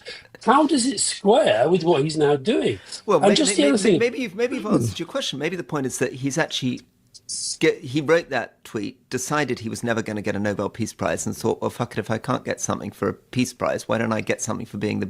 Did he say fuck? That's such a strange thing to hear. Question. Maybe the point is that he's actually... he wrote that tweet, decided he was never going to get a Nobel Peace Prize, and thought, well, fuck it, if I can't get something for... I feel that's so weird hearing Rory Stewart say fuck, because he was like a Tory. He was a Tory. Like under a pretty rough conservative government as well, like austerity Tory. And now he's like saying fuck. He's like a posh Gollum. Imagine posh Gollum saying fuck. It's fucking weird. Peace Prize, why don't I get something for being the biggest warmonger? But how in this moment right now, how can you talk about Russia and Ukraine in terms of his role as a peacemaker? It's got worse. This is now getting worse. Israel, Palestine, and Gaza. I mean, the tragedy in this, two huge tragedies, both for Gaza and for Ukraine. They get pushed out now. But just on the strategy, Rory, look, I could be unfair here. I don't think there is one. I think it's all about the presentation and the story, as you say, and the politics. And interestingly, let's just watch these MAGA people, the Carlsons and the Bannons and all this guy. It's already starting, by the way. Matt Gaetz. Trump wants this to be like the Soleimani strike, one and done. No regime change war. Trump the peacemaker. Charlie Kirk has come out. We have to trust our commander-in-chief. So all these people a few days ago were saying, we must not get drawn in, we must not do it. So this is like a cult. And I think that if the strategy, you say, what's the end game? He set out, this is I don't think the guy is very strategic. He set out a few days ago, another of his social media posts, unconditional surrender, caps, exclamation mark. Well, that's quite hard Because if there is an unconditional surrender, they are finished. Now, what this guy I was talking to who's been talking to the Iranians, he did say the Iranians have been unbelievably difficult, totally stuck in their their old ways. But ultimately, you're asking me what I think the strategy is. I honestly don't know. Well, let's take a quick break, and in the second half we'll come back. We'll take some questions. So welcome back from the break. That was a great quick break. That was a very quick break. Rory, before we do questions, I'm going to do that terrible thing. Which, how many American troops, roughly, do you think there are in the Middle East at the moment? 400 billion. 40,000? Not bad. Over 30,000. Just over 30,000.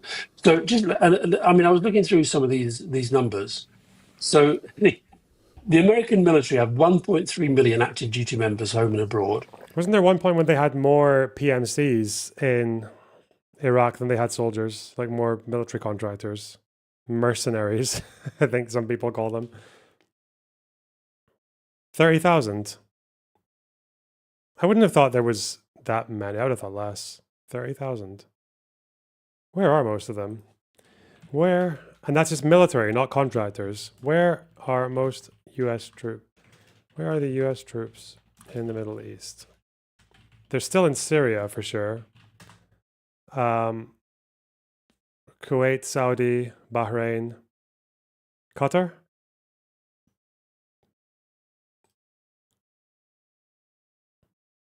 Emirates, Yemen, not Yemen. There's one special forces dude wandering around Yemen. And he's been detached from his unit years ago. So now he's just there working on his own because he doesn't really know what else to do with his life. Occasionally just feeding intel to his one politician that he still talks to. Sends it secretly over chess.com.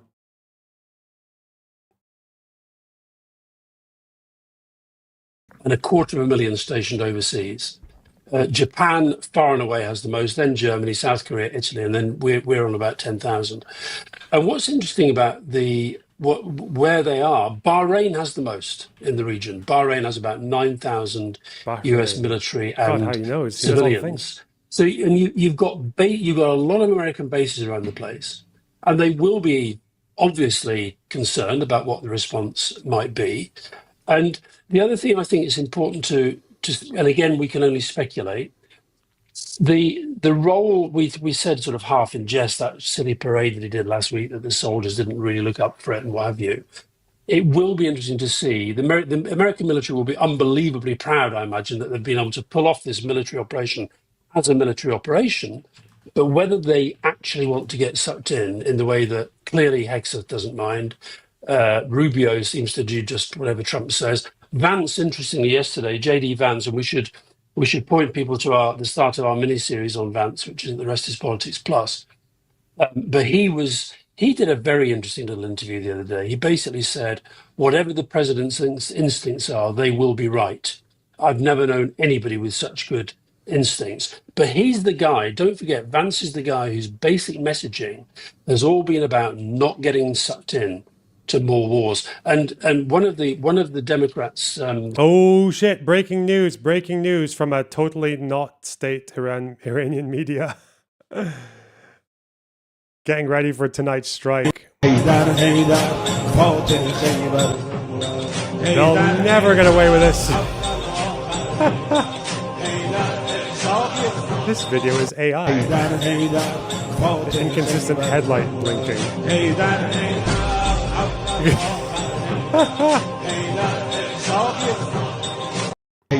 There's a missile within a missile on the second try.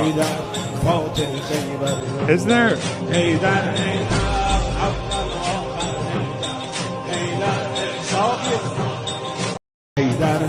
What?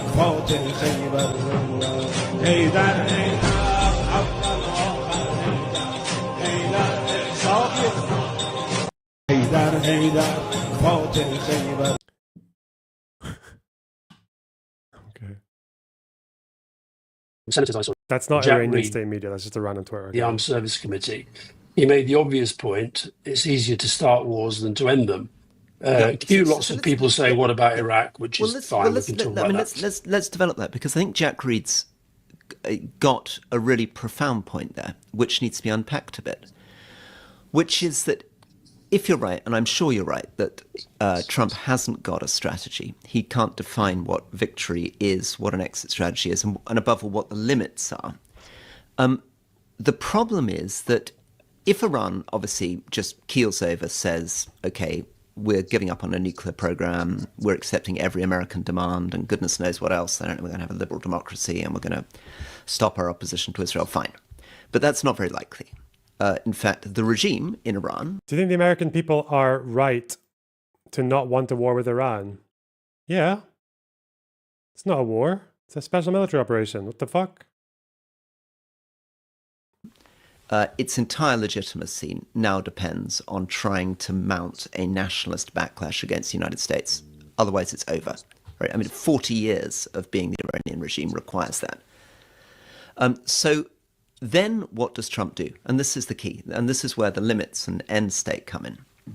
If Iran, as is likely, signals defiance, mounts counterattacks, says it's going to find some way of secretly pursuing its program, what does Trump then do? And almost certainly he will then feel insulted and feel he has to do more, at which point Iran does more, at which point he does more. And that's why the question of what this whole thing is about and where does it end? You know, is he trying to change a regime? That's clearly what many people in Israel want. Or is he just trying to hit the nuclear program and then he doesn't mind what they do? Doesn't mind how they respond? Doesn't mind who they attack? And so, sorry, back to you on that. Yeah. No, you're going to say that just you made the point about the regime and the opposition. The opposition apparently are having some big press conference in Paris today or tomorrow and obviously they do want to sort of push for regime change. But what the MAGA people are clearly saying right from the word go, this is not about. You've got Americans crying like they're about to get drafted. Good. Toughen them up. I want most of American youth, especially the leftists, to think they're about to get drafted, okay? I want that. I actually want that. I want the meltdowns to take place. I want it to be like a mass hysteria.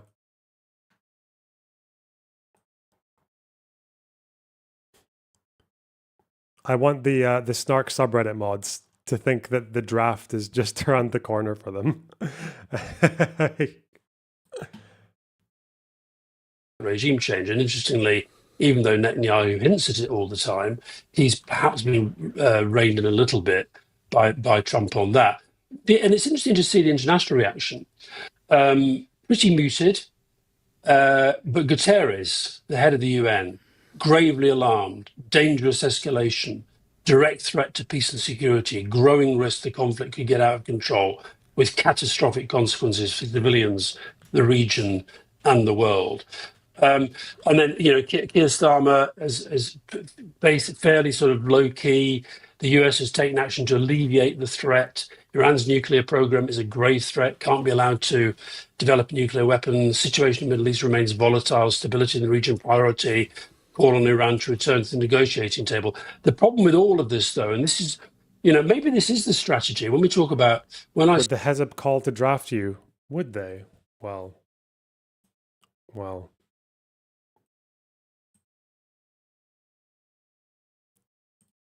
Say Trump doesn't have a strategy. Maybe I'm being unfair to this extent. He has an objective, which is to make his own power virtually insurmountable. And that is, and part of that strategy has been the deliberate undermining of the international institutions. And Jim Himes, the congressman who we talked to a while back, he's straight out saying that this is a unconstitutional act. Congress has to declare war, not the president. So, you know, it's. But I'd say the international reaction so far fairly muted. Yeah, well, and very disturbing, that, isn't it? Because this is a complete departure from the way in which we tried to keep peace in the world since 1945. So after the Second World War, the conclusion was that the way to stop new Hitlers, new Japans, rising was to have a United Nations, to have international laws, to have legislative approval, to put all the barriers you could in the way of people just saying might is right. I've got some big bombs and I can drop them on whoever I want, whenever I want, right? We've lost that totally. We're getting into a very, very muddled world in which we're making arguments which nobody would have made in the 50s, 60s, or even in much more recently. I mean, it's shocking actually that Keir Starmer, who is a lawyer and who cares about international law and whose Attorney General was signaling that he was pretty concerned about Trump moving planes to Diego Garcia because the UK Attorney General before the strikes said that it was very questionable whether there would be the legal right to do this strike. After the event, they all come in behind him. And that was true of France. That was true of Germany last week. So now, what's the problem with that? The problem with that is we now move to a world which feels much more like the world before the First World War, where basically might is right. If you can strike someone, you will strike someone. And what does that mean? Well, that means that everybody else around the world, if you're China, Russia, North Korea, you draw the lessons from this. You begin to... Well, just on that, Rory, let's just take this question from Cole S. How much does this increase the incentive for China to take Taiwan? The US has got tied up resources in 2 wars. There's less global moral high ground for the West in time of offensive war. And of course, add to that, you and I both said recently that although we don't think that Trump is necessarily serious about his threats to turn Canada into 51st state, that he is serious about Greenland. Now, if European leaders now are, and fair play, Macron went to Greenland, and I think that's what pissed Trump off to leave the G7 early, but unless European leaders are staking out these positions on principle, but the politics for this, for people like... Guys, you might also be... Yeah, I did hear about the church attack in Syria. We covered it earlier. The ISIS attack. The first one since Assad got fucked off. It's a real shame. Fucking ISIS, man. Fucking ISIS. Why can't they just pack it in, man? No one likes you. Like, literally everyone hates you. Fucking losers. All right. Would you believe that some lawmakers are questioning the legality of Trump's strikes?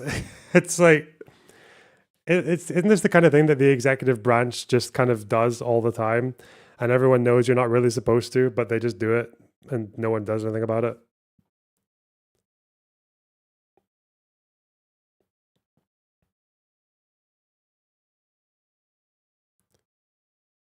Yeah, it's pretty, yeah. Because you need Congress to declare war. But obviously, between doing nothing and declaring war, there's a kind of spectrum of limited military action.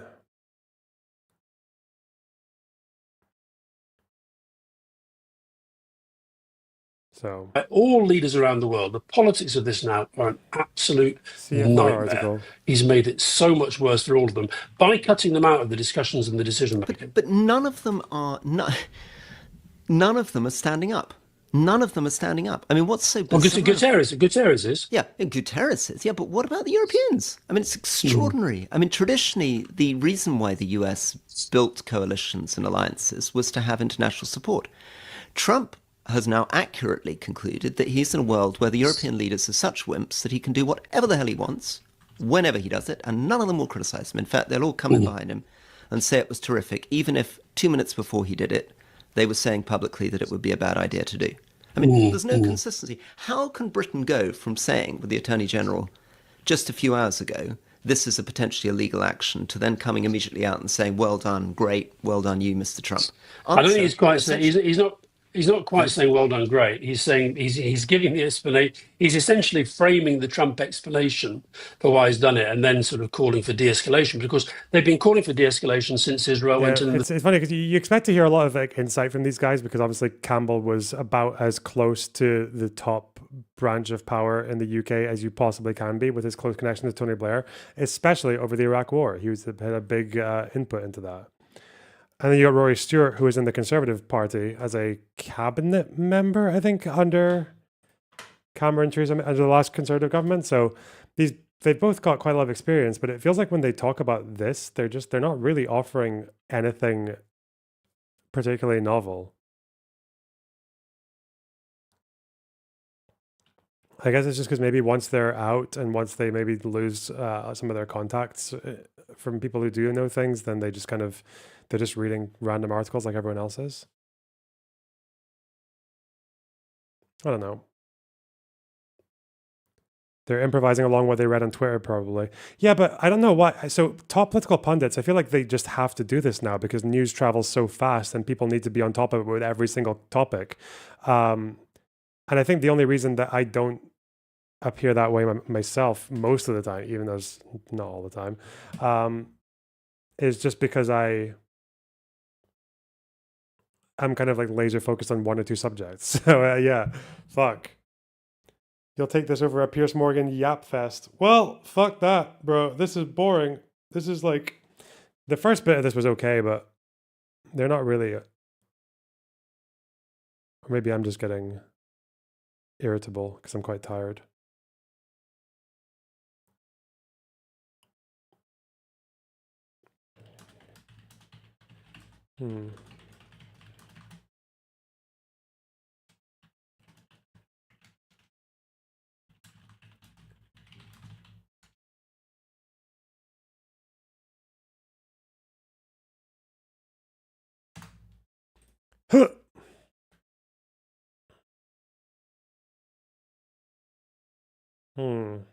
Okay, I'm pondering. Do I watch some fucking debate hype trash or do I just react to stuff in the corner and play video games? There are so many options. What happened to my gamer streamer? I am tempted to play some shit, yeah. Potentially. Both. Yeah, I can react to stuff while I play, yeah. I just want to know what I want to put on. Invite Teuton. Not today. It'll be this week, but not today. This week, it's Sunday, isn't it? Fuck. Next week.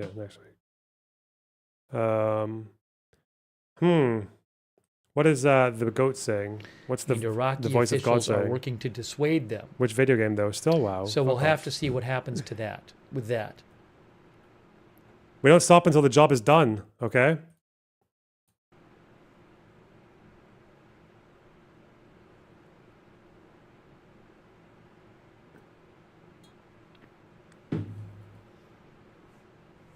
also, I'm seeing AFP had reported that Khamenei advisor says Iran's enriched uranium remains despite the attacks. Hang on a moment here.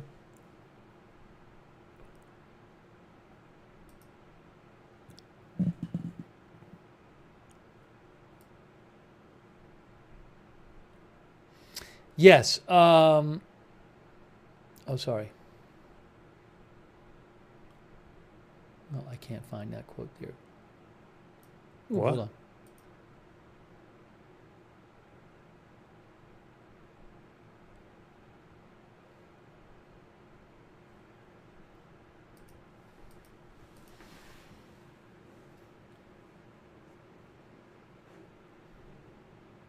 Hey, thanks to the Karzar, thank you. The Karzar, they did not name the people, which means they know who they're talking to when any kind of publication, like major publication. God, he's so chill when nothing's happening, you know? He's just chilling. Richard Hanania, David Frum on the Iran strike. An American president who does not believe in democracy at home has delivered an overwhelming blow in defense of a threatened democracy overseas.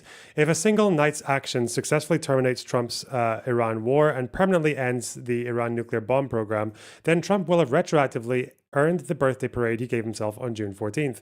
If not, this unilateral war under a president with dictatorial ambitions may lead the United States to some dark and repressive places. Are they trying to say that, yeah, because obviously this could go one way. It could be that Trump, best case scenario, is Trump absolutely fucking penetrated massively with ordnance, get it, MOP, the Iranian nuclear facility. Iran is fucked. The regime is so embarrassed and depressed that they all kill themselves. And there's a popular velvet revolution in Iran and they get replaced by some chill democracy that wants to, do tech and make rugs or whatever the fuck they do in Iran. And we got peace in the Middle East. That's the best case scenario. The worst case is obviously Iran throws a fucking tantrum and responds in a way that is not really helpful to them, but hurtful to everyone around them, which would be probably closing the strait or attacking US bases or whatever. Or they just even go with a symbol. That could be one thing, and that just leads to a broader escalation everywhere because it implicates and involves so many other countries and interests. Or they do a kind of like strategic non-retaliation, which is where they just do retaliation that doesn't really expect it to hurt anyone. Like they attack a fucking like a military base that they know is evacuated. Like they just strike an empty US base, save face, and then just move on. But yeah, there's a few potential outcomes.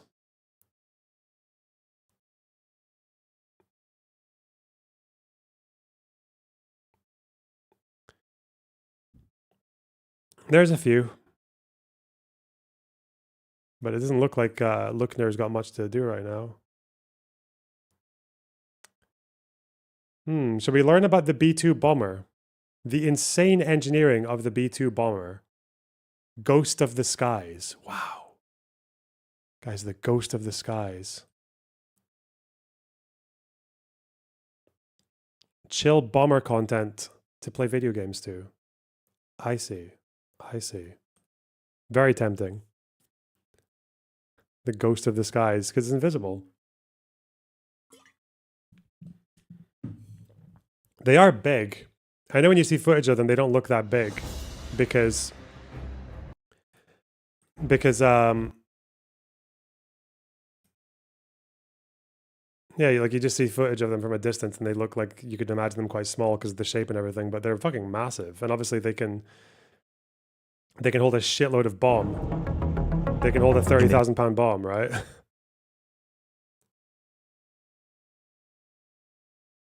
Okay. Tell us about the Ghost of the Sky. Actually, I'll probably have to turn the music off in game, won't I? Because it's going to be a fucking pain. Whoa!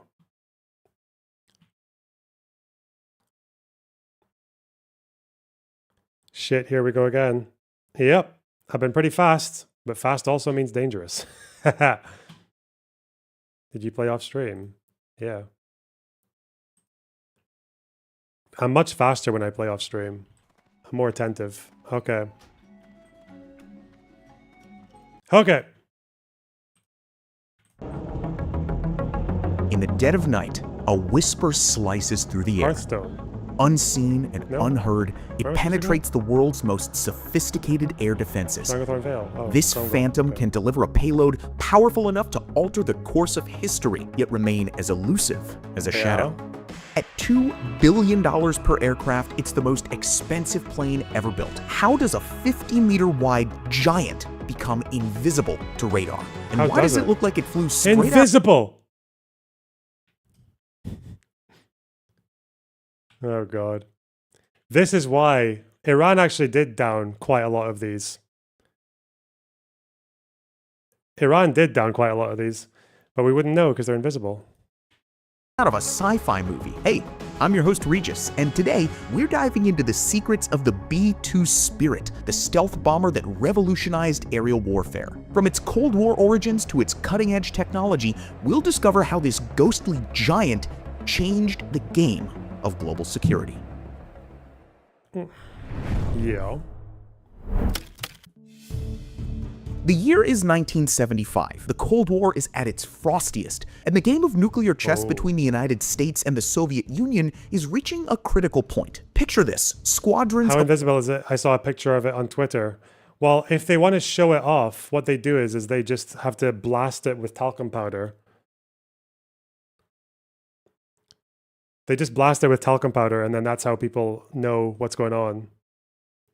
But that's just for display purposes. They don't actually, it can... As soon as they wash it off, it's gone. Of massive B-52 bombers poised on alert at strategic air bases, each loaded with enough firepower to level entire cities.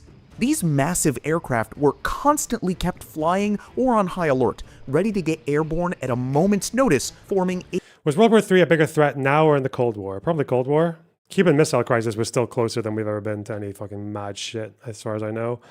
I mean, unless one of the worst case scenarios, I've never even thought about this. One of the worst case scenarios is that the strikes were actually ineffective, or they evacuated all the, because am I not mad, but I thought enriched uranium, you can literally just carry it in a box, can't you? Can you not just take it in a container out of the building? So if they have some secret location and they actually do have enough enriched uranium, like they speed-runned enriching uranium to make a bomb, and then they've just taken it somewhere undisclosed underground, and then Iran's just like, well, okay, let's just fire it then. Fuck you. We have a right to defend ourselves, bro. This was a defensive weapon. You've attacked us. Give us the excuse. Puff, puff. Blood and thunder. So I guess that's an option. It's possible that they just have a weapon, or they can just build one quietly somewhere. What you want? Be seeing ya. MAGA has to defend regime change. Hell yes, they do. And we will watch them do it with no shame. A critical part of America's nuclear deterrent. Flying out of Shepherd Air Force Base in Texas, the routes varied by year, but in general, there were routes that went to positions over the Canadian Arctic, Alaska, Greenland. A defensive nuclear strike. So some countries have it in their nuclear doctrine, don't they? Like first use if their military is defeated, or if their major cities are under like grave threat, if there's like an existential. Yeah, of course people do that, don't they? Isn't that normal? Thought that was normal. Ooh. And the Mediterranean Sea. But there's a problem. The Soviets have been busy. They've developed air defense systems so advanced that they could swap these flying fortresses out of the sky like flies. As one Air Force general put it, sending B-52s into Soviet airspace would be like throwing a rock at a hornet's nest while wearing a bright red target on your chest. So what do you do when your unstoppable force is starting to encounter an immovable object in the form of an even stronger defense? You change the game entirely. Enter the Advanced Technology I didn't think of that one. Change the game entirely. Okay.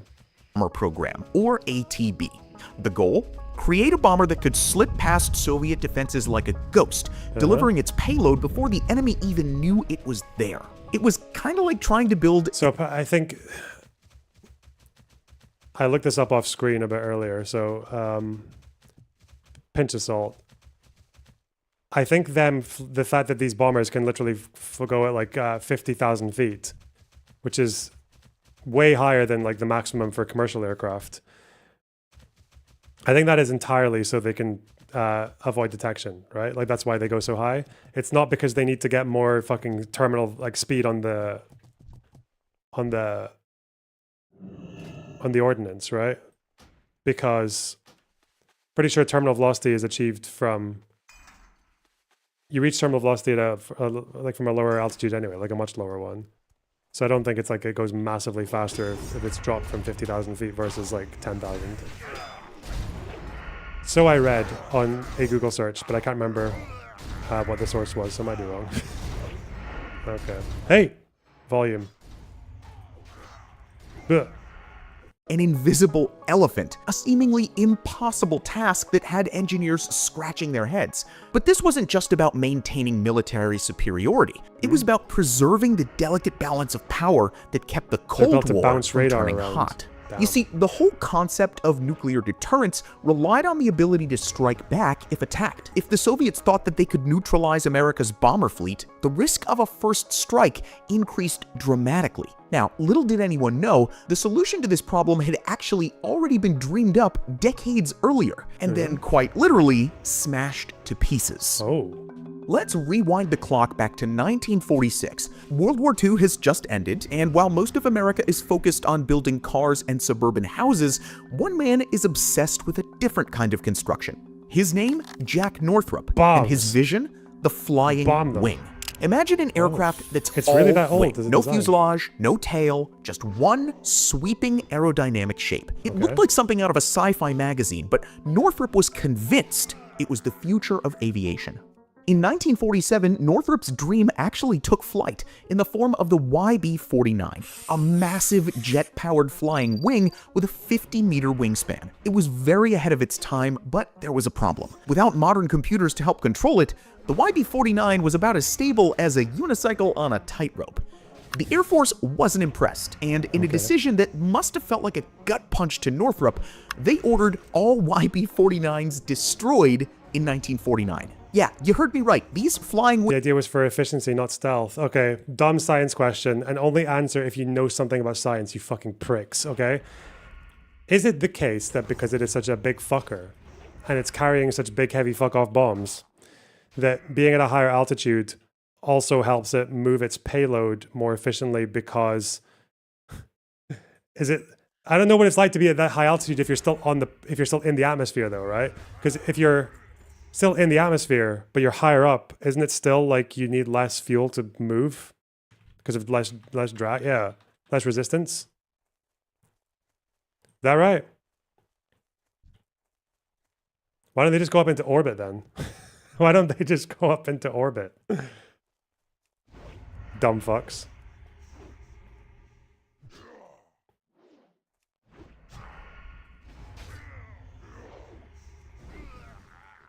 Why don't they just put the bombs on the moon and then send them back down when they're ready? Because I'm pretty sure if you're moving aircraft in fucking space, those not air, yeah, like spacecraft, like for the moon landing, it was just like a little puff of air would just end up going whoop, like.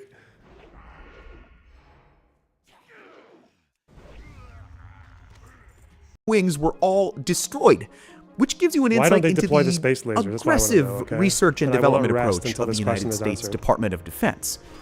But here's where things get interesting. Let's fast forward again back to 1978. The Air Force initiates the ATB program, looking for a bomber that can penetrate the most heavily defended airspace undetected. And who wins the contract? Well, none other than Northrop Corporation. It's like the flying wing rose from the ashes, ready for its second act. This time armed with decades of technological advancement and a blank check from the US government, Northrop was poised to turn the impossible into reality. But how exactly do you make a 100-ton aircraft with a wingspan that's as wide as a football field invisible to radar? Well, that's where things get really interesting. Yeah. Wide as a football field. How do they make it invisible? This is the Trump question. Okay, first things first, we have got to talk about that iconic shape. The B-2 looks like it flew straight out of a sci-fi movie, and there's good reason for that. The B-2s are Jack Northrop's flying wing concept from the 1940s cranked up to 11. But this isn't just about looking cool. Every curve and angle of this bad boy serves a purpose. You see, unlike conventional aircraft with their distinct fuselages and tails, the B-2 is essentially one continuous wing. This shape does two crucial things. It gives the B-2 an incredibly low radar cross-section, that's stealth speak for really hard to spot, and it also provides excellent aerodynamic efficiency, crucial for an aircraft designed to fly halfway around the world without breaking a sweat. Now, let's zoom in on the B-2's materials that give it its stealth capabilities. The real magic happens on... How does it not spin like a frisbee? If he doesn't answer, I'm going to start assuming it's fake. On the surface. The B-2 skin is coated with top-secret radar-absorbent materials. These aren't your average paints. They're specially designed to absorb radar energy rather than reflect it. It's kind of like the B-2 is wearing an invisibility cloak. A cloak made of materials so classified, I'd probably disappear if I told you about them. Whoa! As you can see in this radar cross-section diagram, even the way the B-2 is... How do you know? So it is the stuff it's made of. They repaint it every 6 months. Okay. What, so it matches the color of the fucking clouds depending on the seasons? I'm sorry. Built contributes to its stealthiness. The aircraft's skin is made up of large, smooth panels with minimal seams, because every edge, every corner, every tiny imperfection could potentially reflect radar waves. Think of the B-2's exterior like a sleek sports car. No rough edges, no sharp corners. Just, if that sports car was the size of a warehouse and tried really hard to avoid getting spotted by speeding cameras. Anyway, here's where things get really tricky. As we already mentioned, flying wings are not very stable. Without a tail, they tend to yaw and pitch, which basically means they just kind of tilt to the sides. To solve this, the B-2 used a fly-by-wire system, which is so advanced that it's the literal definition of top secret. This computer-controlled system makes constant adjustments to the aircraft's control surfaces, keeping it stable in flight. It's so sophisticated that the B-2 can pull off maneuvers that would be unthinkable for a plane this size. Imagine you're a radar operator and suddenly your screen just goes blank. Well, that's the Spirit in action. The B-2 packs 4 General Electric F-118 GE100 turbofans, but streaming and video content skews populist and is epistemically unserious. Thanks to $10. Epistemically unserious. That's a good insult. I'm going to use that more often in conversation. Next debate I have, that person is about to get told how fucking epistemically unserious they are. They're going to have no chance.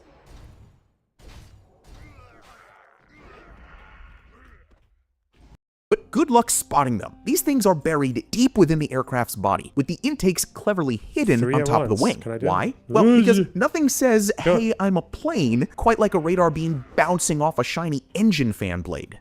The exhaust is cooled and spread over a wide area. Did you see that? I fucking lagged. Oh my god, my game lagged. Holy shit. When I was playing this off stream, I disconnected mid-fight. But thankfully, it sets you back like 5 seconds, so I was fine, but my god.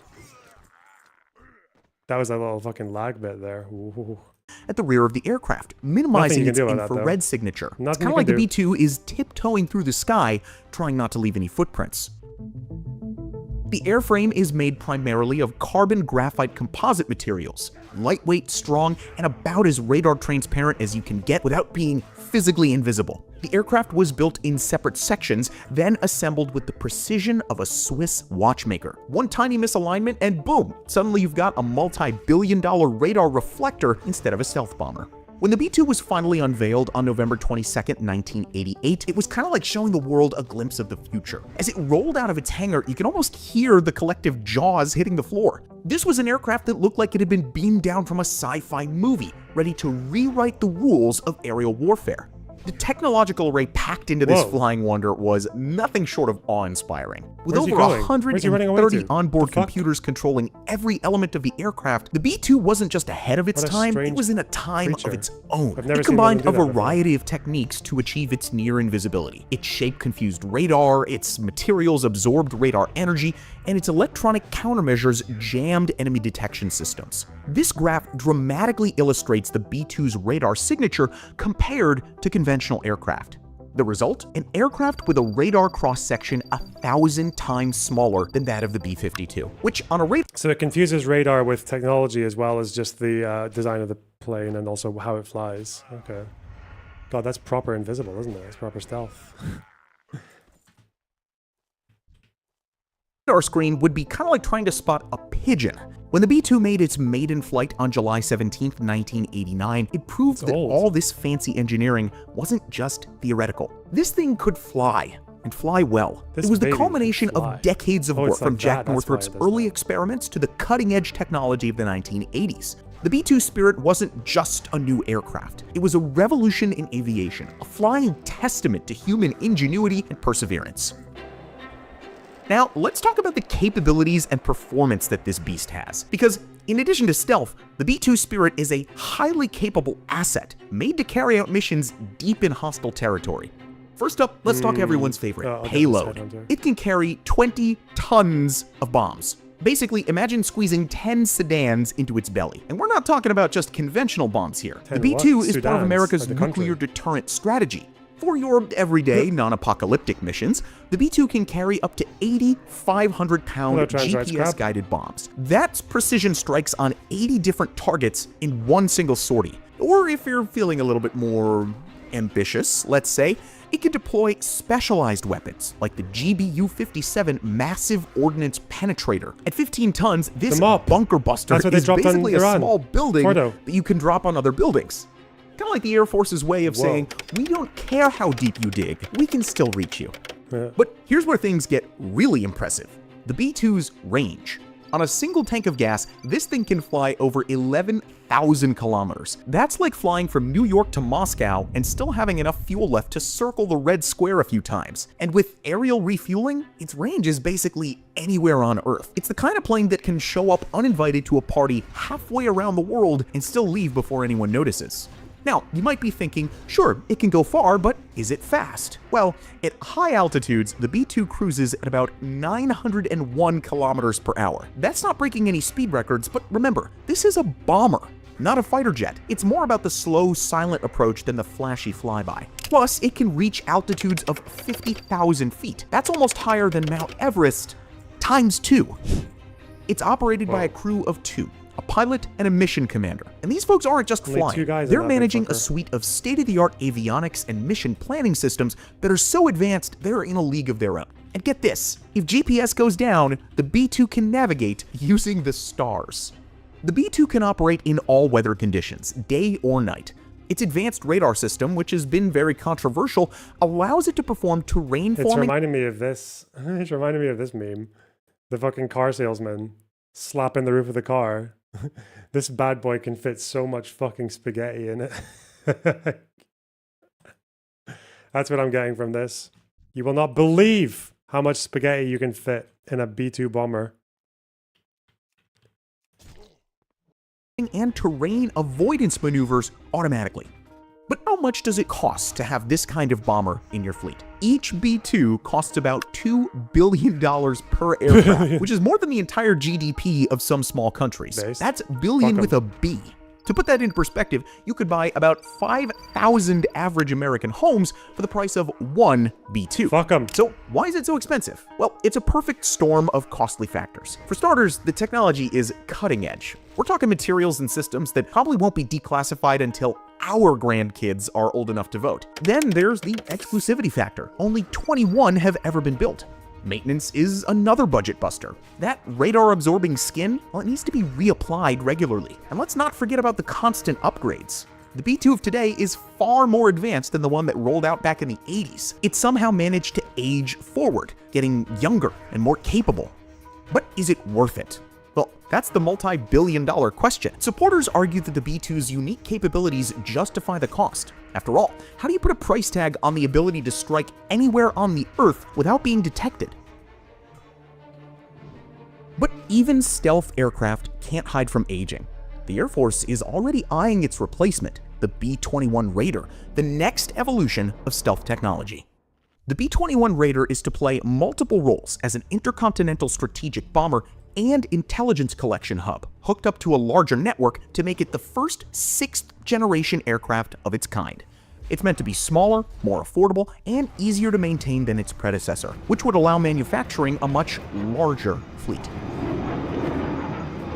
So, what do you think about the B-2 bomber? And would you like to learn more about the new advanced B-21 Raider? Let us know your thoughts in the comments down below. And if you love learning about projects that push the limits of technology, make sure that you're subscribed to Megabuilds. As always, thank you so much for watching, and we'll see you in the next video.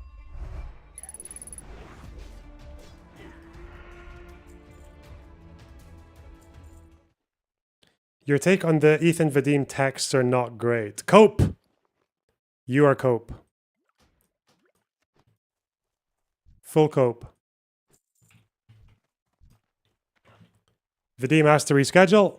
They didn't get back to him. Someone didn't reply to him. Which either means that Ethan saw the whatever emergency Vadim had as fake and just thought, I'm not bothering. Or he changed his mind and wasn't interested anymore. But either way, we need your expert opinion on the B-21. I don't know, you can fit a lot of spaghetti in it, okay? That's as much as I'm allowed to tell you. The rest is classified. But you can fit quite a lot of spaghetti in it. No bullshit.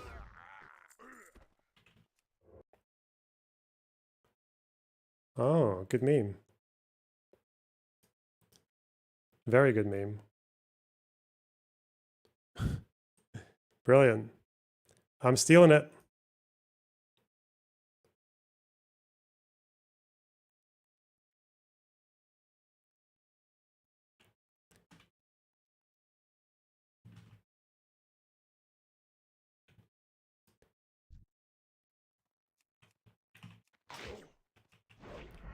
Okay. Just there. Give me this thing. Give me this thing. Thank you. Well, that escalated quickly. But before things really get out of hand, let's... This William Spaniel's delivery is so autistic. It's so funny. Well, that escalated quickly. Get it? But Because it's a before massive things really escalation. get out of hand, let's first try to understand what pushed the Trump administration to pull the trigger and hit Iran's 3 key nuclear sites. Apologies that this will be fast, but as you may have gathered, I am at The Hague for the NATO Heads of State Summit. Oh, yeah? It's going to be a busy Bro, day stop fucking tomorrow, lightning bolting and me. I really should get some sleep. But at least we will have interesting people to talk to soon. For now, though, I want to look at 4 things. First, the basic logic of preventive action, both from the perspective of Yeah, lines on maps that's useful. and the nuclear facilities that are no longer on the map, the limited window that the Trump administration had to act, the problem with negotiating over the centrifuges critical to Iran's program, and the estimates of the costs that the United States will suffer as a consequence. But we begin with the preventive war logic. And goodness, I have been talking about this nonstop for the last week. God, it's So a let me heavy review the concept. basic Okay, let's hear logic it. as fast as possible. After Iran acquires nuclear weapons, Iran will have greater coercive leverage in the region. However, if the US-Israeli coalition steps in now, they can try to hold down Iran's strength at the current balance of power.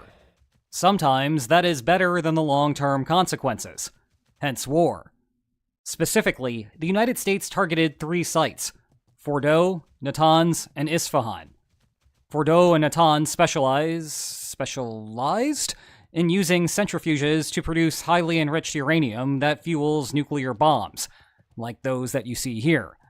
Meanwhile, Isfahan converted solid uranium to a gas, which is what you need for those centrifuges to spin around properly and produce the highly enriched uranium. We will have to wait for a full damage assessment to understand the exact consequences of the strike. Yep, he knows. Preston Stewart called the strike so accurately. Yeah, I know he did. Yeah, because of the B2 movements. Yeah. Excuse me, 3 months ago, okay? Go back and rewind the stream to the breaking news segment, okay? 3 months ago, I was like, yeah, Trump's going to bomb the nuclear sites. Get fucked. That was before they were even moving shit to Diego Garcia. I was saying that. Fuck you. I'm coming here to glaze my contemporaries, okay? Damage assessment. True. This guy knows what's important. He's no fool. But assuming that those sites have been hit hard, we are looking at years of setback to Iran's program. In other words, the current line is staying where it is for a while. A couple of caveats to that, though. First, in the short run, Iran had a sizable supply of highly enriched uranium before the attack, believed to be below the threshold of weapons grade. We do not know where that supply is. Iran claims that it had moved it from the Fordow site well before the strikes, but again, we do not know. That supply may very well be buried deep under a bunch of rocks at this point. However, it is worth pointing out that if the actual level of enrichment was higher than believed, and Iran moved the supply off-site, then rebuilding those facilities is superfluous to having some number of nuclear weapons. It would just be a matter of configuring the uranium metal into a bomb, which is not all that hard to do. Second, Zetsuri, thanks for the $5. Why is the goal not subs over super chats or like an amalgam so long as it hits the same price number? That's a good question. I'll think about it. I don't think you can do an amalgam, but I think you can do a super chats goal. Members goal. We might rotate them, see how it goes. The thing with super chats is people can, well, I guess with members as well, people can do that whole thing. It means if someone wanted to get the goal, they'd have to send separate 5 messages. Yeah, I know. It's not very goal friendly compared to memberships. That's true. Because people can give gifties. They can gift as many as they want. I think it's like maximum 50 or some shit. We'll see. We'll see. But the other logic is, the opposite logic is that people who are going to get super chats will already be members. Because members are people who are willing to pay anyway, right? So if someone's going to pay for a membership, then like these people are more like likely to be candidates to super chat. So yeah, I don't know. You know what I mean? Whoa. Thanks for the $15 combined, though. That's very kind of you. Blah, blah, blah. The longer-term point is that Iran still retains the technical knowledge to rebuild the facilities. Then again, the ability to do things is different than actually doing them, and Iran's decision could break in a couple of different ways here. One way is that Iran reluctantly receives the message that trying to rebuild its program is futile, and that era of the coercive bargaining relationship fades into the background. The other way is that Iran tries to do it again, in even better protected and more secretive locations. That would put the onus on US and Israeli intelligence to constantly stay alert, to locate and then destroy new targets as they arise. That, of course, means maintaining constant air superiority, which... I like it how the viewership turned back up a little bit. The curve went just a little bump up because of, as soon as I started gaming, okay? You guys, I'm on to you. You fucking freaks. Thanks, Zetsui, for the $5. Thanks for completing the goal. That's so kind of you. Single-handedly, almost. What a boss. Goal reached. Well done, guys. Well done. Very proud. Very proud. I guess the one benefit of this sordid game is that it does make me stream longer hours. Dwayne, thanks for the $5. Mine. Thanks. Okay. I gotta be careful for the blue raptor because he'll kill me. Ooh. Thought we're on Baldur's Gate by now. Not till I finish this. I gotta finish the job first, okay? Then Baldur's Gate. And finishing the job, we can't really say exactly how long that'll take, apparently. Because I could die. I could die this level. I could die in 2 minutes. If I'm not careful. Or if I... Ooh. In turn, means a continued air campaign. Yeah, Tethys is there, don't and worry. questions about the finances and political will to do so in the Israeli and American homelands. Now I want to pivot from the what to the why, exploring the Trump administration's thought process here.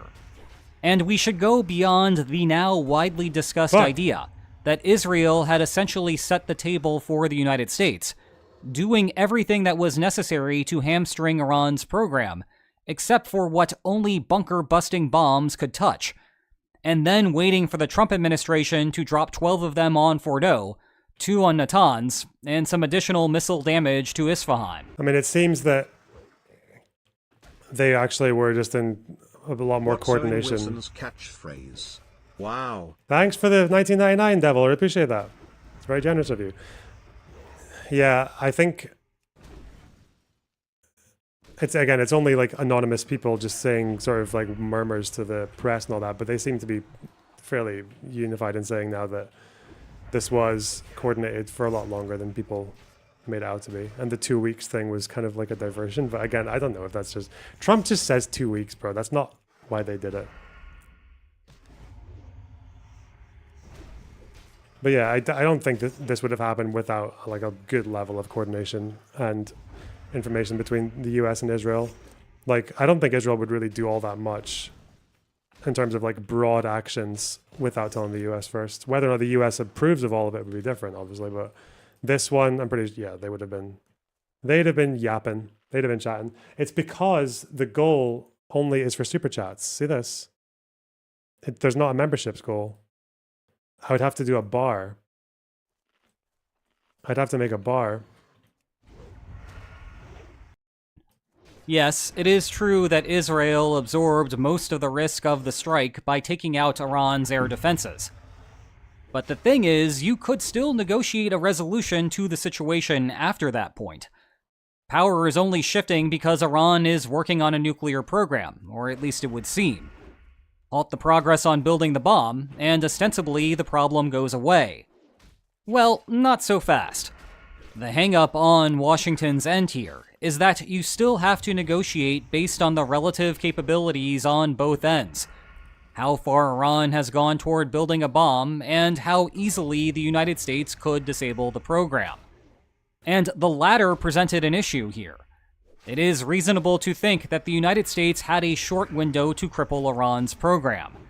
If, for example, you think that Iran would rebuild its air defenses after Israel had taken them out, then the United States may not get this opportunity. Do you predict a terrorist incident will happen at the hands of Iran? No, like the sleeper cells take. I mean, I'm sure they do have sleeper cells. That wouldn't be surprising at all. The IRGC, they literally operate around the world anyway, right? They've got fucking influence in Syria, Iraq, Lebanon, Yemen. So why would that be surprising?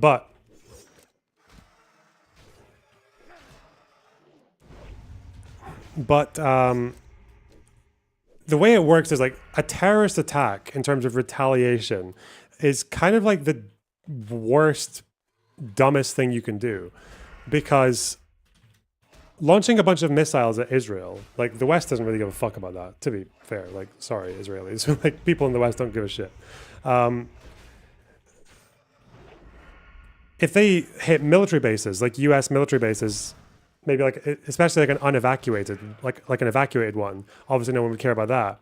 Even if they hit a US military base in, say, Iraq, and let's say like 20 Marines die or some shit, or even that, people don't actually give all that much of a shit, because it's like soldiers. Like, people do care, obviously, but it's not like gonna set the region on fire. Whereas if Iran, like, say, did a terrorist attack that was like an actual IRGC sleeper cell goes into a cafe and shoots like 5 people, that would be like game over from the rest of the world coming in after you, right? Especially the country that you do it in, like whether you do it in the UK or France, because like with a terrorist attack abroad, you're literally like hitting a fucking bunch of civilians in that country, and you're hitting them like in their own area, and then you're making everyone else who lives there think like, damn, am I not safe as well? So a terrorist attack on the soil of a country that you are targeting is like, that's what you do if you want to light the region on fire, right? Like if you want to just invite them in for a cup of tea and 10 years of bombing and regime change.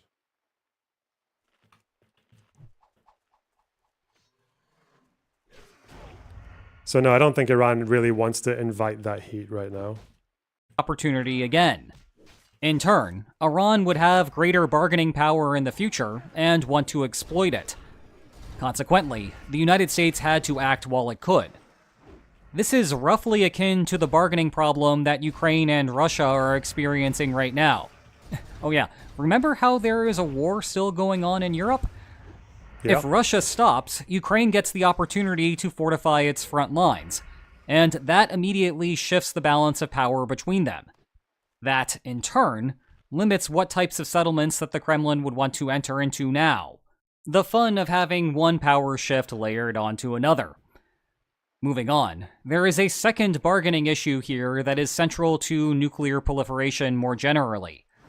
I cited these centrifuges as the infrastructure needed to fuel a nuclear weapon. Well, it turns out that this is the exact same equipment that one would need to construct a civilian nuclear energy program. It is just a matter of how much that you spin the centrifuges.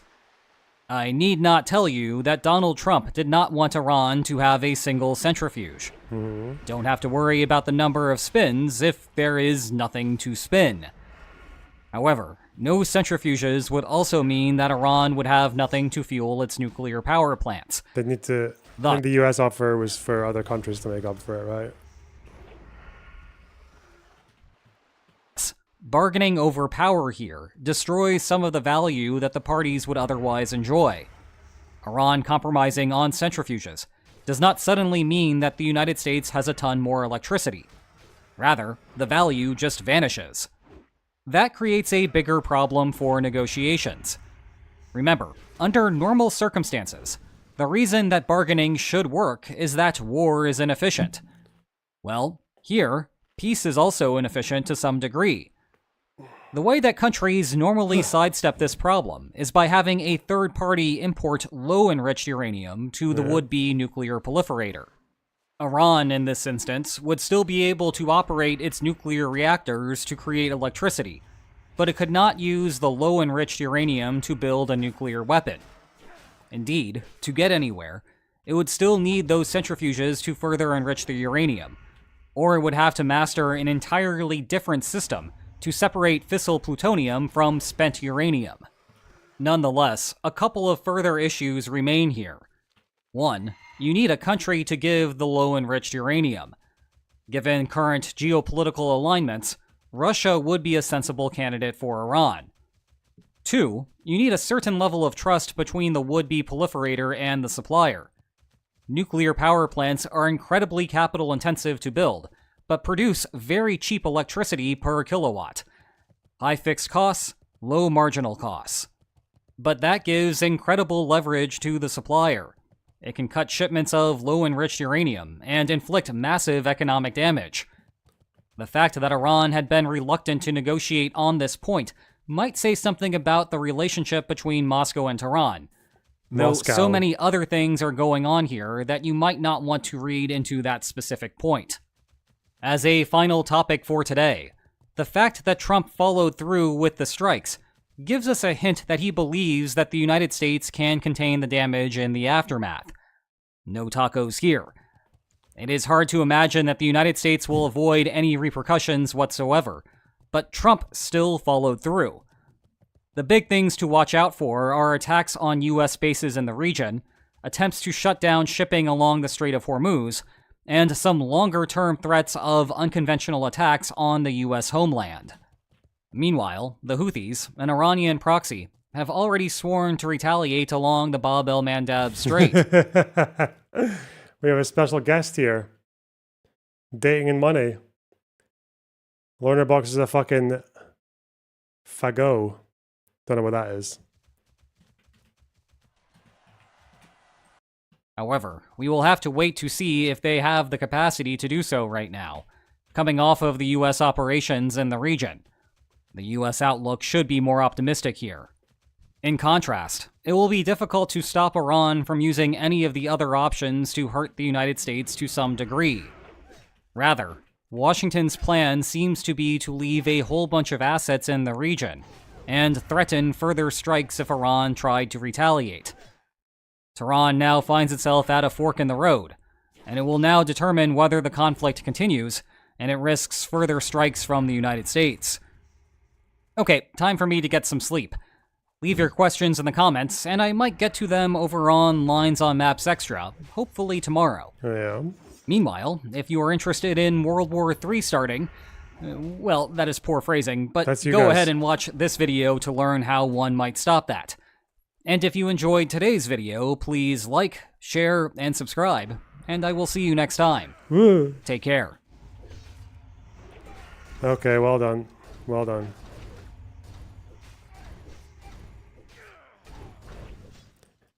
I feel like we're already at a point where I don't really know if there's any additional information that I'm going to be absorbing.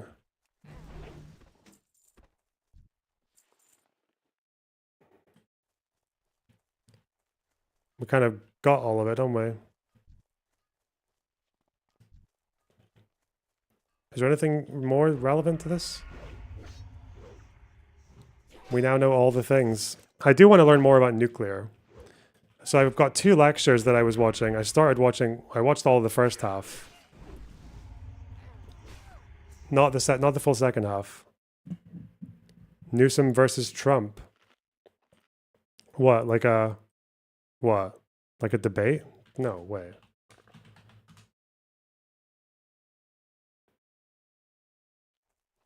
Now tell Teuton to join the stream. No.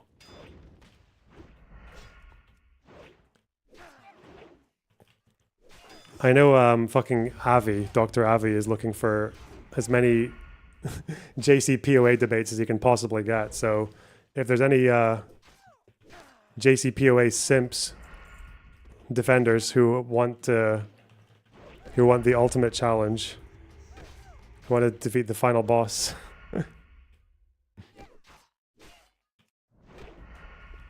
Javi versus Teuton.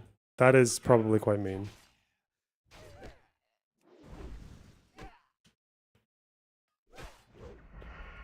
You want a Pisco-Avi debate. Why? Is Pisco supporting the JCPOA? Oh! I got 2 on me here. That's fine. I can handle 2. Maybe? Safe? Why does Teuton keep coming here to debate? Anyway. Because he likes a good conversation, I guess. What's the JCPOA? The Obama nuclear deal. The Obama-Iran nuclear deal. You debated him. You debated Pisco. Send me a link. Let's hear it. Ugh. Oh shit. We got a compatriot. Okay. These goblins are actually quite dangerous. They're quite strong. And they pull a lot of range. You'll find it. Yeah, you better. Yeah. Okay, let's see.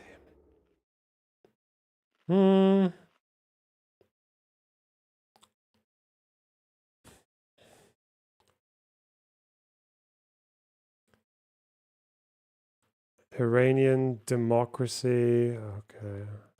Whatever. Huh! Nope, not Noah Samson video. No. Actually, this one might actually be a good little chat because it's watching the kind of like the anti-woke chuds fighting with each other. That might be worth it. That this is always a one-way. Oh, actually, did I want to watch Ted Cruz and Tucker? That would be quite maddening, I think. This is Dave Smith versus Konstantin Kissin, the guy who does trigonometry, which is definitely a very unfortunate name for a YouTube channel because it is so eternally imprisoned in 2016. It's like, and they couldn't have seen it coming, eh? Trigonometry. Bro. Sort your fucking life out. Trigonometry. Street. Iran said this. Iran threatened this. This is about a regime change war. Why are we doing this? Yes, I think it's quite clear that Benjamin Netanyahu wants regime change in Iran, but that is not the same as the regime in Iran wanting to destroy Israel. What was overthrowing Muammar Gaddafi? Was that simply replacing the leader, or was that destroying the country? Let's stick to Israel and Iran. No. Right? Who overthrew Gaddafi? The Libyans did. They overthrew Gaddafi.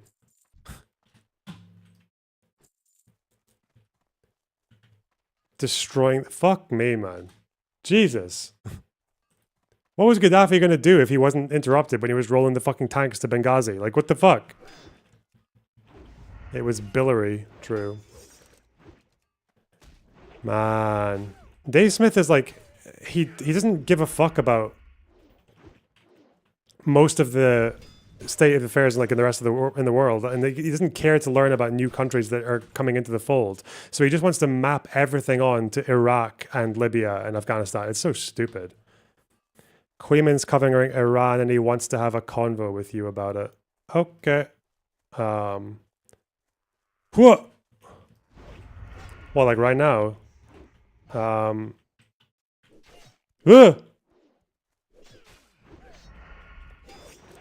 Yeah, whatever, dude. Let's go. Alright, where's my... Is he coming to my channel or is he calling me? Is it my DMs? Wait! I don't see him in my DMs.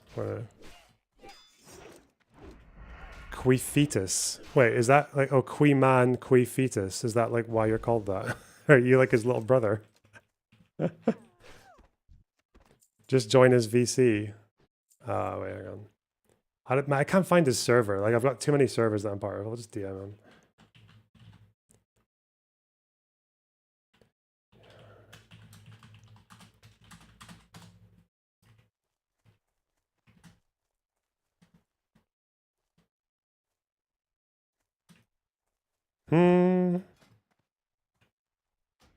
Fuck.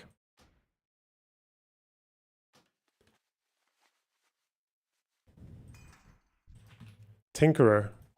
Come here. Tinkerer. I don't know if this is just like fucking chat bait, but we'll see. Who is it?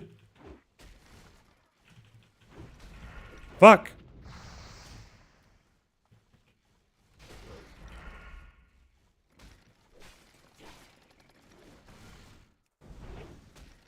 Whoa, shit. Fuck me. No, hide. Alright, let's go back to Pierce until I get a reply. No. The Israelis say we want regime change. The Iranians say we want to wipe you off the map. Do you guys think Benjamin Netanyahu has been mistaken for 30 years, claiming that Iran is a year to 3 years away from a nuke? Or was he lying? Israel was surrounded by many, many countries who don't believe that it has a right to exist. So I'm the moral relativist, yes. But then when I point out what one side actually did, you run away from it. Are you an Israeli? Why are you constantly running cover for them? Because I believe in speaking the truth and being honest instead of dragging in stuff that's irrelevant. So the American government is so gullible that they just go around invading countries on the say-so of Israel. This isn't a secret. He's advocating that we fight more wars. And I'm telling you that this war, which we do not need to fight, which is not in our interest, has the potential to be devastating. Damn, Dave Smith's gonna... I wonder what it's gonna be like watching Dave Smith take a different line from the rest of MAGA now. He's probably got a big enough popularity in the like brain-dead fucking libertarian right-wing populist sphere that he doesn't need to worry, but... It's just going to be the same thing. It's going to be that fucking... A guy called Wolfowitz von Finkel's Goonstein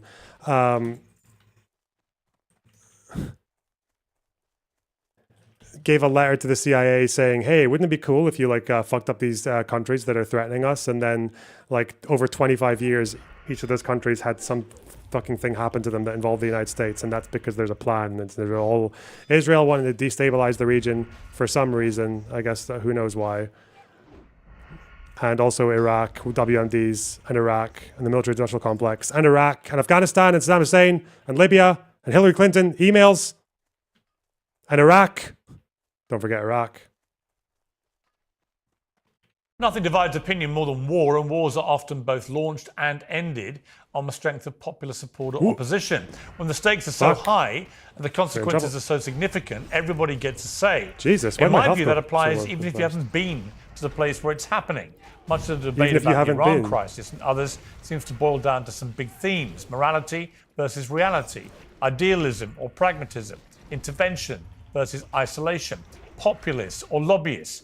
For a big picture debate on a world at war, I'm joined by two of our favourite uncensored contributors who often trade respectful barbs on these matters and more. Konstantin Kisin is an author, satirist, and co-host of Trigonometry. Dave Smith is a libertarian commentator, a comedian, and the host of Part of the Problem. Well, welcome to both of you. Dave, great to have you back so soon. As you know, after your last appearance, I got chewed up and spat across cyberspace, which I found quite an amusing thing to watch go down. What did you make of it? Oh, I thought it was just so pathetic. Yeah. I mean, you know, I had mentioned this before, but if you, as I'm sure you do recall, but after my friend Daryl Cooper was on Tucker Carlson's show, and he made some comments that you objected to, and I was defending him and giving my point of view. Yeah, and you couldn't defend shit, because as soon as someone who knows what they're talking about appears in front of you, Dave Smith, you go, well, I don't know. Listen, I don't know about all that, but, you know, free speech. Like, don't they have a right to say it? That's what you did. I remember it was very soy. It was very funny. It was very cute.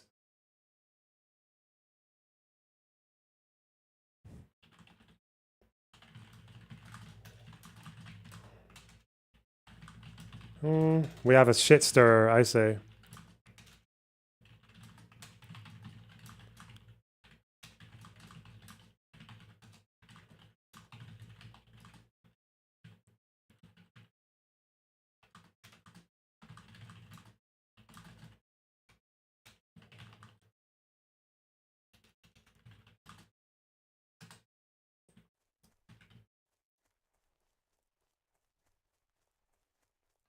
Hup.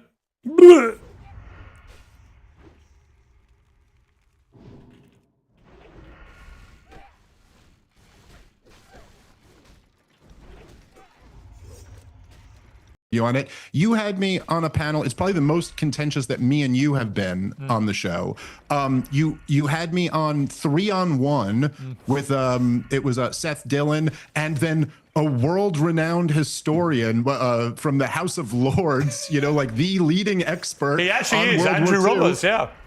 Yeah, and I, you know, I took my lumps. I tried to make my argument as compelling as I could. No, you didn't. You literally avoided committing to fucking anything that Daryl Cooper has taught you because you're a coward and you just said free speech and shit. We were all fucking, yeah, you backed down. You had nothing.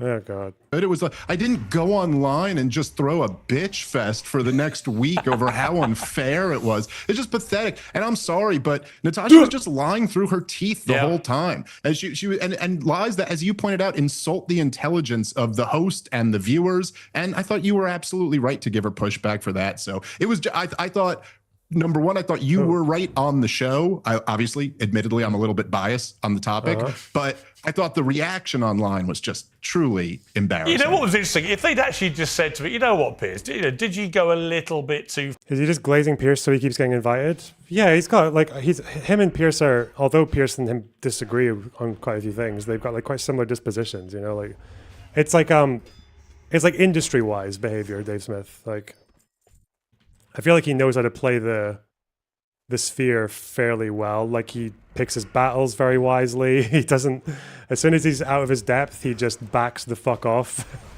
so easily, which is definitely to his benefit. Okay, these guys are so nasty. I'm not doing that. Fuck that. Jesus. I should not be fighting these goblins. These bastards. Okay. Those fireballs are so strong. Too far in the interrupting? Could you have reined back 10, 20%? I probably would have said yes, probably. I conceded that to some friends of mine. Yeah, probably slightly overdid it. My mother's always a good litmus test. She was like, you did go at her a bit, you know. I was like, okay. But then I was reminded that she was telling massive whoppers with real consequential elements to them, denying, you know, appalling things like the killing of the 9 out of 10 children in that one airstrike and so on, or at least trying to cast doubt over whether it had been proven, which I just found so reprehensible. But also, I just felt this is somebody who purports to be an international barrister in this area, who's clearly has got a horse in the race, right? Because it's lawyers for Israel is who she represents. If you can't handle a bit of interrupting from someone like me, you're probably in the wrong profession, is what I thought. It's like, to be fair, Pierce did interrupt like every single time she started speaking, but okay. It's supposed to be part of your job, literally arguing with people, often in an animated way. Anyway, let's get into this argument, because this was precipitated for those who don't follow you guys as assiduously as I do, and I'm a big fan of both of you.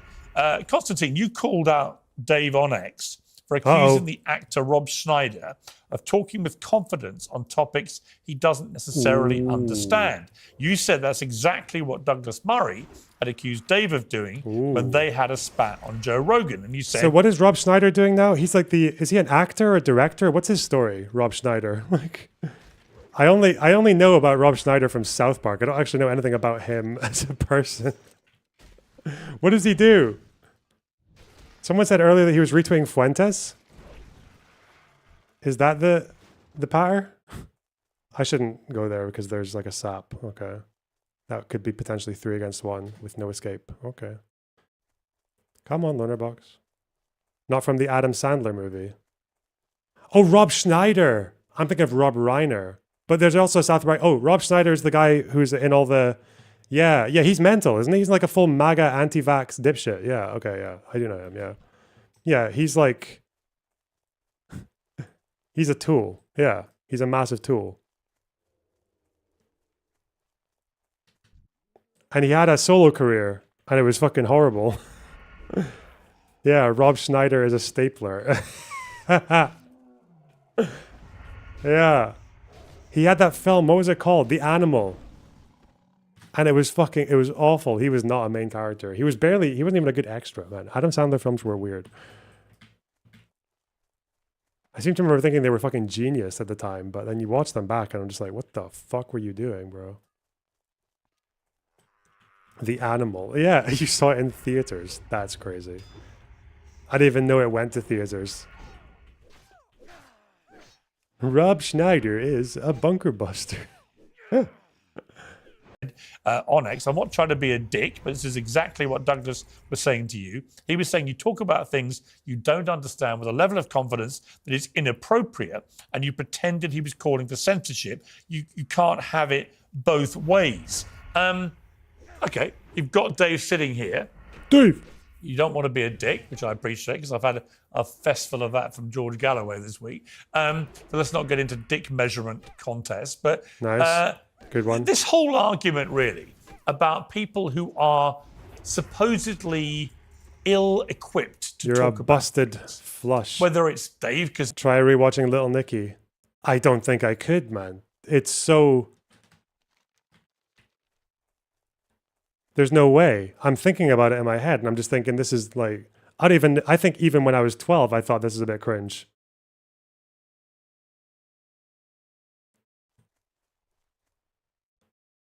Rob Schneider.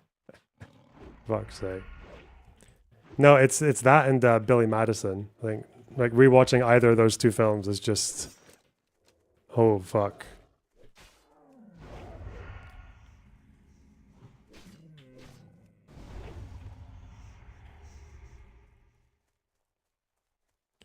The word cringe wasn't even really a thing, was it? Yeah, people didn't really say it back then. They should have.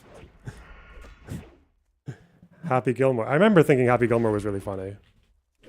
I remember that was one film that I properly like laughed out loud at as a kid.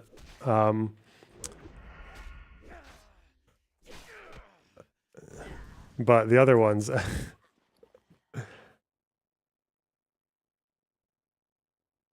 Haven't they made isn't there a sequel of Happy Gilmore? I saw the advert for it on Netflix and I was like, okay. Seems like a bit risque, but you know, I'd watch it. Like when he gets beaten up by that old game show host. That's really funny. The fucking old manny game show host who's really good at boxing for no reason. Yeah, that's a good film. Yeah, I'd watch that. Okay, I could forgive my younger self for enjoying that film, but that's not the other one. Not Little Nicky. Not Billy Madison. Hell no. He's a comedian by stock in trade, whether it's Rob Schneider, whether it's anyone really. Explain where you come from on that. Well, first of all, you say it's been precipitated by this. I think the disagreements between Dave and I run about as long as the Iran-Israel conflict, so and probably longer. So we disagree on a lot of stuff. You've invited me on your show many, many times over the last year. I've always said no when talking about this stuff because I don't consider myself an expert on these issues, which is why I've consistently turned it down. The only reason I'm here tonight, by the way, is you said to me, I'm not going on your show until you come back on mine. And I thought that was actually fair enough. So particularly given that you have me here with somebody who's also not an expert, this is essentially two guys in a bar, in a pub, chatting about their opinions. So that's fine. Oh my God. However, I think the reality is that an issue of this complexity and seriousness should not be addressed by a former comedian and a current comedian. I don't really think that's the right approach. But my point to Dave is something else. My point to Dave is whenever he wants to take a shortcut and disagree with someone who's saying something that's different to him, he will resort to exactly the same thing that Douglas said to him, which is, you actually don't really know what you're talking about. You don't have the expertise to talk about this. You haven't been to the region. You haven't read it. I don't really know if that's what Dave does. Dave does try to, like, to his credit, he makes points. It's just that the points are very lazy. They're very childish. It's always like there's always a CIA director who's got a quote, who's read a document. There's always a WikiLeaks fucking cable, like, and it's always like, and then that just supports an entire broad overarching story that implies like massive levels of control by very small numbers of people. Like that's like the Dave Smith thing. He's like the quote miner. He starts with a story and then just quote mines across 60 years. Yeah, he's got a pocket full of he's got like a pocket of cards, like trading cards, okay?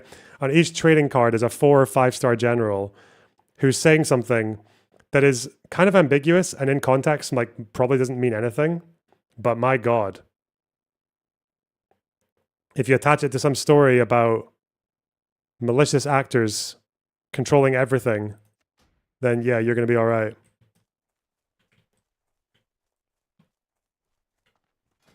He's like politically correct Zog.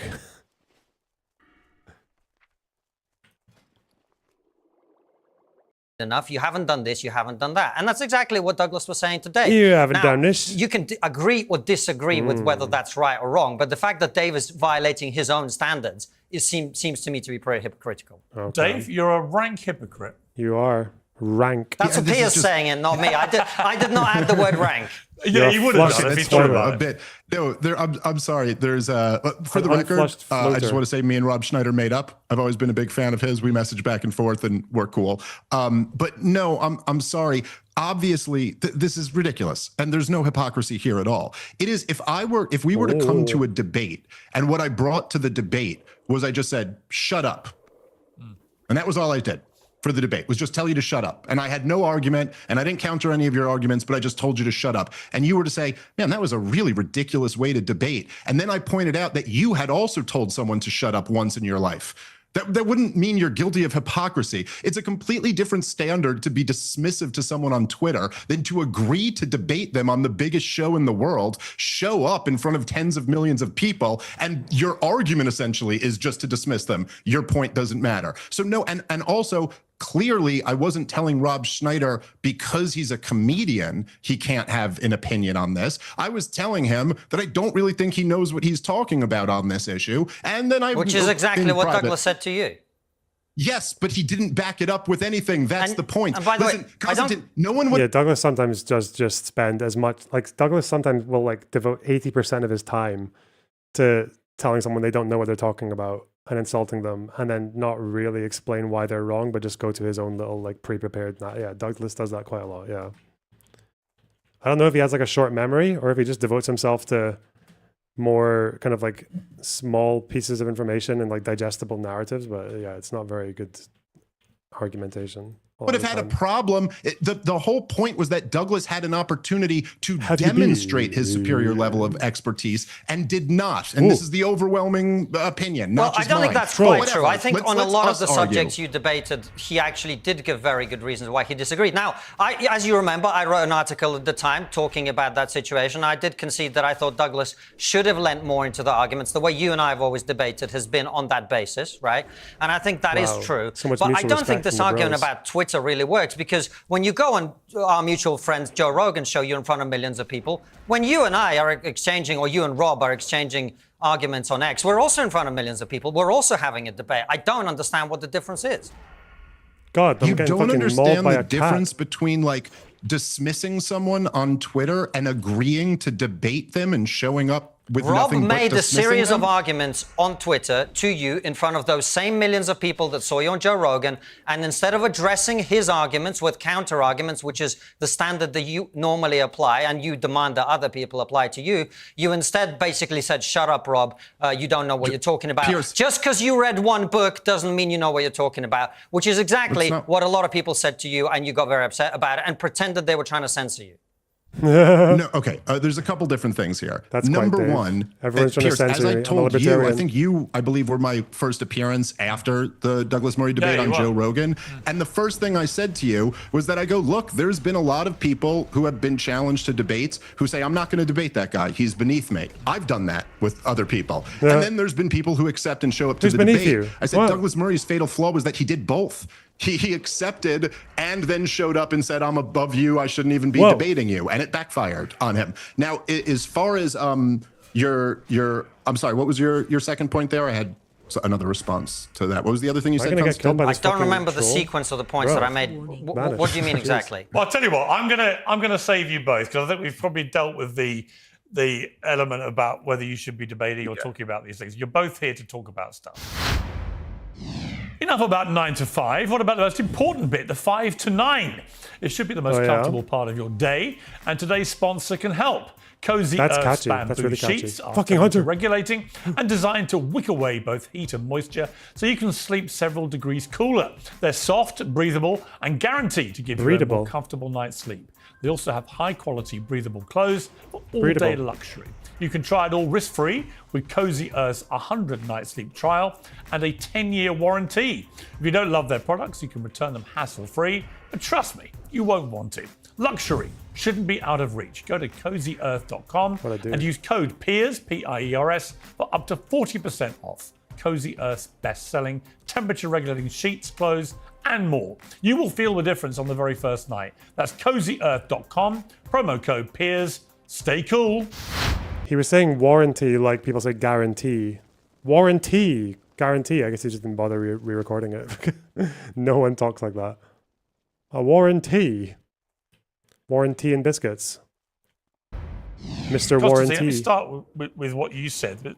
Donald Trump, you believe, has played an absolute blinder in the Middle East. A blinder. Dave, to put it mildly, does not agree and thinks he should now be impeached for betrayal. So first of all, Konstantin, why, in your estimation, has Trump played an absolute blinder? Just to put this in context, I said this, I think, on Friday. I spent that week when these initial strikes happened in Washington, D.C., and the point that I was making is I don't think that, certainly none of the people I met in Washington, D.C. with any insider knowledge thought that Benjamin Netanyahu had ordered these strikes without at least a wink and a nod from President Trump. So President Trump is doing something that from what I remember, he said it between 30 and 40 times on the campaign trail, which is Iran must not be allowed to get a bomb. And he's achieving that outcome while not taking any of the blame or any of the flag for it. That was the case on Friday. Obviously, the situation has evolved since then, and there's now a much bigger debate. But at that time, he had absolutely played a blinder in allowing Benjamin Netanyahu and the Israeli military to achieve the military objective,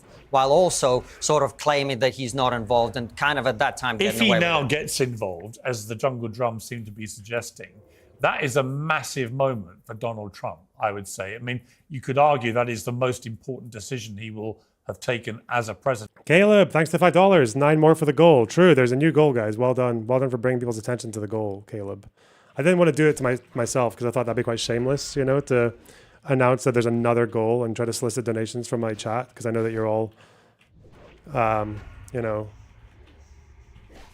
I know that you're all incredibly wealthy, and when people get wealthy, they need to think about like mortgages and assets and things like that. So didn't want to be too rough on you guys, you know.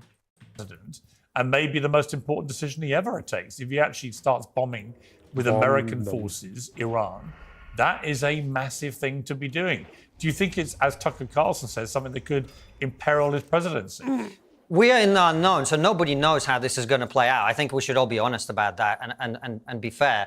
What I think it really fundamentally depends on is what you mean by the word involved. If you mean that America is going to help Israel shoot down ballistic missiles, I don't know that will be such a major decision or will be seen as Well, let me paint a picture where they use a B-52 bomber and they drop one of these buster bombs to try and get to the nuclear sites that the Israelis can't get to because they haven't got that technology. Bombs. If they were to do that, in other words, directly use American forces to do the bombing, would your calculation about Trump change? These are all hypotheticals, because the one thing that I do know, and I think Dave will tell you this himself, is the thing that people in the United States, from talking to people there, are most concerned about is any sort of boots on the ground scenario. They do not want American soldiers in the Middle East. I think they're right not to. I genuinely think that. And so fundamentally, it really depends on what happens and the way that it happens. And you're right, it is a big decision. But I think it's... But, you know, all this stuff, I mean, Dave's calling for President Trump to be impeached over this, when this is something that he promised the American people 30 to 40 times on the campaign trail. Well, okay, but on that, I would clarify that. He said that number of times that Iran should not be allowed to have a nuclear bomb. That is indisputable. He also has consistently portrayed himself as a man who wants peace, not war. I'm going to solve the problem in Ukraine, solve the Middle East, and so on. This would go against all of his claims to be that person. And of course, the big debate behind all this is that Tulsi Gabbard, his own director of national intelligence, the IAEA director last night, they both said in very recent times, including 24 hours ago, in the case of the Atomic Agency, that there is no evidence that they've seen that Iran is anywhere near progressing to an actual nuclear weapon. Yeah. No evidence that they've seen is important though, because I think with the IAEA, sometimes they didn't rule it out completely though, because of the limited access that they've had to the facilities. Like they can only tell you what they can see. And they worded it very specifically to indicate that they weren't saying like there's definitely not a bomb there. They didn't say that. They said just we can't say that they are. Because Iran has been restricting their access for inspection for like years now. Like they've been limiting how much they can look at in the inspections. And even during the signing of the nuclear deal, they were quite open. The Ayatollah put out a fucking tweet because he tweets a lot. He put out a tweet talking about how untrustworthy the IAEA is and how it's like riddled with malign influence and shit like that. So, and I think that's the key point of this. So I like Tulsi Gabbard. We've had her on Trigonometry. I think she's a great human being, which is why I did her the courtesy of watching the full clip of her testimony that she gave. And what she says in that testimony is that Iran is not pursuing the nuclear weapons program. But what Iran is doing is enriching uranium to 60% and beyond, which is a clear indication of their desire either to actually make nuclear weapons or to move much, much closer to a position to be able to make them. As I think Dave would concede from all the nuclear scientists, what they're saying is you need about 3 to 5% enriched uranium for civilian purposes. They are now enriching uranium to 60%. And by the way, this is also in the IAEA report, and no one's talking about this. They're using their 20% uranium to make 60% uranium, which is again an indicator of the fact that they're moving either towards attempting to make nuclear weapons at some point or to be in a position to do so. And that is the threat. And there is no other reason for them to be doing that. So yes, they don't have the exact bomb ready to go, but they're moving in that direction. And Israel is in a position to deal with that threat for the first time in a very long time. And I understand why they're doing it. Okay, Dave, before we get to your response to that, just explain to people why you have called what Donald Trump is doing. Wait, why do I have in my head that this constant guy is a bit of a dipshit? Because that was a fairly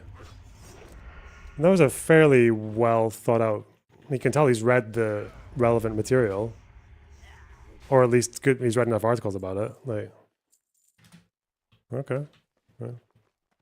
Betrayal. But let me tell you about this 5-star general from the CIA who told us about this other person who spoke to the CIA who had a document and a quote and Iraq, weapons of mass destruction. And why you think he should be impeached? Russia. Well, I think he has brought us into a war with Iran. Now, how much this war escalates, we will see. And I think that this is... in any case, though, breaking news. Breaking news. I have been given permission to share the DMs, at least from one end, between Vadim and H3 Productions.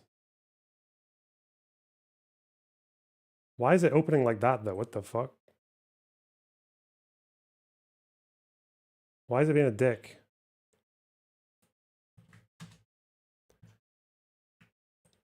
This is the first one. Hey, Vadim, would you be able to call in next Wednesday, the 11th?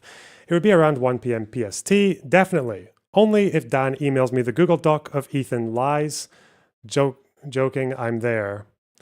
Lol, we'll reach out and confirm when we get closer to the date. Okay, it's all in good spirits. Sounds good. See you all then. Yo, hope that martial law breaking out in LA doesn't turn things into much of a dystopian hellscape for you guys. That you can't get to work because I'm still good for wed. Smiley face. Okay, he's quite eager. I don't know why this is so blurry, but just so you know, also I'm good for Friday, but if that's the case, please give me a heads up so I can plan things accordingly. Hey guys, I know you're going to roast me hard for this, but something came up and it's serious. I have to take care of the situation. I totally wanted to do the show, but I have to hold off. Sorry for inconvenience. And then there's nothing. There's no reply. And then he says it's on like Donkey Kong with this shit. And then there's a little bit more of no, not this. Hang on. Oh yeah. Come on now. Are you guys backing out of free content like this? Why Doom, Ethan be known as forever as cowardly Klein hashtag. Okay. Which Vadim claims is him being tongue in cheek. So that's the context. That's the context of the cancellation that didn't really happen. It looks like Vadim wanted to reschedule. Ethan doesn't seem to believe it was a sincere request to reschedule. The reason that Vadim's told me privately seems fairly valid, but yeah, that's what happened.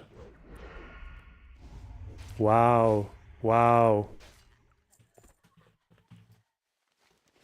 Looks like he just wants clout.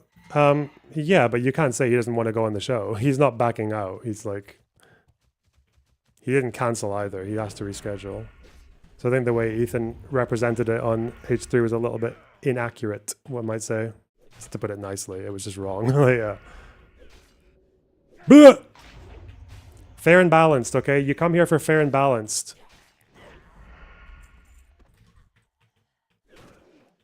Breaking news, breaking news. Also, Vadim, if you're watching, you're welcome for the fair coverage. Now, next time you talk to people about my fucking paid propaganda tour, sorry, just propaganda tour, maybe talk about more than like 2 of the guests that we spoke to, because once you start listing everyone we spoke to, you'd start to realize that this couldn't possibly be propaganda for any faction in Israel, because we spoke to fucking people from all shades of the political spectrum in that country and in Palestine. So, I don't know. Listen, I'm fair, even to people who are unfair on me, okay? You're welcome. Cock, all right.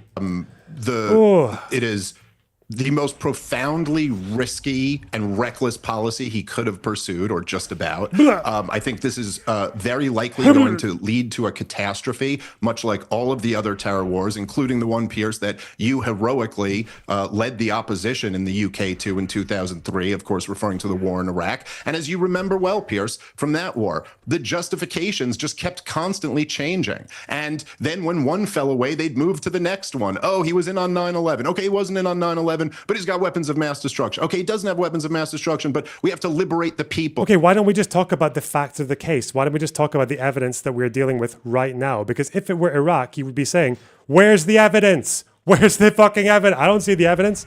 I was asking as a fucking teenager, what's the evidence? Oh, they've got intel.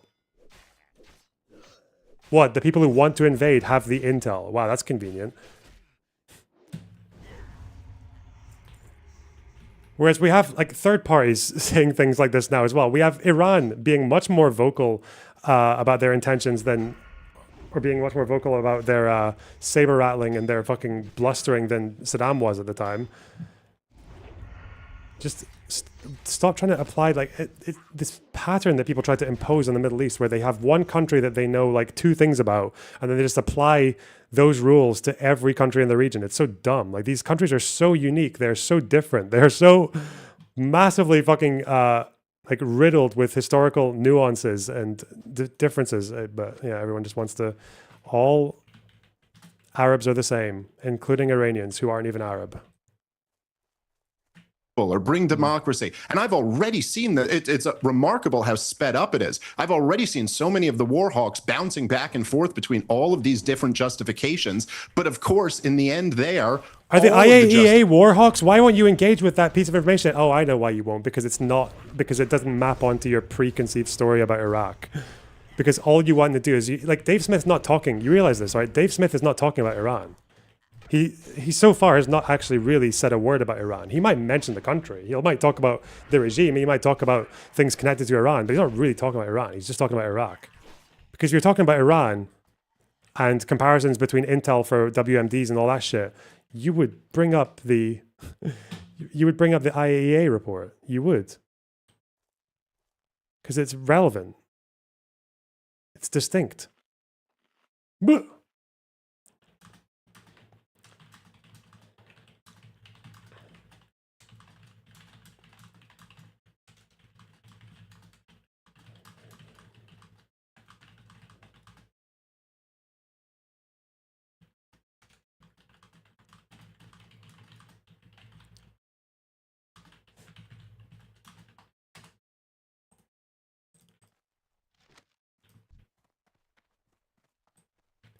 Whoa.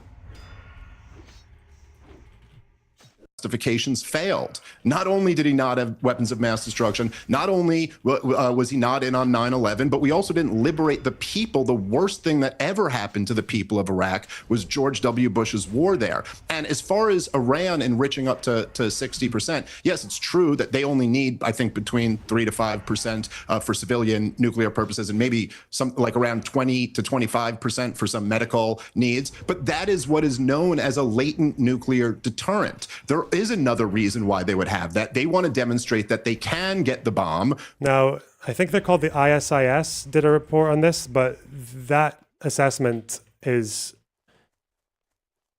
a lot less easy to justify when you consider the fact that they were rapidly increasing their stock of 60% enriched uranium.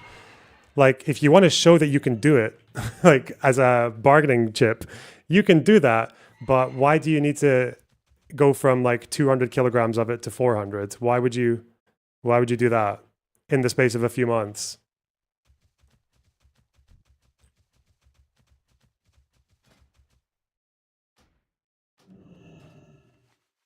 But they don't have it right now to stop something like this happening. But the bottom line is that since 2007, our CIA has said they don't have nuclear weapons, and they're not striving to achieve them. Tulsi Gabbard, not only in her testimony, but in the Director of National Intelligence as her capacity serving that role, in the annual threat assessment just put out a couple months ago, reaffirmed the same thing. And so is the global... Again, Tulsi also mentioned their behavior in recent months, which is what everyone is concerned about, is the fact that they have rapidly increased their stock of highly enriched uranium.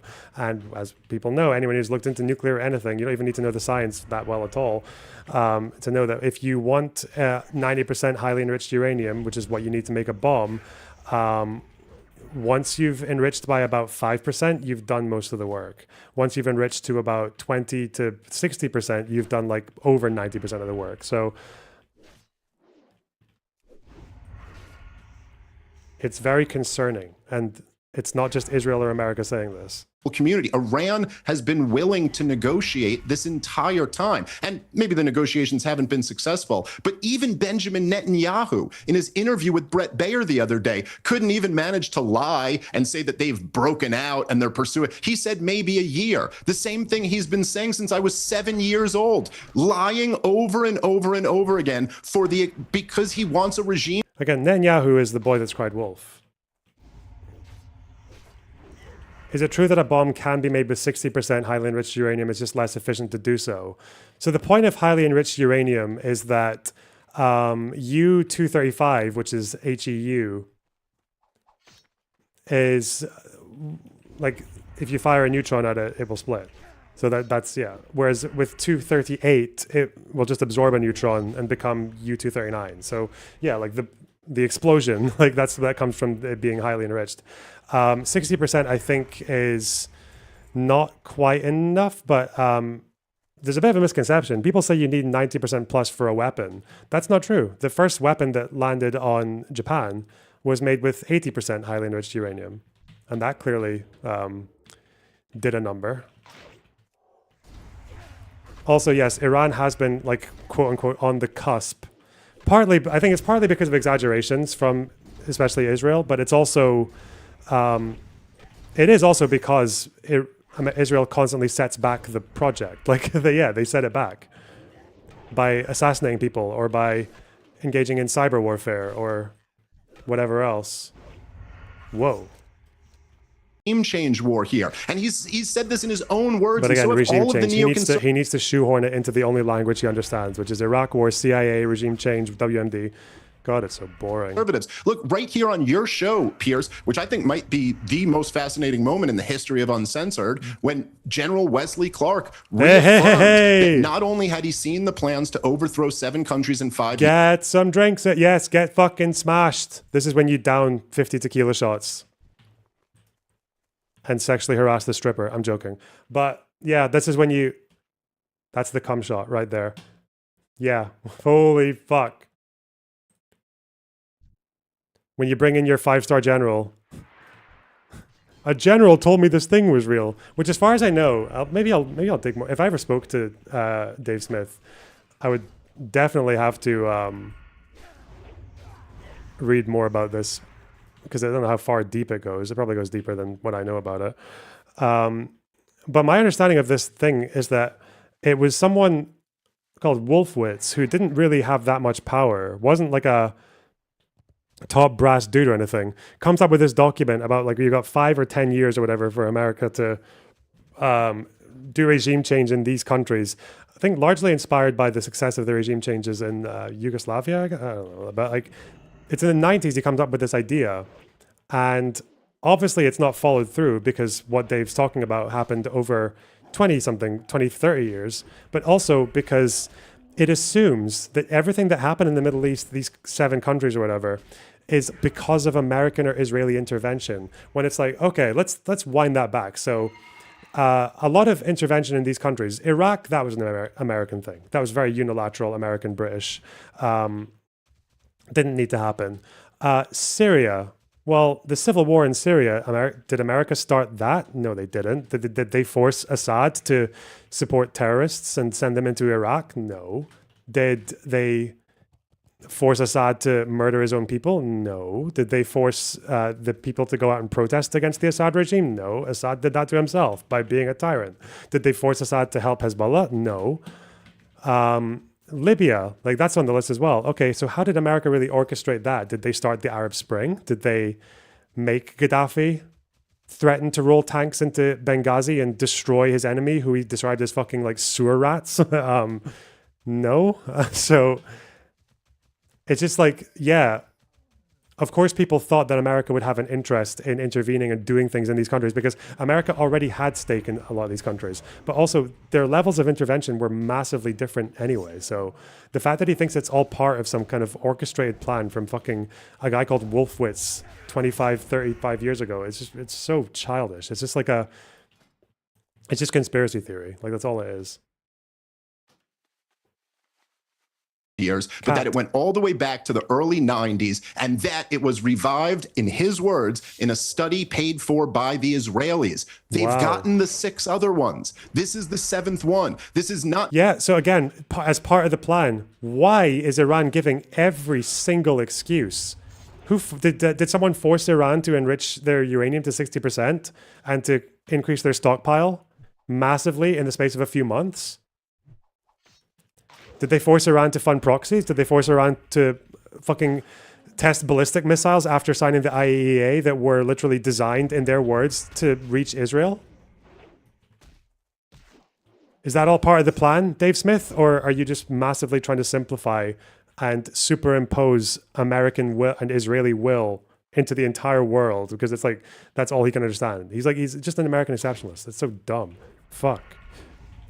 This war is not about nukes that Iran doesn't have. And just one more point I would make, as the great Scott Horton said the other day. The great Scott Look, Horton. I mean, even if they were developing nukes, which they're not, Truman knew that the Soviets were developing nukes. Look at the 7 countries. They include Sudan and Somalia. America has intervened in Somalia. But it's also, did America force Abu Shabaab to be a thing? Is it Abu Shabaab or is it Al-Shabaab? Abu Shabaab's the fucking Gazan crazy group. Nukes. He didn't launch an aggressive war against them for it. And Johnson knew that Mao Zedong was developing nukes. He still didn't launch an aggressive war against the country. And the point is that you could sit here and say, just like they did with Muammar Gaddafi in Libya, you could sit here and say, no, we're just going to have a no-fly zone. We won't have boots on the ground. We won't have this. Look, Iran has already demonstrated, in a few days that this war has been going on, that they're more capable than all of the other countries we picked on in the terror wars. They've already hit Israel and killed people there. What's going to happen when a few Americans get killed? Hopefully this doesn't, but what's going to happen if that happens? What do you think Donald Trump's going to do? Many of us carry around bulky, worn-out wallets that are uncomfortable and full of junk. The big question is why. Ridge wallets can hold 12 cards plus cash with zero bulk. They're made from premium materials like aluminum, titanium and carbon fiber. And they're built with RFID blocking technology to defend your cards against digital theft. Ridge offers a lifetime warranty, so this might be the last wallet you ever need. The same lifetime guarantee applies to their key cases, suitcases and rings. Somalia collapsed because of their regime fell apart with their war with Ethiopia. Yeah, but that's all part of the plan. I know, because I've spoken to a 5-star general who told me that a document existed in the 90s. And every time someone has a plan, draws up a little plan, that means the plan is going to happen. That's how that works.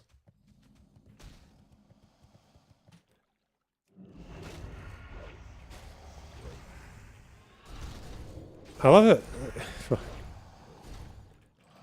I don't know. The mind of Mr. Smith. It's also so annoying because it just means if you want to debate any of these topics, like, do you see how he forces people to just make the conversation completely on his own terms? Like, you have to talk about the thing that doesn't really have anything to do with the current conflict because Dave is interested in it. Like, it's very frustrating. I would be absolutely enraged. Can I really get rid of none of this? Okay, here. Thank you. All of them come with free shipping and a 99-day trial. For a limited time, get 10% off at Ridge by using code PEERS, P-I-E-R-S, at checkout. Just head to ridge.com and use code PEERS. After you purchase, they will ask you where you heard about them, so please support our show and tell them I sent you. I think that is an amazingly big question. Konstantin, your response to that? Well, it's fascinating. So the Iranians are willing to negotiate, but the negotiations aren't going anywhere. That's a very strange way of looking at it. Look, there's so much to address there, Piers. First of all, you've got to think about this and understand this from an Israeli perspective in the situation.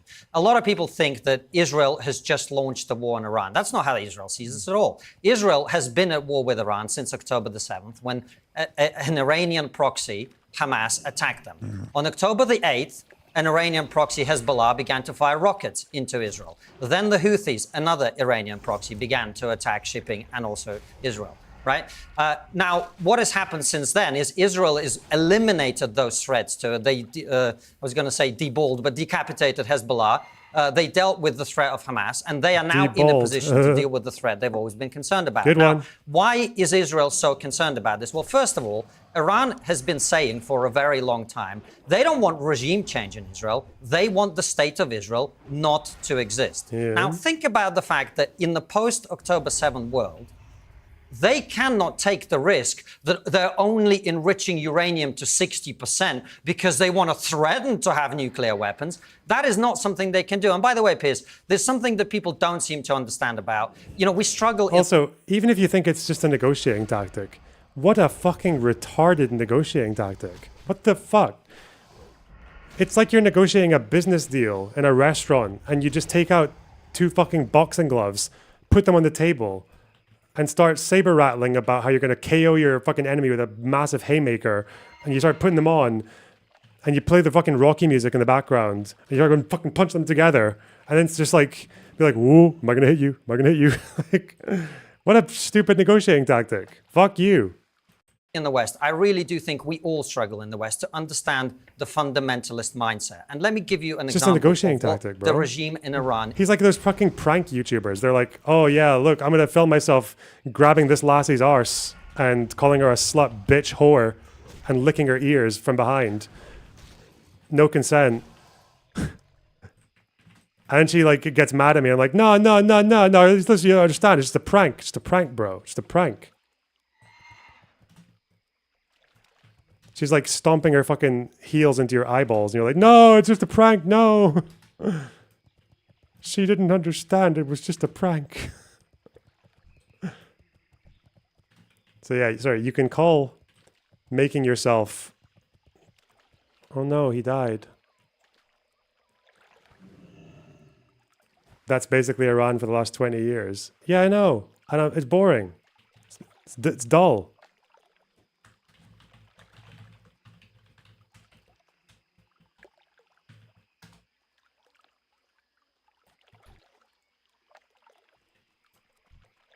God is great. Is like, so that we can all understand what the threat here is. After the Islamic Revolution happened in Iran in 79, the war broke out between Iran and Iraq. And in that war, Iran was at a disadvantage. It was militarily backward. It wasn't financially able to deal with that. And you know what they did? They attempted to mitigate that by recruiting as many child soldiers as they could. We don't know how many because they didn't bother to count, but it's hundreds of thousands. And because some of them were too young and too weak to fight, they didn't send them to the front line. They sent them to sweep minefields with their own bodies. Right. That is what this regime does. Now, if those people are willing to do that to their own children, 9, 10, 11, 12-year-olds, what do you think they would do to the children of their enemies if they get a nuclear weapon, or if they get close to, or if they're allowed to continue funding proxies around the Middle East in order to attack Israel, as they've already done? Dave Smith. Okay, can I respond to some of this, Pierce? Because as I always insist when I come on your show, it's always ironically, I get called a moral relativist when I criticize Israel, but I'm the one who's always asking for an objective standard here that we can judge all sides on. Because it's just, you can just focus on the horrible things that Iran did in the 1980 war with Iraq, which Saddam Hussein launched, and the U.S. backed Saddam Hussein as he was using chemical weapons. And so that justifies using children to walk into minefields? No, that is not what I'm saying. Okay, Let so me what are finish you my saying? point here. Instead of just straw manning, well, I was about That's a pretty good question for Dave Smith. What are you saying, Dave? What are you implying? to say, so let me finish it. Okay, by the way, Israel never killed any children, as you know, Pierce, right? They have the most Israel respect is for- not sending its own children into minefields. It's a massive difference. Okay, Constantine, let me finish my point, and then you can respond to it and see Go if for you can take it on. Now, when you sit here and say that they've been at war with Iran since October 7th because Hamas is their proxies. What exactly, proxy means that I would think you have operational control over them or something like that. Well, It actually, seems like when it comes to let me explain what I think that means, because I've been arguing that point in terms of understanding where Israel comes from on this, which is there can be no doubt. I don't think, Dave, you would cast doubt on this, that Iran has. It would actually be less accurate to call Hamas a proxy. I think there was wasn't one of the people who was killed in the recent strikes an IRGC guy who actually did know about October 7th before it happened. I think there was a very small number of IRGC people who knew the exact plan and when it was going to happen and everything, but obviously they kept it to their chest. Hezbollah is absolutely a proxy. They literally swear fucking loyalty to the supreme leader. So, I mean, that's pretty cut and dry. Bang to rights. Hamas is like a contractor. They're a contractor of Iran. Financially and militarily given active and sustained support for a number of years to Hezbollah. Ooh, but isn't Israel an American proxy? To the Houthis and to Hamas. I mean, you wouldn't dispute that. Right. So, Pierce, then by your logic and Constantine's logic, is Israel our proxy?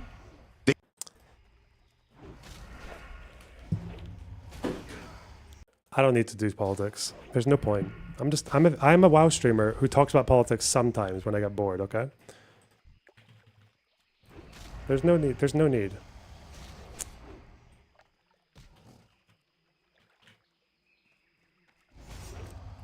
Waste of time.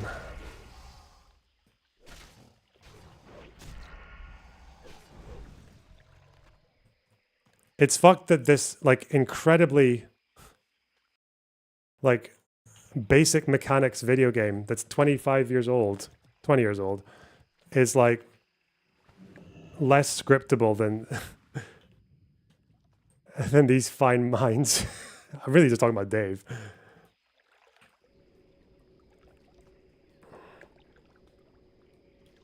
Ooh.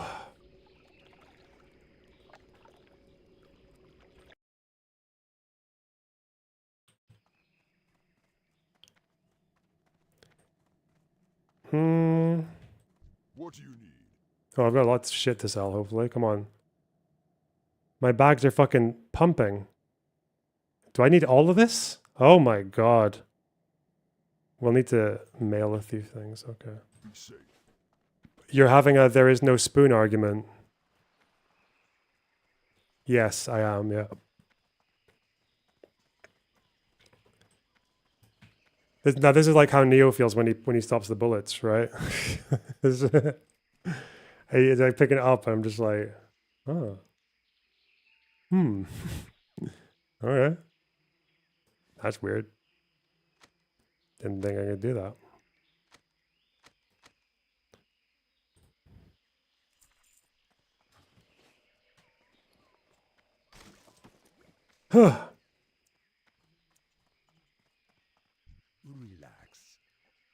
What? Stay away from them.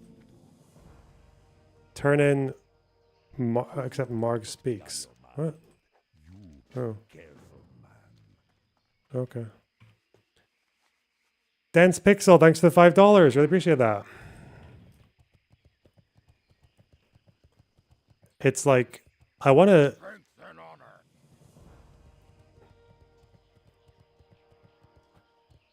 I guess when most people do this, they kind of just think about, okay, what's my message and how do I get my message out there? And that's what I'll focus on.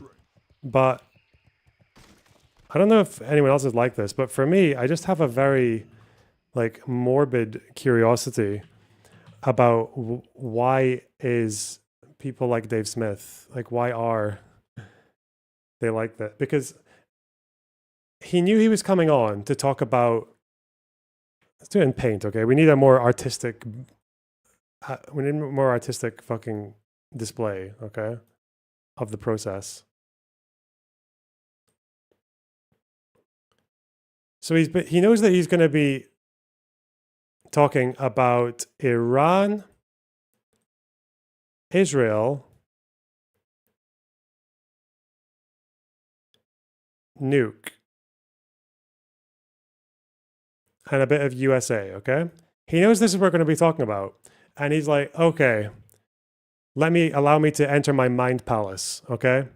Well, okay. Iran sounds like Iraq. So Iraq war, WMD, regime change. Like is that just the process? Is that what he's doing? And then we're just going to do some free association, okay? Iraq, WMD, fake. So it must be fake in this case as well, right? And then we're going to go, what else? What else happened in Iraq? Okay, because of WMD fake. Regime change, okay? Because people don't like the Iranian regime, and US does regime change. And what else does regime change entail? Well, it's also happened in Libya, and Syria just had a regime change, and Lebanon's kind of like a quasi regime change going on. So okay, fuck, and then that I can always map that back onto something I already know because of the Wolfowitz plan from 1990s. And then somehow that's connected. Okay. And then we got to also, Big General says it was a thing. And then we're just like, okay, we got a bit of space here. So I'm just going to take all of this and then web it together. And now I just need to Google search as many quotes as possible from people over the years. So we got general plan, General Wolfowitz quote. We got Netanyahu 90. Like, it's such a childish way to view anything, but for some reason this is like a valid thought process. I don't understand. I really don't get it. I don't get it.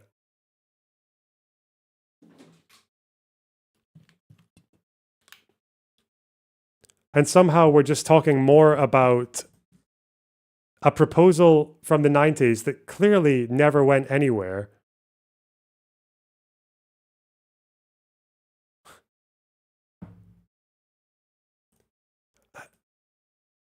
And we're talking more about that than we're talking about Iran and their nukes. It's wild. Unbelievable. 1 second.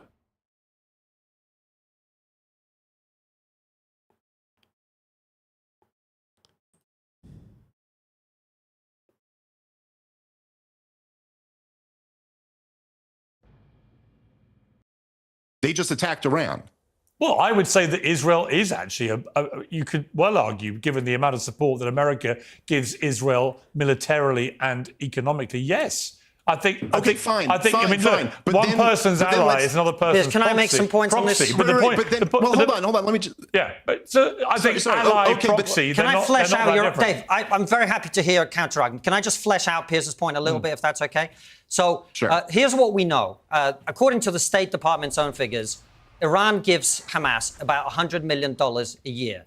Latest figures. They've been funding Hamas since the early 1990s. Yahya Sinwar said in 2017 that Iran is the single biggest military and financial backer of Hamas's military wing. In September 2023, a month before October the 7th, 500 Hamas fighters and Palestinian Islamic Jihad fighters were being trained by the Islamic Revolutionary Guard abroad. I can't remember if it's in Lebanon or in Iran proper.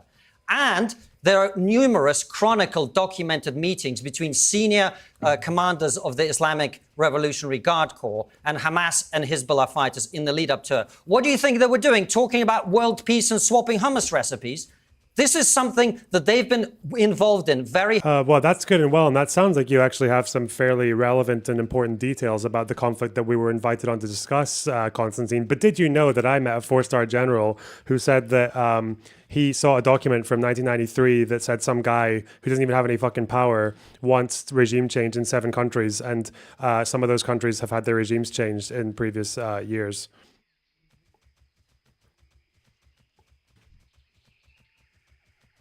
heavily, and they continue to be involved in. And Hamas and Hezbollah are the sword hanging over Israel's neck that Iran has used in order to prevent the very thing that's happening now.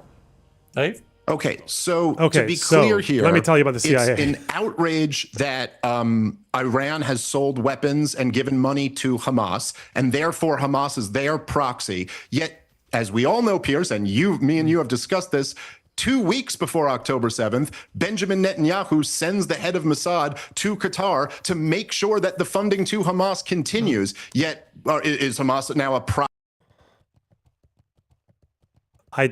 I did not predict that one. Okay, good. We're still in the game, guys. There are still things that can surprise me. What an unbelievably stupid, intellectually dishonest, fucking dribbling cunt. This is Dave Smith thinking on his feet, right? That is so fucking dense. What the... Israel allowing Qatari money. What kind of money, Dave? Weapons? Like, what the fuck? Oh, it was humanitarian aid money. That's what it was. It was humanitarian aid money. Because there was a crisis in Gaza. That's what it was. Yeah. So know that Hamas is not a proxy. The lack of aligned interests would probably be a thing there. It's quite important. Okay. Proxy of Israel? Is Israel at war with itself? Well, I way, think on that point, I certainly think that Benjamin Netanyahu, when this is all over, is going to have a monumental day of reckoning. Not just in the... And Pierce saving him. Pierce knows that was a mental thing to say, but he is going to say, well, it is true that Netanyahu did massively fuck up. Well, yeah, he did. And now Dave's like, thank God, because God forbid I get called out for making that comparison. Corruption courts, but I think he's going to have a monumental day of reckoning about how he allowed this to happen on his watch, how Mossad so spectacularly dropped the ball. No one can give me a good explanation for why they can carry out this kind of attack on Hezbollah with the pages and carry out so precise an attack in Iran, but didn't apparently know that Hamas was spending 20 years building a tunnel system and didn't know 3,000 of them were about to pour over the border. I will never defend Netanyahu in this. I think he's going to be a busted flush. I suspect he sees this attack on Iran as being a chance to avoid being a busted flush for a little longer than it might have been the case. But there's going to be a day of reckoning for him. And the fact that he actively encouraged billions of dollars to be funneled to Hamas to create a divide and rule strategy between Hamas and the Palestinian Authority has also turned out to be one of the most catastrophically wrong things that an Israeli leader could possibly have done. So, look, that's where I sit with Netanyahu. None of this makes Hamas an Israel proxy, right? Okay, fine. Well, yeah, I mean, it did kind of by the definition you guys gave me. They're not the primary source of their funding or support. Okay, fine. Okay, it's got to be primary. It's not. It doesn't have to be primary source. It doesn't have to be the primary source of funding to be a proxy, but okay. Okay, fine, whatever. Anyway, the point is this, right? Obviously, right now, Israel has taken out much of the Hezbollah leadership. The Houthis have been bombed. I think there's still a bit of a problem for them. They've been absolutely leveling Gaza. And so they think this is the moment. And of course, Bashar al-Assad fell as well. So now they think this is the moment for regime change in Iran. It's the same reason why people like Ben Shapiro were celebrating when Bashar al-Assad fell. Now the Shiite crescent is no longer supplying weapons from Iran to Hezbollah. But I'm not an Israeli. I'm an American. I'm not cheering. Hezbollah has attacked Americans as well, though. Does he not know that? When the Emir of Al Qaeda takes over in Syria, and listen, the Emir of Al Qaeda. Why is he such a fucking war hawk when it suits him? Like, this is what you would expect, like, the most retarded, like, post 9/11 conservative shithead to say about, like, a Muslim leader. Like, what the fuck? Do you not know that this guy purged Al Qaeda members from his group, like, for the last 6 years? You know, he split with Al Qaeda, and he also fought against ISIS while we're at it as well. The Emir of Al Qaeda. He was an emir of Nusra, which is a branch of like a split off of Al Qaeda, but no, that's why HTS were not the same group. He doesn't act the same way. I don't know why he would, but again, because Dave comes from this world where Al Qaeda is like a controlled opposition of Israel and the United States. Like they're a Frankenstein's monster of Israel and the United States. Like it's probably what he believes, or something thereabouts.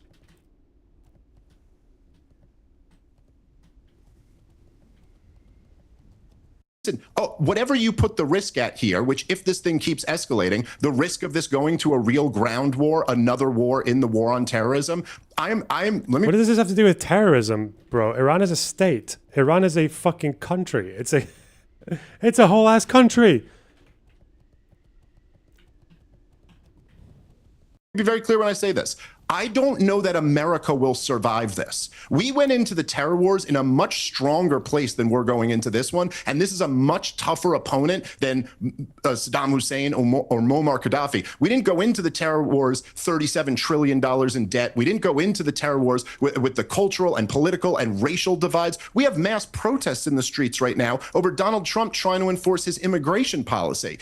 This is going to be, this has the potential to be an utter disaster. And why should any American or British person, for that matter, why should any of us support this war? Because Israel thinks it's in their interest. Israel has attacked. Well, I would argue. I would argue it's not just in Israel's interest. I think Iran is an evil regime that oppresses its people, that has funded terrorism. So was Saddam Hussein. Well, yeah, I agree. But in Saddam Hussein's case, I never believed. Also, are we not going to, again, because Dave Smith can't do it because he's just trying to summarize everything, like shoehorn everything he knows into the lens of back when he was on the side of like more popular opinion with like in regards to being against the Iraq war and more vindicated. Are we not going to talk about the difference between a state going in and enforcing the regime change themselves with boots on the ground and taking part in the rebuilding of that country and constitution versus Iran, which is where regime change isn't even the plan? Like, it's not the plan. You can tell it's not the plan because they're targeting nuclear sites and like army officials. Regime change might be an outcome. It might be even a potentially expected outcome, but it's not the goal. Like, who are they going to put in? They're going to go down and install someone? If regime change happens in Iran, it will happen because the population like overthrows the regime. That's why it will happen.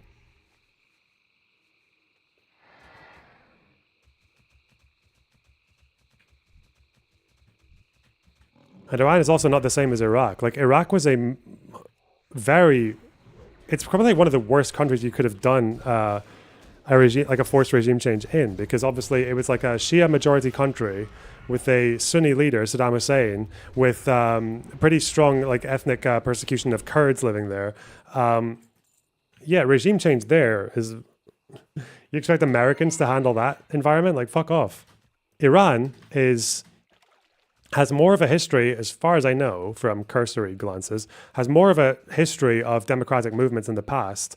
And they also have a population that is fairly unified in the sense that don't like the regime. They're very against the regime. Like the pro-regime camp in Iran is tiny. They have a monopoly over the means of violence, but they don't have the population numbers. I was gonna say they're also not as ethnically diverse, but I mean, I know Iran is like overwhelming majority Shia, but I don't know if are they ethnically diverse in the sense that, like, is there splits? Or are they all just like, what, Persian?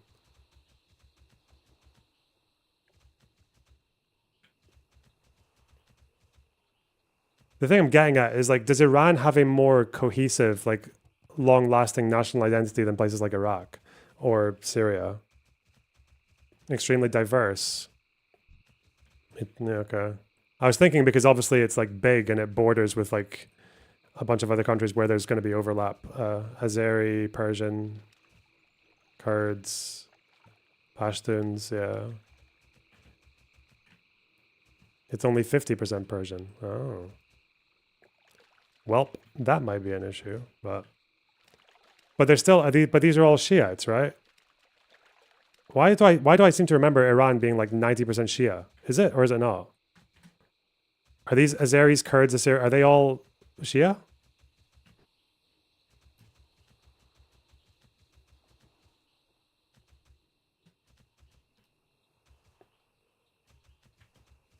It's mostly Shia. Okay.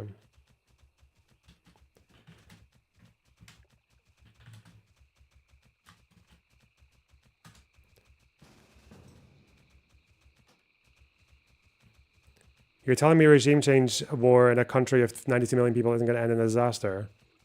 I don't know if there's a guarantee of it being a disaster. Even though it's not the best example, but like, you know that the overthrow of the Shah was fairly smooth, right? They went back, like the new regime took control like fairly quickly. And even before that, the Shah took control fairly quickly as well.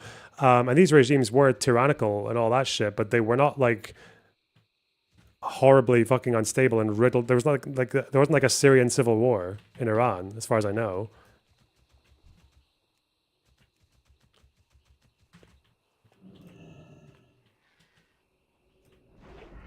I don't know. I just don't know enough about what Iranians want or think.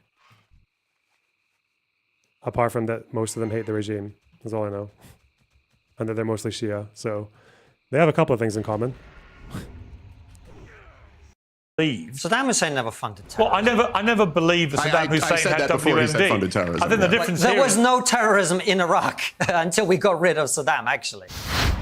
Tax day has passed, but for millions of Americans, that's where the trouble begins. The IRS is now ramping up enforcement for those who missed the April deadline or still owe back taxes.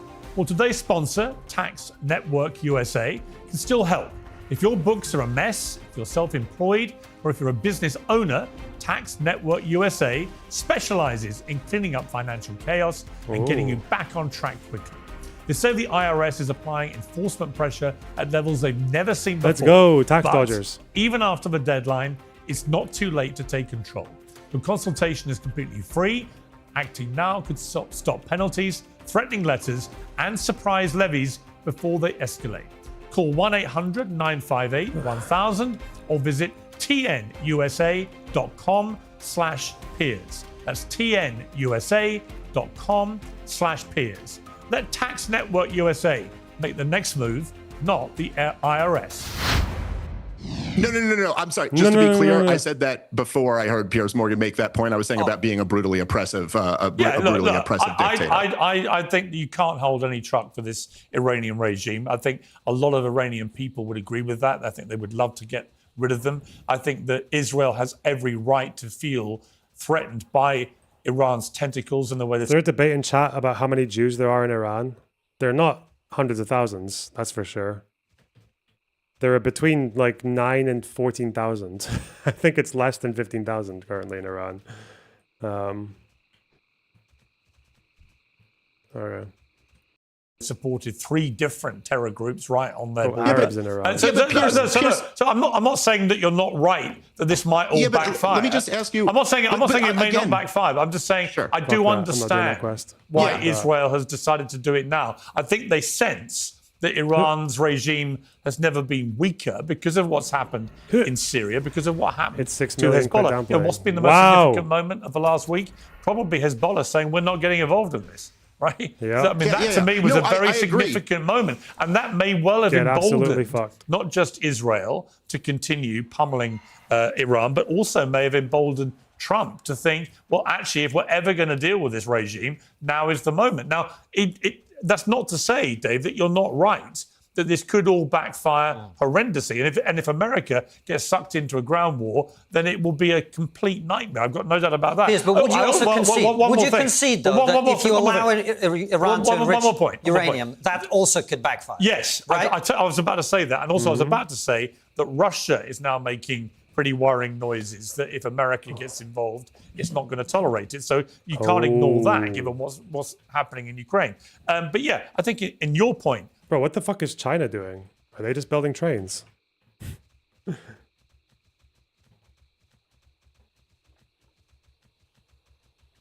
China doing fuck all, man. Shooting water at Filipinos. Sinking boats. They're building sea trains. Wow. Constantine, yes, I when I saw that IAE report, I read it and I thought they've gone from 3% to 60% uranium enrichment. Yeah. And there's only one reason you would do that. Either you take Dave's view, which is they're doing that because they want to have a form of nuclear deterrent without actually having a bomb. Or if you're Israel, you're like, these people have been funding terrorism against us for decades. And now they've gone from 3% to 60%, way more than is needed for any civilian use. Clearly, they are on a fast track here to be a nuclear power, and we cannot allow that to happen. So I do. Well, let Constantine respond first, but I do. That's why I do understand. Well, let's be honest. Why Israel feels the way it does. Well, exactly, and let's be honest about something here, Piers. The 3 of us are sitting in comfortable, air-conditioned studios on the other side of the world from the region where this is happening. Yeah. We have the luxury to pontificate about the real reason that Iran is enriching uranium to near weapons grade. Israel does not have the ability to get this wrong and then go, well, I apologize, I got this one wrong, as Dave has done with President Trump. He supported him being elected, and now he's going, I got it wrong, guys, let's impeach him. Good Israel, one. if it gets this wrong, gets annihilated. They do not have the luxury of that. Now, Dave, I think the point you make about the American people, I have the greatest respect for the American people, and they should determine the course of America themselves. They've elected Donald Trump, and that is the reality. No one here, Piers found out, I think, with some history that Americans don't like being told what to do by foreigners. And I'm certainly not going to do that. It's up to the American people. I know the American people don't want boots on the ground, and neither do I.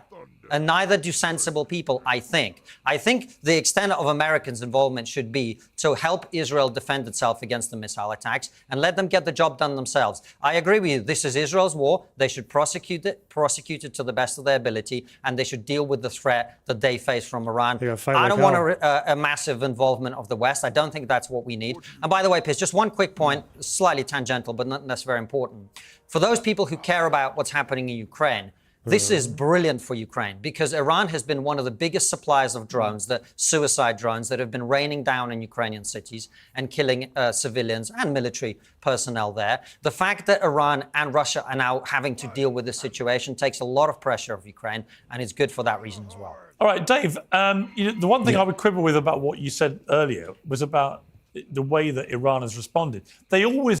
Man, if I didn't know anything about trigonometry or Constantine, I'd probably have a pretty good first impression here, you know? He's like hitting the nail on it with everything, to be honest. Patrick Lee, thanks for the tier 2 sub. Really appreciate it. Wow. Soy. Is threatened crocodile annihilation when they get attacked. If I kill one more crocodile, when they're involved in any kind of skirmish. We heard it towards the end of last year, and nothing really happened. We've heard it again now. And although, yes, they've got through the Iron Dome several times, they've killed some civilians in Tel Aviv. Arrow This is indisputable. and David Sling. So they The technically have done better in terms of their revenge attack than other countries have fared against Israel. I accept that. But I also think we are far removed from seeing any kind of huge resistance coming out of Iran. In fact, what you're seeing is their bluff potentially getting called here, that a lot of it has been rhetoric built on sand, literally, and that they don't actually have the military capability to even... Does he think Iran is just a massive desert? Okay. Built on sand. That's funny. Literally. What an absolute boss. Say the N-word, Pierce. Say it. Tackle a country 1/10 its size in terms of population, let alone if the United States was to get involved. So I think what you're seeing is actually the opposite of the way you characterized it. I don't think you're seeing a massive response from Iran. I think you're seeing as good as they can do, and it's not very much. Well, look, I mean, this is what remains to be seen, and we don't know. But in 2007, when Dick Cheney was trying to push George W. Bush into war with Iran, it was the Pentagon who stopped George W. Bush from doing it. And it was them who said that we do not have escalation dominance over Iran, essentially meaning that we have, we still have thousands of troops in Iraq right now. Why would you take 2007? When America is entangled in Iraq, Afghanistan.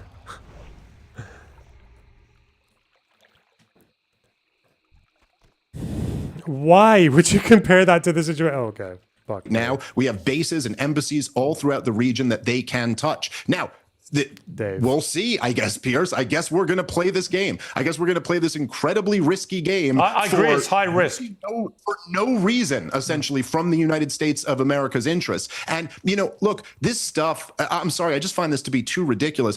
All of the intelligence is saying that they don't have nuclear weapons and they're not pursuing nuclear weapons. There is one country, one government in the Middle East that is not a member of the non-proliferation treaties that has nuclear weapons secretly, and it ain't Iran, it's Israel. It is so ridiculous. Well, I agree, it's absurd. As you know, I agree. Look, I agree. I don't understand how Israel is allowed to continue pretending they don't have nuclear weapons. Also, But what are you saying? Are you saying Iran should develop nuclear weapons to compensate for that reality? Or No. What I'm saying is this, okay? Dave? Whenever you guys talk about this, even already, and Pierce, I got to say, I thought you were a little bit guilty of this right after October 7th, understandably, perhaps so. But even right now, whenever we talk, it's all about the Israeli perspective, as if we're all Israelis. Oh, Israel can't take the risk that they have 60% enrichment. Israel can't get this wrong the way I could change my mind about supporting Donald Trump. I guess Israel can get it wrong when they lure America into a war, when they pump out propaganda saying that Saddam has weapons of mass destruction. I wonder, it's not just, it's worth asking some of these people in these debates, like if they think it's okay for Iran to try and get a nuclear weapon, like, because I think some people just want Iran to have a nuke. The way I hear some people talk about it, like, obviously in your Hassan world and all that, like, yeah, those people just want Iran to have nukes. Like, that's very straightforward to them. With Dave, I don't know. It's not just, you know what, I do wonder. Maybe I need to read what the other Arab states are saying about this, because what do the Gulf states, I guess the leaders probably wouldn't say if they held the affirmative position, but what do they think about America and Israel doing this to Iran? What does Saudi think about it, or the Emirates, or Jordan, or Syria? Like, Syria obviously likes watching the Axis get fucked up. Saudi, I know what they'd say. They'd say, oh, it's adventurism, it's aggression, all that shit, but like, I don't know what they want. So I feel like Saudi probably is enjoying watching Iran get fucked up, but just my guess. I wonder how Dave would talk if he had to live under such a threat. Well, it's also the fact that America's assistance here, which is what Israel has asked for a very, very long time, for like decades, is not really, in the grand scheme of things, it's not really committing that much. Like if Israel can get rid of the air defense, if Israel can secure the air superiority, if Israel can clear the path, if Israel can like figure out where all the sites are, then America just what did they have to do? They went over, they flew some planes, they dropped some bombs, and they left. It's like, okay. It's like you get your tag team partner at the very end of the match to come in with a steel chair shot to your opponent and then just run away when the referee's not looking. That's kind of what America's done so far. But that's... Did we go over the Damascus church? Yes, we did. But I don't know. I don't know if Iran's going to like... Because again, with America, the way Americans are, if one American dies, that's going to change everything. So, I don't know.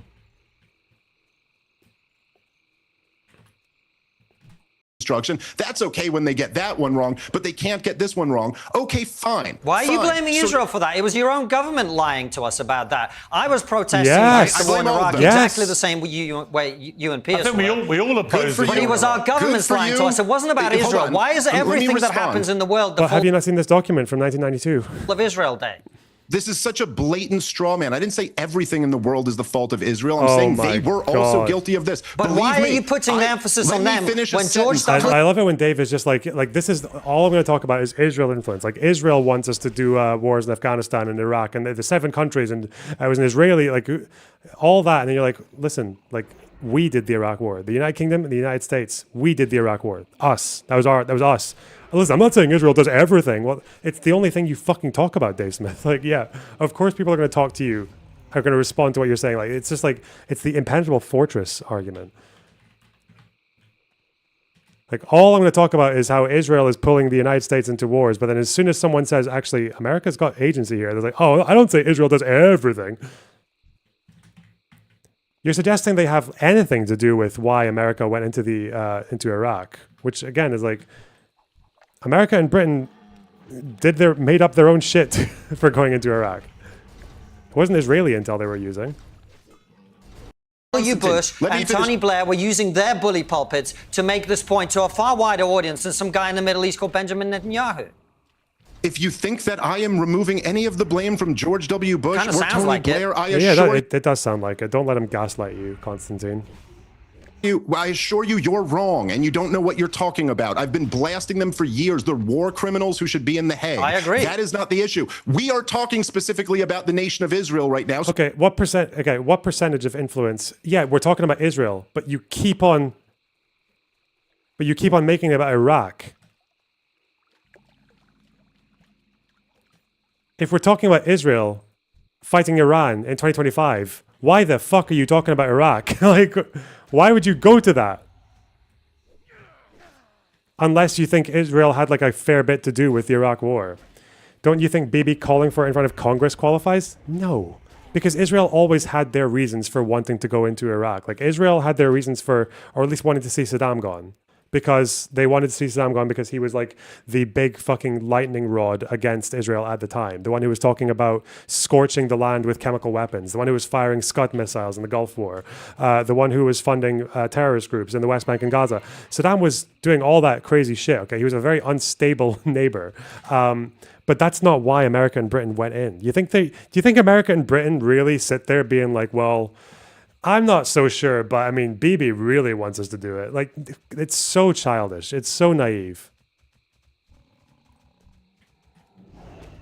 Especially when Bibi wasn't even the prime minister. He wasn't even the prime minister.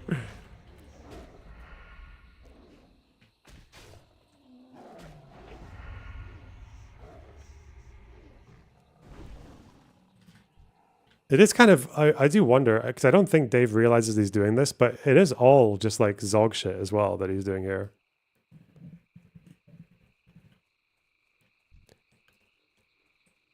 Has the situation in the world made you think about maybe considering a spiritual arc? Maybe like cool hippie stuff?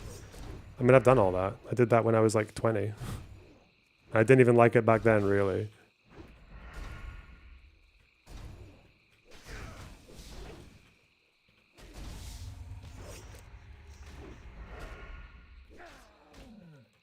Israel wasn't even in the Gulf War. Yeah.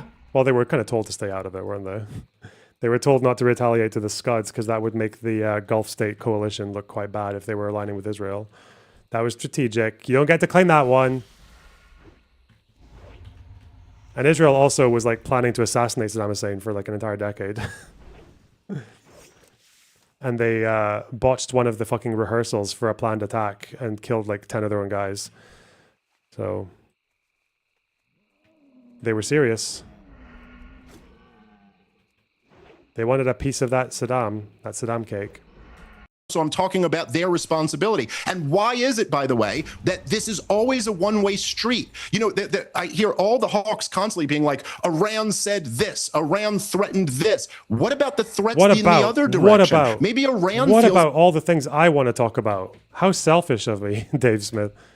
like they don't have a choice to not. So look, Muammar Gaddafi, Iran is on the list of 7 countries that are supposed to be overthrown. He's doing the fucking free association bullshit in real time. What is Israel making the threats? Muammar Gaddafi, Saddam was saying Iraq, the 7 lists. He's just trying to pick one. Like he just short circuited. The wheel got stuck on everything. It's like, you know what was happening there? This is what was happening. Give me a wheel.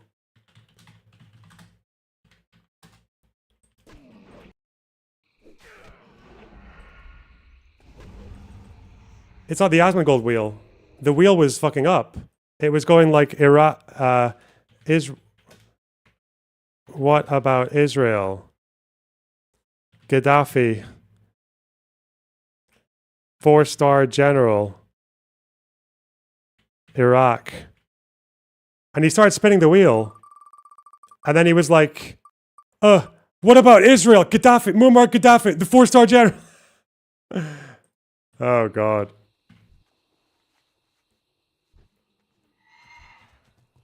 We understand how it works now. We understand. Wait, where'd it go? Oh, no, I just closed the window. Whoops. How do I... No! I want that. I want that crystal. Get your own wheel. You'll be on Piers Morgan soon. What about Israel? Genius.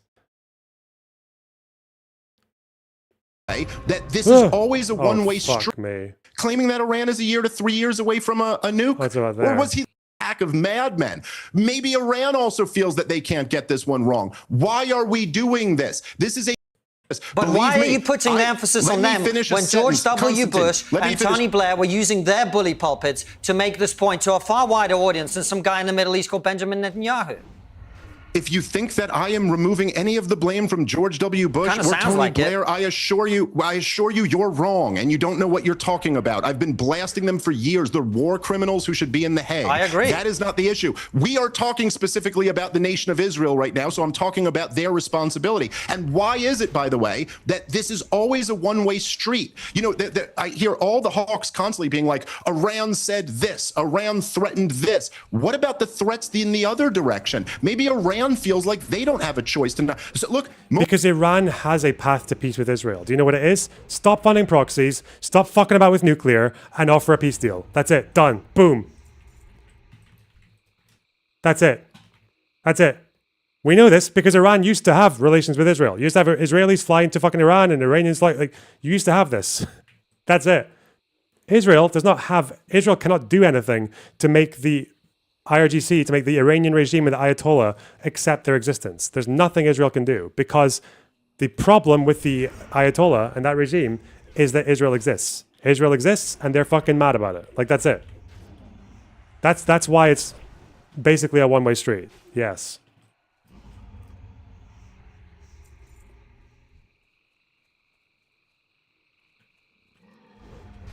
Muammar Gaddafi, Iran is on the list of 7 countries that are supposed to be overthrown. The U.S. government went and overthrew both of their next door neighbors, invaded the countries and destroyed them after putting Iran on the axis of evil list when they had nothing to do with 9/11. And then when Muammar Gaddafi denuclearized, they went in there and overthrew him in the most violent, brutal way, was sodomized. What was Gaddafi doing before he was overthrown? What was happening in Libya before Gaddafi was overthrown? Do you think all of that was orchestrated by the 7-country plan? Israelis also helped Iran fight Saddam. They did. Do you know how actually Israel did get a unanimous condemnation at the General Assembly for this? When Israel bombed the Iraqi nuclear site in 1981, the Security Council passed a resolution condemning it. It was condemned. Do you know which other country was actually kind of okay with Israel doing that? It was Iran, because Iran tried to hit it the year prior. Breaking news, guys. Alarms in Israel.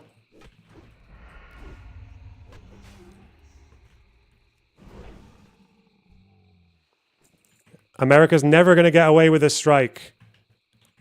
They're going to make Israel pay for America's strikes.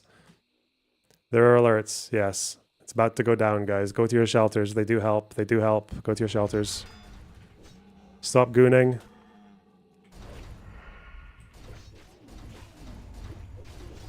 Death by a pack of madmen.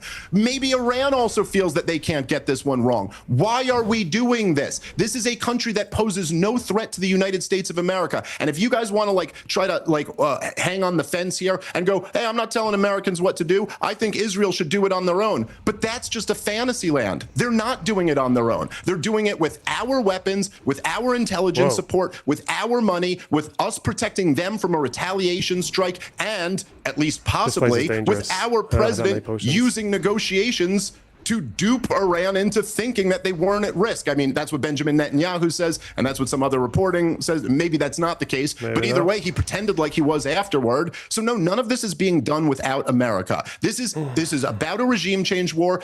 All of them said it in their own words. They're on record. Do you guys think it's also the quote mining as well? There's these people. He doesn't understand. There's a difference between someone saying, "Yeah, it would be great if the Iranian regime fucked off. We don't like that," or like one minister saying it versus this is a regime change war. This war is being done to pursue the goal of regime change. These are different things. It's like when Netanyahu said, yeah, we were partially responsible for Assad falling. And then people were like, oh, wow, this is evidence that Netanyahu is coordinating with Jelani. Like the same way that Israel also funded ISIS, which was definitely a real thing that happened. Like, it's so fucking dumb. Like, just because Netanyahu is saying, yeah, it's partly because of our actions, i.e. destroying Hezbollah, that Assad fell because Hezbollah was Assad's big fucking helper in the region, does not mean that I was part of the plan or even an intended consequence. It happened as they were pursuing their own goal. Their own goal happened to overlap with the goal of weakening Assad that was held by most of Syria. Fucking hell. Grumble, grumble, grumble. Benjamin Netanyahu has been mistaken for 30 years, claiming that Iran is a year to 3 years away from a nuke? Or was he lying? Well, they were repeatedly setting back the program, for one. And two, it doesn't matter if he was lying, because a lot of these decisions are not being built off of what Netanyahu says. It's about what other people say.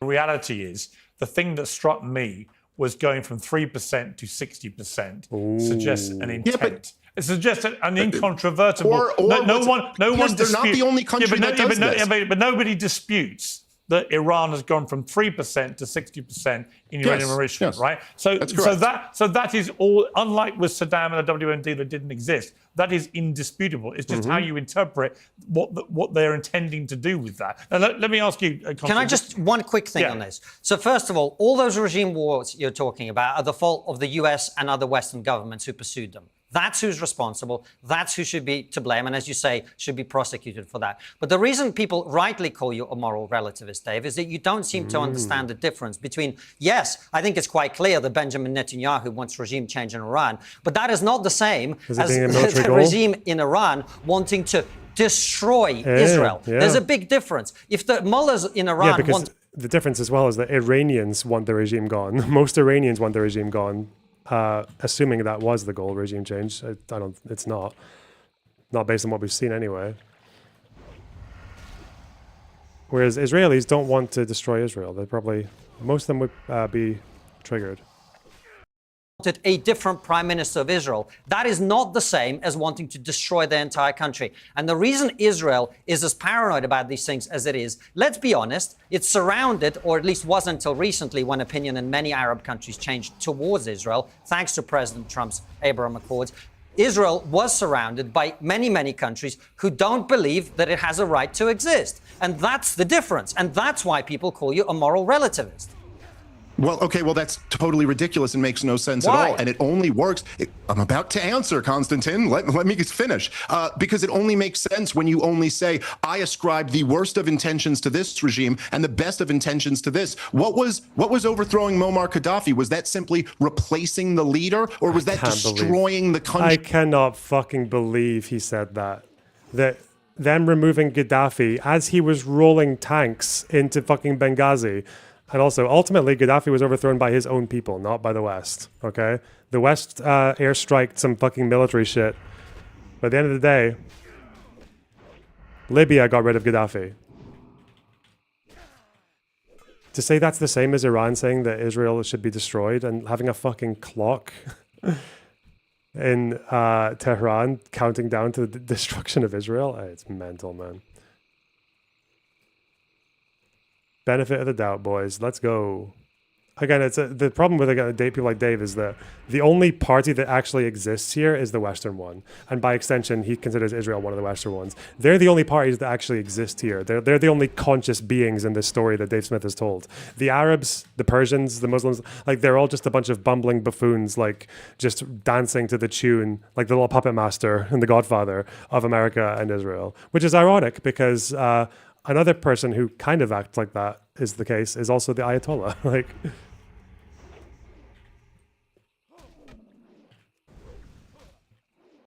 turning it into a failed You've state. brought in a different conflict. Let's stick to Israel and Iran. No. The Israelis say please, let's talk about it. Please, I want to talk about Gaddafi getting bayoneted in the butthole. That's very relevant to Iran wanting to destroy Israel. Oh, yeah. So that's pretty different. Hold on. So I'm the moral relativist. Yes. But then when I point out what one side actually did, you run away from it and say, oh, no, we can't talk about that. It's your government that destroyed Libya. It's not Israel. Yeah. Yeah. It's your government. But it's on the list. It's on the list. But Israel put it on the list. About this, Israel was lobbying for us to do this for Who years made the decision to do that?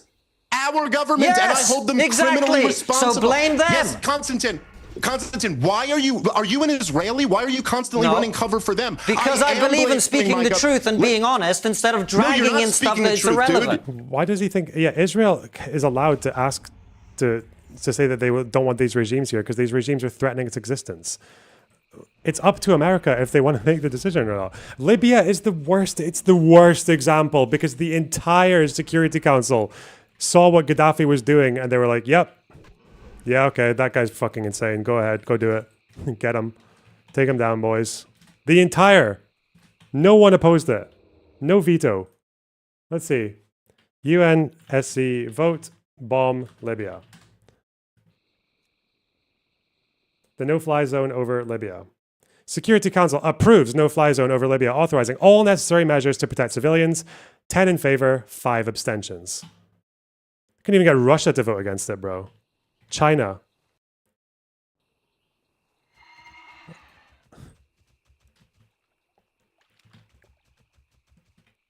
The Mossad has many, many tentacles indeed.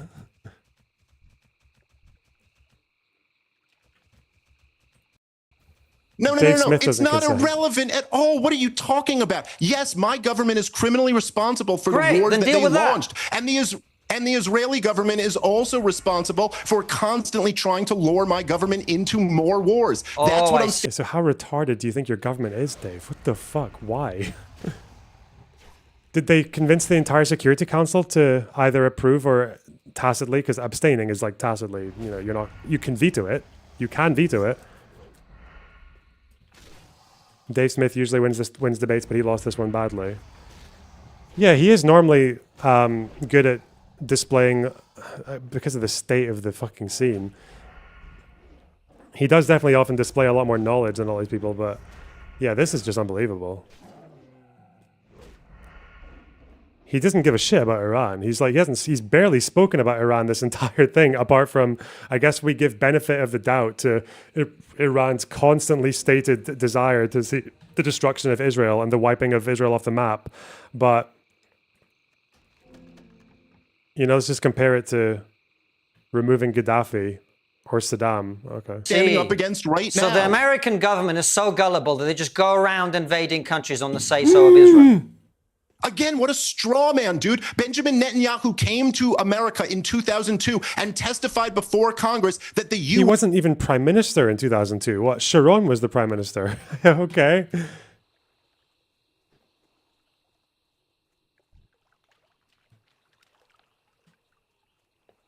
U.S. should overthrow Saddam Hussein, Muammar Gaddafi, and the Iranian regime. This isn't a secret. He's advocating that we fight more wars. And I'm telling you that this war... Okay, then the next question. Okay, yes, Israel wants it. So a guy who wasn't prime minister wanted it to happen in 2002. Why did America choose to do it? Why did they make the decision? Because if you don't think Israel made them do it, why did they do it, Dave? Just answer that. Why? Why do you think American leaders made these decisions? Why did the Security Council approve a no-fly zone in Libya? Why is there an American presence in Syria?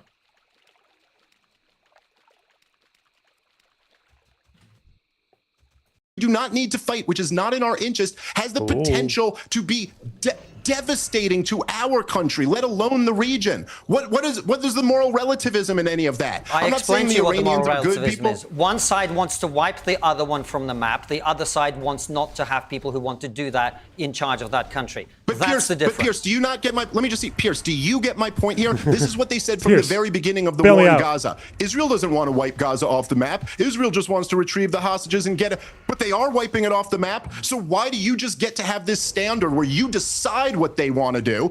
I can't base it on their track record. We can't look at Iraq. We can't look at Libya. We can't look at Afghanistan. Evidently, as all the hogs can see, we can look at World War II. Everything is just like World War II. But it's not like the last 25 years of terror. When did Constantine mention World War II? Mihawk Zanagi, he just explained his agreement. He agreed with what Constantine said. Are you like a Dave Smith fan? Do we have one? Do we have a wild Dave Smith fan in chat? I want to hear a Dave Smith fan. That's what I want to hear.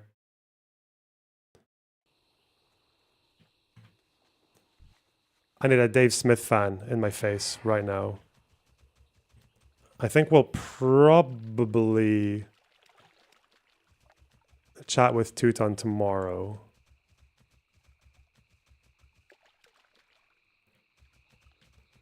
Because I don't really want to talk to him when I'm gaming. I feel like there's a growing respect.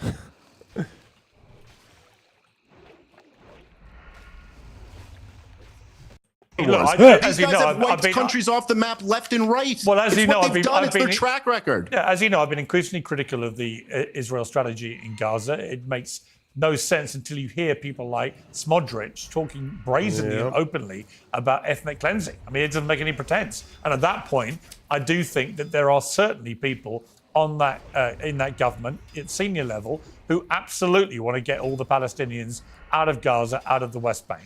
And if that has been their plan all along from October the 8th, then I was duped, and people that feared that were correct. With a capital and we'll J. have to see how that plays itself out. Ooh. I hope that is not going to actually be the Blah, blah, case. blah, blah, blah, blah. And the people you say from the Israeli side, they say to me, well, you know, Smodrich isn't the government. Well, he's a pretty senior member of that government, and he's not even hiding what he thinks should be happening. Before we finish this, guys, I want to just talk about the politics here for Trump as well, because it's really interesting to me. Constantine, this guy's a strong boy. The conservative right in America absolutely split down the middle. Yeah. You've got Tucker Carlson on one side, and a lot of they're split in the sense that they disagree on what to do, but the unification is still there because Trump is doing it, and their first principle is: does Trump like it? Well, I like it. We trust the plan, trust the overlord, trust His Majesty.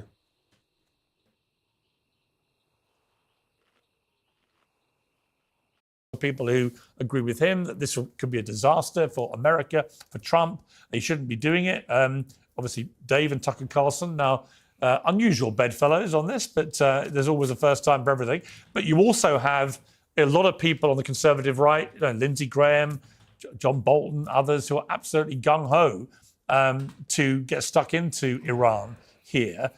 Is there a danger that politically this really does fragment Trump's base support? And what does that mean for the Republicans, for MAGA, for Trump, for the future, for J.D. Vance and people who are aligned with Trump maybe at the next election and so on? Well, I should preface this by saying I'm an outside observer in the United States. I do go there a lot. I spend a lot of time there. I speak to people there, but I certainly wouldn't claim to be, the greatest expert in the world about what's happening. Level 43, guys. Nothing at all. It would be doing no time. Zoom in. Actually, at this rate, I'll do it in less than... No, not less than 5. Yeah. Probably 4 days played? Maybe a bit more than 4 days? Huh, that's cool. In America. My unexpert sense of this is that actually I think your presentation of it is a very online focused presentation. I think if you look at the polling, the vast majority of people in America are basically in the position I described earlier, which is they don't want Iran to get anywhere near or continue to get closer to developing nuclear weapons, and they don't want American boots on the ground. And that's the dilemma that Donald Trump has to navigate. And if you can do that... Well, there's a third dilemma. You see, this is where it gets more complicated, because I don't think he's even thinking about boots on the ground, but I do think he is thinking probably as we speak about whether he allows an American B-52 to take a 30,000-pound bomb and drop it on the nuclear sites, which Israel hasn't got the ability to get. Hey, this is before he did it. This is before they did it. God damn. Barack, thanks for the 30 shekels. Consider adding timestamps to your VODs, as people like me don't watch full streams, and you will get more views. Oh. Well, we used to have a regular viewer who would do that themselves. Maybe I could add it onto the editor's list of jobs. I don't know. Seems a bit mean because of how many tangents we do. They would have to be broad timestamps, because doing tangents would be way too much. Weren't you 58 last time? Yeah, I died, dick. Are you trolling me? Stop baiting me to remind everyone that I died. It's so mean. I'm just looking for goods. Get to. Yeah. I think that is probably more likely than not right now. So let's be honest. What he may order. If that happens and it's successful and it doesn't lead to an escalation, everyone's going to love it, because Americans love to win and they love to bomb shit. Right? Let's be honest. That's the history of the last 20 years. And if that happens, they'll be very happy. They do. And if it goes, you can totally imagine the guy in that B-2 bomber fucking yeehaw. Fucking cowboy hat and everything. He probably jumped out of the bomber and rode the mop down to the mountain.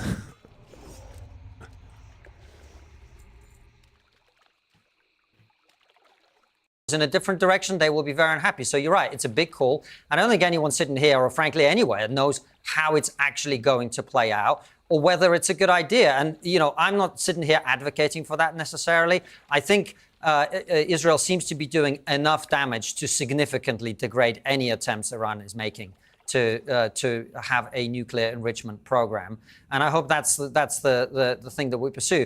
By the way, I don't think it's split MAGA down the middle at all. That's what it appears like on X. I really don't think, when you talk to ordinary people, that's the situation in America, because they still bend the knee. Especially in the Republican Party, which is overwhelmingly pro-Israel and has been for a very long time. Okay, and even the ones who don't like the interventionism are bending the knee, like they always were going to, like they were inevitably. Like, is anyone surprised that Charlie Kirk would say he opposes this until Trump does it, and then saying, yeah, we trust the plan? Smith. There's no question. I mean, I largely agree with Konstantin there. I think if Trump can thread the needle here and not lead to a catastrophe, that he can survive this politically. I do think he's downplaying the split a little bit. It's again, it's not libertarians just about, are relevant. Like, polls about how people feel about boots on the ground, which obviously the American people are largely opposed to. And yes, it is true that most of the Republicans do. Iran sent a single missile? What? That's what the sirens were. They're for one missile. Wait! One missile. What if that's the nuke?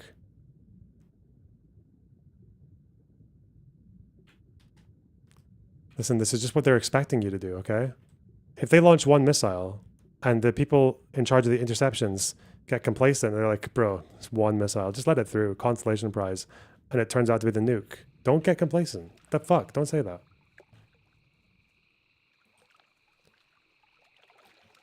One missile. Sorry.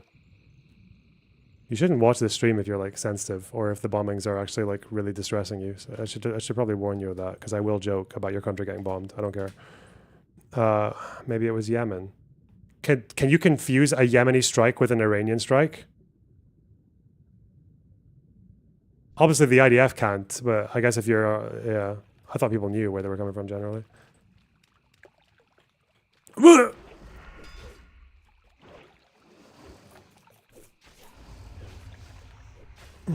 Support Israel, although poll after poll has demonstrated that this is really changing with the younger generation. But look, I mean, you have a situation right now, and you know, yesterday, like I started the day by denouncing Donald Trump, and I was, you know, taking a lot, trending on Twitter and getting a lot of praise and a lot of insults and all that stuff. But by the end of the day, it was like Tucker Carlson was being insulted by Donald Trump for not even criticizing him, really just criticizing the policy while heaping praise on Donald Trump. But That's Steve Bannon, Charlie Kirk, I mean, some of the most influential conservative voices in the United States of America have this was before the strikes. They all fell in line. They all fell in line. Charlie Kirk's getting absolutely mogged for this because he 2 days ago said it was a horrible idea, no intervention, no new wars, and now he's like, we trust the plan. That's fucking brilliant, man. He's so naive.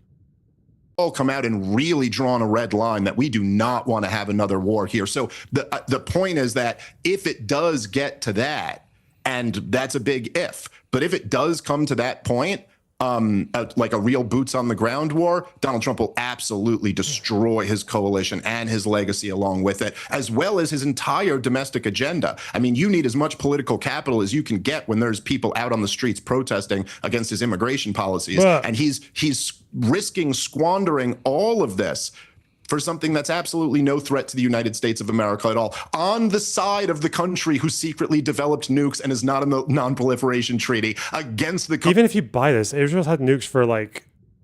If you buy this... Okay, Israel's had nukes for what, like 80 years now? Or, sorry, 70... No, my fucking maths. Oh my God. 60 years. Israel's had nukes for 60 years, and they haven't used them, despite being attacked in every fucking orifice. For the entire time. 40 years. I thought they got them in the 60s now. Which would be 60 years. Yeah, Israel's had nukes for a really long time. And they haven't done shit with them. Despite being attacked from asshole to breakfast the entire time. So you can have an issue with them having them and not declaring them and not being part of the NPT or whatever the fuck else. But at the end of the day, we at least know that they're not going to use them randomly on a country 2,000 kilometers away. So far. Iran, we have no idea. That's why we have non-proliferation. That's why we discourage more countries getting nukes, because every time you introduce a new state to the little band, little gang of people who have nukes, you're introducing the chances of one conflict or one regime collapse or one coup or one anything but leader losing his mind, and a nuclear war breaks out. That's why I don't like it when new countries get nukes. Not least of all, new countries that literally want to destroy other countries. It's a bit cringe. A bit gay. Hang on.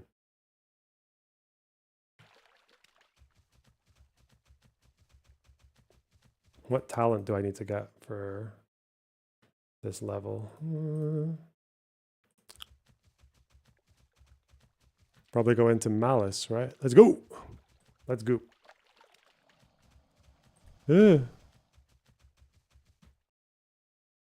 Country who doesn't have nukes and is in the non-proliferation treaty. It's the most reckless madness a policy could possibly be. Constantine. Well, he's not pursuing that policy. This is what the point I keep making to Dave. What you keep doing, Dave, is taking to the extremist position. No one's talking about boots on the ground except the usual Lindsey Grahams, who no one in the Trump cabinet takes seriously on these issues at all. I don't know about that. They don't. The conversation... I don't know about that. You know, I mean, we have boots on the ground in the Iraq War, and that's literally the only fucking anchor that I have to talk about anything ever in the Middle East. So there must be boots on the ground. How could there not be? How could there be a risk of them getting WMDs? Didn't happen in Iraq. Ain't no way. fucking Dave Smith. I hate him so much. He actually makes me like, he makes me really angry. God. Happening is about what is the right level of America's involvement. We will see what that is. And by the way, look, I haven't seen Charlie Kirk, who is genuinely influential, I think, within the MAGA movement, criticize President Trump. I think he's been kind of balanced in his commentary. All the other people, the Candace Owens, the Tucker Carlsons, etc., the vast majority of people within the conservative movement in America are not taking their opinion on this issue, and the polls bear that out. Tucker, though, well, I don't think Tucker. Hold on, I would say Tucker, people I in think, is a power may not be. significant These voice. people have huge audiences. Well, I'm not saying they don't have huge audiences, but I'm saying a lot of those social media, no one gives a fuck about you. Like, audiences are not within the conservative movement in Right, America. but when Tucker chewed up Ted Cruz, for example, and did it pretty skillfully, I have to say, it made Cruz look pretty ill-informed about Iran. That's got a massive amount of mainstream media attention today. You know, I think that you can't ignore. I mean, it's interesting to me. Look at the split. You know, the MAGA names against Trump: Candace Owens, you, Dave, Marjorie Taylor Greene, Alex Jones, Matt Walsh, Tucker Carlson. Obviously, then you got the ones for. Charlie Kirk's been pretty balanced, like you said. Lindsey Graham, Ben Shapiro, Dave Rubin, Mark Levine. I mean, you know, I've not seen that kind of split on many issues, and this is potentially the biggest issue of all. Can I just even responding to what Konstantin just said, because I thought I made this point pretty clear at the beginning, but let me try to make it clear. You can sit here and say nobody's talking about boots on the ground all you want to. This whole thing is about a regime change, and all of the major players have admitted this in their own words. Even Benjamin Netanyahu wasn't saying that Iran was on the cusp of having nuclear weapons. That could be regime change. But Dave, that could be regime change, as we saw in Syria towards the end of last year in December, when after a long and bloody and awful civil war, suddenly the downfall of Assad happened incredibly quickly, and it didn't involve boots on the ground, any conventional sense. Well, we actually do have an American presence in Syria. It involved actual Syrian boots from civilians. Yes, that's right. That's right. And they were able to tell. That's why I see. Oh no, Dave didn't know that America actually does have a military presence in Syria. If he knew that, he's going to go home. He's like, oh God, there are Americans in Syria. I could have blamed it all on them, and therefore Israel by extension. Fuck's sake. You know, I don't think it can be ruled out that if enough Iranian people feel that their regime has been humiliated, has actually been exposed for not being able to hit back in the way they've always vowed to, feel that they're weak and disgraced and so on, you know, why couldn't there be an uprising like we saw in Syria at the end of last year? I don't think it can be ruled out completely. Well, I mean, listen. So, Pierce, just to be clear, because you are right about that, there are the models like Libya and Syria where it didn't require long occupations and nation building, and all you got was a failed state with open-air slave markets, a massive refugee. In Syria?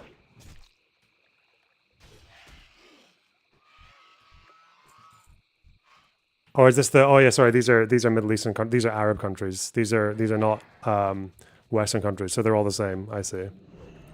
Crisis into Europe, and now you have Al Qaeda in charge of Syria. It's not Al Qaeda. It's not Al Qaeda. You fucking retard. They're different in practice from Al Qaeda. They're different in rhetoric. They're a different movement from Al Qaeda. They have purged Al Qaeda members from their movement over the last 6 years. If you paid any fucking attention to any of these countries that you pretend to care about, but no, all these countries only exist to Dave Smith as an extension of American Israel.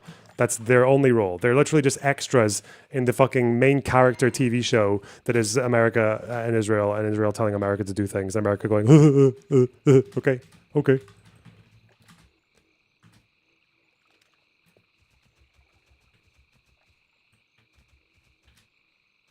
Excuse me, as an American, my beef is with Al Qaeda, not but he's with not. Hezbollah. He is not. Look, he is not behaving like a member of Al Qaeda. Pierce, true. Now he's the leader of the country. He appears to be. Oh, so that's okay. Even all of his time in Idlib as well, he was offering protections to minorities. He was building up institutions. They were not spreading international fucking terror. When they took over Aleppo, they dropped down fucking flyers and like cards with phone numbers on them telling people how to defect if they wanted to or how to get to safety if they wanted to, even if they were regime soldiers. He discourages sectarianism.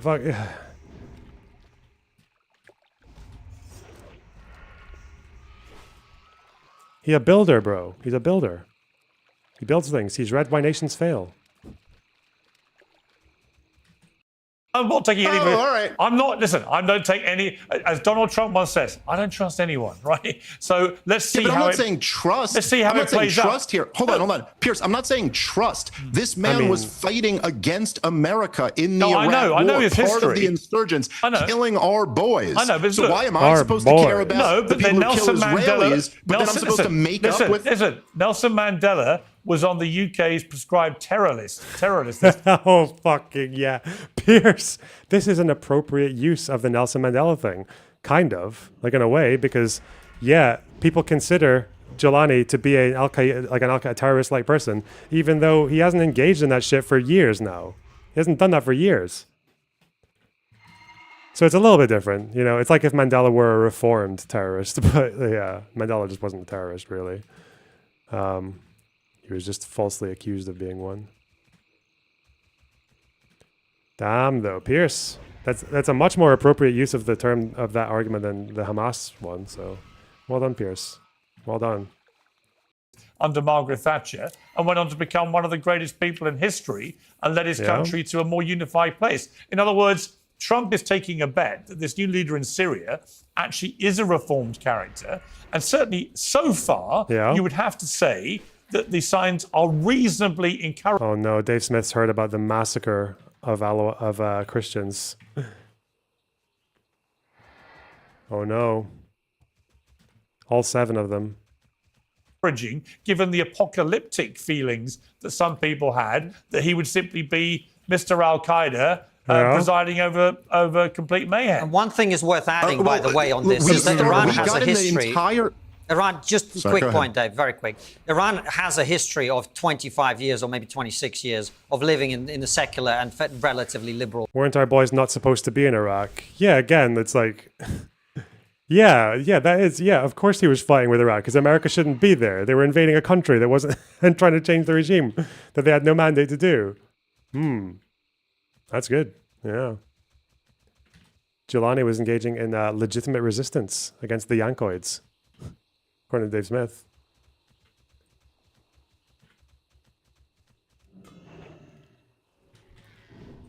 Went to fucking Abu Ghraib and shit. Free society. So the people of Persia have a very different history to the countries you're talking about. This is not to say that regime change or the change of a regime does not lead to catastrophe. I mean, and there's no obvious, someone wrote a very good piece about this week. There is no obvious savior waiting in the wings other than the Shah's son, who is a quite divisive character. I've interviewed him, I like him personally, but divisive character. But there's no like Mandela figure that you could point to and say is waiting in the wings to potentially come and rescue Iran. That person so far hasn't been identified. Can I just make a couple quick points on this? Okay, so like number one, we launched 25 years of what they are dubbed forever wars on the justification that Al-Qaeda came over here and murdered innocent American citizens. And now I'm supposed to make up with Al-Qaeda and forgive them for that? It's not Al-Qaeda. HTS is not Al-Qaeda. It's not the same movement. Why do you think he used to be an Al-Nusra, which was connected to Al-Qaeda, and then the different fucking movement he's part of? Why? You're not making peace with Al-Qaeda, you fucking retard. Because he put on a 3-piece suit while I focus on... That's not all he did. Do you think all he did in the last fucking 6 years of ruling Idlib is he put on a suit? God, he's so fucking despicable. Jesus Christ. Fuck me. He's so busy fucking gaping at that 7-country plan from 1993 that he just looks at a fucking bearded man in a suit and he's like, well, he used to, Al-Qaeda, okay, bad. Israel's enemies. I just find this to be like a crazy ask of the American people. And then, just so you guys know, campists, okay? They all do this, okay? Campists are, you just give them the right set of circumstances and campists will always rear their head and just behave like the most post-9/11 war hawk Republican dipshits, right? Islamophobic, that they will all do this. It's something, right? With some condition will make them do this. Like people like Tanki to support Hezbollah's action in Syria, saying, oh, all they were doing was fighting ISIS. Wait, who said that they were all fighting ISIS? Who said that was their only enemy in Syria? Whoa, Assad said that, didn't he? Like, yeah, that's like a Netanyahu tactic almost, to just say all your enemies are terrorists. Everyone you kill was actually a terrorist. And it's the same thing with this as well. Because Jelani doesn't pursue the same suicidal ends that Hezbollah does, and doesn't help Hezbollah doing that, and because he has extended olive branches to the Western world and to the Gulf states, he's bad, okay? And how do we make him bad? Well, a bearded man used to have some association with Al-Qaeda. Okay, terrorist. Let's ignore everything he does. Let's ignore everything he's done in the past compared to what he does now and why they're so different. Let's ignore all of his actions in the last 6 or 7 years. Bearded man, terrorist. But he's in a suit. That's all he's doing. You know, look, it's real easy to sit here and say, oh, yeah, they had a strong tradition of liberalism and everything's going to work out this time. For the first time, we're going to have a regime change that's going to work out really smoothly. Iran is so weak. The people hate them so much. This regime has been in power since 1979, spending the vast majority of that time having the most powerful governments in the history of the world, hell-bent on ousting this regime. And they've survived this long. Maybe you guys are right this time, but you know, what? So was the Obama nuclear deal part of the strategy to do regime change? They've been really trying for 25 years. Well, since 79, really, to remove the regime in Iran. Really? Like the entire time? Is that what the Obama nuclear deal? Is that what Biden was doing when he was literally trying to renew the Obama nuclear deal? And Iran said no? I love it how he's just decided, yes, there's always been an orchestrated effort to cause regime change in Iran. Why? Well, Iran sounds like Iraq, and we did it in Iraq. And 4-star general plan. Blah, blah, blah, blah. You know, Piers, come on, man. I mean, you remember the mission accomplished banners. You remember when they had the first elections in Iraq and it even fooled Jon Stewart and he was celebrating, oh, I guess George W. Bush was right. And then we went on to the most brutal and bloody 8 years of civil war that saw 1 million innocent people die. The country absolutely... But no one wants boots on the ground and a government pushed regime change in Iran. No one's asking for this. Like, why are you fucking shadowboxing? He just wishes. He wishes he's like fucking... I don't know. He's like the guy that just watched The Matrix too many times as a kid, right? Like he just is so desperate to be back there in 2003 to tell everyone they were wrong, knowing that they were wrong. He just can't let go. It's probably like the one call that he made, like, because to them, these guys, people like Dave Smith. Okay, this is my hot. Okay, people like Dave Smith. People who do this, they love the Iraq War. It's their favorite thing. It's their favorite event of this entire century because it is the time when the State Department said something, the British said something, the Americans said something, the presidents, the prime minister, they all said this thing. Everyone was hyped for it. And the people who said, don't do this is wrong, were correct. It was correct to distrust the State Department. It was correct to dismiss the CIA. It was correct to dismiss like European and American intel.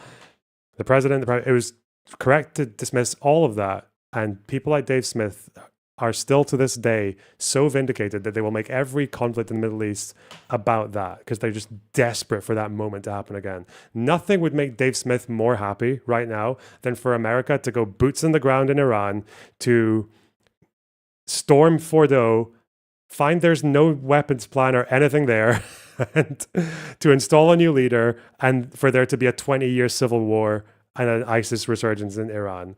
He would love that. That would actually make him really happy because he'd get to relive his fucking glory days of having been right about the Iraq War. Destroyed, massive displacements and horror stories. And so, you know, it's like, I don't know if you guys have noticed this, and maybe it'll make you a little bit uncomfortable, but the amount of people celebrating this thing 4 or 5 days into it, like, oh my God, Israel took out all their targets. Look how easy it was. We've been here before. I've seen this movie. I'll be honest with you, Dave. As someone who's not pushing regime change or American involvement, as I've said, in the way that you think people are trying to do. Yeah, and no one is, by the way. I am celebrating the fact that Iran is no longer enriching uranium to 60%. I think that is worth celebrating. I think that's a good thing. I think we should all be relieved that that's happening. Yeah. I like that too, you know, because, you know, Israelis... They're kind of retarded, but they don't deserve to get nuked, okay?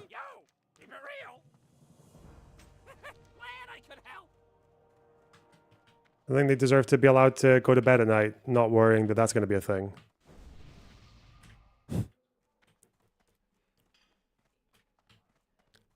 The fuck? I mean, maybe, maybe Iran, for the Iranians, they have an opportunity to take a weakened regime and give it a fucking final blow and build the kind of society that most of them actually want to build. That's going to be up to them at the end of the day. I don't want anyone to go in the fucking ground on tanks and fucking nation builders to do it for them. Be careful. But what's wrong with that? You want your fans to be able to donate. True.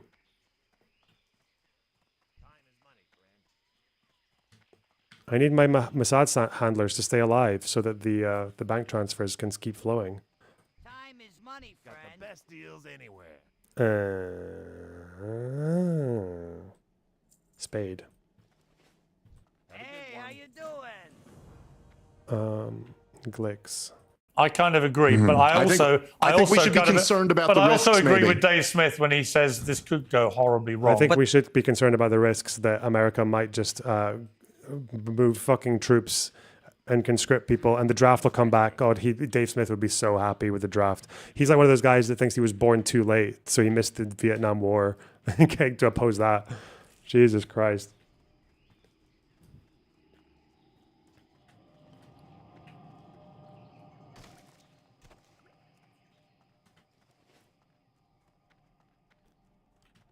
Yeah, remember the risks, guys. Remember the risk that this might be the thing that no one is calling for, and there's no indication of it happening. Big risk. But that's what we're all saying. I'm saying that too. Yeah, I agree. This is war. Like, no one knows how it's going to turn out exactly. I agree. I mean, that's why you don't fight wars of choice. Well, I've gone as far as saying I think that unlike the Iraq War in 2003, I feel like this seems a justified action by Israel to protect its people from what is clear fast-moving acceleration of uranium by a lethal enemy that is wedded to terror groups all over its border that want to kill it. I understand that. It seems justified. Now, does that mean I think it's going to work and isn't going to cause huge problems? No.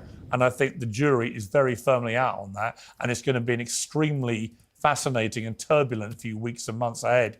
And I think right now, Donald Trump, probably the loneliest man in the world, sitting in the White House, working out what does he actually do now. And if he does press the button on attacking Iran, that will go really against pretty much everything he said, other than specifically Iran cannot be allowed to have a nuclear weapon. But in terms of starting a war in the Middle East, that is really antithetical against everything he's said he stands for. So it's a really interesting, momentous decision for Donald Trump to be taking, and the consequences could be... What happened to you and Queeman? Didn't he want to debate you? No, there's someone trolling. I mean, I can still talk to him if I want to, but he didn't want to talk about it. I think that was just someone farming. Thanks for the tier 1 sub, though, corned beef hash. Enormous. But, gentlemen, I've really enjoyed this debate. Thank you both for agreeing to do it. I think it was constructed in the right tone. We didn't descend into ad hominem attacks. Can I just say, I have a much bigger penis than you, Piers, and you, Dave. That's actually almost certainly not true. But we will reference to the George Galloway episode yesterday. And Dave Smith, we all know, is the most well hung of the three of us. So why don't we just leave it with Dave Smith for the win? Thank you, guys. Thank you, Konstantin. Thank you, Piers. Thanks, brother. I appreciate it, guys. Thank you very much. Piers Morgan Uncensored is proudly independent. Transformative content. God, you can't say that wasn't transformative. The goal ends in an hour, dipshits. 6 more to go. 6 more to go in the goal. Sophie, thanks for the $5.99. More drawings. I'm a visual learner. Oh. Dense Pixel, thanks for the $5. Caleb, thanks for the $5. 9 more for the goal. Soy face. True. Chat. Look at that, eh? A 9-hour stream. Seamless. So easy. Dave got kind of mogged. He had to cry to Piers. He did. That was pathetic. Pathetic showing. He had nothing. Boycotting until you stop the WoW arc.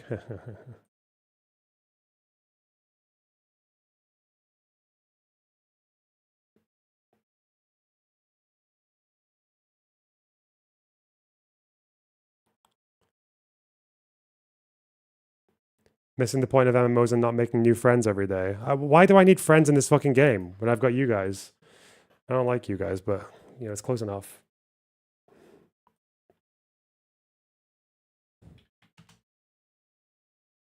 We'll make do. I'm too busy entertaining you guys to bother with making friends in game, okay? Loner pug.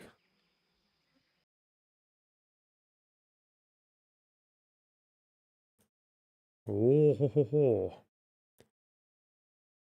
Watch my debate with Pisco or Queeman. David. You little bugger.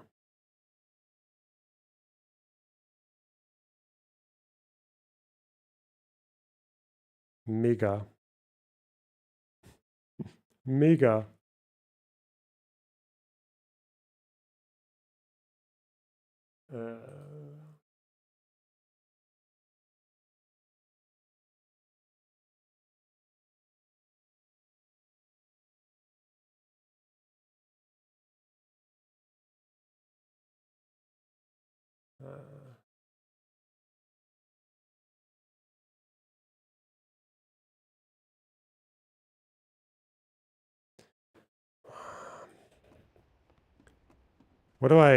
Has Tutan come on today? He wanted to come on, but I kind of want to do it in the daytime when I'm fresh. And I also still want to read the IAEA report with notes this time.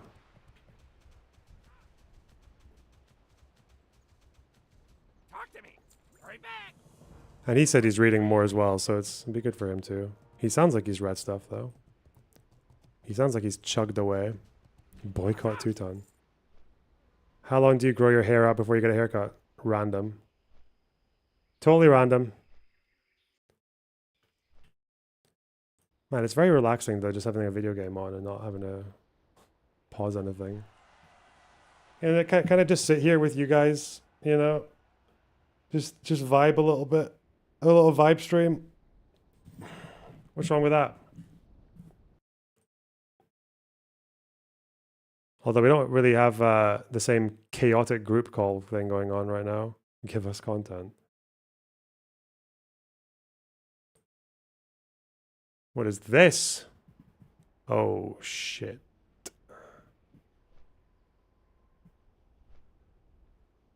Talk about Khamenei. Khamenei.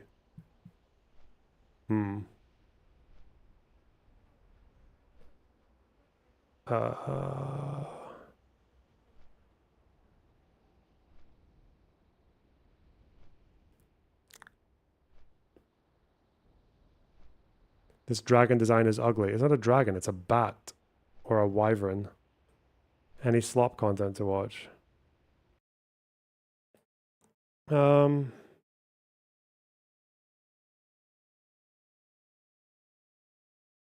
U.S. exporting these weapons to Israel because they don't have the capability. Yeah, they say that. Yeah.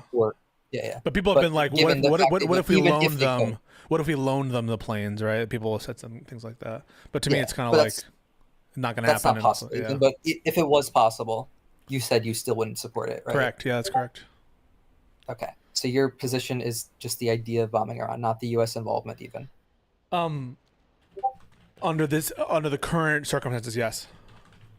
Okay. What are those circumstances that lead you not to want to do number that? one is trust, which is even if it were for other reasons appropriate to do a regime change war, which is what I take what's going on to be. I don't trust the leaders under either Israel or the United States to conduct that war, and that is independently sufficient. It's independently sufficient because the fact that I don't trust the leaders of these countries indicates to me that like I shouldn't believe them or take their word in terms of their assessment, which is often contradictory about the nature of the threat. I don't agree with them in terms of my priors is not to agree with them in terms of the possibility for negotiation. And also, I don't agree with them in terms of what they're likely to do domestically with respect to, overarching fears of authoritarianism, especially with Trump in the American context. I don't want to have another excuse for like an emergency for Trump to do. And I just don't think that they're competent to run these kinds of things. Trump is always chickening out. He's not double downing on the tariffs. He doesn't have the guts or even if this were the strategy that we should take, he doesn't have the wherewithal to run a kind of regime change, boots on the ground war. And I think that's what it would entail. And I think that the notion that we should just bomb those sites, the notion we should just bomb those sites, that doesn't solve the problem, because the regime is just going to be even more incentivized to develop nuclear weapons. And so where does it get us? Now we're just going off the, what's the, what is the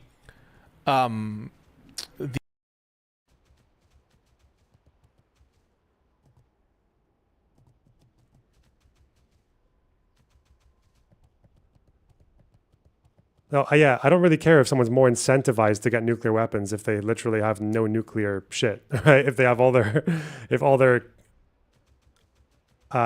potential to get nuclear weapons is destroyed. Like, it's like saying we don't want to fucking bomb Germany because that might incentivize them to want to take over Europe. It's like, if you take over the country, they can't do it, right? If you defeat them, they can't do it. Okay.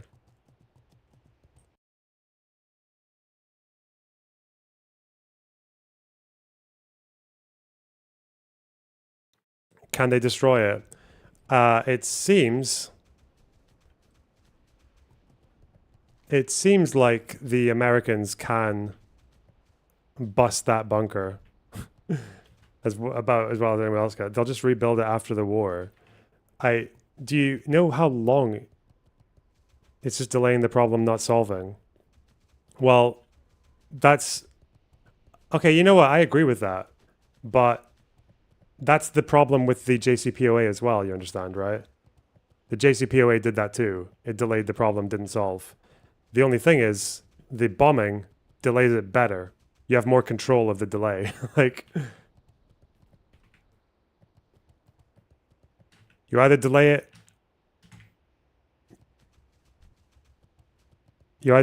like with GigaChad strength, or you delay it like a Fanny.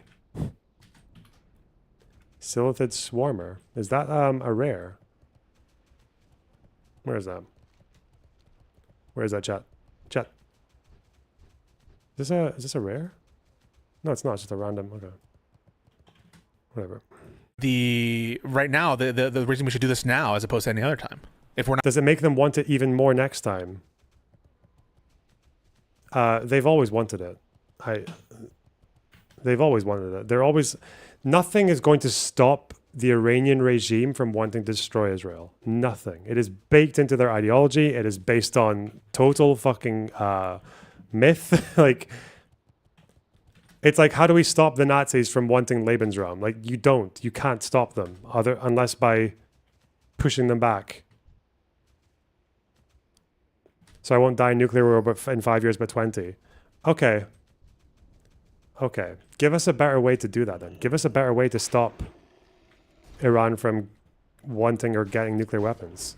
Because the JCPOA is like what you just described, only it actually puts them in a better position to get nuclear weapons because of the sanction relief.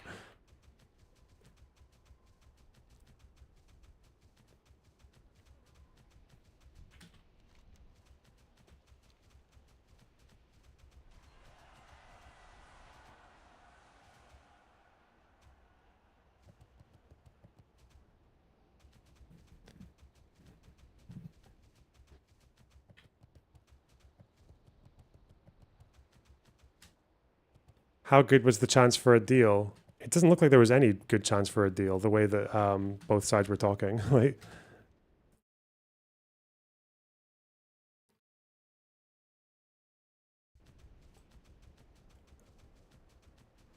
prior Iranian regime didn't want nukes. I think the Shah did have some interest in a nuclear program, but it wasn't alongside him wanting to destroy another country. Because Iran is party to the NPT, the Non-Proliferation Treaty. It's just that with the IRGC and with the Iranian regime, they obviously haven't really been the best signatories to that. They haven't been very reliable. We're not going to deal with it all altogether. So, did you look at the IAE report? I haven't read the report, but I understand them to say, and you tell me where you disagree, that they're not in full compliance with the Non-Proliferation Treaty. But I don't read them to say that they have a nuclear weapons program. I don't read them to say that we should attack them. What they're saying is, no, Well, Agreed? You're not going to say to attack. That's I know, not their. I know, but they don't say there's a nuclear weapons program. Agreed? I feel like you're missing a part. What they did say is that Iran has enough enrichment material to create enough fuel for 9 weapons as we speak, and that they don't have enough access to definitively say that Iran themselves are not in the middle of. Do they come to the conclusion that Iran has a nuclear weapon or a nuclear weapons program? They have. No, they said they cannot rule it out. No, I'm sorry. Did you hear my question? What was it? Do they come to the conclusion that Iran has a nuclear weapons program? No, they said they can't come to either conclusion. It's impossible for them to monitor it at the moment. Isn't it? You acknowledge as the intelligence community's determination that they do not have a nuclear weapons program. You acknowledge that that's the United States intelligence community's assessment, correct? Yeah, but we wouldn't want. But we're talking about Tulsi Gabbard, the person that I think you and me both believe is probably in the Assad shill and Russia shill camp. No, it's beyond Tulsi Gabbard, right? It's not just Tulsi Gabbard. Mm-hmm. It's the she would have like a control, and I don't know if I have I'm not sure if I'm getting this correctly. This is just something I remember reading, not like in-depth reading. But wasn't there like some sort of report that she fired people for writing a report she didn't like? So it seems that she has kind of a monopoly on what's coming out of that department. So I would say that she heavily influences that department. So the only place that is disputed, has the IC come to the determination? I'll ask this way: has the IC come to the determination that Iran does have a nuclear weapons program?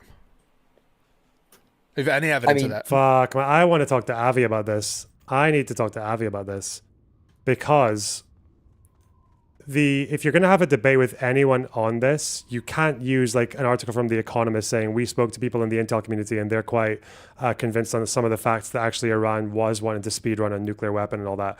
But obviously you can't make a determination on that because no one's going to agree on that factual basis for like decades. Or at least they're not going to agree on it right now. Maybe they'll release something. The thing you'd have to make it on the terms of the IAEA report. Is that enough of a reason to strike Iran? Because that's the only factual base that everyone's going to accept. There's no other factual basis that you can actually argue with anyone on this about, which is kind of irritating. But, I mean, it's probably fair that it's like that, though. It's more challenging as well to argue.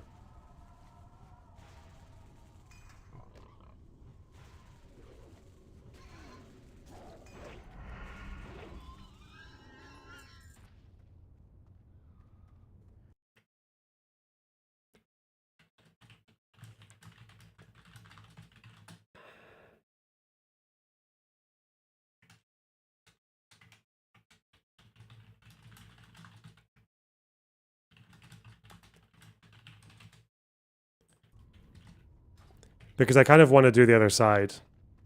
And I'm definitely less certain than Avi about how justified this is. Like Avi obviously supports this like with every fiber of his being. Whereas I'm kind of like, maybe, yeah.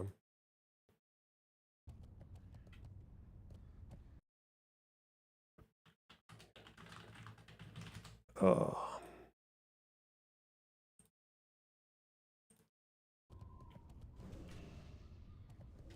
What's going on? Hello. How you doing? Yeah, I'm good. How are you? Not too bad. Cool. You do how you enjoying the recent events? That's a very weird word. Okay, I don't like war. War's horrible. War's hell, Avi. The AI memes are funny. I'm very impressed by Iran's fucking. I don't even know. I just don't know where this comes from. Like, what the origins of this? Like, talk, make fucking hype videos and then die and lose everything. Don't know. Well, they've united Israel and Pakistan in nominating Trump for the Nobel Peace Prize. Yeah. I would give Trump a peace prize just to stop him from doing anything stupid. But okay. I've been reading about the JCPOA and the IAEA reports and the little articles about what Israeli intel knows that maybe other people don't. So I'm kind of like in this. I've got some loose ends. Okay. Mm-hmm. What's that? Okay.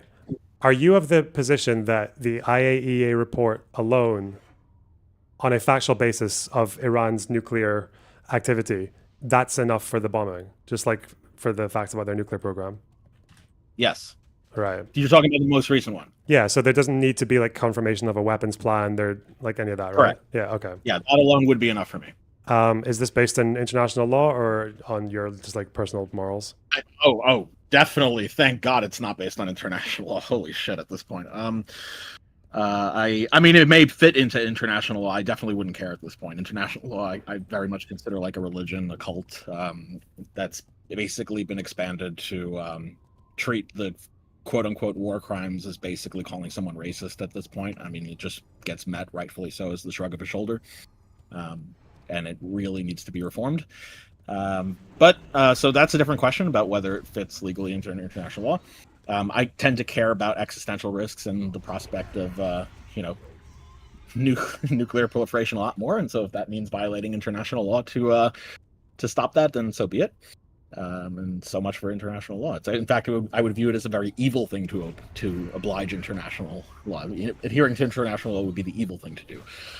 But yeah, so personally, yeah, I mean that there's enough evidence in just that most recent IAEA report to at least make the conclusion that that Iran has the goal of not just enriching for peaceful purposes, not just enriching for civilian purposes, and not just enriching for the purposes of bartering, for the purposes of as a negotiation tactic. That's not the case either. That their purpose was to make weapons grade uranium in as short amount of time as possible, in as little centrifuges as possible. Okay. That's not just my view. That's the ISIS's view as well. Yeah, this is their same report that said like, yeah, they're not doing this it can't just be like a bargaining chip, because then why would you keep on making more of it if you've already shown that you can do it? It went well over above that. What would be if that was the only goal, a bargaining chip? Okay. And they sacked their civilian use for it. Like they sacked their civilian use. That's the other point that was made. It's if they weren't just expanding everything, they deliberately sacrificed their civilian use enriched uranium storages to make 60% as fast as possible. Wait, so is 60%, is the fact that they're 60% alone, is that the evidence of them sacrificing civilian use? Because you can't use 60% for civilian. No. 20%. The 20% decreased. Oh, okay. So they basically cut. They sacrificed around like 80% or something like of their 20% enriched uranium to make 60%. Like over time. So over time, if you look at it, like the breakdown of like 5% to 20%, 60%, all of these categories, 3 point whatever percent, all of these categories were like slowly increasing over time, and all the different categories were increasing. What's different about this, which was unprecedented, is that the 20% enriched uranium category radically decreased instead of increased. Right. So they sacrificed, because there are civilian purpose uses for 20%. It's like it's a contentious topic about how much 20% one should have, but because there are at least some civilian uses for it, there's some justification there. But they axed that. They axed their 20% stocks to make 60% as quickly as possible. Right. And they haven't ever done that before. Is this is that the ISIS or is that in IAEA, or is it both? That is definitely in the ISIS. That is almost certainly in the IAEA as well. And okay. I mean, I could link that to you. I mean, it's reported by CNN. It's reported, like, this is not it's not something contentious. I mean, have you seen here it is. Here's this graph over here. Let me send you a DM or whatever, and you can show this on screen. I don't know if you're streaming right now or whatever, but here you go. Like, here's the breakdown over time. Okay.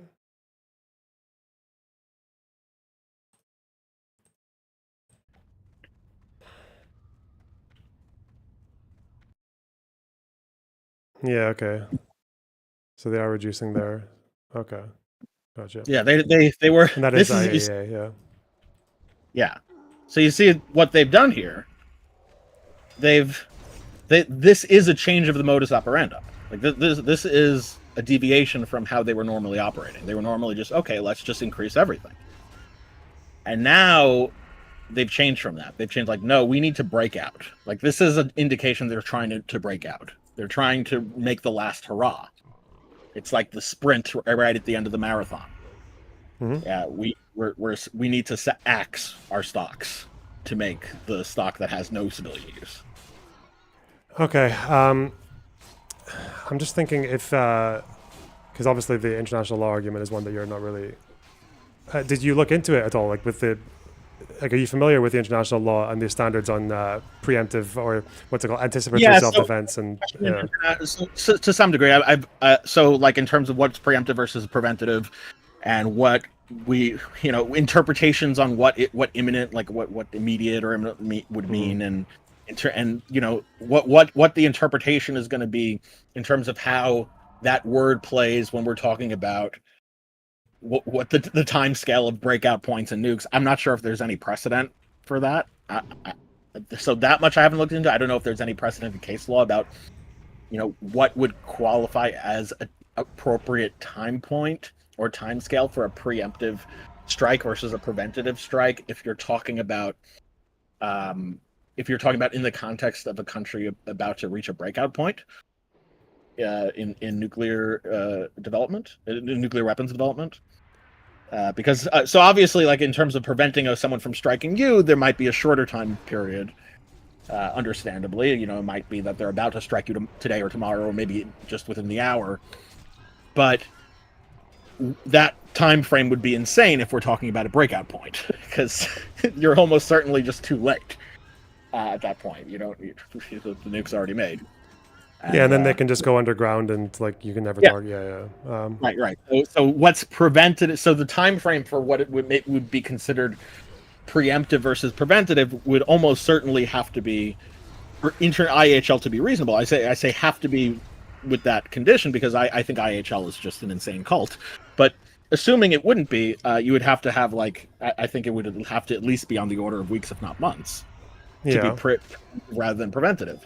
And you see all these, IHL Twitter, cucks going around being like, "Oh, it was preventative, not preemptive, because it says immediately." That's what it has to be. It's like, all right, well, you have two choices at that point. Either you take a standard of a temporality, which would just be insane for a breakout point, and you're applying, you're applying a defensive strike for conventional weapons to a breakout point, which was absolutely nuts, and you've turned IHL into what I think it is, which is even more of a cult.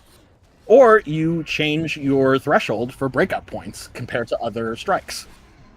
Yeah, but that's why I wonder about the concept of like ditching IHL like as a concept altogether, because it seems like if there isn't much case law on this, there is there are interpretations of IHL that actually agree with what you're saying, because especially after 9/11, it became very apparent that non-states and states can actually inflict insane amounts of damage with like no warning at all, right? So it does actually put people in a position in this world where you can't just wait until you have the exact plan and the date and the time and the weapon and everything that's going to be used, because there's a window of opportunity, which is what they keep on talking about now, right? The window of opportunity for Israel to do this and prevent this from happening, because if it happens under their noses and they miss it by a week or two, then that's it done. The bomb's made and it's hidden and it's safe. Right. So, but yeah, isn't this more of an issue with like interpretations of IHL that you have an issue with, or is it actually the concept of the law itself? Well, so you can always save any scripture by reinterpreting it. Okay. Right? You just like any religion, you can say, well, is your problem with the religion or is your problem with the interpretation of the religion? Well, then okay, so I can obviously take issue with like 40 lashes for X crime and say that I don't know how I'm supposed to interpret this in a better way, but is there a part in IHL where you think it's like there's an equivalent of that? Like, that's what I'm wondering. My interpretation, a lash just means like some sort of fine, and it's lashing you emotionally because you have to pay for it. Like you can go keep doing there's always going to be a hermeneutic issue. I mean, look, you're laughing about that, but people are saying that, jihad, intifada means struggle, like, or something. Like, so, Kampf means struggle. And so I mean, I know it sounds silly, but it is silly. Like, yeah. So to answer the question, I mean, yes, you could, if you're willing to interpret IHL radically different than what people are currently trying to interpret it now, then I'm not going to have a problem with it because it's radically different than what people are saying now. But you could always do that. Whether you rewrite IHL, whether you just erase the text and replace it with other text, versus you radically differ in that your hermeneutics. I'm not going to really care as long as it's clear what you're doing, and what you're doing is not whatever complete garbage dump is happening right now with IHL. Okay. But I'm guessing that the purpose of me bringing up the lashing is I'm wondering, is there any concept in IHL, like an example that you can give me of one that you think is actually just to the point where reinterpreting it is just like interpreting a lash as like an emotional like toll from being in jail or something? Is there anything in IHL that you think is like that far gone, say in the Geneva Convention or any concept? It's like I can think of maybe one that I think is like something in the Geneva Convention that is actually quite hard to practice to the letter, and interpreting it would be quite difficult. I'm just wondering if you have any like that. I'm not sure what is yours. I'm just curious. My example is that when they talk about targeting and they say that if you are in a position of any doubt, I think they actually say explicitly any doubt, you have to assume they're a civilian. It's like, okay, how am I going to tell a 20-year-old soldier with a rifle in a hostile environment that you should hold your fire if there's any doubt in a place where everyone is dressed as a civilian and there can be someone as young as 14 who can come up to you and kill you, right? Yeah. Yeah, so anything that has things about like principles of precaution, you have to take. If they ever say things like you have to take all measure or all this or any doubt or any sort of statements like that, you're gonna be faced with that sort of issue. It's like, okay, well, how can I? When you say take all precautions, if that's wording is used, or if you say any doubt, if that person wording is used, you really just have to interpret it against what the hermeneutics of almost everyone would have. Yes. So, yeah, I mean, it would be those sorts of things. But again, like you can do that. You can say like, okay, well, any doubt really just means any like sort of reasonable doubt. But to me, I think you're getting to a point where it's like, okay, I feel like any reasonable person is going to read this and they're probably going to have the assumption that you have to do quite a bit of bending to justify this particular wordage in a context where the enemy is dressed as civilians and you're surrounded by civilians as well as the enemy. But I don't really know if there are that many concepts in IHL where I've like read or measures in the Geneva Convention where I think this is like even close to that level of like twisting that you'd have to do. So obviously, say with like blocking aid, they say that you can divert aid if you think there's a risk of it being diverted to the enemy, right? Like if you think it's going to benefit the enemy, then you can stop aid. Like that's allowed by the Geneva Convention, right? Or proportionality is like, again, that's something that people can argue for until the end of their days. Or that's all interpretation. I mean, to answer. So just to be clear, my large issue with IHL, I mean, seems to be on the way people. The UN at large seems to be converging on their hermeneutics of it. Mm-hmm. It's not, if it went the other way, if the large body of the UN started interpreting it the way Israel and the United States did, I'd have a very different view of IHL. I'd be like, oh, okay, well, IHL's not so bad. But yeah, so it's probably more so the interpretation then. But again, it's also one thing I would point out is it's easier to reinforce a different interpretation by reforming the text rather than making a different interpretation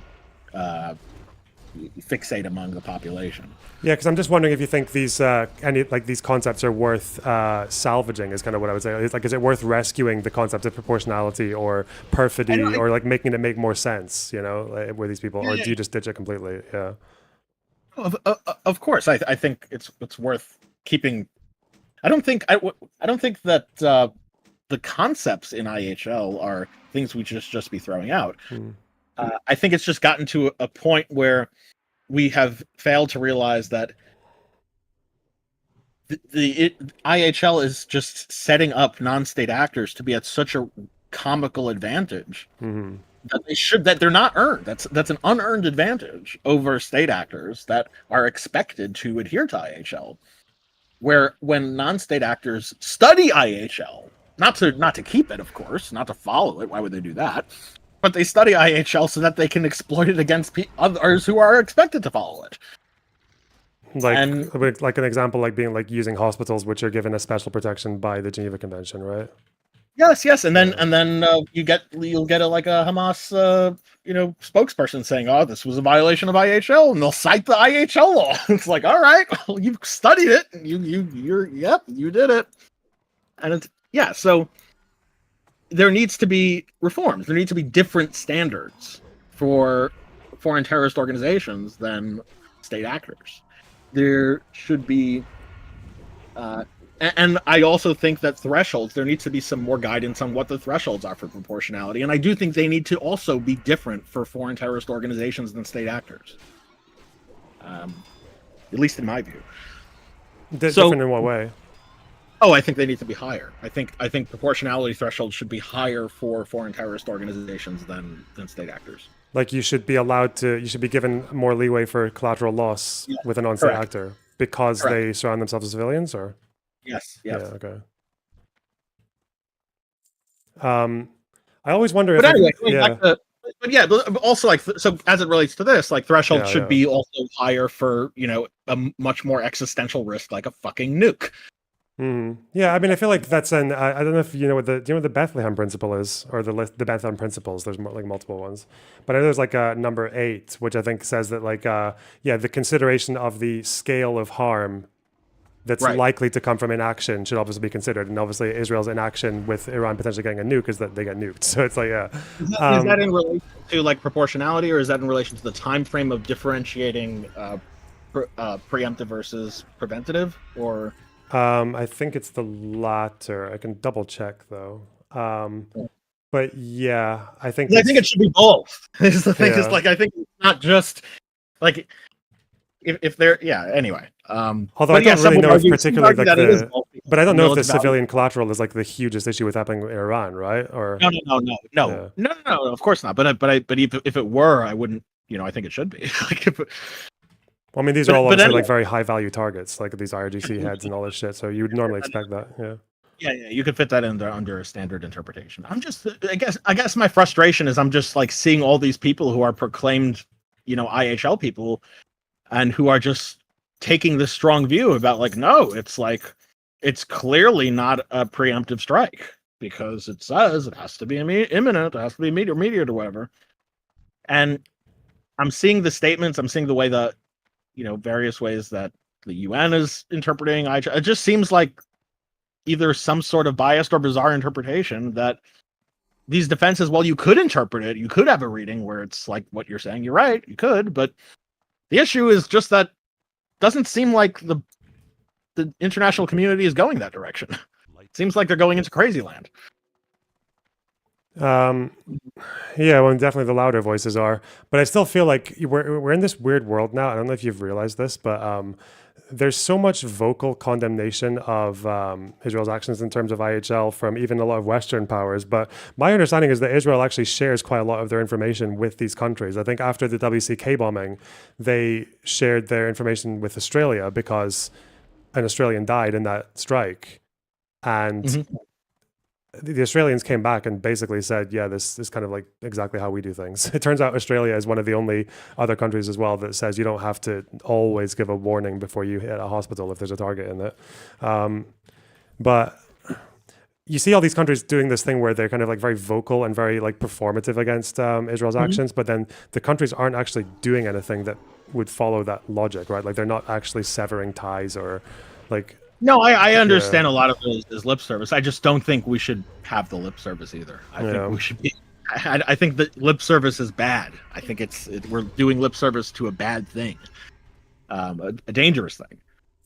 Okay, so in terms of the strike with Iran, you're okay saying that this was like the appropriate window of opportunity, that there was a sufficient risk of waiting, like there was a sufficient risk of waiting to see if there was more information. Sure. Yeah. Okay. I mean, well, once the information is at your threshold for a strike, your assessment at that point is going to be like, okay, well, what are my diplomatic options? Are they plausible or are they not? And well, that's why I was going to ask, like, was there a risk of waiting until the Oman talks? Yeah, of course. I mean, yes. Yeah. Because first of all, of course there is. Once you're putting it out there that you are negotiating for this, and if you don't meet the negotiation, you're going to attack their vital structures, their nuclear structures, and say, okay, well, I'm giving you 2 weeks. Let's say I give you 2 weeks, and if we don't come to agreement in 2 weeks, well, I'm going to attack you. Well, you've basically just given them 2 weeks to try to do something there. Like I don't know if they're going to try to smuggle something out. I don't know if they're going to try to dig something further. I don't know, like maybe that'll work, maybe it won't. But you're giving them options for plan B, C, and D. And there's ways you can. What's up? And wait, no, before you come in. So when you say the 60-day thing, the fact that it went over 60 days is like that's enough for you to think that okay, what if they are just using these negotiations to stall and move things around, and that's not worth the risk of us being wrong about that. Yeah, is that what you're saying? I mean, yes, that's in principle. I don't now whether 60 days is the appropriate amount of time or should be longer or shorter. I don't know, but the general principle is. Yes, you can always use negotiation as a stalling tactic to develop other plans. Yeah. And yes, you are incurring the longer you do that, the more risk you incur. It's not a risk-free thing. And what was the American demand from Iran? It was to have no uranium enrichment at all. Like they'd have to get it from third parties. Yeah. Yeah. That is my understanding. And that's like, I guess to you, that's reasonable because they've been so irresponsible with enrichment in the past. Yeah. Yeah, I mean, I would look. To be honest, I would even be okay with 3%, and just keeping it forever at 3-point-something%, because that can be used for energy purposes, and as long as there was like very strict. But that's not something Iran would be okay with. Iran would not be okay with permanently limiting themselves or limiting them even the long term. Well, they didn't even accept that with the Obama deal. They didn't even accept anything. Yeah, they didn't accept any permanent or long term. So they drew a red line. It's like, so I mean, honestly, I'm surprised that 60 days was even given to them, because they've been very consistent on what their red lines were, even before the pullout. They've been very consistent on what they would be willing to renegotiate and not renegotiate. They've been very consistent on what they would never consider diplomacy for, and they've been consistent on that before the pullout and after the pullout with the Biden administration, and so. I don't know what the expectation was that they would do things any differently in this 60 days. They certainly didn't. Other than them benefiting to try and salvage things or make other plans. I will correct one thing. There was one permanent measure, as far as I know, in the IAEA, which was that they would always have to notify them if they build a new facility. That's one permanent measure. Okay, I mean, sure. Okay, fine. You got me there. I mean, if they, yeah, I mean, so. I mean that they clearly didn't see that as like, yeah, I mean, it's like, that's kind of like, well, there was technically a violation before the pullout. Their heavy water went over 1% or whatever, like a point. Like, all right, fine. But in terms of the meaningful, impactful restrictions, none of them were permanent. Yeah, the 300 kilograms wasn't, the 3% wasn't, yeah. No, 20% wasn't either. And the heavy water one wasn't either. And no, none of them were, and even the requirements to have for inspections were not permanent. So this is the ultimate issue with the JCPOA. The ultimate issue with the JCPOA. Okay, so I make the MOBA analogies because like it's so hard to, for whatever fucking reason, it's so hard to get JCPOA defenders who haven't read the JCPOA. But it's so hard to get them to understand like what the JCPOA actually did, partially because Republicans don't even understand the weakness. So they actually underestimate their position here. They make stupid arguments like, oh, well, they were violating the JCPOA, or how do you know they would keep it? Maybe they're doing like none of that is the issue with the JCPOA. The issue is not violations. The issue is the JCPOA itself and what Iran is willing to renegotiate after. I think Republicans just opposed the JCPOA because it was Obama's thing. Right. Like because anything Obama is bad, yeah. Right. There's not really a principle there. Of course. But have you played MOBAs, by the way, like League of Legends or... Very, like 10 years ago, yeah. Okay. So you know, like the difference between like a laner and a carry. Yeah. Yeah. So basically, in MOBA terms, the JCPOA affected Iran in the picking phase of the game. Iran was going to pick a laner, strong in early game, weak in late game. What the JCPOA did was say, no, you can't pick a laner. You have to pick a carry. You're going to be weak in the early game. You're not going to do your ganking. You're not going to do your laning. You're going to rely on safety and farming. And they gave them the farm. You know, they took off the restriction. They took off the sanctions. So they gave them the farm. And you have to be compliant with that. And as long as you're compliant with that strategy, which you will be in early game, you have to. The problem is if you do that and you're compliant with that long enough, the other team isn't fucked. The other team is just dead. That's basically what the JCPOA did. What the JCPOA did is had these restrictions, various different restrictions. Some expired one expired in like 5 years, another one expired in 8 years, another in 10, some other in 10 years, some in 15 years, some in 20. One form of inspections expired in 20 years, and then another in 25 years. And after that, there's really no impactful restrictions. You're in full compliance with the JCPOA, and you could basically just build everything up to just building a nuke. But on the flip side, the sanction alleviations were permanent as long as everyone's complying. And the mechanism to enforce the restriction violations, like snapbacks, those were not just temporary, but they expired before the restrictions themselves expired. So uranium enrichments, within 15 years, after 15 years of adoption date, they would be allowed to enrich uranium to 60%. Like we're talking about 60% enrichment. 15 years after the adoption date, Iran could have just enriched as much 60% uranium as they want and been in full compliance with the JCPOA doing it, and you wouldn't have an enforcement mechanism. Even if they did it earlier, even if they did it 5 years earlier, you wouldn't have an enforcement mechanism to snap back sanctions on them because that expired 10 years after adoption date. Yeah, because the restrictions that ended in 2025, right? Yes. Yeah. Well, we're about to end October 2025. Yeah. But so essentially what this accomplished is it basically, people point out, but they were complying with the JCPOA. Yeah, no shit, they were complying with the JCPOA. Yeah, anyone who wants, you don't lose anything. They want to build nukes in the long run. That's why they're complying with it. It puts them in a great situation to be able to build nukes in the long run. They're able to get a whole bunch of hundreds of billions of dollars over the sanction relief and whatever, and eventually they'll be able to just build a nuke in full compliance with the JCPOA. So they're just not going to do it now. They're not going to do it during. They're effectively not going to do it during the Obama and Biden administration terms. Yeah, sure, that's true. So yes, they are complying with it. That's not the problem. The problem isn't one of violations or compliance. The problem is this is a fucking freight train that's going to crash. It's like the literal problem of kicking the can down the road. You are creating a good short-term situation and not just not fixing the long-term problem. You are creating a short-term solution at the expense of the long-term situation.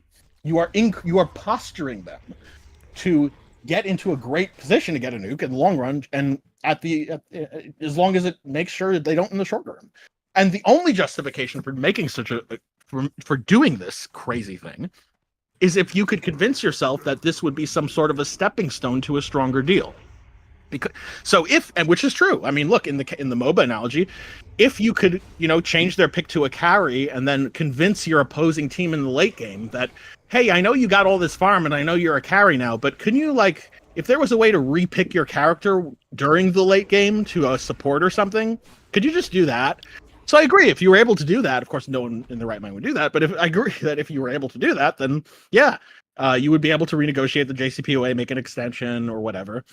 And that would be a way to save the JCPOA, because then you get the short-term advantages, and the long-term horror that the JCPOA was set to crash into wouldn't be an issue because you'll just renegotiate it. Yeah, they also get their sanction relief for the ballistic missiles as well. Was another big one, right? Because that's gone now. Yeah. Yep. But even the ballistic missile, I mean, so we can talk about that, and it's relevant. I'm not saying it's not relevant, but even if it wasn't for that, this would still be a huge freight train crash. Yeah.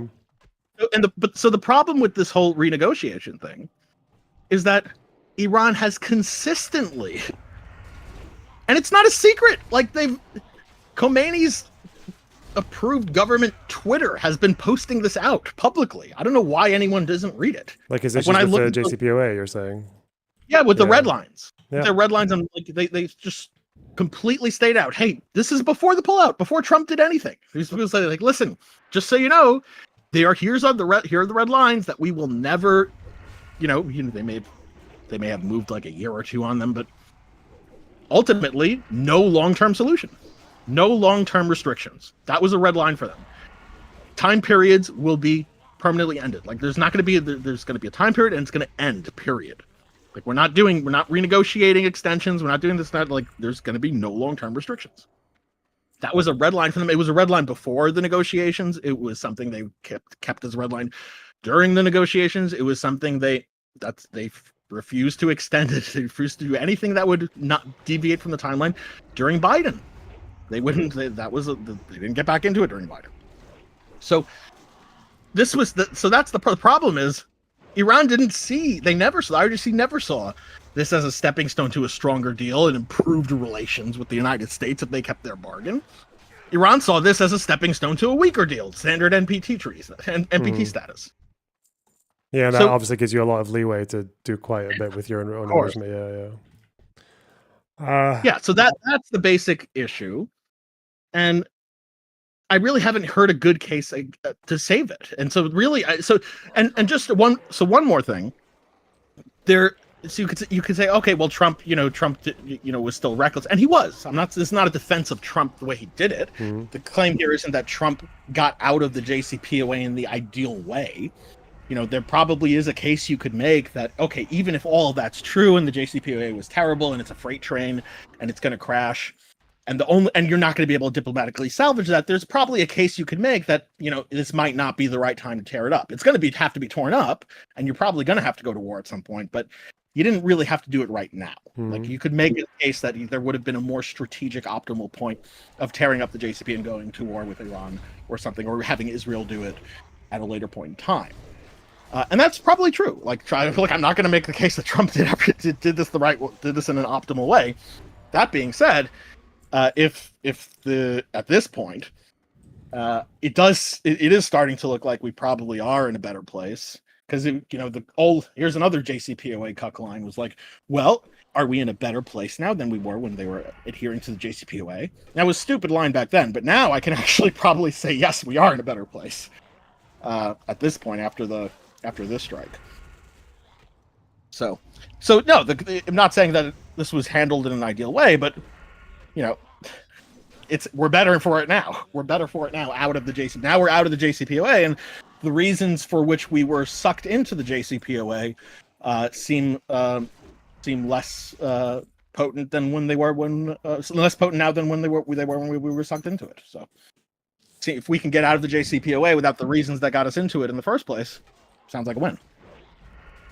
Do you think if Iran wasn't supporting proxies for the last 20, 30, 40 years, would that have affected your position on this at all with regards to the nuclear thing? Probably, of course, it would affect it. I don't know if would it change it as well. Yeah. I mean, of course. Look, one of the issues with Iran having a nuclear weapon is the proxies. It's like it's not necessarily that you may have to worry about them striking Israel with a ballistic missile with a nuclear warhead. They may just find a way to smuggle the nuke, whether it be on a ballistic missile or whether it just be a nuke that some suicide bomber can dirty bomb it in through one of their proxies, like that, and then it doesn't even come from them. It's like, okay, well, guess what? Hamas has nukes now. What are you going to do? You're going to preemptively strike them? Go, they have nukes. Good luck. I think it also supports the intent argument a lot. It shows you that a lot of Iran's rhetoric is not just saber rattling, right? Like it is also quite real that they want to arm people who are fighting Israel. Yeah.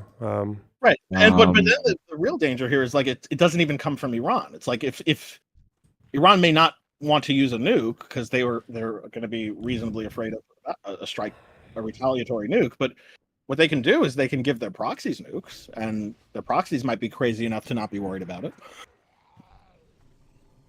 Well, yes, but can I ask both y'all a question real quick? Yep. What's your thoughts on the U.S. bombing the nuclear facilities? This is for both of you. Oh, I fully support it. I mean, look, I'm glad they. It would have been nice. Not to say that it wouldn't be nice if Israel could have done it alone. I would have liked that as well. But if they didn't have to do it, and if it did the damage they said it did, then yeah, full support. Have they actually said what damage it's done now? Have they said like a proper assessment? They haven't said exactly. What up? They haven't. I am like the first person to jerk off to Iran getting bombed. Like I have been advocating for this shit since I believe 2014. I am like the #1 Iran hater. All my Twitter account is bunch of hating on Iran more than the anti-Semitism I have there actually.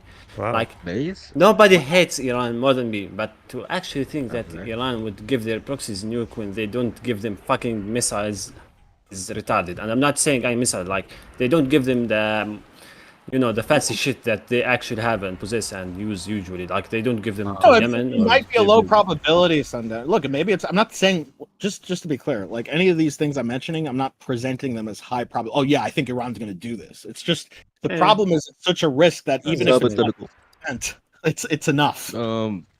Yeah, my take on the whole situation. It's such a risk that is so insignificant that is inconsequential. Like you have much better reasons to actually bomb Iran than being afraid that they would give fucking Houthis. Wait, is this where you're from Lebanon, right? Are you Lebanese?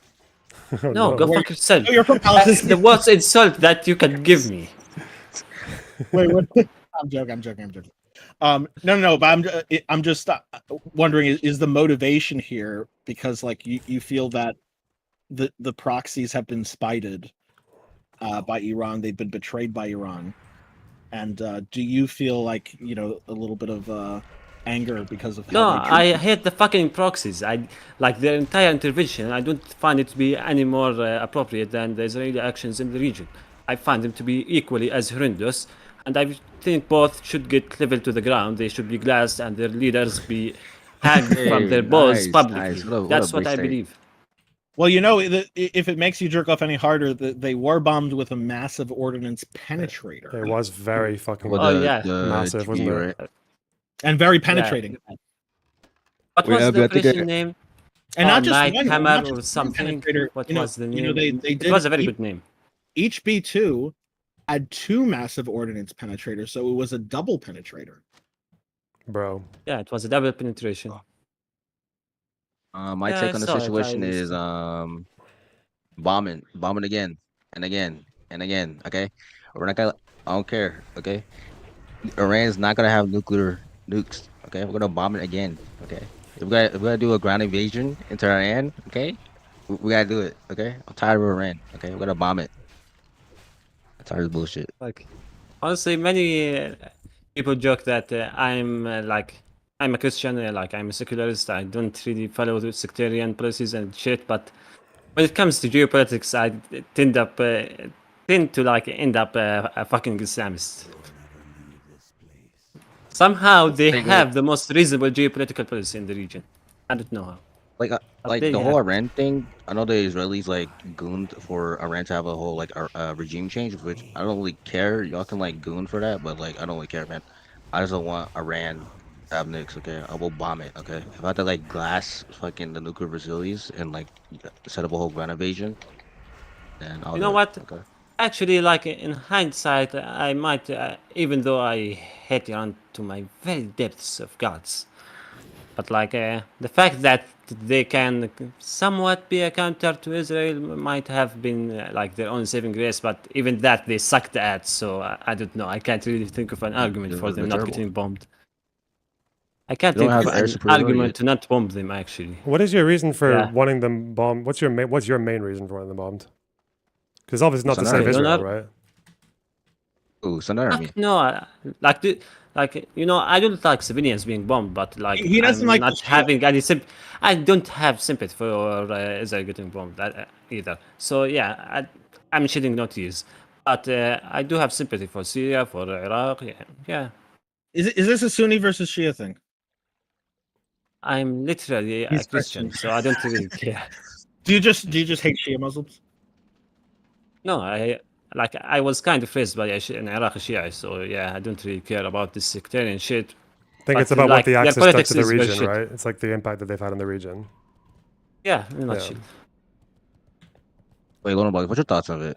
You think it was based for the United States, the USA, okay, peak U.S. military to bomb Iran nuclear facilities? I'm honestly struggling to think of reasons why it's not okay. I mean, if I don't like Trump, I don't think he's a smart person. I don't think he's done. Yeah, but like, Honestly, don't I really know think what it's else, not okay if I wanted to, like, from a Western and pro-Israel, pro-USA campus perspective. I would just say that they might take a good policy and implement it in the most retarded way possible. Like, I don't really see their end game because bomb them until it's enough. But like, I don't really see it happening. Maybe, I don't know. I mean, It just Lonerbug seems have like like, a centrist, like neutral for stance on the example, situation, when they bombed Fordo today, like, I don't know what is it in your time zone, but it was. I was awake, and I'm still awake since it was bombed. So I would just say it's today. When they bombed Fordo, they had the most lackluster bombing run they could have possibly done. Like, I know Americans, they love bombing shit up. They say Arabs love blowing shit up. Americans love it more. yeah, They can bomb Yeah, it. USA. They could have bombed them way more, but like it just seems like their way of saying, "Yeah, guys, we bombed Iran. You can jerk off to it now, and maybe we bomb them again," but without and again, actually and getting again, and again. without getting seriously involved. I don't know. Yeah, we just bomb the nuclear facilities in our military assets. You know. Yeah, it I sounds like. Lonerbug, Oh, I think he might. fuck no, we have a Shia here. I think he might have a neutral stance on the situation because, basically, because reasons. But bombing, okay, bomb the nuclear facilities, okay. You gotta do. No, I have been. turn into the 51st I have state. been What getting happened? attacked by Iran for like 4 days straight. I have barely even stepped. I just want to see their missile strike, and I can't see any of this shit right now. I barely Wait, see it. I Senator, just would stay you- up would to see their missile strike, and they stopped doing Yeah. that shit. Like if Senator, a few would you minutes ago want- there was a Would you- like a missile strike and sirens and shit, and it turned out to be from Yemen. So yeah, it's like the Wait, Senator, biggest would you- blue balls in history. Would you want Iran to like be integrated with Jordan? Oh fuck no! There's the second Islam Caliph. His name was Umar ibn Khattab. He had the most badass quote. I failed to translate it, but it roughly translates to, "I wish there was a fucking Great Wall of China, from like the most impenetrable material between us and Iran that we never interact in history ever again." And I think he said it 14 centuries ago, and it still stands correct tonight. Hey, Lonerbug, He why was you so talking cucked back about then. why are you so cucked about the whole like U.S. bombing Iran? Like, come on, man. Why am I Come cucked about on. it? I know you. Yeah, come on. Come on. What? I'm fair and Come on. balanced, okay? Come Just give me some on. time to mull things over. What if I read the IAEA report and I'm actually like, damn, this is all fine. What's going on? Didn't the IAE thing or what it was called said like they have enough to make a couple warheads? Come on. Yeah, but Come there might on. be some details. Come on, Loner. Come on. Just give me time. I don't trust anyone. I'm gonna read it myself. I'm not gonna be the same retard like everyone else in the fucking press, professionals who thought plausible genocide was a thing for like 10 months, okay? Because no one read the actual thing from the ICJ. I'm not gonna be like them. Fuck that. Oh, by the way, I just wanted Okay. to ask, what's our thoughts like on the entire aid situation in Gaza? Because it seems nobody gives a shit about Gaza right now. Because It's gonna how cook, big bro. Iran I is don't know more what to tell you. important. It's good. It's good. Because like I think it's approaching 500% killed in the aid zones, according to the Minister of Health reports. So yeah, it doesn't look I think because it's particularly more. great. I think because it's more eternal. I think compared to like outside of Israel. I think that's why people don't really care. I mean, people cared a lot a few 2 weeks ago, but now the boner when you get to bombing Iran is much too attractive to ignore. Like it's hard to shut down. Well, that's all it is, right? It's just like something kind of like world changing has just happened in the last like 10 days in Iran. The last I saw about people getting shot on their way to the aid facilities is just like, well, people are saying Israel fired at them. Israel says Hamas fired at people. They share some videos, and I was like, I don't know what this video is even showing me. And then I think don't even know to what's actually happening there. pretend So, to yeah. be, I think it's pretty fucking obvious, and everybody knew since day one what was happening and what's going to happen. Like, to pretend that we don't really have the information we need is kind of. Well, my retarded at this understanding point. is that what's happened is that like it happened on day 2. Was it day 2 when there was a crowd that like panicked and rushed forward because they were obviously hungry or frustrated and like they're Okay, crammed so into those that spaces, was day and then 2, people but, open fire, right? Are Like we that's what doing happens, what? right? Like, it wasn't even the largest death count of the days at all. So like, if it happened once or twice or maybe thrice, then yeah, you could say it was an accident. But at this point, No, it's wait, you're not really getting what hard I'm to- saying. I'm literally supporting your claim. What seems to be happening is that Israel, this design, which I've shat on since day 1, is that you're getting obscene numbers of people to queue up and cram up into tiny spaces when they're fucking like traumatized, when they're hungry, when they're like irritated, like fucking in the fucking heat and everything. And then you're basically creating the perfect environment for some kind of scuffle or something, tension. And then people just like, and obviously the way soldiers deal with that on the ground is they break themselves and fire at people, right? Or some criminal decides to like take some fucking, like in the IDF decides to shoot someone because they enjoy it or whatever. Like, yeah, but I've kind of said since day 1 that design has been like fucked. But yeah. Okay, Leonard, do you think honestly that I watch your streams? I just hoping like I just saw Avi here and I didn't see him in a long time, so I decided to say hi. Okay, we should have asked. That's all about it. Yeah, I Before wonder you what the hell, man. concluded. The fuck? Yeah, man, I'm gonna watch I this don't stream even know every what day. to say, buddy. Why did Israel insist on this design? What's their motive? I think it's because they care more about diverting aid away from Hamas than they do about having an aid system that's actually like good for the people. I don't know. Probably that. I mean, is it actually effective at diverting it away from Hamas? Because No idea. from what I heard is there are people who literally wait outside the designated zones and steal everything that people have with them. And because of the chaos, nobody can actually tell who is who. So some people are claiming they are affiliated with certain organizations or gangs or, the government. And I honestly can't get a clear grasp of the picture here. Do you think if we glass Israel and Iran, do you think the Middle East would be safer? It would be a fucking paradise. Like we would have peace in our lifetime. We would have peace for eternity. It would be the best place in the entire fucking world. I know, right? If Like- you just glass them to the ground, each and every last single inch of them, it would be paradise. In a video like game, the- Jesus Christ, the- can we stop with the fucking The cool genocidal remarks? please? These Israelis and Iranians, they're like so fucking annoying. Like, oh my god, they'd be like, oh, this land is 4,000 years old. This is ours. Like, oh my god, like just get glass in the game, bro. You're just this is some like BCAD type of like war campaign. This is some like Roman time fucking like what the fuck? Like the Israelis are just like annoying. But the same thing with the Iranians. Talking about like the Persian shit. Like they in the Persian Empire that fell like 1,000 years ago. Which Persian Empire? Like they had What the the- Timurids and the Qajars right after. So like, I think the largest one was actually the Timurids, which came after. I don't remember which. I just year want to take my particularly. I place think it was as the 14th the century. least. I just want to take my place as the least genocidal orbiter for some reason. I'm not sure how. Okay, buddy. Okay. Mm-hmm. Okay. I don't know where that happened. I don't know how that happened. That the most Zoggy Zionist orbiter is the least genocidal, but we've gotten here. That's what I've been saying. What do you have to say for yourself, Spider? Wait, Javi, what's your thoughts on the GHF? Have you been following it much? In Gaza? Well, I just want to say the GHF is not the same thing as the IDF. I Disavow. do consider. I what? You disavow them? No, I don't disavow the GHF. I'm trying to draw a distinction between the events that happen being attributable to the GHF versus the IDF. Fair.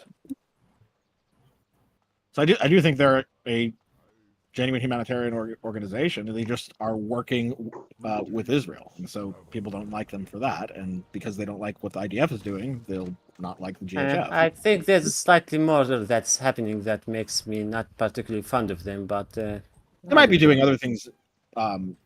Is it the fact that some of the people like they they use don't opinion? Is that why you don't? They like don't them so have much? exactly the greatest backgrounds or the greatest current policy in the region. But I don't blame them for everything. I think the IDF chimps out a lot as well, so they can't be mixed up with them. Abby, if you had to nuke a country in the Middle East, what country would it be? Bro, Spider. In the video game. Not Israel. Why is that? Does it have to be a country? Like, can I nuke a specific region? I mean, yeah. I mean, You've like, got the fucking I mean, coordinates like, decided already. I mean, yeah. Can I No. I think if we get rid of Najd, it can help the region tremendously. Where's that? Saudi Arabia. It's like the place where the Saudi royal family comes from. It's like Riyadh and that shit. Oh. I don't want to catch strays, so like, yeah, I just want Najd to get wiped out. By the way, he like- only wants them to be wiped out because they made this image in specific. like Israel and like, I think it needs like a whole like remodel. Okay, Should like I it has like find no the oil. picture Like, of come it? on, man. Like, how you in the desert have no oil, man? Like, David, like, step it up. Like, go to like tell BB, like, tell him, hey, step it up. Get the oil there. Get the oil over there. What do you think they're bombing God. Iran for? Obviously for the oil. Duh. I mean, Israel does have actually a pretty substantial gas. What is it called? Reservoir or some shit? I don't know. They have a shit ton of gas. You know what? Too nuke Canada. Okay, I'm tired of fucking Canada. And some parts of the UK. Okay, I'm tired of them. All right, anything else? Jordan here, is like about this recent event, Loner or? Yeah, I want to talk about regime change. Do we think it's Yeah, go so? I think I can understand why they're saying they could have hit the Ayatollah, but they chose not to. I think I can see why, because obviously, if you're gonna open a power vacuum, you should probably let the people do it rather than a random fucking military. Also, if there was any possibility, I or think any people are too paranoid of power vacuums, honestly. there's a more pressing reason to not kill the Ayatollah right now, which is if there are any, if there are any loose ends with a nuclear stockpile, like what happened to the 460 kilograms, 60% enriched uranium. If anything, like that, if you have any chance of negotiation that happens down the line, not to say there's a high chance of that at this point or even before, but if there is, you would want someone to be able to make the decisions that you could be in touch with in some way. Like if you do create a power vacuum, then you may just not have anyone to negotiate with that could even do anything about what you want to do. So if you want to negotiate, okay, well now let's deconstruct your nuclear plants. Like, okay, well who's going to do that? And there's a complete power vacuum. No one even it's not even clear who has the power to do that. Okay, well we need to find the enriched uranium. Where did that go? Oh well, no, there's a power vacuum. No one can even do that if they want to. So as long as you have concerns of those sorts of things on the table, you want someone who has the power to make those things happen if you think any negotiation is any sort of plausibility. Wait, Sulfur says, "Oh, now we like negotiations." Yeah, I think that's the point. The point was to first get rid of the nuclear program and then work on negotiations from there. Right. The point is not we're not dropping bunker buster bombs on the negotiators and then trying to negotiate the nuclear program away. That would be stupid. That would be ridiculous. It makes a whole lot more sense to do it the other way around. Take out also, I think more pressing issue is if we assume that hypothetically the entire regime can be removed in an instant, who the fuck should take control instead of them? Like that's a big issue here as well. Right, you need several things for a non-crazy, non-horrible regime change. You need so number one, you need dissent, dissent with the current regime, which you have. And you need the other thing you need is a catalyst, which you're starting to get. Oh, kind of. The other, so there is an alternative. The thing you need is an alternative. You need an alternative, and that's the issue here. The issue is you need the face of someone that a whole bunch of people are going to get behind as an alternative, and then you have all. There are many of those, but the thing is, almost everyone in Iran actually hates every single alternative because they are really fucking retarded, each and every last single one of them.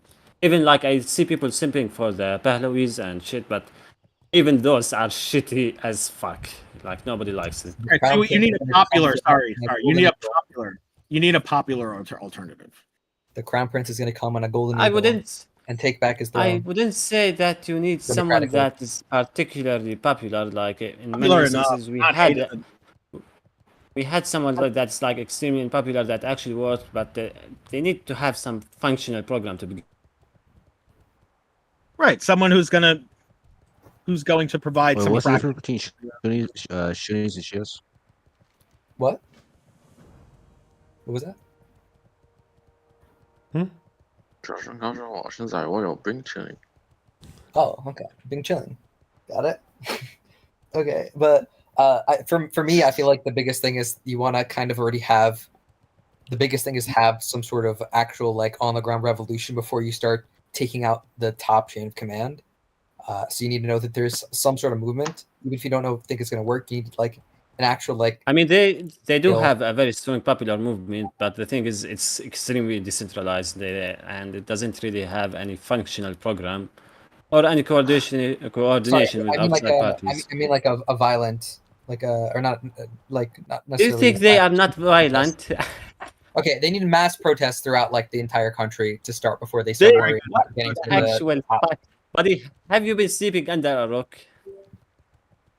Right now, there's a mass protest all throughout the country. Maybe I am like completely under a rock. I didn't see that yet.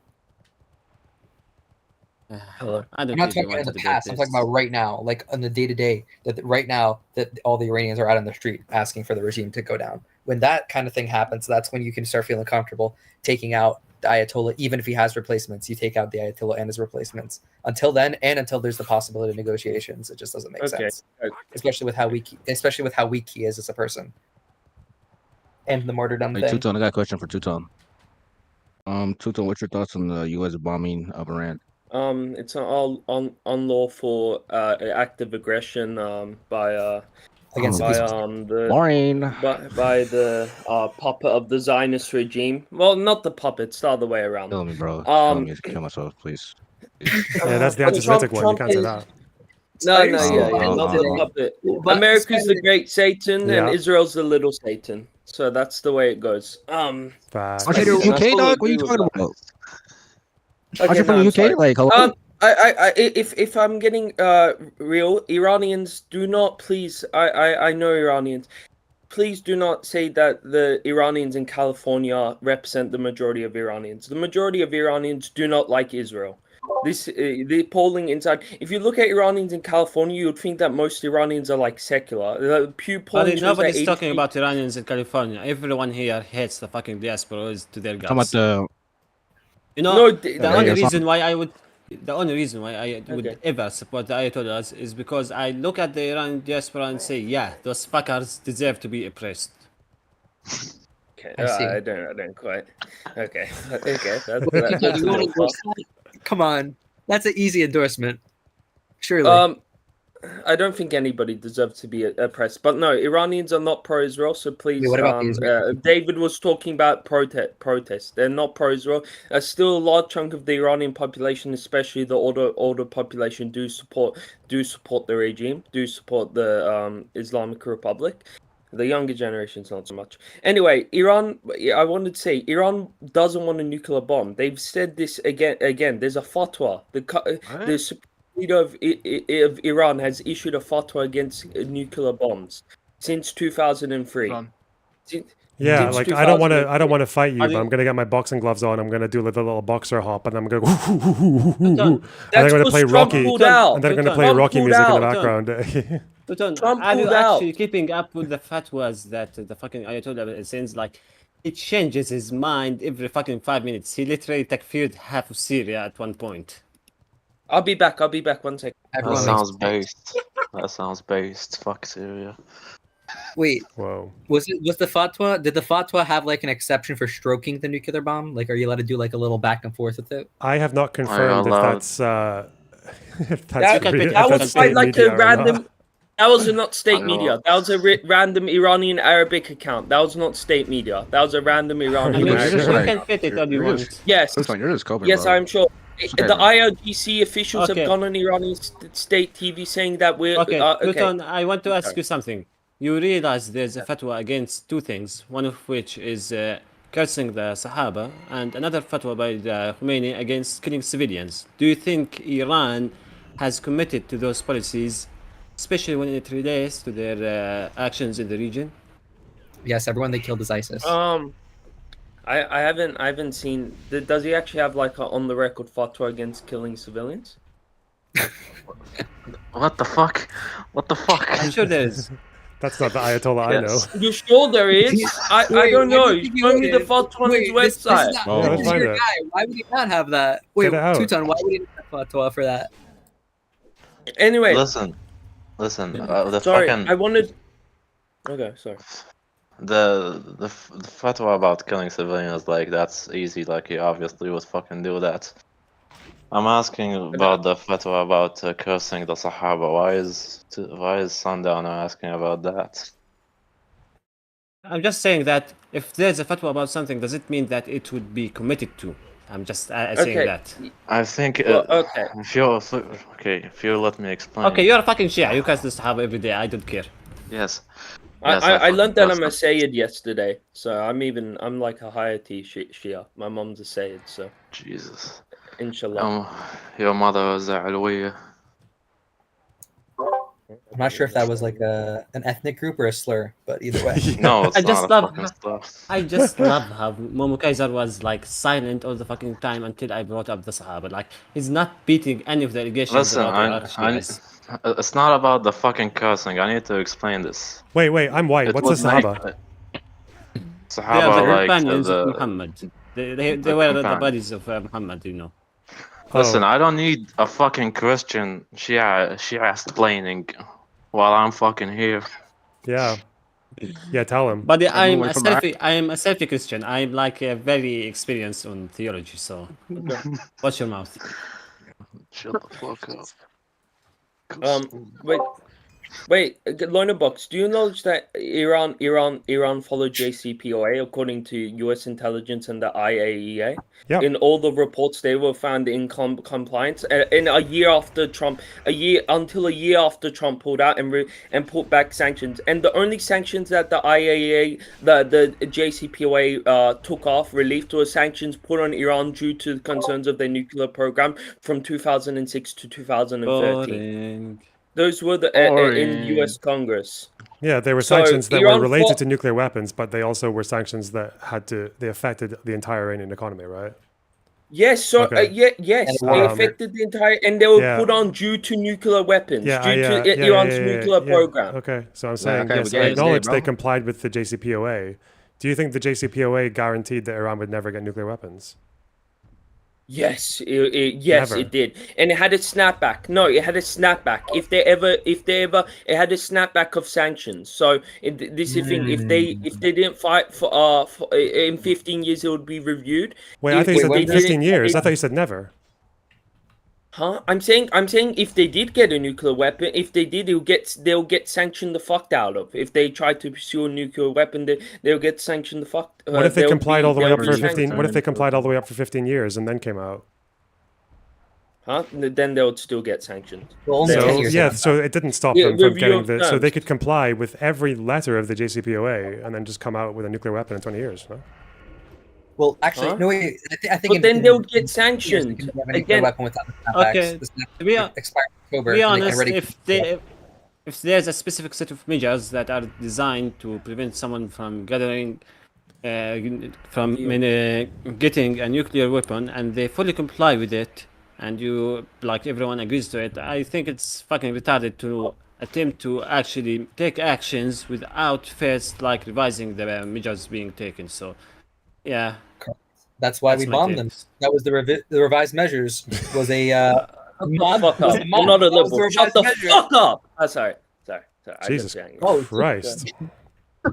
Sorry. I just screamed for the fun of it. You're not even a liberal at this point, David. You're just like a neocon piece of shit. Zionism is okay, so I'm trying to make sure though. So you're aware. So we agree that the JCPOA said it didn't say don't get nuclear weapons. It just said don't get nuclear weapons for a bit, right? No, there's a deal. Oh my god. So the JCPOA, listen. So it said in exchange for Iran not getting nuclear weapons and only enriching to 3.6. I'm sorry for shouting. I just I wasn't really angry.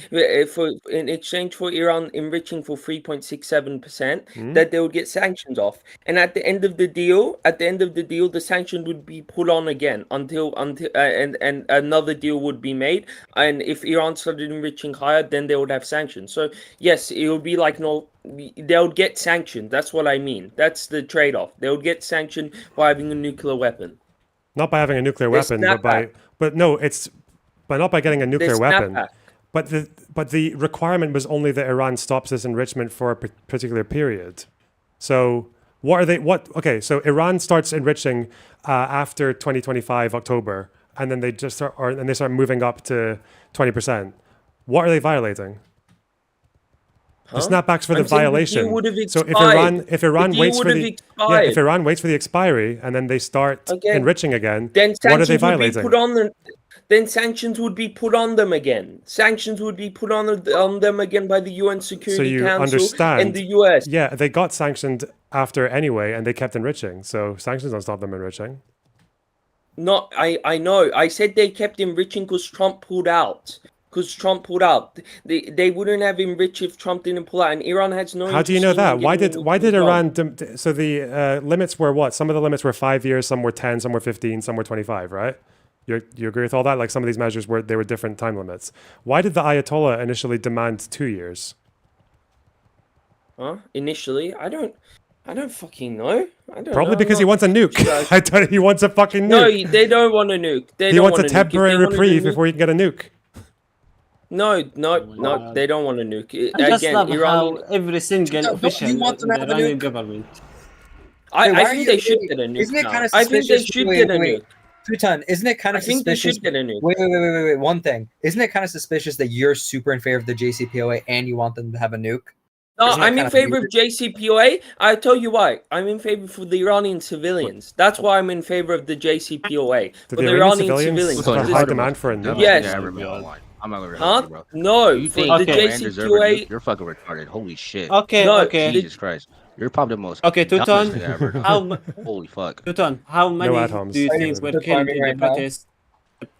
Tutan, how many do you think were killed in the protest the last 15 years in Iran? In Iran, I don't. It's probably in the thousands. Okay.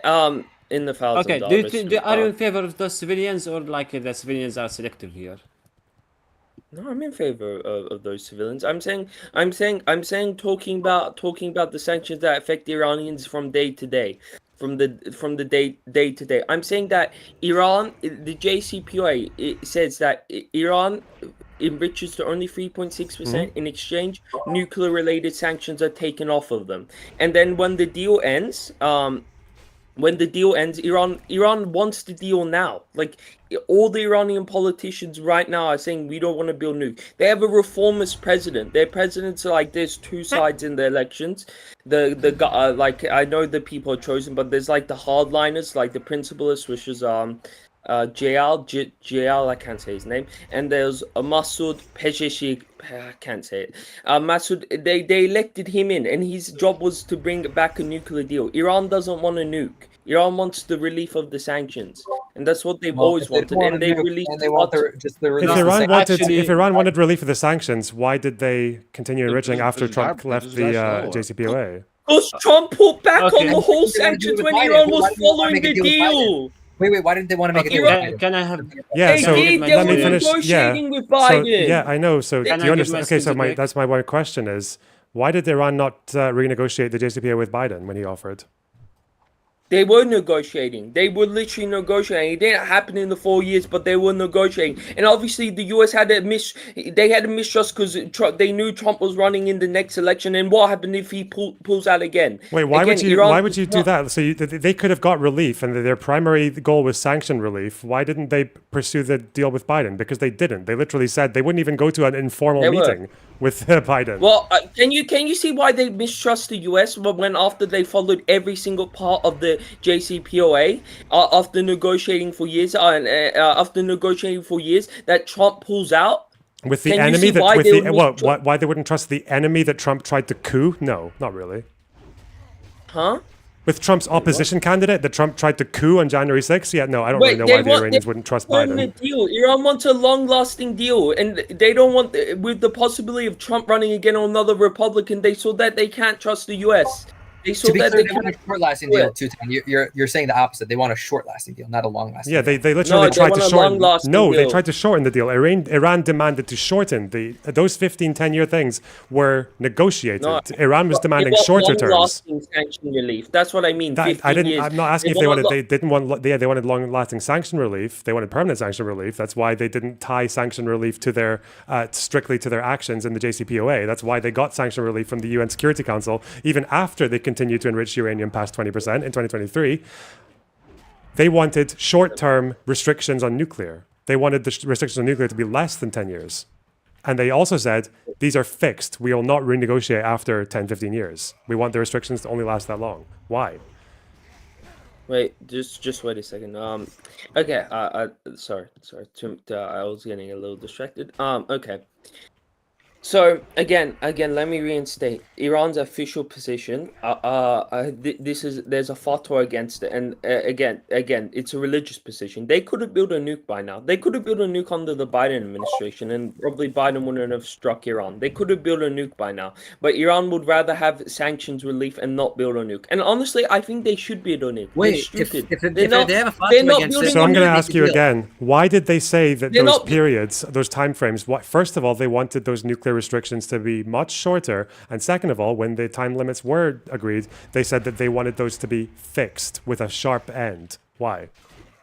And they said they wouldn't negotiate further. Because then it would go back to, because then it would go, because then the robust measures would end, and it shows that Iran is not interested in pursuing a nuke, so it would be just regular on the NPT. It would be regular inspections. Well, it's not though, because they also curbed back and rejected lots of IAEA conditions as well. They constantly, even in the negotiations, they said that they didn't want IAEA. They said they didn't trust the IAEA to inspect them. So what are you talking about?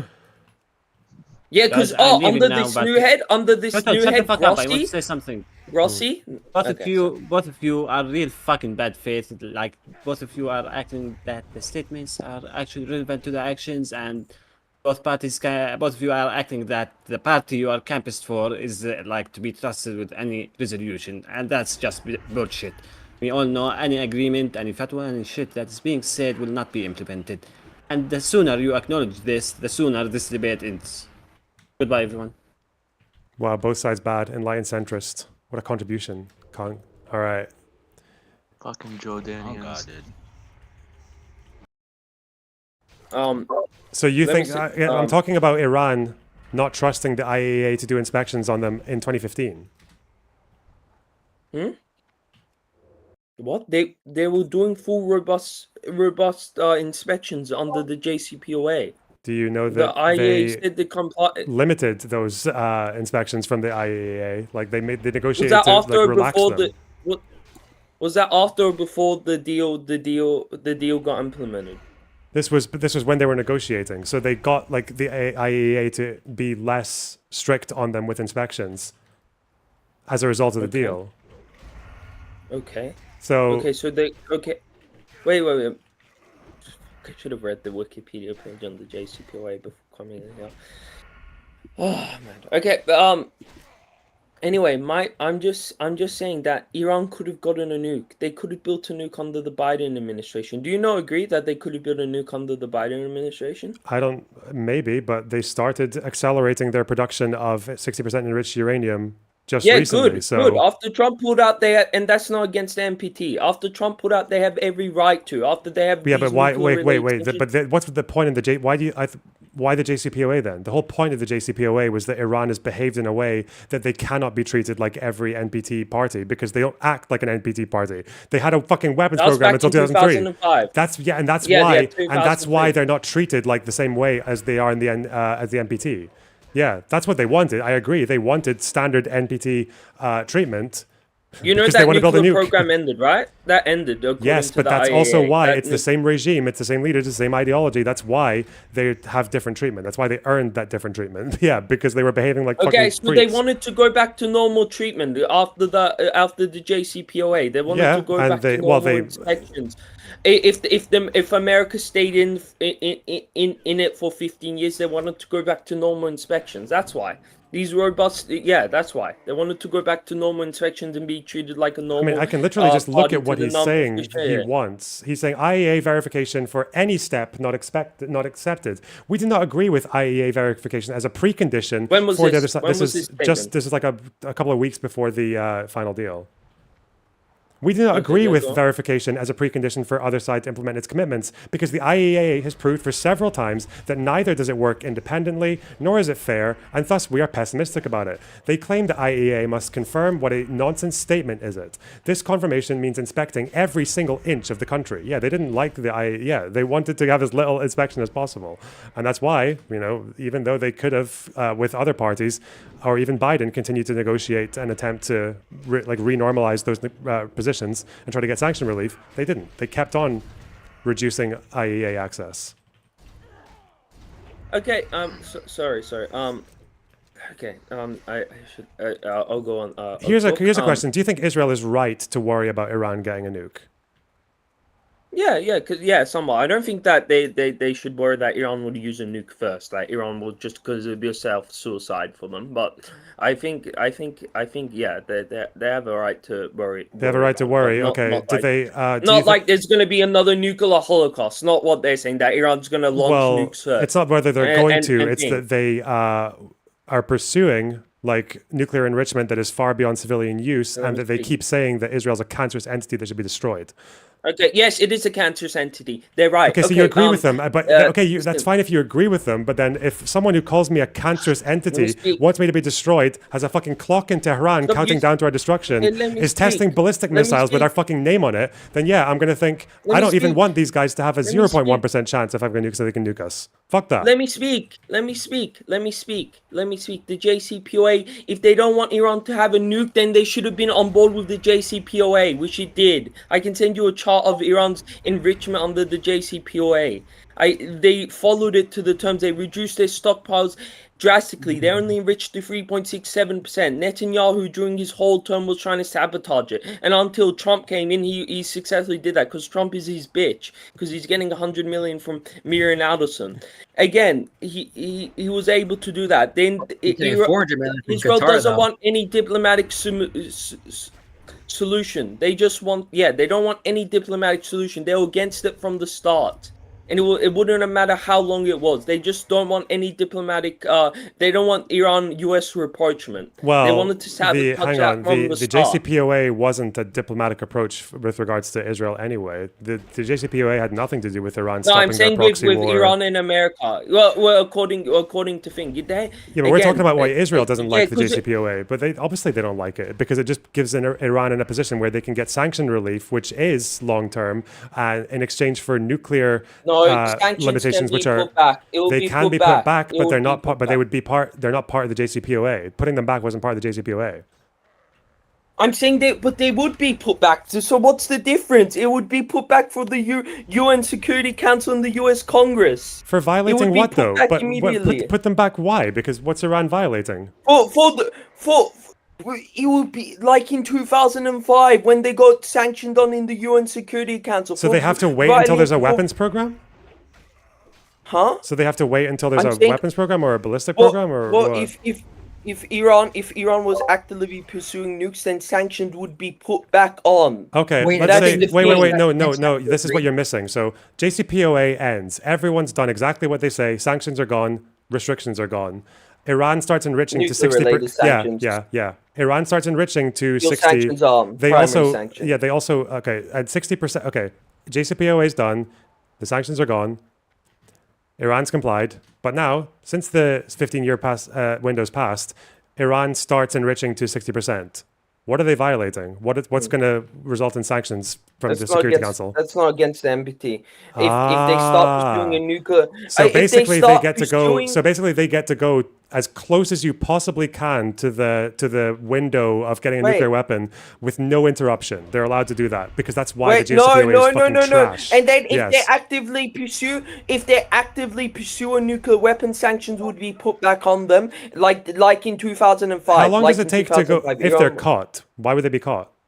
How do you know that? Also, they need Russia and China How to they were agree. caught in 2000? How were they caught in 2005? You can't secretly build a nuke. Nobody thinks you can secretly build a nuke. How were they caught in 2003 and 2000? You can if you can restrict people if you're limiting inspections. Of course you can. No, it's impossible to secretly build a nuke. It's impossible. Or if they restrict inspections, then again, that's how they got sanctions put on them in the first place. That's how they got sanctions. They restrict inspections and were not allowing people in. How much effort do you think? How much effort do you think it takes to go from 60% enrichment to 90? It takes weeks, I know. But listen, it would have been at 3.67. I think the IAEA said you can do it in a couple of days. Okay, I don't know. I've heard weeks. Anyway, they would have been at 3.67% if they followed it towards the end. No, but then after we're saying after they wouldn't be they'd be within their rights according to you to just go up to 60, right? After the limits have ended. No, if they went up to 60, sanctions would be put on them again. But why? But should they be? Why? Because that's within 60% is like why? What's wrong with that? With no weapons program, why can't you go 60%? It's not justifiable for civilian use. Sanctions would be put back. Are you okay? Out of interest, are you violating the NPT if you go up to 60%? No, you're not. But America would still put sanctions. Well, America, but it's not just American sanctions. It's also European. It's also UN Security Council. Would the Security Council do it? Like, yes, they would. They literally did it in 2005 when Iran wasn't enriching to 60%. Yes, they did. The UN Security Council. The UN Security Council did it because of the weapons program. I'm talking about 60% without the weapons program explicitly. Okay, fine. They can enrich to 60% without having. Why should this? Okay, so and you think that when there's a window when Iran literally has so you get to 60%. You've had sanction relief for 15 years. Let's say you've had 15 years of sanction. You've got sanction relief. You go up to 60%, and then you think, okay, it's time. Let's start the weapons program. How are sanctions going to stop you from finishing the weapon? Well, then the US would strike. Then the US would strike. Would they be justified to strike? Like they did not. Yes, if Trump didn't pull out of the JCPOA, yes, yes, they would be justified to strike. So the only difference is that Trump pulled out of the JCPOA. Other parties stayed in it. And put on sanctions. Yeah, and other parties stayed in it. Right? Yes, it doesn't matter. The Security Council continued to the Security Council continued to lift sanctions, even as Iran still, was US put secondary sanctions. Iran rejected renegotiating terms with Biden.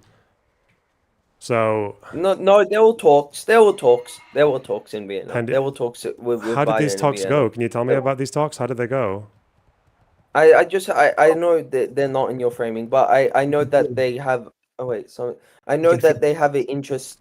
I have to look more. No, they have evidence that they're pushing towards. But I don't know how these talks went by. That was true 20 years ago as well. In their right to have a distrust of America after. So you think that just because of this Trump decision, everyone else should pay the price and watch Iran enrich to 60% with no consequences?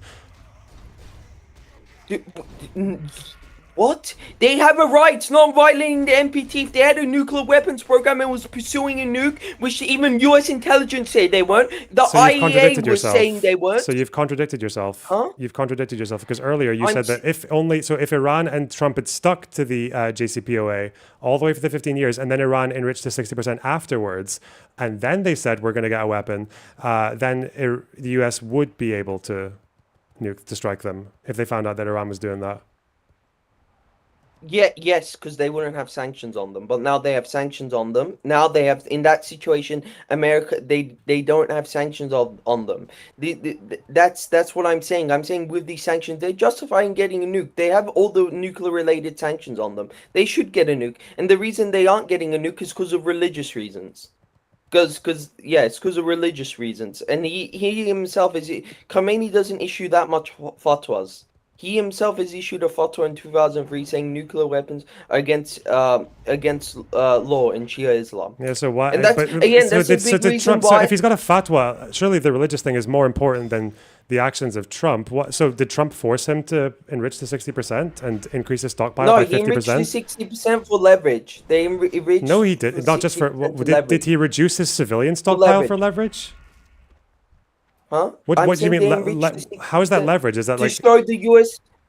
To show the US that we can get there, we will be capable of getting there if we want to. Okay, yeah, you can show them that you can get there. You can show that they showed them they could get there like over a year ago. Why did they increase their stockpile by 50%? It doesn't matter increasing. What's the difference between having four nukes? What's the difference between between Iran having 4 nukes and 9 nukes? That doesn't matter. Listen, they were at 60%. So they sacrificed their civilian program as well because their 20% stockpile was dropping. No, they still haven't. Wait, you don't need 20% for civilian. You need like. Yes, you do. For the reactor in Tehran, you do need 20. Well, for energy, you don't need 20, but yeah, for some reactors, for research reactors, you do need 20. But so they sacrificed that civilian stockpile for 60%. How do you know they not have enough for the research? How do you still they don't have enough? Because they had more before, and then they were constantly getting more, and then they reduced it so they could go up to 60%. Wait. So they're doing quite a lot for what seems to be a negotiating. But how is that a negotiating position to threaten another country? Listen, like, what the listen, it's not threatening. Listen. Iran is the right party. Iran followed the deal to the T. Iran is not. Yeah, because they followed a deal that didn't. Okay. They followed a deal that didn't stop them from getting a nuke in the long run. The deal had nothing to do with stopping their nuclear ambitions. Again, that deal. No. That deal did stop them from getting a nuke. Iran was not for 15 years pursuing a nuke. Iran again. That's always the trade-off with the deal. The trade-off was the deal that Iran could have broke the deal. That trade-off was that in exchange for not getting nukes, you would get sanction relief. Why didn't they agree to extensions? Hey, if Iran tried to pursue a nuke 15 years after, they would get sanctioned. That was the trade-off. No, it wasn't. That's not. Wait, is that in the deal? That's not in the deal. Huh? That's not in the deal. And the UN Security Council and the US Congress would impose sanctions on Iran like they did in 2005. Only if they found a weapons program, not if they did what they're doing now. Even after JCPOA. Well, they would have found the weapons program, and if Iran didn't allow inspections, that's how they originally got in. Because they originally got in. That's how Iran was first referred to the Security Council before the nukes. Was that they weren't allowing inspections. So if they didn't allow inspections, they would have got sanctioned again by the whole world. So that's the whole trade-off. They would have got sanctioned again. Did the Security Council sanction them in 2020, between 2020 and 2023, when they were limiting inspections from the IAEA? The Security Council kept lifting sanctions even after they were restricting site inspections. They started restricting inspections in 2021. The Security Council was still lifting sanctions up until 2023. So. Yeah, that's because of the JCPOA. Because some parties are still party to it. I'm saying after the JCPOA, if Iran did not keep their end of it. Because the US, the primary country, the country that matters the most in terms of economy and like but if they're relief, then why are they not impose full sanctions again, secondary sanctions again. Again. Listen, Loaderbox. Did the IAEA chief say that Iran was pursuing a nuke, or he said Iran was not pursuing a nuke? They said neither. You know, they said neither, right? In Al Jazeera, in Al Jazeera, they said that they said definitively Iran is not. We conclusively Iran is not pursuing a weapon. That's what they said. No, he said that there was no systematic effort. Well, that's not what they. Wait, hang on. Iran. He said that in the Al Jazeera. We can find no systematic evidence that Iran was pursuing a nuke. We could find in the Al Jazeera interview. What did they say? They could what? There was no systematic. No, there was they didn't say there was systematic no. effort to There build a was no. nuke. You're changing the sentence, and it matters that it's changing the Wait, sentence. go to the and also the IEA, especially on the Grossi. This Zionist puppet is not trustable on the Grossi, Rafael Grossi. I'm just and going to Iran read is going their to hold him accountable. report. No, read him. Go. He gave an interview. He gave an interview to Al Jazeera. He I gave can an just. interview. Can I There's a just look clip at of the it. IEA report? No, that report was a politically motivated report. After the strikes in the 17th of June. No, I'm looking at the one on the 9th of June. He said that there was no systematic effort to build a nuke. Do you Let want me me see to the send you exact the sentence. clip? Hang on. I'm just looking at the report rather than what someone said on Al Jazeera. It's the head of the IEA. Oh my God, Rafael Grossi. It's the head of the IEA. Holy crap. Okay, so sorry. IAEA. This is funny. I'll send you the clip. I'll send you the clip. My point is quite simple. okay. You're flip-flopping between two IEA, sentences, which there wait, is let me- definitively no weapons program. Okay, The let other me- sentence is can I- we could not find because IEAA have constantly let me had their repeat his inspection words rights. for word. Mhm. Yes, let me send you the clip. This is the IEA chief who wrote the report. This is the chief of the IAEA. So I'll send you the clip. Said that there was no systematic effort. I sent you the clip. This was a very recent interview. And I would rather watch an. Okay, let's see. Again, I'm going to read the report rather than. But we'll see. Okay, we did not find. Okay, that we did not find in Iran elements. Yeah, that's okay. Yes, to that's, indicate do you, okay, I'm just trying to ask that you. there I'm is just trying to an ask you. I don't know why you're getting so excitable. I'm just trying to systematic ask you. plan to build a nuclear weapon. I'm trying to ask you, what is the Okay. difference between these two sentences? We did not find versus there is no. What's the difference between these two sentences? I'm saying the. Okay. Let me. Sorry. A sec.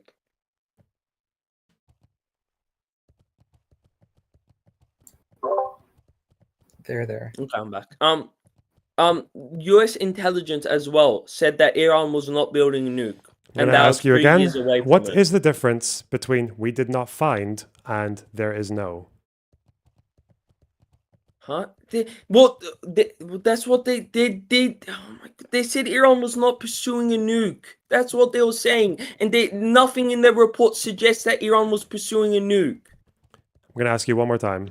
That's what I meant. What is the difference between these two sentences? We did not find that they are building a nuke versus they are not building a nuke. Wait. No, he didn't say that. He said, I indicate clearly that we do not have elements to prove that Iran had a plan or systematic effort towards a nuclear We do weapon. not have. They can't say We do not have. definitively, Oh, okay. ever. Yes, thank you. 'Cause they Well, can't you say can that- if you yeah, have better they- inspection rights, but the That's IAEA what the doesn't. IAEA So, said. do you also acknowledge that Are they you said saying this? that Iran was building a nuke before the Israeli strikes on the June? I 10th? said Are we you saying don't- Iran was I building said a nuke we- and that Iran was pursuing a nuke? I'm Because that saying would go we- against every single intelligence agency. I'm saying we don't know. Are you saying that Iran was pursuing a nuke? I'm saying we don't know. Or that Iran was wanting to negotiate. What were you saying? Okay. Box? What do you Is think there a Iran multiple? was I'm going to doing? give you a multiple choice question here. Okay. They definitely are versus they're definitely not versus we don't know. Which one of these do you think my position is? I can't hear him. Me. What the fuck? Hello. Box. Can you hear me? I can hear you. I can hear you. Okay. Sorry. Okay. Sorry. I'm going to give you a multiple choice. My position is very clear. I'm just going to make it multiple choice. Okay. They definitely are pursuing a nuke. We don't know, or they're definitely not. Which one of these is my position? Huh? They're not pursuing a nuke. According to all the evidence we have, they're not pursuing a nuke. And Why and do you the keep IAEA why do you keep has- answering we don't know, but not realizing you're saying we don't know when you're saying with I'm the saying evidence there's we have? no evidence. I'm saying there's no. You need evidence. There's no evidence that Iran was pursuing a nuke. Okay, That's what I'm saying. I'm gonna try again. I don't know how else to. You agree with that statement? You agree let me with that think. I statement? don't know how else to say this. Like it's The absence okay. of evidence is not the evidence of absence. There's no evidence. You need evidence. There's no evidence that Iran was pursuing a nuke. Okay, let's try and Wait, back you up a little claim bit. you Let's made- try and back up a little bit. Do we both agree that IAEA access has been restricted in previous years over time? They've been increasing Well, the restrictions on what they can inspect, yeah? Well, they've definitely been decreasing the JCPOA restrictions. Yeah, obviously they removed the cameras. They after Trump pulled out into 1 year later, they removed the cameras. They definitely scaled back, which they have every right to do after Trump. Okay, I'm not asking you if they have illegally pulled out. Okay, I'm not going to ask. I'm not asking you. I'm not asking you what right they have to do anything. I'm just asking you if it's true that the IAEA has less opportunity for inspection. They have less ability. Their inspection capabilities are diminished. Well, that's good. Yes. That's good. Trump pulled out. Thank Trump for that. Yeah, I don't care whose fault it is. Trump. Trump forced Iran to stop letting IAEA inspectors do their job. Yes. No, Trump forced them. No, they didn't say that. Also in the IAEA report, they were referring to Iran. The untraced uranium particles was referring to Iran's nuclear program back in 2003. Okay, so we acknowledge. We acknowledge that the IAEA has limited capabilities to inspect. Okay, just that's a fact. And then they put out a report saying there's quite a bit of alarming shit going on here with the nuclear enrichment and it having no civilian use and them constantly increasing their stockpile. And we also have the fact that Iran has, since like 1979, said that Israel is a cancer that they want to destroy, and they have a countdown clock, and they have lots and lots of rhetoric implying and demonstrations of intent that they want to destroy Israel. The fact that we don't know means there is a non-zero chance. No. And if there's a non-zero chance that someone wants to destroy you is building a nuke, right? Who should pay the price for that ambiguity? Let me answer. First of all, the IAEA was inspecting Natanz and Fordow. The IAEA released that report because Iran was denying access to like these old places where there used to be nuclear plants back in 2003. So the IAEA was inspecting the two only enrichment sites, and there was regular inspections there. There's three. To be clear, there's three main ones. No, for enrichment. They were inspecting the two only sites for enrichment. The IAEA released a report. Yeah, so that's what I'm saying. So no, there's no way, and the only way they could build a nuke was between those two sites. There's no way. And look at U.S. intelligence. U.S. intelligence said that. Okay, we can go to U.S. intelligence. U.S. intelligence said that Iran was not building a nuke. The latest report by the U.S. intelligence community was that Iran was not building a nuke. Yes or no? Can you find me the full sentence? Is that again? Wait. Welcome to the first time where you're trusting U.S. intelligence statements over the UN statements. I'm saying they wouldn't. You're over the UN statements now. I'm saying that first of all, U.S. intelligence would never be biased towards Iran. Listen, really, Tulsi Gabbard wouldn't have leanings. No, Tulsi Gabbard is extremely pro-Israel. But anyway, okay. Tulsi, who also has sympathies for people like Assad and Russians who are allies with Iran. I mean, come on. Pro-Israel. She's fully pro-Israel, and it's not also Tulsi Gabbard. It's that they released a report in 2025. The whole, which she did not work on herself. The whole U.S. intelligence community, which is a team, said that Iran was not pursuing a nuclear weapon. They were literally negotiating. They have a reformist president who wants a nuclear deal. They've said it now. They were not pursuing a nuclear weapon. And there's no evidence to indicate. You need to show evidence that Iran was pursuing a nuclear weapon. Hang on. We'll get to that question in a minute. U.S. spy agencies assess Iran remains undecided on building a bomb 3 days ago. No, CNN. No. That's because she changed her stance. CNN. U.S. intel shows that Iran was years away from the nuke and was not pursuing it. Is there an intel report rather than just what someone says in a hearing? No, it was an intel report. Okay, show me the report then, because I don't think you've read the report, but you can find it now and look at what they actually said if you want. There was a report in 2025. Yeah, you have I had the link word from that at the start of 2025. I think it was. Well, careful, because the developments that were alarming the IAEA happened this year between February and April. So okay, listen. Beginning of the year. Listen, the IAEA did not say Iran was building a nuke. Or Iran was pursuing a nuke. I'm not saying they said that. I'm saying that they didn't know. Okay, so then that strikes. Then that means that there's no reason. I'm saying the debate I'm trying to have with you. If you give me a minute, I don't know why you're not being patient. I don't know. The debate we're trying to have is whether or not because my position is that you do not need a specific plan, date, time, weapon, anything else to make your decision, because it is a threat so grave that the risk of you being wrong and missing your window of opportunity before the weapon gets built and goes underground is too great. So that's why I'm saying that you don't need proof of a definite weapons program to be displayed right before you in 4K to make a decision, because you can make a decision with the fact that inspection rights were limited, even within these facilities that you said that they had full access to. Not to mention the facilities that they don't have access to, which also include things that are quite important, like weaponization, okay? And that's not just enrichment. Enrichment doesn't actually take that long from 60 to 90. Weaponization is an important part of it as well. So what I'm saying is that if you are a country and another country is behaving in a way that doesn't have any civilian explanation, and the only inspectors that are available on the scene can only inspect so much and can only come back to you with, they're doing a lot of sussy shit, but we can't confirm a weapons program, then you are sitting there with a non-zero chance that there is a hidden weapons program. Do you disagree with that? That there is a non-zero chance? Wait, let me see what he said again. I'm sorry, I got interrupted. I need to see the clip again. This is probably why you're more reliable to read reports, because reports are vetted and proofread, and the people don't slip up. But again, I don't care about the IEA on the Grossi. I don't care. There's emails between him before he got elected. So we're trusting Trump's Republican Party intelligence report more than the UN right now, right? Foreign ministry, no, because Grossi was elected by Trump. Grossi was elected by, and Iran's filing legal action against Grossi, the Zionist Grossi, who is a tool of Israel. But yes. So wait, if the IEA said there was a weapons program, you wouldn't care for it anyway. So you don't care what they have to say. Huh? So you don't care what the IAEA say. So even if they did say there was a weapons program, you'd be I'm saying it's Zionist.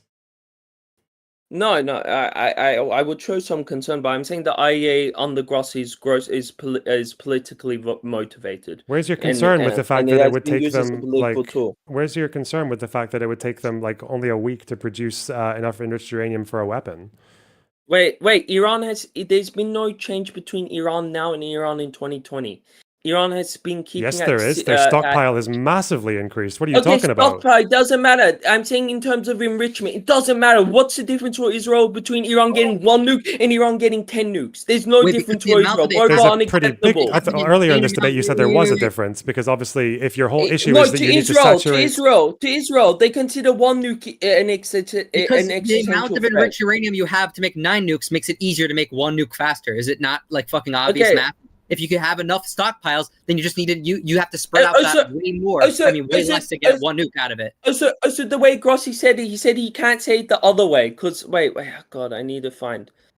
But I'm saying that you have to show evidence. I'm sorry, you can't. I'm saying the only way a strike would be justified. Listen, the only way a strike would be justified from the Israeli perspective is that there was evidence that Iran was pursuing a nuke, and there's no evidence today that Iran is pursuing a nuke. That is my stance. Yeah. There's no evidence today that Iran is pursuing a nuke. You can't just rely on suspicion. Hang on. There is circumstantial evidence. You can't rely on suspicion. No, there is circumstantial evidence. So evidence points towards most evidence.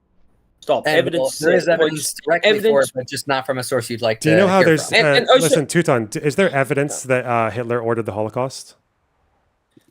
Yes. Okay, Where is it? Yes. Where's the document? I don't know. You know, it doesn't exist, right? Like, there's no written document anywhere of Hitler saying go do the Holocaust. Like, nothing of the sort. Yeah, it doesn't exist. Does it mean he didn't do it? I'm sorry, this is so dishonest.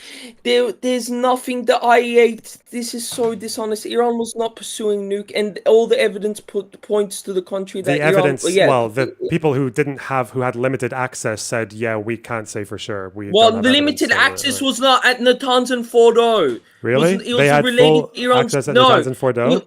All the documents, yes, there was everything? inspections at Natanz and Fordo. Yes, the IEA released a report was due to Iran's secret nuclear program in 2003, and that Iran was not answering answers to why they had uranium traces. back from in these places due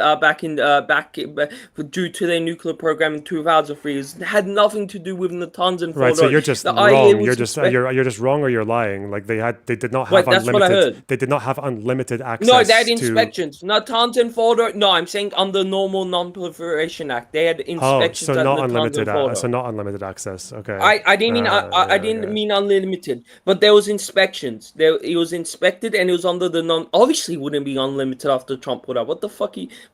Yeah, obviously wouldn't be unlimited. No, I'm not asking you whether I'm not asking you whether they have a right to limit the inspections. I'm just saying that's why. I'm saying can you answer my question? Was Natanz and Fordo inspected by the IAEA until? I don't know why. I don't know what debaters you've been watching if you think these tactics are going to work. I'm not. You don't even know what my position. Could you even try to state back what my position is? Because I've said it like uninterrupted a few times now. Your position Israel's justified in striking Iran because the IAEA released a report that Iran was not fully complying with regards into the untraced nuclear programs, untraced uranium particles due to their 2003 nuclear programs. That's why Grossi released the report. And it was not due to their current nuclear program. It's due to untraced reports. Untraced uranium particles. Not quite what I said. No. Okay. What I said is that the evidence we do have does not completely write off the idea of Iran trying to race to a nuke. Actually, the behavior is quite irregular. It's not explainable by civilian use. It's definitely not. It's actually not even explainable by. It's not even explainable by bargaining power. It's not even explainable by bargaining power because doing the enrichment. I will agree. So it's not explainable by quite a lot of things. If it is potentially explainable by them secretly trying to rush towards a nuke. It's not explained by not that. Even not potentially. Not even 0.1% chance. Not potentially. No evidence. Not potentially. No. What about you? Forgot about the fatwa. You don't know. You don't know what circumstantial. What does circumstantial evidence mean? No, there's no evidence. There is no circumstantial evidence that Iran is pursuing a nuke. There's no evidence of a nuclear weapons program. Really? That's not circumstantial. What does circumstantial evidence mean? Evidence that implies something. What other explanation is there, if not negotiatory, if not civilian? What's the other evidence for increasing your stockpile by 50% in 3 months of your 60% enriched uranium? A leverage. That's not negotiatory. Like even you can look at the ISIS report on this. It's not negotiatory. Would be enriching a bit to show you can do it. They've already done that. But why increase your stockpile? Why sacrifice your own civilian functions to do that? How do you know the civilian functions are sacrificed? How do you know that the research thing is not still working and that they still don't have enough of that? First of all, why are you implying that? Because this is the only time when they've literally reduced their stockpile of 20% enriched uranium. Well, maybe they had a surplus. Maybe they had a surplus of 20% uranium. Maybe they had a surplus. Any indication of this? Like, what the fuck? Well, how do you know? It sacrifices civilian use? What do you think nuclear reactors do? They need enriched uranium. Like, well, they had. I don't know. They had shit. That's a very valuable resource. They only have a few hundred kilograms of it in the whole world in Iran. Like, what the fuck? Again, I'm saying the only way that Israel could be justified in striking, only way that Israel is that there was evidence that Iran was pursuing a nuke. There is no evidence that Iran was pursuing a nuke, according to US intelligence and both the IAEA. That's my position. Yes, that's my position. That's the only way these strikes would be justified. And country shows the opposite. All the Iranian officials have said we do not want to nuke. What if they have a reformist president? Their president Masoud Pezeshkian. Sorry, I can't say it. Is unlike Raisi, is pro-nuclear deal and got elected on getting the nuclear deal back. Again, the nuclear deal is not the nuclear deal is not mutually exclusive with Iran wanting a nuke. It's just not. It's just a short-term pause. That's all it is. And they don't. I'm saying that the Iranian officials have restated their position again and again. They don't want a nuke. We are not. They've literally said on state TV, the IRGC officials, that we are not interested in pursuing a nuke. And also in these recent talks with Steve Witkoff, the argument was about what sanctions relief. Witkoff was saying that there can be 0% enrichment. Yep. That's what he was saying. And Iran was asking for a reasonable ask for like 4% enrichment for like energy uses, civilian uses, and America was saying 0% enrichment, which is a very hardline perspective and unjustified. Yeah, it's a hardline perspective to a nation that's been fucking about for 20 years. It's not been fucking about. Iran followed the JCPOA. What the fuck are you talking about? And the Americans' audacity is 0% them trying to go for a enrichment. weaponization program before the JCPOA is them fucking about. That is a That was fucking back about in thing to do. 2003. That was back in 2003, and they abandoned that. But again, and their fatwa was released after that.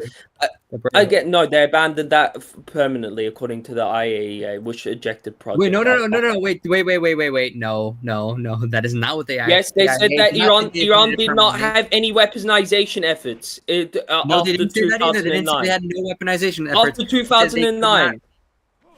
What? The agency has no credible indications of activities in Iran relevant to the development of a nuclear explosive device after 2009. Yeah, they said they had no evidence of it. They didn't say they didn't have it. That's the way the IAEA can speak. They said they couldn't get evidence. The IAEA, this was in 2015, right before the nuclear deal. There was no evidence. Exactly, that's what you want. Holy crap. They did not have a secret nuclear program back in the 2015s. It stopped in 2003. Can we agree on this, Lona? It stopped in 2009? The secret, 2003, I forgot what year. 2003, as far as I know. Yeah. Yeah, it stopped in 2003. David is saying that they still had it. No, they didn't have it. And again, at the two enrichment sites. Wait. When did I say that? I'm saying you're implying. I'm saying that in the recent negotiations, the big breaking point was not on what sanctions were going to be relieved. Everybody knew what sanctions. It was a nuclear related one. It was on whether Iran can have enrichment for civilian uses. Iran was asking for 4%, which is justifiable and nowhere near enough to the nuke. On the harsh, strict, robust inspections, like another nuclear deal that goes further than the NPT, by the way, which is a completely justifiable ask. They didn't just want to have uranium. Wait. They didn't just want to have uranium for civilian use. They wanted to specifically enrich uranium for civilian use. That was one of their lines. Is what they wanted. Well, yes. You need 4% enrichment for civilian. Yeah, but you could get someone else to give you enriched uranium. You can have what do you think the US would what was the US offering by enrich uranium? That was actually one of the offers that they made to them. Yes. Well, again, every country has a right to peaceful enrichment, and 4% is nowhere near enough to a nuke. And the US should have accepted the whole point in the JCPOA is that everyone in the international community now agrees that Iran cannot be trusted to act like any other. That was back in 2003. No, this was also in the JCPOA. The whole reason the JCPOA was a thing was also because they agreed that Iran should not be treated like any other NPT signatory. Yes, everyone agrees on this. Everyone's always agreed on this. Let me answer. Let me answer. That's why Iran on the new nuclear deal after Wickoff, that's why they would be getting robust monitoring. That's why they would be getting on the Wickoffs to make sure that there was no way in hell, like the JCPOA said, that there was no way in hell that they can get a nuke. And under these new negotiations, Iran wasn't proposing a time limit. It was US and Israel that was having the hardline position after they pulled out after Iran was saying that Iran can have 0% enrichment. And Iran was saying, no, let us have 4% for civilian use, which is just That's kind of scary. Your position is not very far off from Pisco's. They're pretty similar. Again, my position is not far off most Democrats. You guys are not liberals. You guys have passed the things of liberals. You guys shouldn't call yourself social democrats. Social democrats would spit in your face. This has literally nothing to do with economic policy, so I don't know why you would talk about social democracy. What are you talking about? I'm saying you identify as a social democrat. I'm saying most social democrats would. But what about social? What about tax? What about social democracy? Tax and spend and welfare. What does that have to do with? Okay, that's on domestic population. What does any of social democracy have to do with how you deal with a country that's fucking about with uranium? again, it doesn't necessarily. But I'm just talking It has about nothing to do most with Democrats are left leaning into. You know how like Netanyahu is like about as left wing as fucking Bernie Sanders on healthcare, right? So I don't. No, hasn't he done? Hasn't he under his rule? There's been massive privatization. Hasn't I don't know. He's scraping it back. I don't know. I'm sure about that.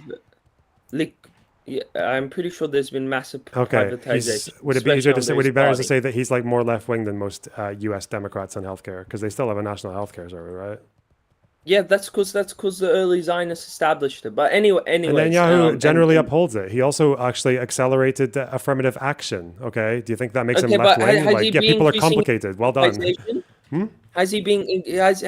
Has under his rule Israel been increasing privatization of like the industries and like scraping back? I think so, but he's also been pushing affirmative action. So yeah, it's possible for people just because you have like some policies that are more to the right doesn't like mean you sign off your entire political identity. Like, what about being a social democrat? Well, I'm has saying to most do with, social like- Democrats would reject you if you come on, even on domestic policy. If you come into the circle, most would reject you. So, I'm just saying that. That's great. That doesn't really you- make any difference to the merits of my I argument, does always it? take my position based on what is the. Sorry, What would sorry, I'm Teuton's image of a social democrat do to this policy position? Yeah, that's what. Yeah, I'm sorry. I'm I not a always social base my Democrat. position on sorry. what conforms best with my in group, and that's how I decide. No, what I'm not position saying that. I'm not saying that. I'm saying that Iran is a 4% enrichment of threat for a nuclear weapon. Why is 4% enrichment a threat for because- why? Yes, is that a threat? Okay, That's what on they the will on ask the me. on the path, yeah, because again, Iran has shown that they are willing to enrich past civilian use. They will do it. No one forced them to do it. You can say Yes, the JC. after, yes, the they JCPOA are didn't doing force it them. after Sorry, they Iranians had are not. nuclear-related Yes, sanctions on them. the Iranian regime is not retarded. Okay, they're not fucking 5 years old. They're not forced to like. Oh well, Trump pulled out of this deal, and even after Trump's gone, No, and I'm saying- Trump's I'm saying, replacement, why would they Trump's keep? replacement, Why would Trump's opposition replacement, Okay. the guy who literally was Obama's vice president, the guy who Trump tried to overthrow in a fucking coup because he lost the election to him, is offering a deal with us. But we're just going to fuck that. We're not going to engage with that, and we're just going to keep on enriching uranium past civilian use. Man, listen- No one listen. forced Iran to do that. Stop Listen, infantilizing these people. listen. They are not I'm fucking saying- children. No, listen. I'm saying, why would Iran follow JCPOA? Why would they have a right to enrich to 60% after Trump pulled out? They had Wait, a right to enrich. After If they they cared had all about the nuclear JCPOA, why didn't they try to pursue a deal with Biden? Literally Obama's vice president. Because there's always a risk of Trump getting him back to them scraping the deal. That's why. But they wanted a temporary deal. They just So wanted to wait, so it's okay to take there's always- acceleratory actions because of a risk of something happening.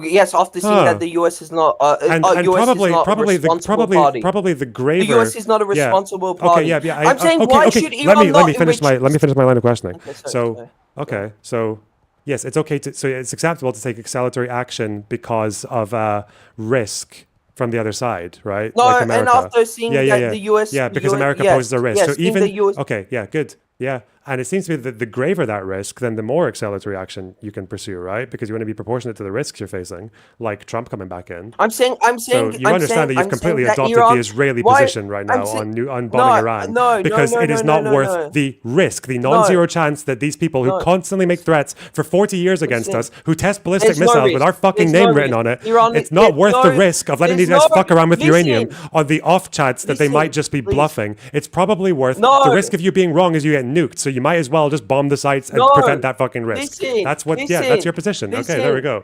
You logically walked into that position yourself. Yeah.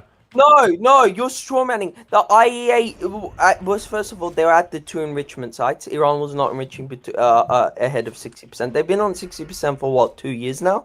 I don't know. It's their stockpile. I don't know That's the when big they... thing. The fact that they've increased their stockpile substantially, they increased the exponentially stockpile. in like the last 2 months or 3 months. Okay, the stockpile only affects the amount of nukes they can get, right? Which is important, Doesn't- right? If you're firing nukes, Well, like interceptors are less of a problem. Like if No, for Israel, there's no difference between Iran getting 1 nuke and Iran getting 10 nukes. Stop. So for Israel, there's no difference between that.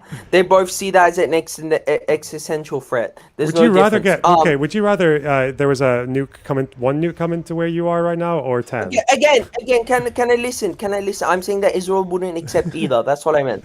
I'm saying, listen. You know, like 2 nukes evidence. made a pretty big difference in Japan compared to 1 nuke, Iran right? can't secretly build a nuke. No, The but IEA they can flip and they can pursue nuclear weapons quite They flip- fast. No, can't and they? also the US intelligence, according to CNN, where article read, it'll take them 3 years to have the weaponization of the nuke. To fit a warhead that can get a nuke, it'll take them 3 years. Do you want me to send you the article? It'll take them years to get a nuke that can actually work. To get a warhead permissible of actually delivering it. It'll take them years. It's not just about getting. That's definitely not the only U.S. intel claim I've heard. I've heard like weeks. I've heard It'll months. take them years. Well, no, I'll send you the Because article. we don't It'll take know, them years. obviously. Like It'll take them years because they abandoned the weapon program. You need to actually have a warhead that can actually deliver the nuke. It's not about just getting it up to 90%. Yeah, I know, and Iran does do testing with ballistic missiles now. Huh? I'm saying they don't have it. They don't have one that can deliver the nuke. Do you want me to send? U.S. intelligence said that it'll take them years. I can send you the article. Yeah, sure. If that's fine, take them years. Iran. There's a CNN article. Do I have this? Should be in my history.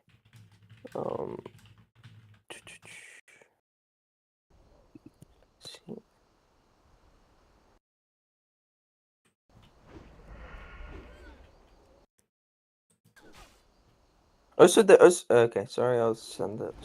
Iran. Israel says Iran was racing towards a nuke. US intel says it was years away. Yeah. Are you sure it's years away, or is it potentially months to years? Is the years away. Okay, is this in a report, or is this just like a? This is CNN reporting on US intel. Yeah, so this is from ABC. This is estimates, again, because different countries have taken different times to weaponize for nukes. But if Iran were to produce enough weapons-grade uranium, most experts estimate it would take Iran between several months to 2 years. So between several months to 2 years. Okay, so again, Israel would have enough time if Iran had a nuclear weaponization program, which they don't. We can agree they do not have any. We don't know. We don't know. We don't. There's no evidence. There's no evidence that points toward it. No, there's no evidence that points okay, I'm towards quoting it. the reports accurately. You're not. Go on. Next question. Next point. Again, and he said that because of there's no. The IEA was literally at Natanz and Fordo was inspecting it days didn't have full before inspection rights. That's okay. They also didn't have access to other facilities. No, Again, if we're talking about weaponization, no, you don't the need other Fordo facilities were related to Iran's program in 2003. It was not related now. Okay. So sorry. They had normal non-proliferation rights, and they were inspecting. The IEA can agree that they were inspecting the Natanz and Fordo. There's no evidence to point towards a nuclear weapons program, and it was not an imminent threat. 7 months to 2 years is not an imminent threat. Several months. It's not an imminent threat. Well, when we're talking about imminent again. So, how do you think this works? Like, I just want to get your gut feeling on this. So, let's say Israel's Iran, not following the NPT. Israel's bombing Syria. Israel bombs countries that before don't you even spurg attack out on a completely Iran irrelevant bombs point, Lebanon. Iran bombs Yemen. Before you spurg out on a completely irrelevant point, I'm just going to ask you to see about your gut feeling on this. I'm just going to ask you. If, let's say, Iran decided they were going to okay, we're in secret, okay, we're going to try to put together a nuke as quickly as we can before getting caught. How long do you think it would be? How long do you think it would be before they get caught? Like 24 hours, 1 hour, 3 days, 2 weeks? How long? Like probably weeks. Why? How do you know that? The IEA's because they have inspections by the IEA at Natanz and Fordo. And they're still part of the Non-Proliferation Act, and they allow inspections in literally every single nuclear site. Limited the reason inspections. No, under normal inspections under the Non-Proliferation Act, not as robust as the JCPOA. And the reason the IEA released that report was not due to their inspections at the at their active nuclear sites is due to Iran not giving answers due to why they had untraced nuclear particles in some of these sites related to their 2003 program. So the reason the IAEA released the report that was saying that they're not following the Non-Proliferation Act completely, it was not even related to the current nuclear program. It was related to them not answering why they had untraced uranium particles at certain sites. That you can fact check this. I know. That's why I read the articles. It was related to why they couldn't explain why they had untraced uranium. Why do you think particles. NPT signatories only would definitively only have like 3 weeks before they could get caught making a weapon or working on a weapon? Holy crap! Where have you got that from? They have inspections at every site. Do you agree that the IAEA was inspecting every single nuclear site? Do you agree? Every single nuclear site? But do you think it's impossible to hide something from a limited? Okay, do you think it's impossible to hide something from a limited inspection? No, I don't think Yes it's or no? impossible. Okay, there we go. No, because they come in the sites. They come into the sites and they see everything. There's people that came not limited under normal Non-Proliferation Act after Trump pulled out, not limited, but okay, limited in reference to the JCPOA, yes. And again, Iran was negotiating another nuclear deal right now. If they wanted a nuke, why would they have been negotiating? They were in good faith negotiating. They said, hey, we only want to enrich to 3% for civilian use, and after we put all this money up, we don't want to get rid of this completely. And the US and Israel demand was saying no enrichment. Well, they also said they didn't want to, again, under Biden, they also said that, wait, how can you hold this position? How can you hold both of these positions? So one is they're completely right to reject any JCPOA negotiations with Biden because of the risk of USA violating, but now they're completely negotiating in good faith with Trump when he's back. How does that make sense? You're trying both things at once. On the one hand, with Trump's not gonna pull out of his own deal. Are you sure? It's Trump. What are you talking about? Yes, it's a way lower chance of Trump pulling out of his own deal. So they were in a better position to Trump negotiating. would get out of it. So they're justified to not bother negotiating with Biden for the JCPOA because of the risk of Trump, but then they're completely in good faith with Trump, and that's the right thing. What the fuck, man? Like everything the regime does is correct, isn't it? Like Trump wouldn't pull out of his own deal. It feels like your first principle is Trump literally swore an oath to the Constitution and then violated it when he lost an election. What are you talking about? Trump pulling out of his own deal. I'm saying the main reason he pulled out because it was like Obama's deal. That's the main reason why people hated it. I'm saying that, yeah, and I'm saying after 4 years he would be out and Iran would reduce the threat of that there wouldn't be a crazy Trump reversed his own tariffs.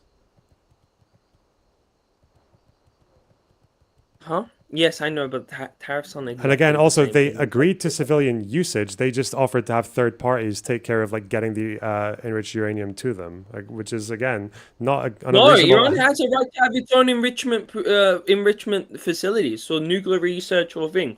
4% is nowhere near. Tell me, why did the US reject a deal where Iran was saying we want 4% enrichment? It's 4% enrichment with robust monitoring, robust. Especially under Trump, it would probably be more robust than the JCPOA. Probably be more robust under Trump? Okay. Well, he would be more strict. There would be more cameras, inspections anytime. Cameras installed everywhere. I'm saying, why would they reject to that deal? Iran was asking, do you agree that 4% enrichment is not a threat to anybody? Do you agree? In most nations, it's not a threat. With Iran, it is, because once you've gone 4%... No, it's not. Uh-huh. Okay, no, so... In terms of trying to get to 90%, is 4% of the way, or no? Is that how that works? It's not.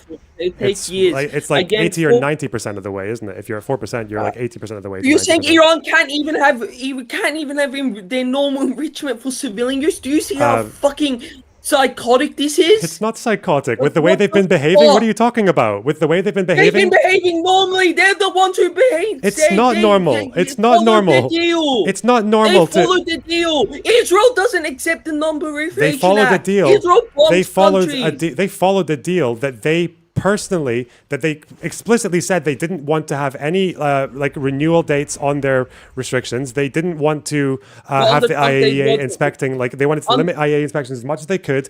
Even when they wanted to limit them, after Iran was constantly demanding to limit their inspection capabilities. Even after Iran said they only wanted the enrichment restrictions to last for 2 years. That's what they wanted. Okay. They also insisted on the sanctions being permanent, whereas the limits on their capabilities were only temporary. They insisted on that as well. They made their intent perfectly clear that they wanted all of these restrictions to be temporary. That's what they wanted. They didn't want to be in this position where they were constantly having inspections on their weapons, on their nuclear facilities. Going back on your old thing with the JCPOA, there's something called snapback, and it's actually coming in. Snapback. After the deal ends, that there can be a snapback of sanctions. So that's for a weapons program, but not for enhanced enrichment, not for 60%. No, they're talking about now. There might be snapback. They're literally right now due to the recent IAEA program, and if Iran wasn't following the JCPOA, there would be snapback. And if at the end, right now they're literally negotiating having snapback in this October. Yeah, I'm not talking, but I'm saying the problem. You're not listening to what I'm saying. The problem with the JCPOA is that even if it's followed to the letter, it does not preclude Iran from being in a position to get a nuclear weapon. Well, if they were in that position, they would get sanctioned. They would get sanctioned. You're not listening to anything I'm saying. You're just not listening. Wait. How? Tell me. So if you're saying that Iran enriched to 60% after the JCPOA ended, that they wouldn't... Oh, did I get kicked? Okay, yes, because what Iran wants is, like you're saying, they want normal NPT status, because with normal NPT status, if you are clever enough and quick enough, you can enrich to a dangerous level, and you can potentially, okay, even weaponize before sanctions have a chance to stop you from doing it. Yes, that's the whole problem. We're talking about after. I'm saying that the US, do you think the US will not sanction them if they start enriching to 60% after the JCPOA ended? Maybe they would, but how would that stop them from developing a weapon? How would that stop them from being a threat? That doesn't stop the threat. Huh? But that doesn't stop the 60% from being threatening. Huh? But that doesn't stop them from being threatening. 60% is threatening. When you're testing ballistic missiles that say this is to hit the range of Israel, when you've got leaders with a countdown clock in Tehran counting down to the destruction of Israel. First of all, Israel calls for the destruction of the Palestinian state, and they have a nuke. They call for under this current party. They call for the destruction for another people, and they're actively doing it. Yeah. So I don't know why. And the Palestinians at best hope. Yeah. And the Palestinians are. Yeah. And the Palestinians are. Maybe you don't see them as people. You see them as animals. Yeah. Okay. And maybe that's why. Or maybe I think Palestinians have a right to fear getting nuked by Israel. They can't do anything about it though. What the fuck? Yeah. Do you think Israel's going to nuke Gaza or nuke West Bank?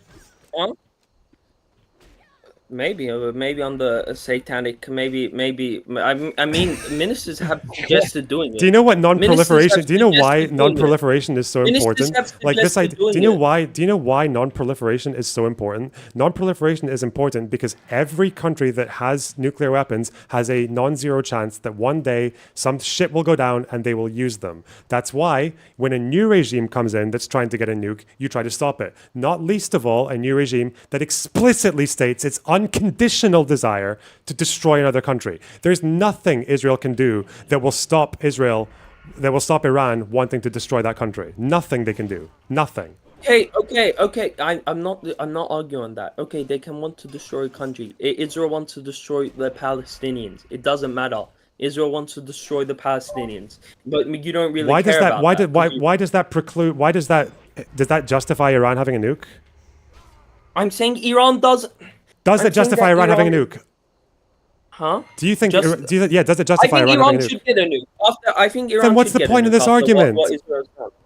No, I'm saying that the reason they're not getting it is because of religious reasons. That's what I'm saying. That's what I'm saying. But if I was Iranian leaders, I would get a nuke personally. I would personally get a nuke if I was Iran. I would push towards it because. Do you see why there's this? Like, do you see why there's this Do you see why people don't take these statements like this double speak seriously? When it's like, Wait. yeah, they don't want to Wait, nuke. wait. Yeah, there's like, yeah, we're complying. We definitely don't want to nuke. We don't want to nuke. We're just going to do a whole bunch of things that would be quite explainable if you were planning to get a nuke. Otherwise, it makes literally no sense at all. And then we're going to act surprised when you treat us like a country that's trying to get a nuke. Can I answer? Can I answer? Okay. So talking about the JCPOA, if Iran, after the JCPOA ended, it would show that Iran is at least, if they followed the deal, is at least more responsible than the world fought before, and that would be under normal non-proliferation acts. And if they violate those acts by enriching to 60%, which the non-proliferation treaty said that you know how sanctions got on Iran first is Iran was not in compliance with the non-proliferation act, and they got referred to the Security Council. And now again they said that they're not in compliance with the non-proliferation act, and and right now there was a report on the 12th of June thing. So I'm saying that if Iran enriched to 60%, I'm sure they would be referred to the Security Council after the JCPOA, and even to 20%, over 20%. They would be referred right now. What? They would be referred, and the sanctions would be put on them again. That's what I'm saying. That's what I'm saying about the JCPOA. Do you get what I mean? That's what I'm saying. So you're saying sanctions wouldn't be put on Iran if they started enriching? I'm saying sanctions don't solve the problem, because once you're at a position where you can enrich to between 5 and 20%, you've done most of the work. And that means that if you ever decide that you are going to flip one day and move to a weapons program, one, you might not get caught right away. I don't know why you assume that even with inspections this can happen. You're based on nothing, you fucking idiot. Based on nothing. You know Switzerland had a nuclear program for like decades. You know Switzerland had a nuclear. Okay. Are you aware that other countries have had nuclear programs for weapons that they survived for like years or decades without getting caught? Was that when they're on the Non-Proliferation Act and when they were under regular inspections? Was that when the Non-Proliferation Treaty came in? Let me see. Non-Proliferation Treaty. When was that? 1970s, 1975. 68. Okay. This was before, but actually, Switzerland was part of the NPT and straight away, so they were not discovered until quite a few years after. No. For what, a nuclear weapons program or just a nuclear program? Weapons program. Nuclear weapons program. Nuclear again, weapons the possibility of Iran getting a nuke. Okay. Yeah, it didn't even get discovered. It was revealed in 1988. It was revealed in 1988. I don't think it was ever discovered. I'm saying they joined the NPT in 69. They joined the NPT in 69, and it was never discovered. How would Iran not be discovered of enriching uranium higher than 5% if they were on the NPT, which has we're not talking about all the nuclear sites have to be under inspection. Because they're already enriching. They were able to do that. That they're already doing. We're talking about a weapons program in secret. That part is probably the much easier part than doing a fucking enrichment undercover. There's kind of a lot more signatures for nuclear stuff versus just trying to do simulations of weapons. We're starting to build blueprints and planning and have meetings. That's probably a lot easier to do covertly than it is to do massive enrichment plants. Enrichment, that's impossible to do massive enrichment because under the Non-Proliferation Act, because the IEA would have access to all your nuclear sites and have regular inspections. That's what I meant, not necessarily you just literally conceded the fact that was Switzerland anywhere near close to a nuke? What percent enrichment? I'm saying that they were quite close to a weapon. Yeah. What percent had they enriched uranium? Well past 60 and some points over 80. Wasn't that discovered already that they had enrichment? It wasn't discovered. They just revealed it and then stopped. They got pretty much like they were pretty much like almost there. Yeah. Okay. In these recent talks, I don't think time frame has been the matter. Time frame. I think Iran. I think Steve Witkoff. Iran did in these recent talks. Was Iran saying no? We won't agree to a permanent, robust. The EU countries thought that Iran was just trying to stall in order to get rid of the snapback sanctions, in order to stall out that clock and I'm saying in the recent talks. time frame wasn't a big concern. The big matter was whether Iran could enrich for 4%. US and Israel were saying no enrichment.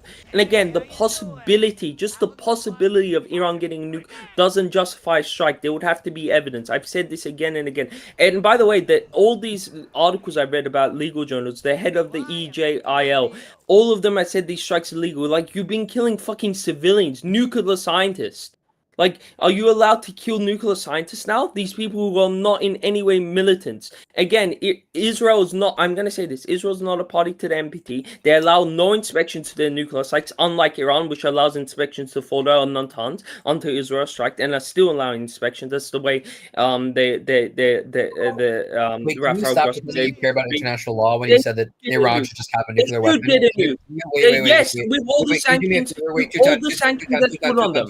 Tutan, can you do me a favor and stop pretending that you care about international law? Like, at least. No, I do care about it. I'd rather no country get nukes. But wait, if you're going to sanction Iran you do care? You think international law should be like the gospel, or what?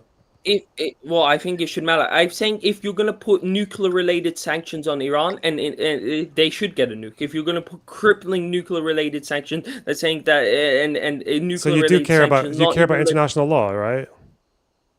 Have you stopped supporting the Houthi attacks? Have you stopped supporting the Houthi attacks? No. Okay, so why are we pretending we care about international law? That's all I need to hear. That's fine. You don't care about international law. I don't know why you pretend. Tankies are not supposed to care about international law. Like, it's not even. I don't care. I'm just talking about Iran. If I was Iran right now, I'd be racing towards a nuke. I would be racing towards it. And you'd be getting bombed. No. Good luck.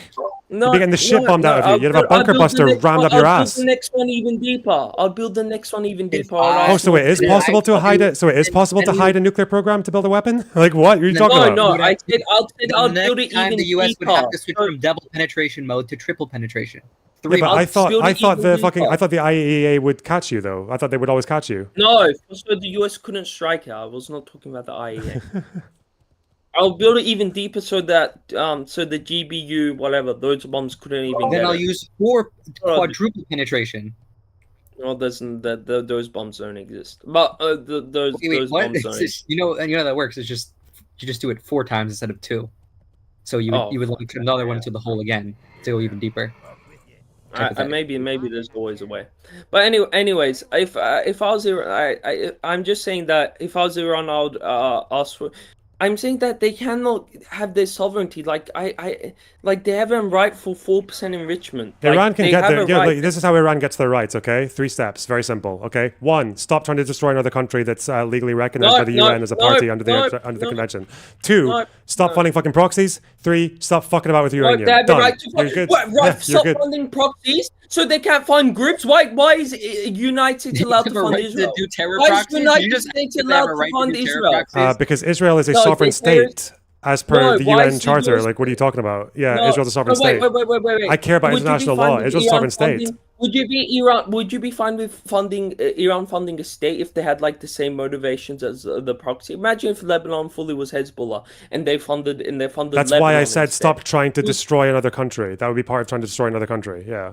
No, they're not. Israel calls for the destruction of Palestinians. They have every right to go. And the Zionist entity is not legitimate. It's a settler colony. That's not an international law position, by the way. You're just making that up. That's just tanky cope. That's not international law. Okay, but carry on.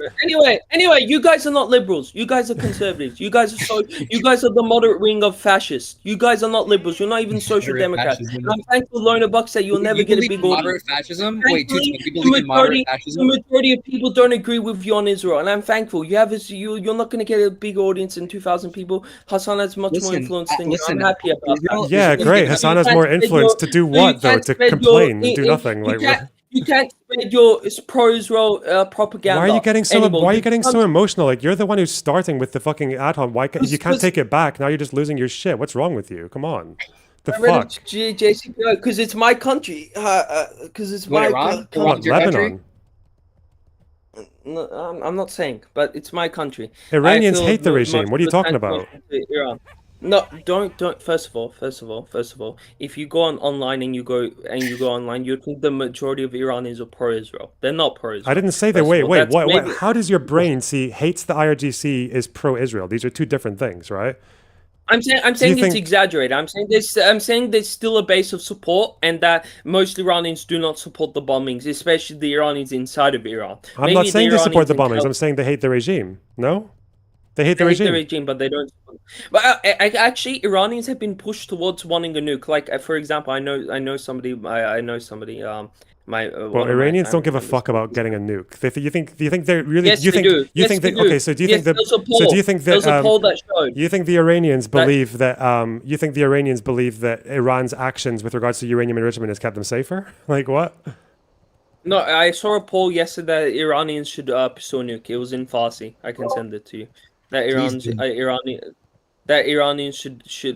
should pursue a nuke. Especially, do you want me to send you that poll? And think I'm just saying this is such a double standard. Israel's not part of the Non-Proliferation Act. Calls for the destructions of other states, the Palestinians. Says Palestine's not a record. First of all, when you say calls for the destruction of another state, bombs other countries, and you're saying they can have a nuke, but no, Iran can't. Like this. I'm not saying they can have a nuke. You don't understand what you don't know anything about. You've read about non-proliferation, but you apparently have no fucking idea what it means. Non-proliferation does not mean the countries that have nukes should have nukes. They deserve nukes. I'm not. No one. Let me fucking talk, you fucking snake. Jesus Christ. I'm just trying to talk. I don't know why you won't let me talk. I don't know why you won't let me talk. Okay. I don't know why you're just rambling about Iranian diaspora. I don't know why you think like grumbling underneath me is going to stop my train of thought. But I'm literally just telling you that non-proliferation. Why are you not listening to me? Why are you not letting me talk? Can you hear me? I'm saying, why does Israel have a right to nukes and not Iran? Can you answer that question? When did I ever say Israel has a right to a nuke? Am I gone? Can't hear. Oh, you can't hear me. Oh, why? Oh my Can you god, hear me my now? AirPods. What the crap? What's happening? Sorry.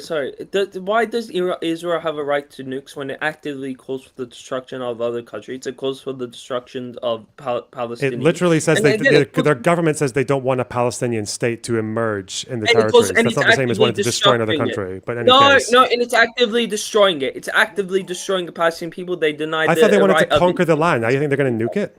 Why would you nuke land that you want to own? No. I'm saying we're calling about destructions of other states that illegally bombs other countries. Illegally. You don't care about law. You support the Houthis. You don't care about law. Stop talking about law. I'm saying that. No, I'm not talking about law. I'm saying acts of aggression. What the Houthis did was not an act of aggression. Yes, it was. It was an act of aggression. They aggressed on people who had nothing to do with Israel.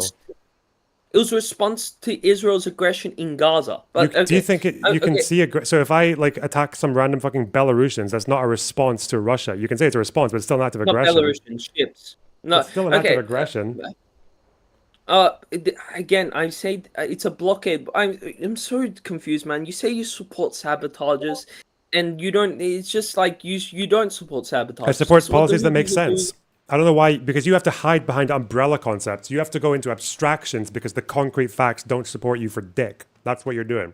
But the ships they targeted were related to Israel. The majority of ships they targeted were related to Israel. What about the majority of ships they hit? At one point, were the majority of ships they hit related to Israel? No, they weren't.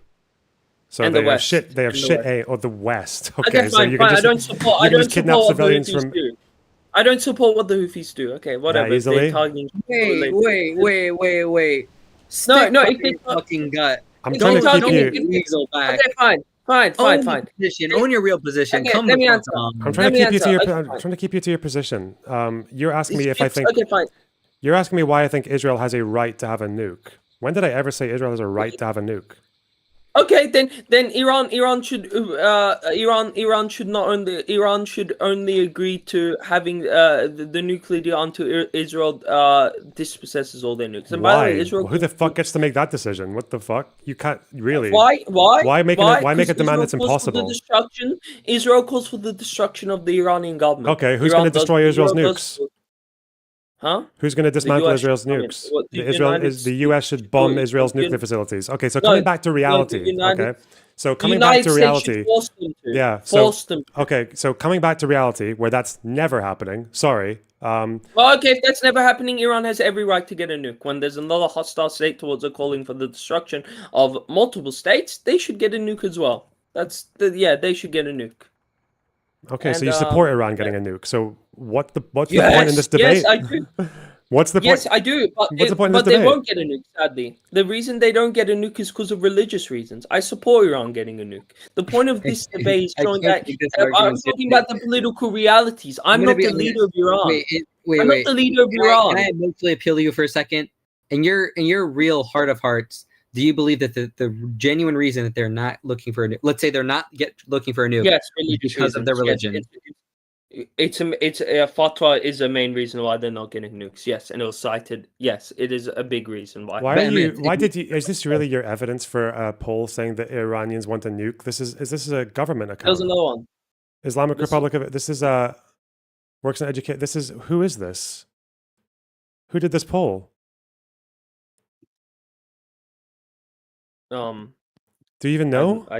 Did you check? No, I just saw the poll. Oh, so you don't care? Okay, so you don't give a fuck. You don't give a fuck. I'm saying like if it's just if you campism. looked at It's just your side. You would never scrutinize. You would imagine you would never scrutinize. Like you would never allow that lack of scrutiny for any poll that you didn't like the results of. Like what the fuck? Come on. Like how obviously. I'm just saying, if you looked into what Iranians think, some Iranians think like Iranians are like. I got this impression. Some of my friends have said Iranians. They think Iranians are pro-Israel. I'm saying that there's a massive no one's saying Iranians are pro-Israel. I'm just saying they hate the regime. I don't know why you think that like. Majority do hate the regime, but there's still a base of support in Iran. 20%, I would say, support. Okay, well, as a Democrat, I think that's unacceptable. Okay, I don't think the regime should have a monopoly over the means of violence over a population that despises them. Like, yeah, generally doesn't like them. I think that's 20. But I'm saying it's one-sided because if you looked at media, you'd think like 99% hate it. There's still 20% base of support. So it's not 90%; it's only 80. Okay, sure. It's only 80. Yeah. You think it's 99% if you look. And by the way, nobody in Iran likes that Crown Prince guy, that Reza Pahlavi. Nobody likes him. He does not have a base of support inside of Iran. Okay. So that guy hoping on that he's coming back on Iran and goes on Fox News. Nobody likes that I guy. believe he's gonna fly black and a golden goose, but it'll be determined. And yeah. And people who like the Shah are like, sorry, I was getting an offer. I just hate diaspora Iranians. Do you not understand the concept of non-proliferation, like why that's a thing? Why we don't say Israel has a right to have a nuke. It's just that Israel has a nuke. That's the world we live in. Israel has a nuke, and since Israel has a nuke, and I'm not finished what I'm saying. I wasn't finished what I'm saying. No, that's not what non-proliferation means. So you don't believe in non-proliferation? Yeah, I do believe it, but when states are not following it, non-proliferation depends on whether states follow it. So if India and Pakistan are not part of the NPT, and if Israel's not part of it, and if North Korea is not part of it, India and Pakistan don't call for the destruction of other states, and are not illegal rogueless state. They're both occupying territory in Kashmir, and they both have terror proxies, and Pakistan literally harbored the fucking Taliban. What are you talking? Al Qaeda as well? They sheltered Bin Laden. What are you talking about? I'm saying does Pakistan call for the destruction? It's the no Jews, no news. Does Israel call for does Pakistan call for the destruction of India? I don't know. You tell me. Have you checked? No, they don't. They don't call for the destruction of India. But they occupy territory, don't they? And they support terrorists.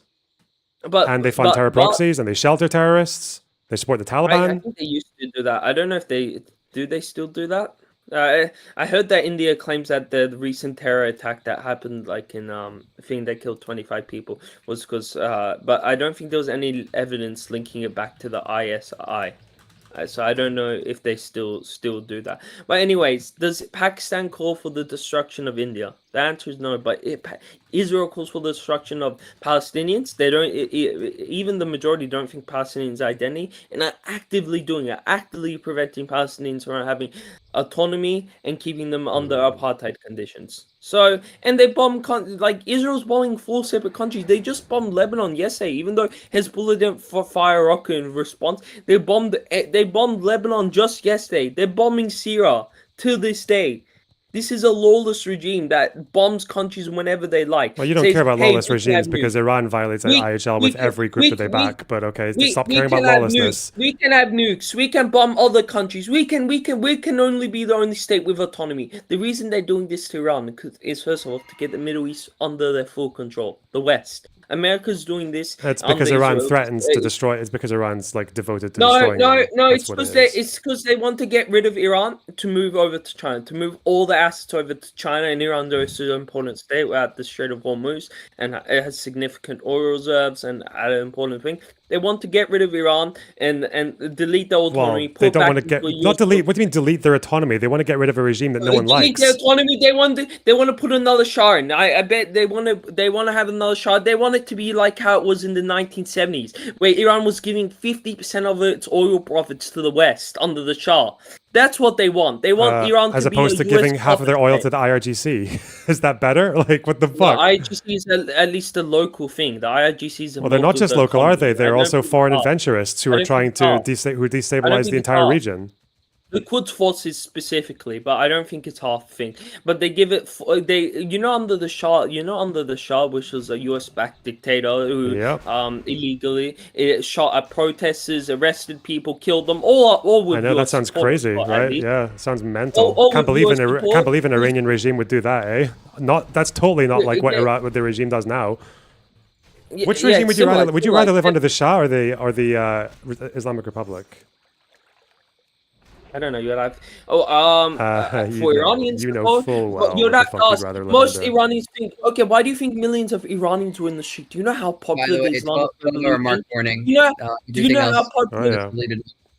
They'll just go over it. Do you know how popular was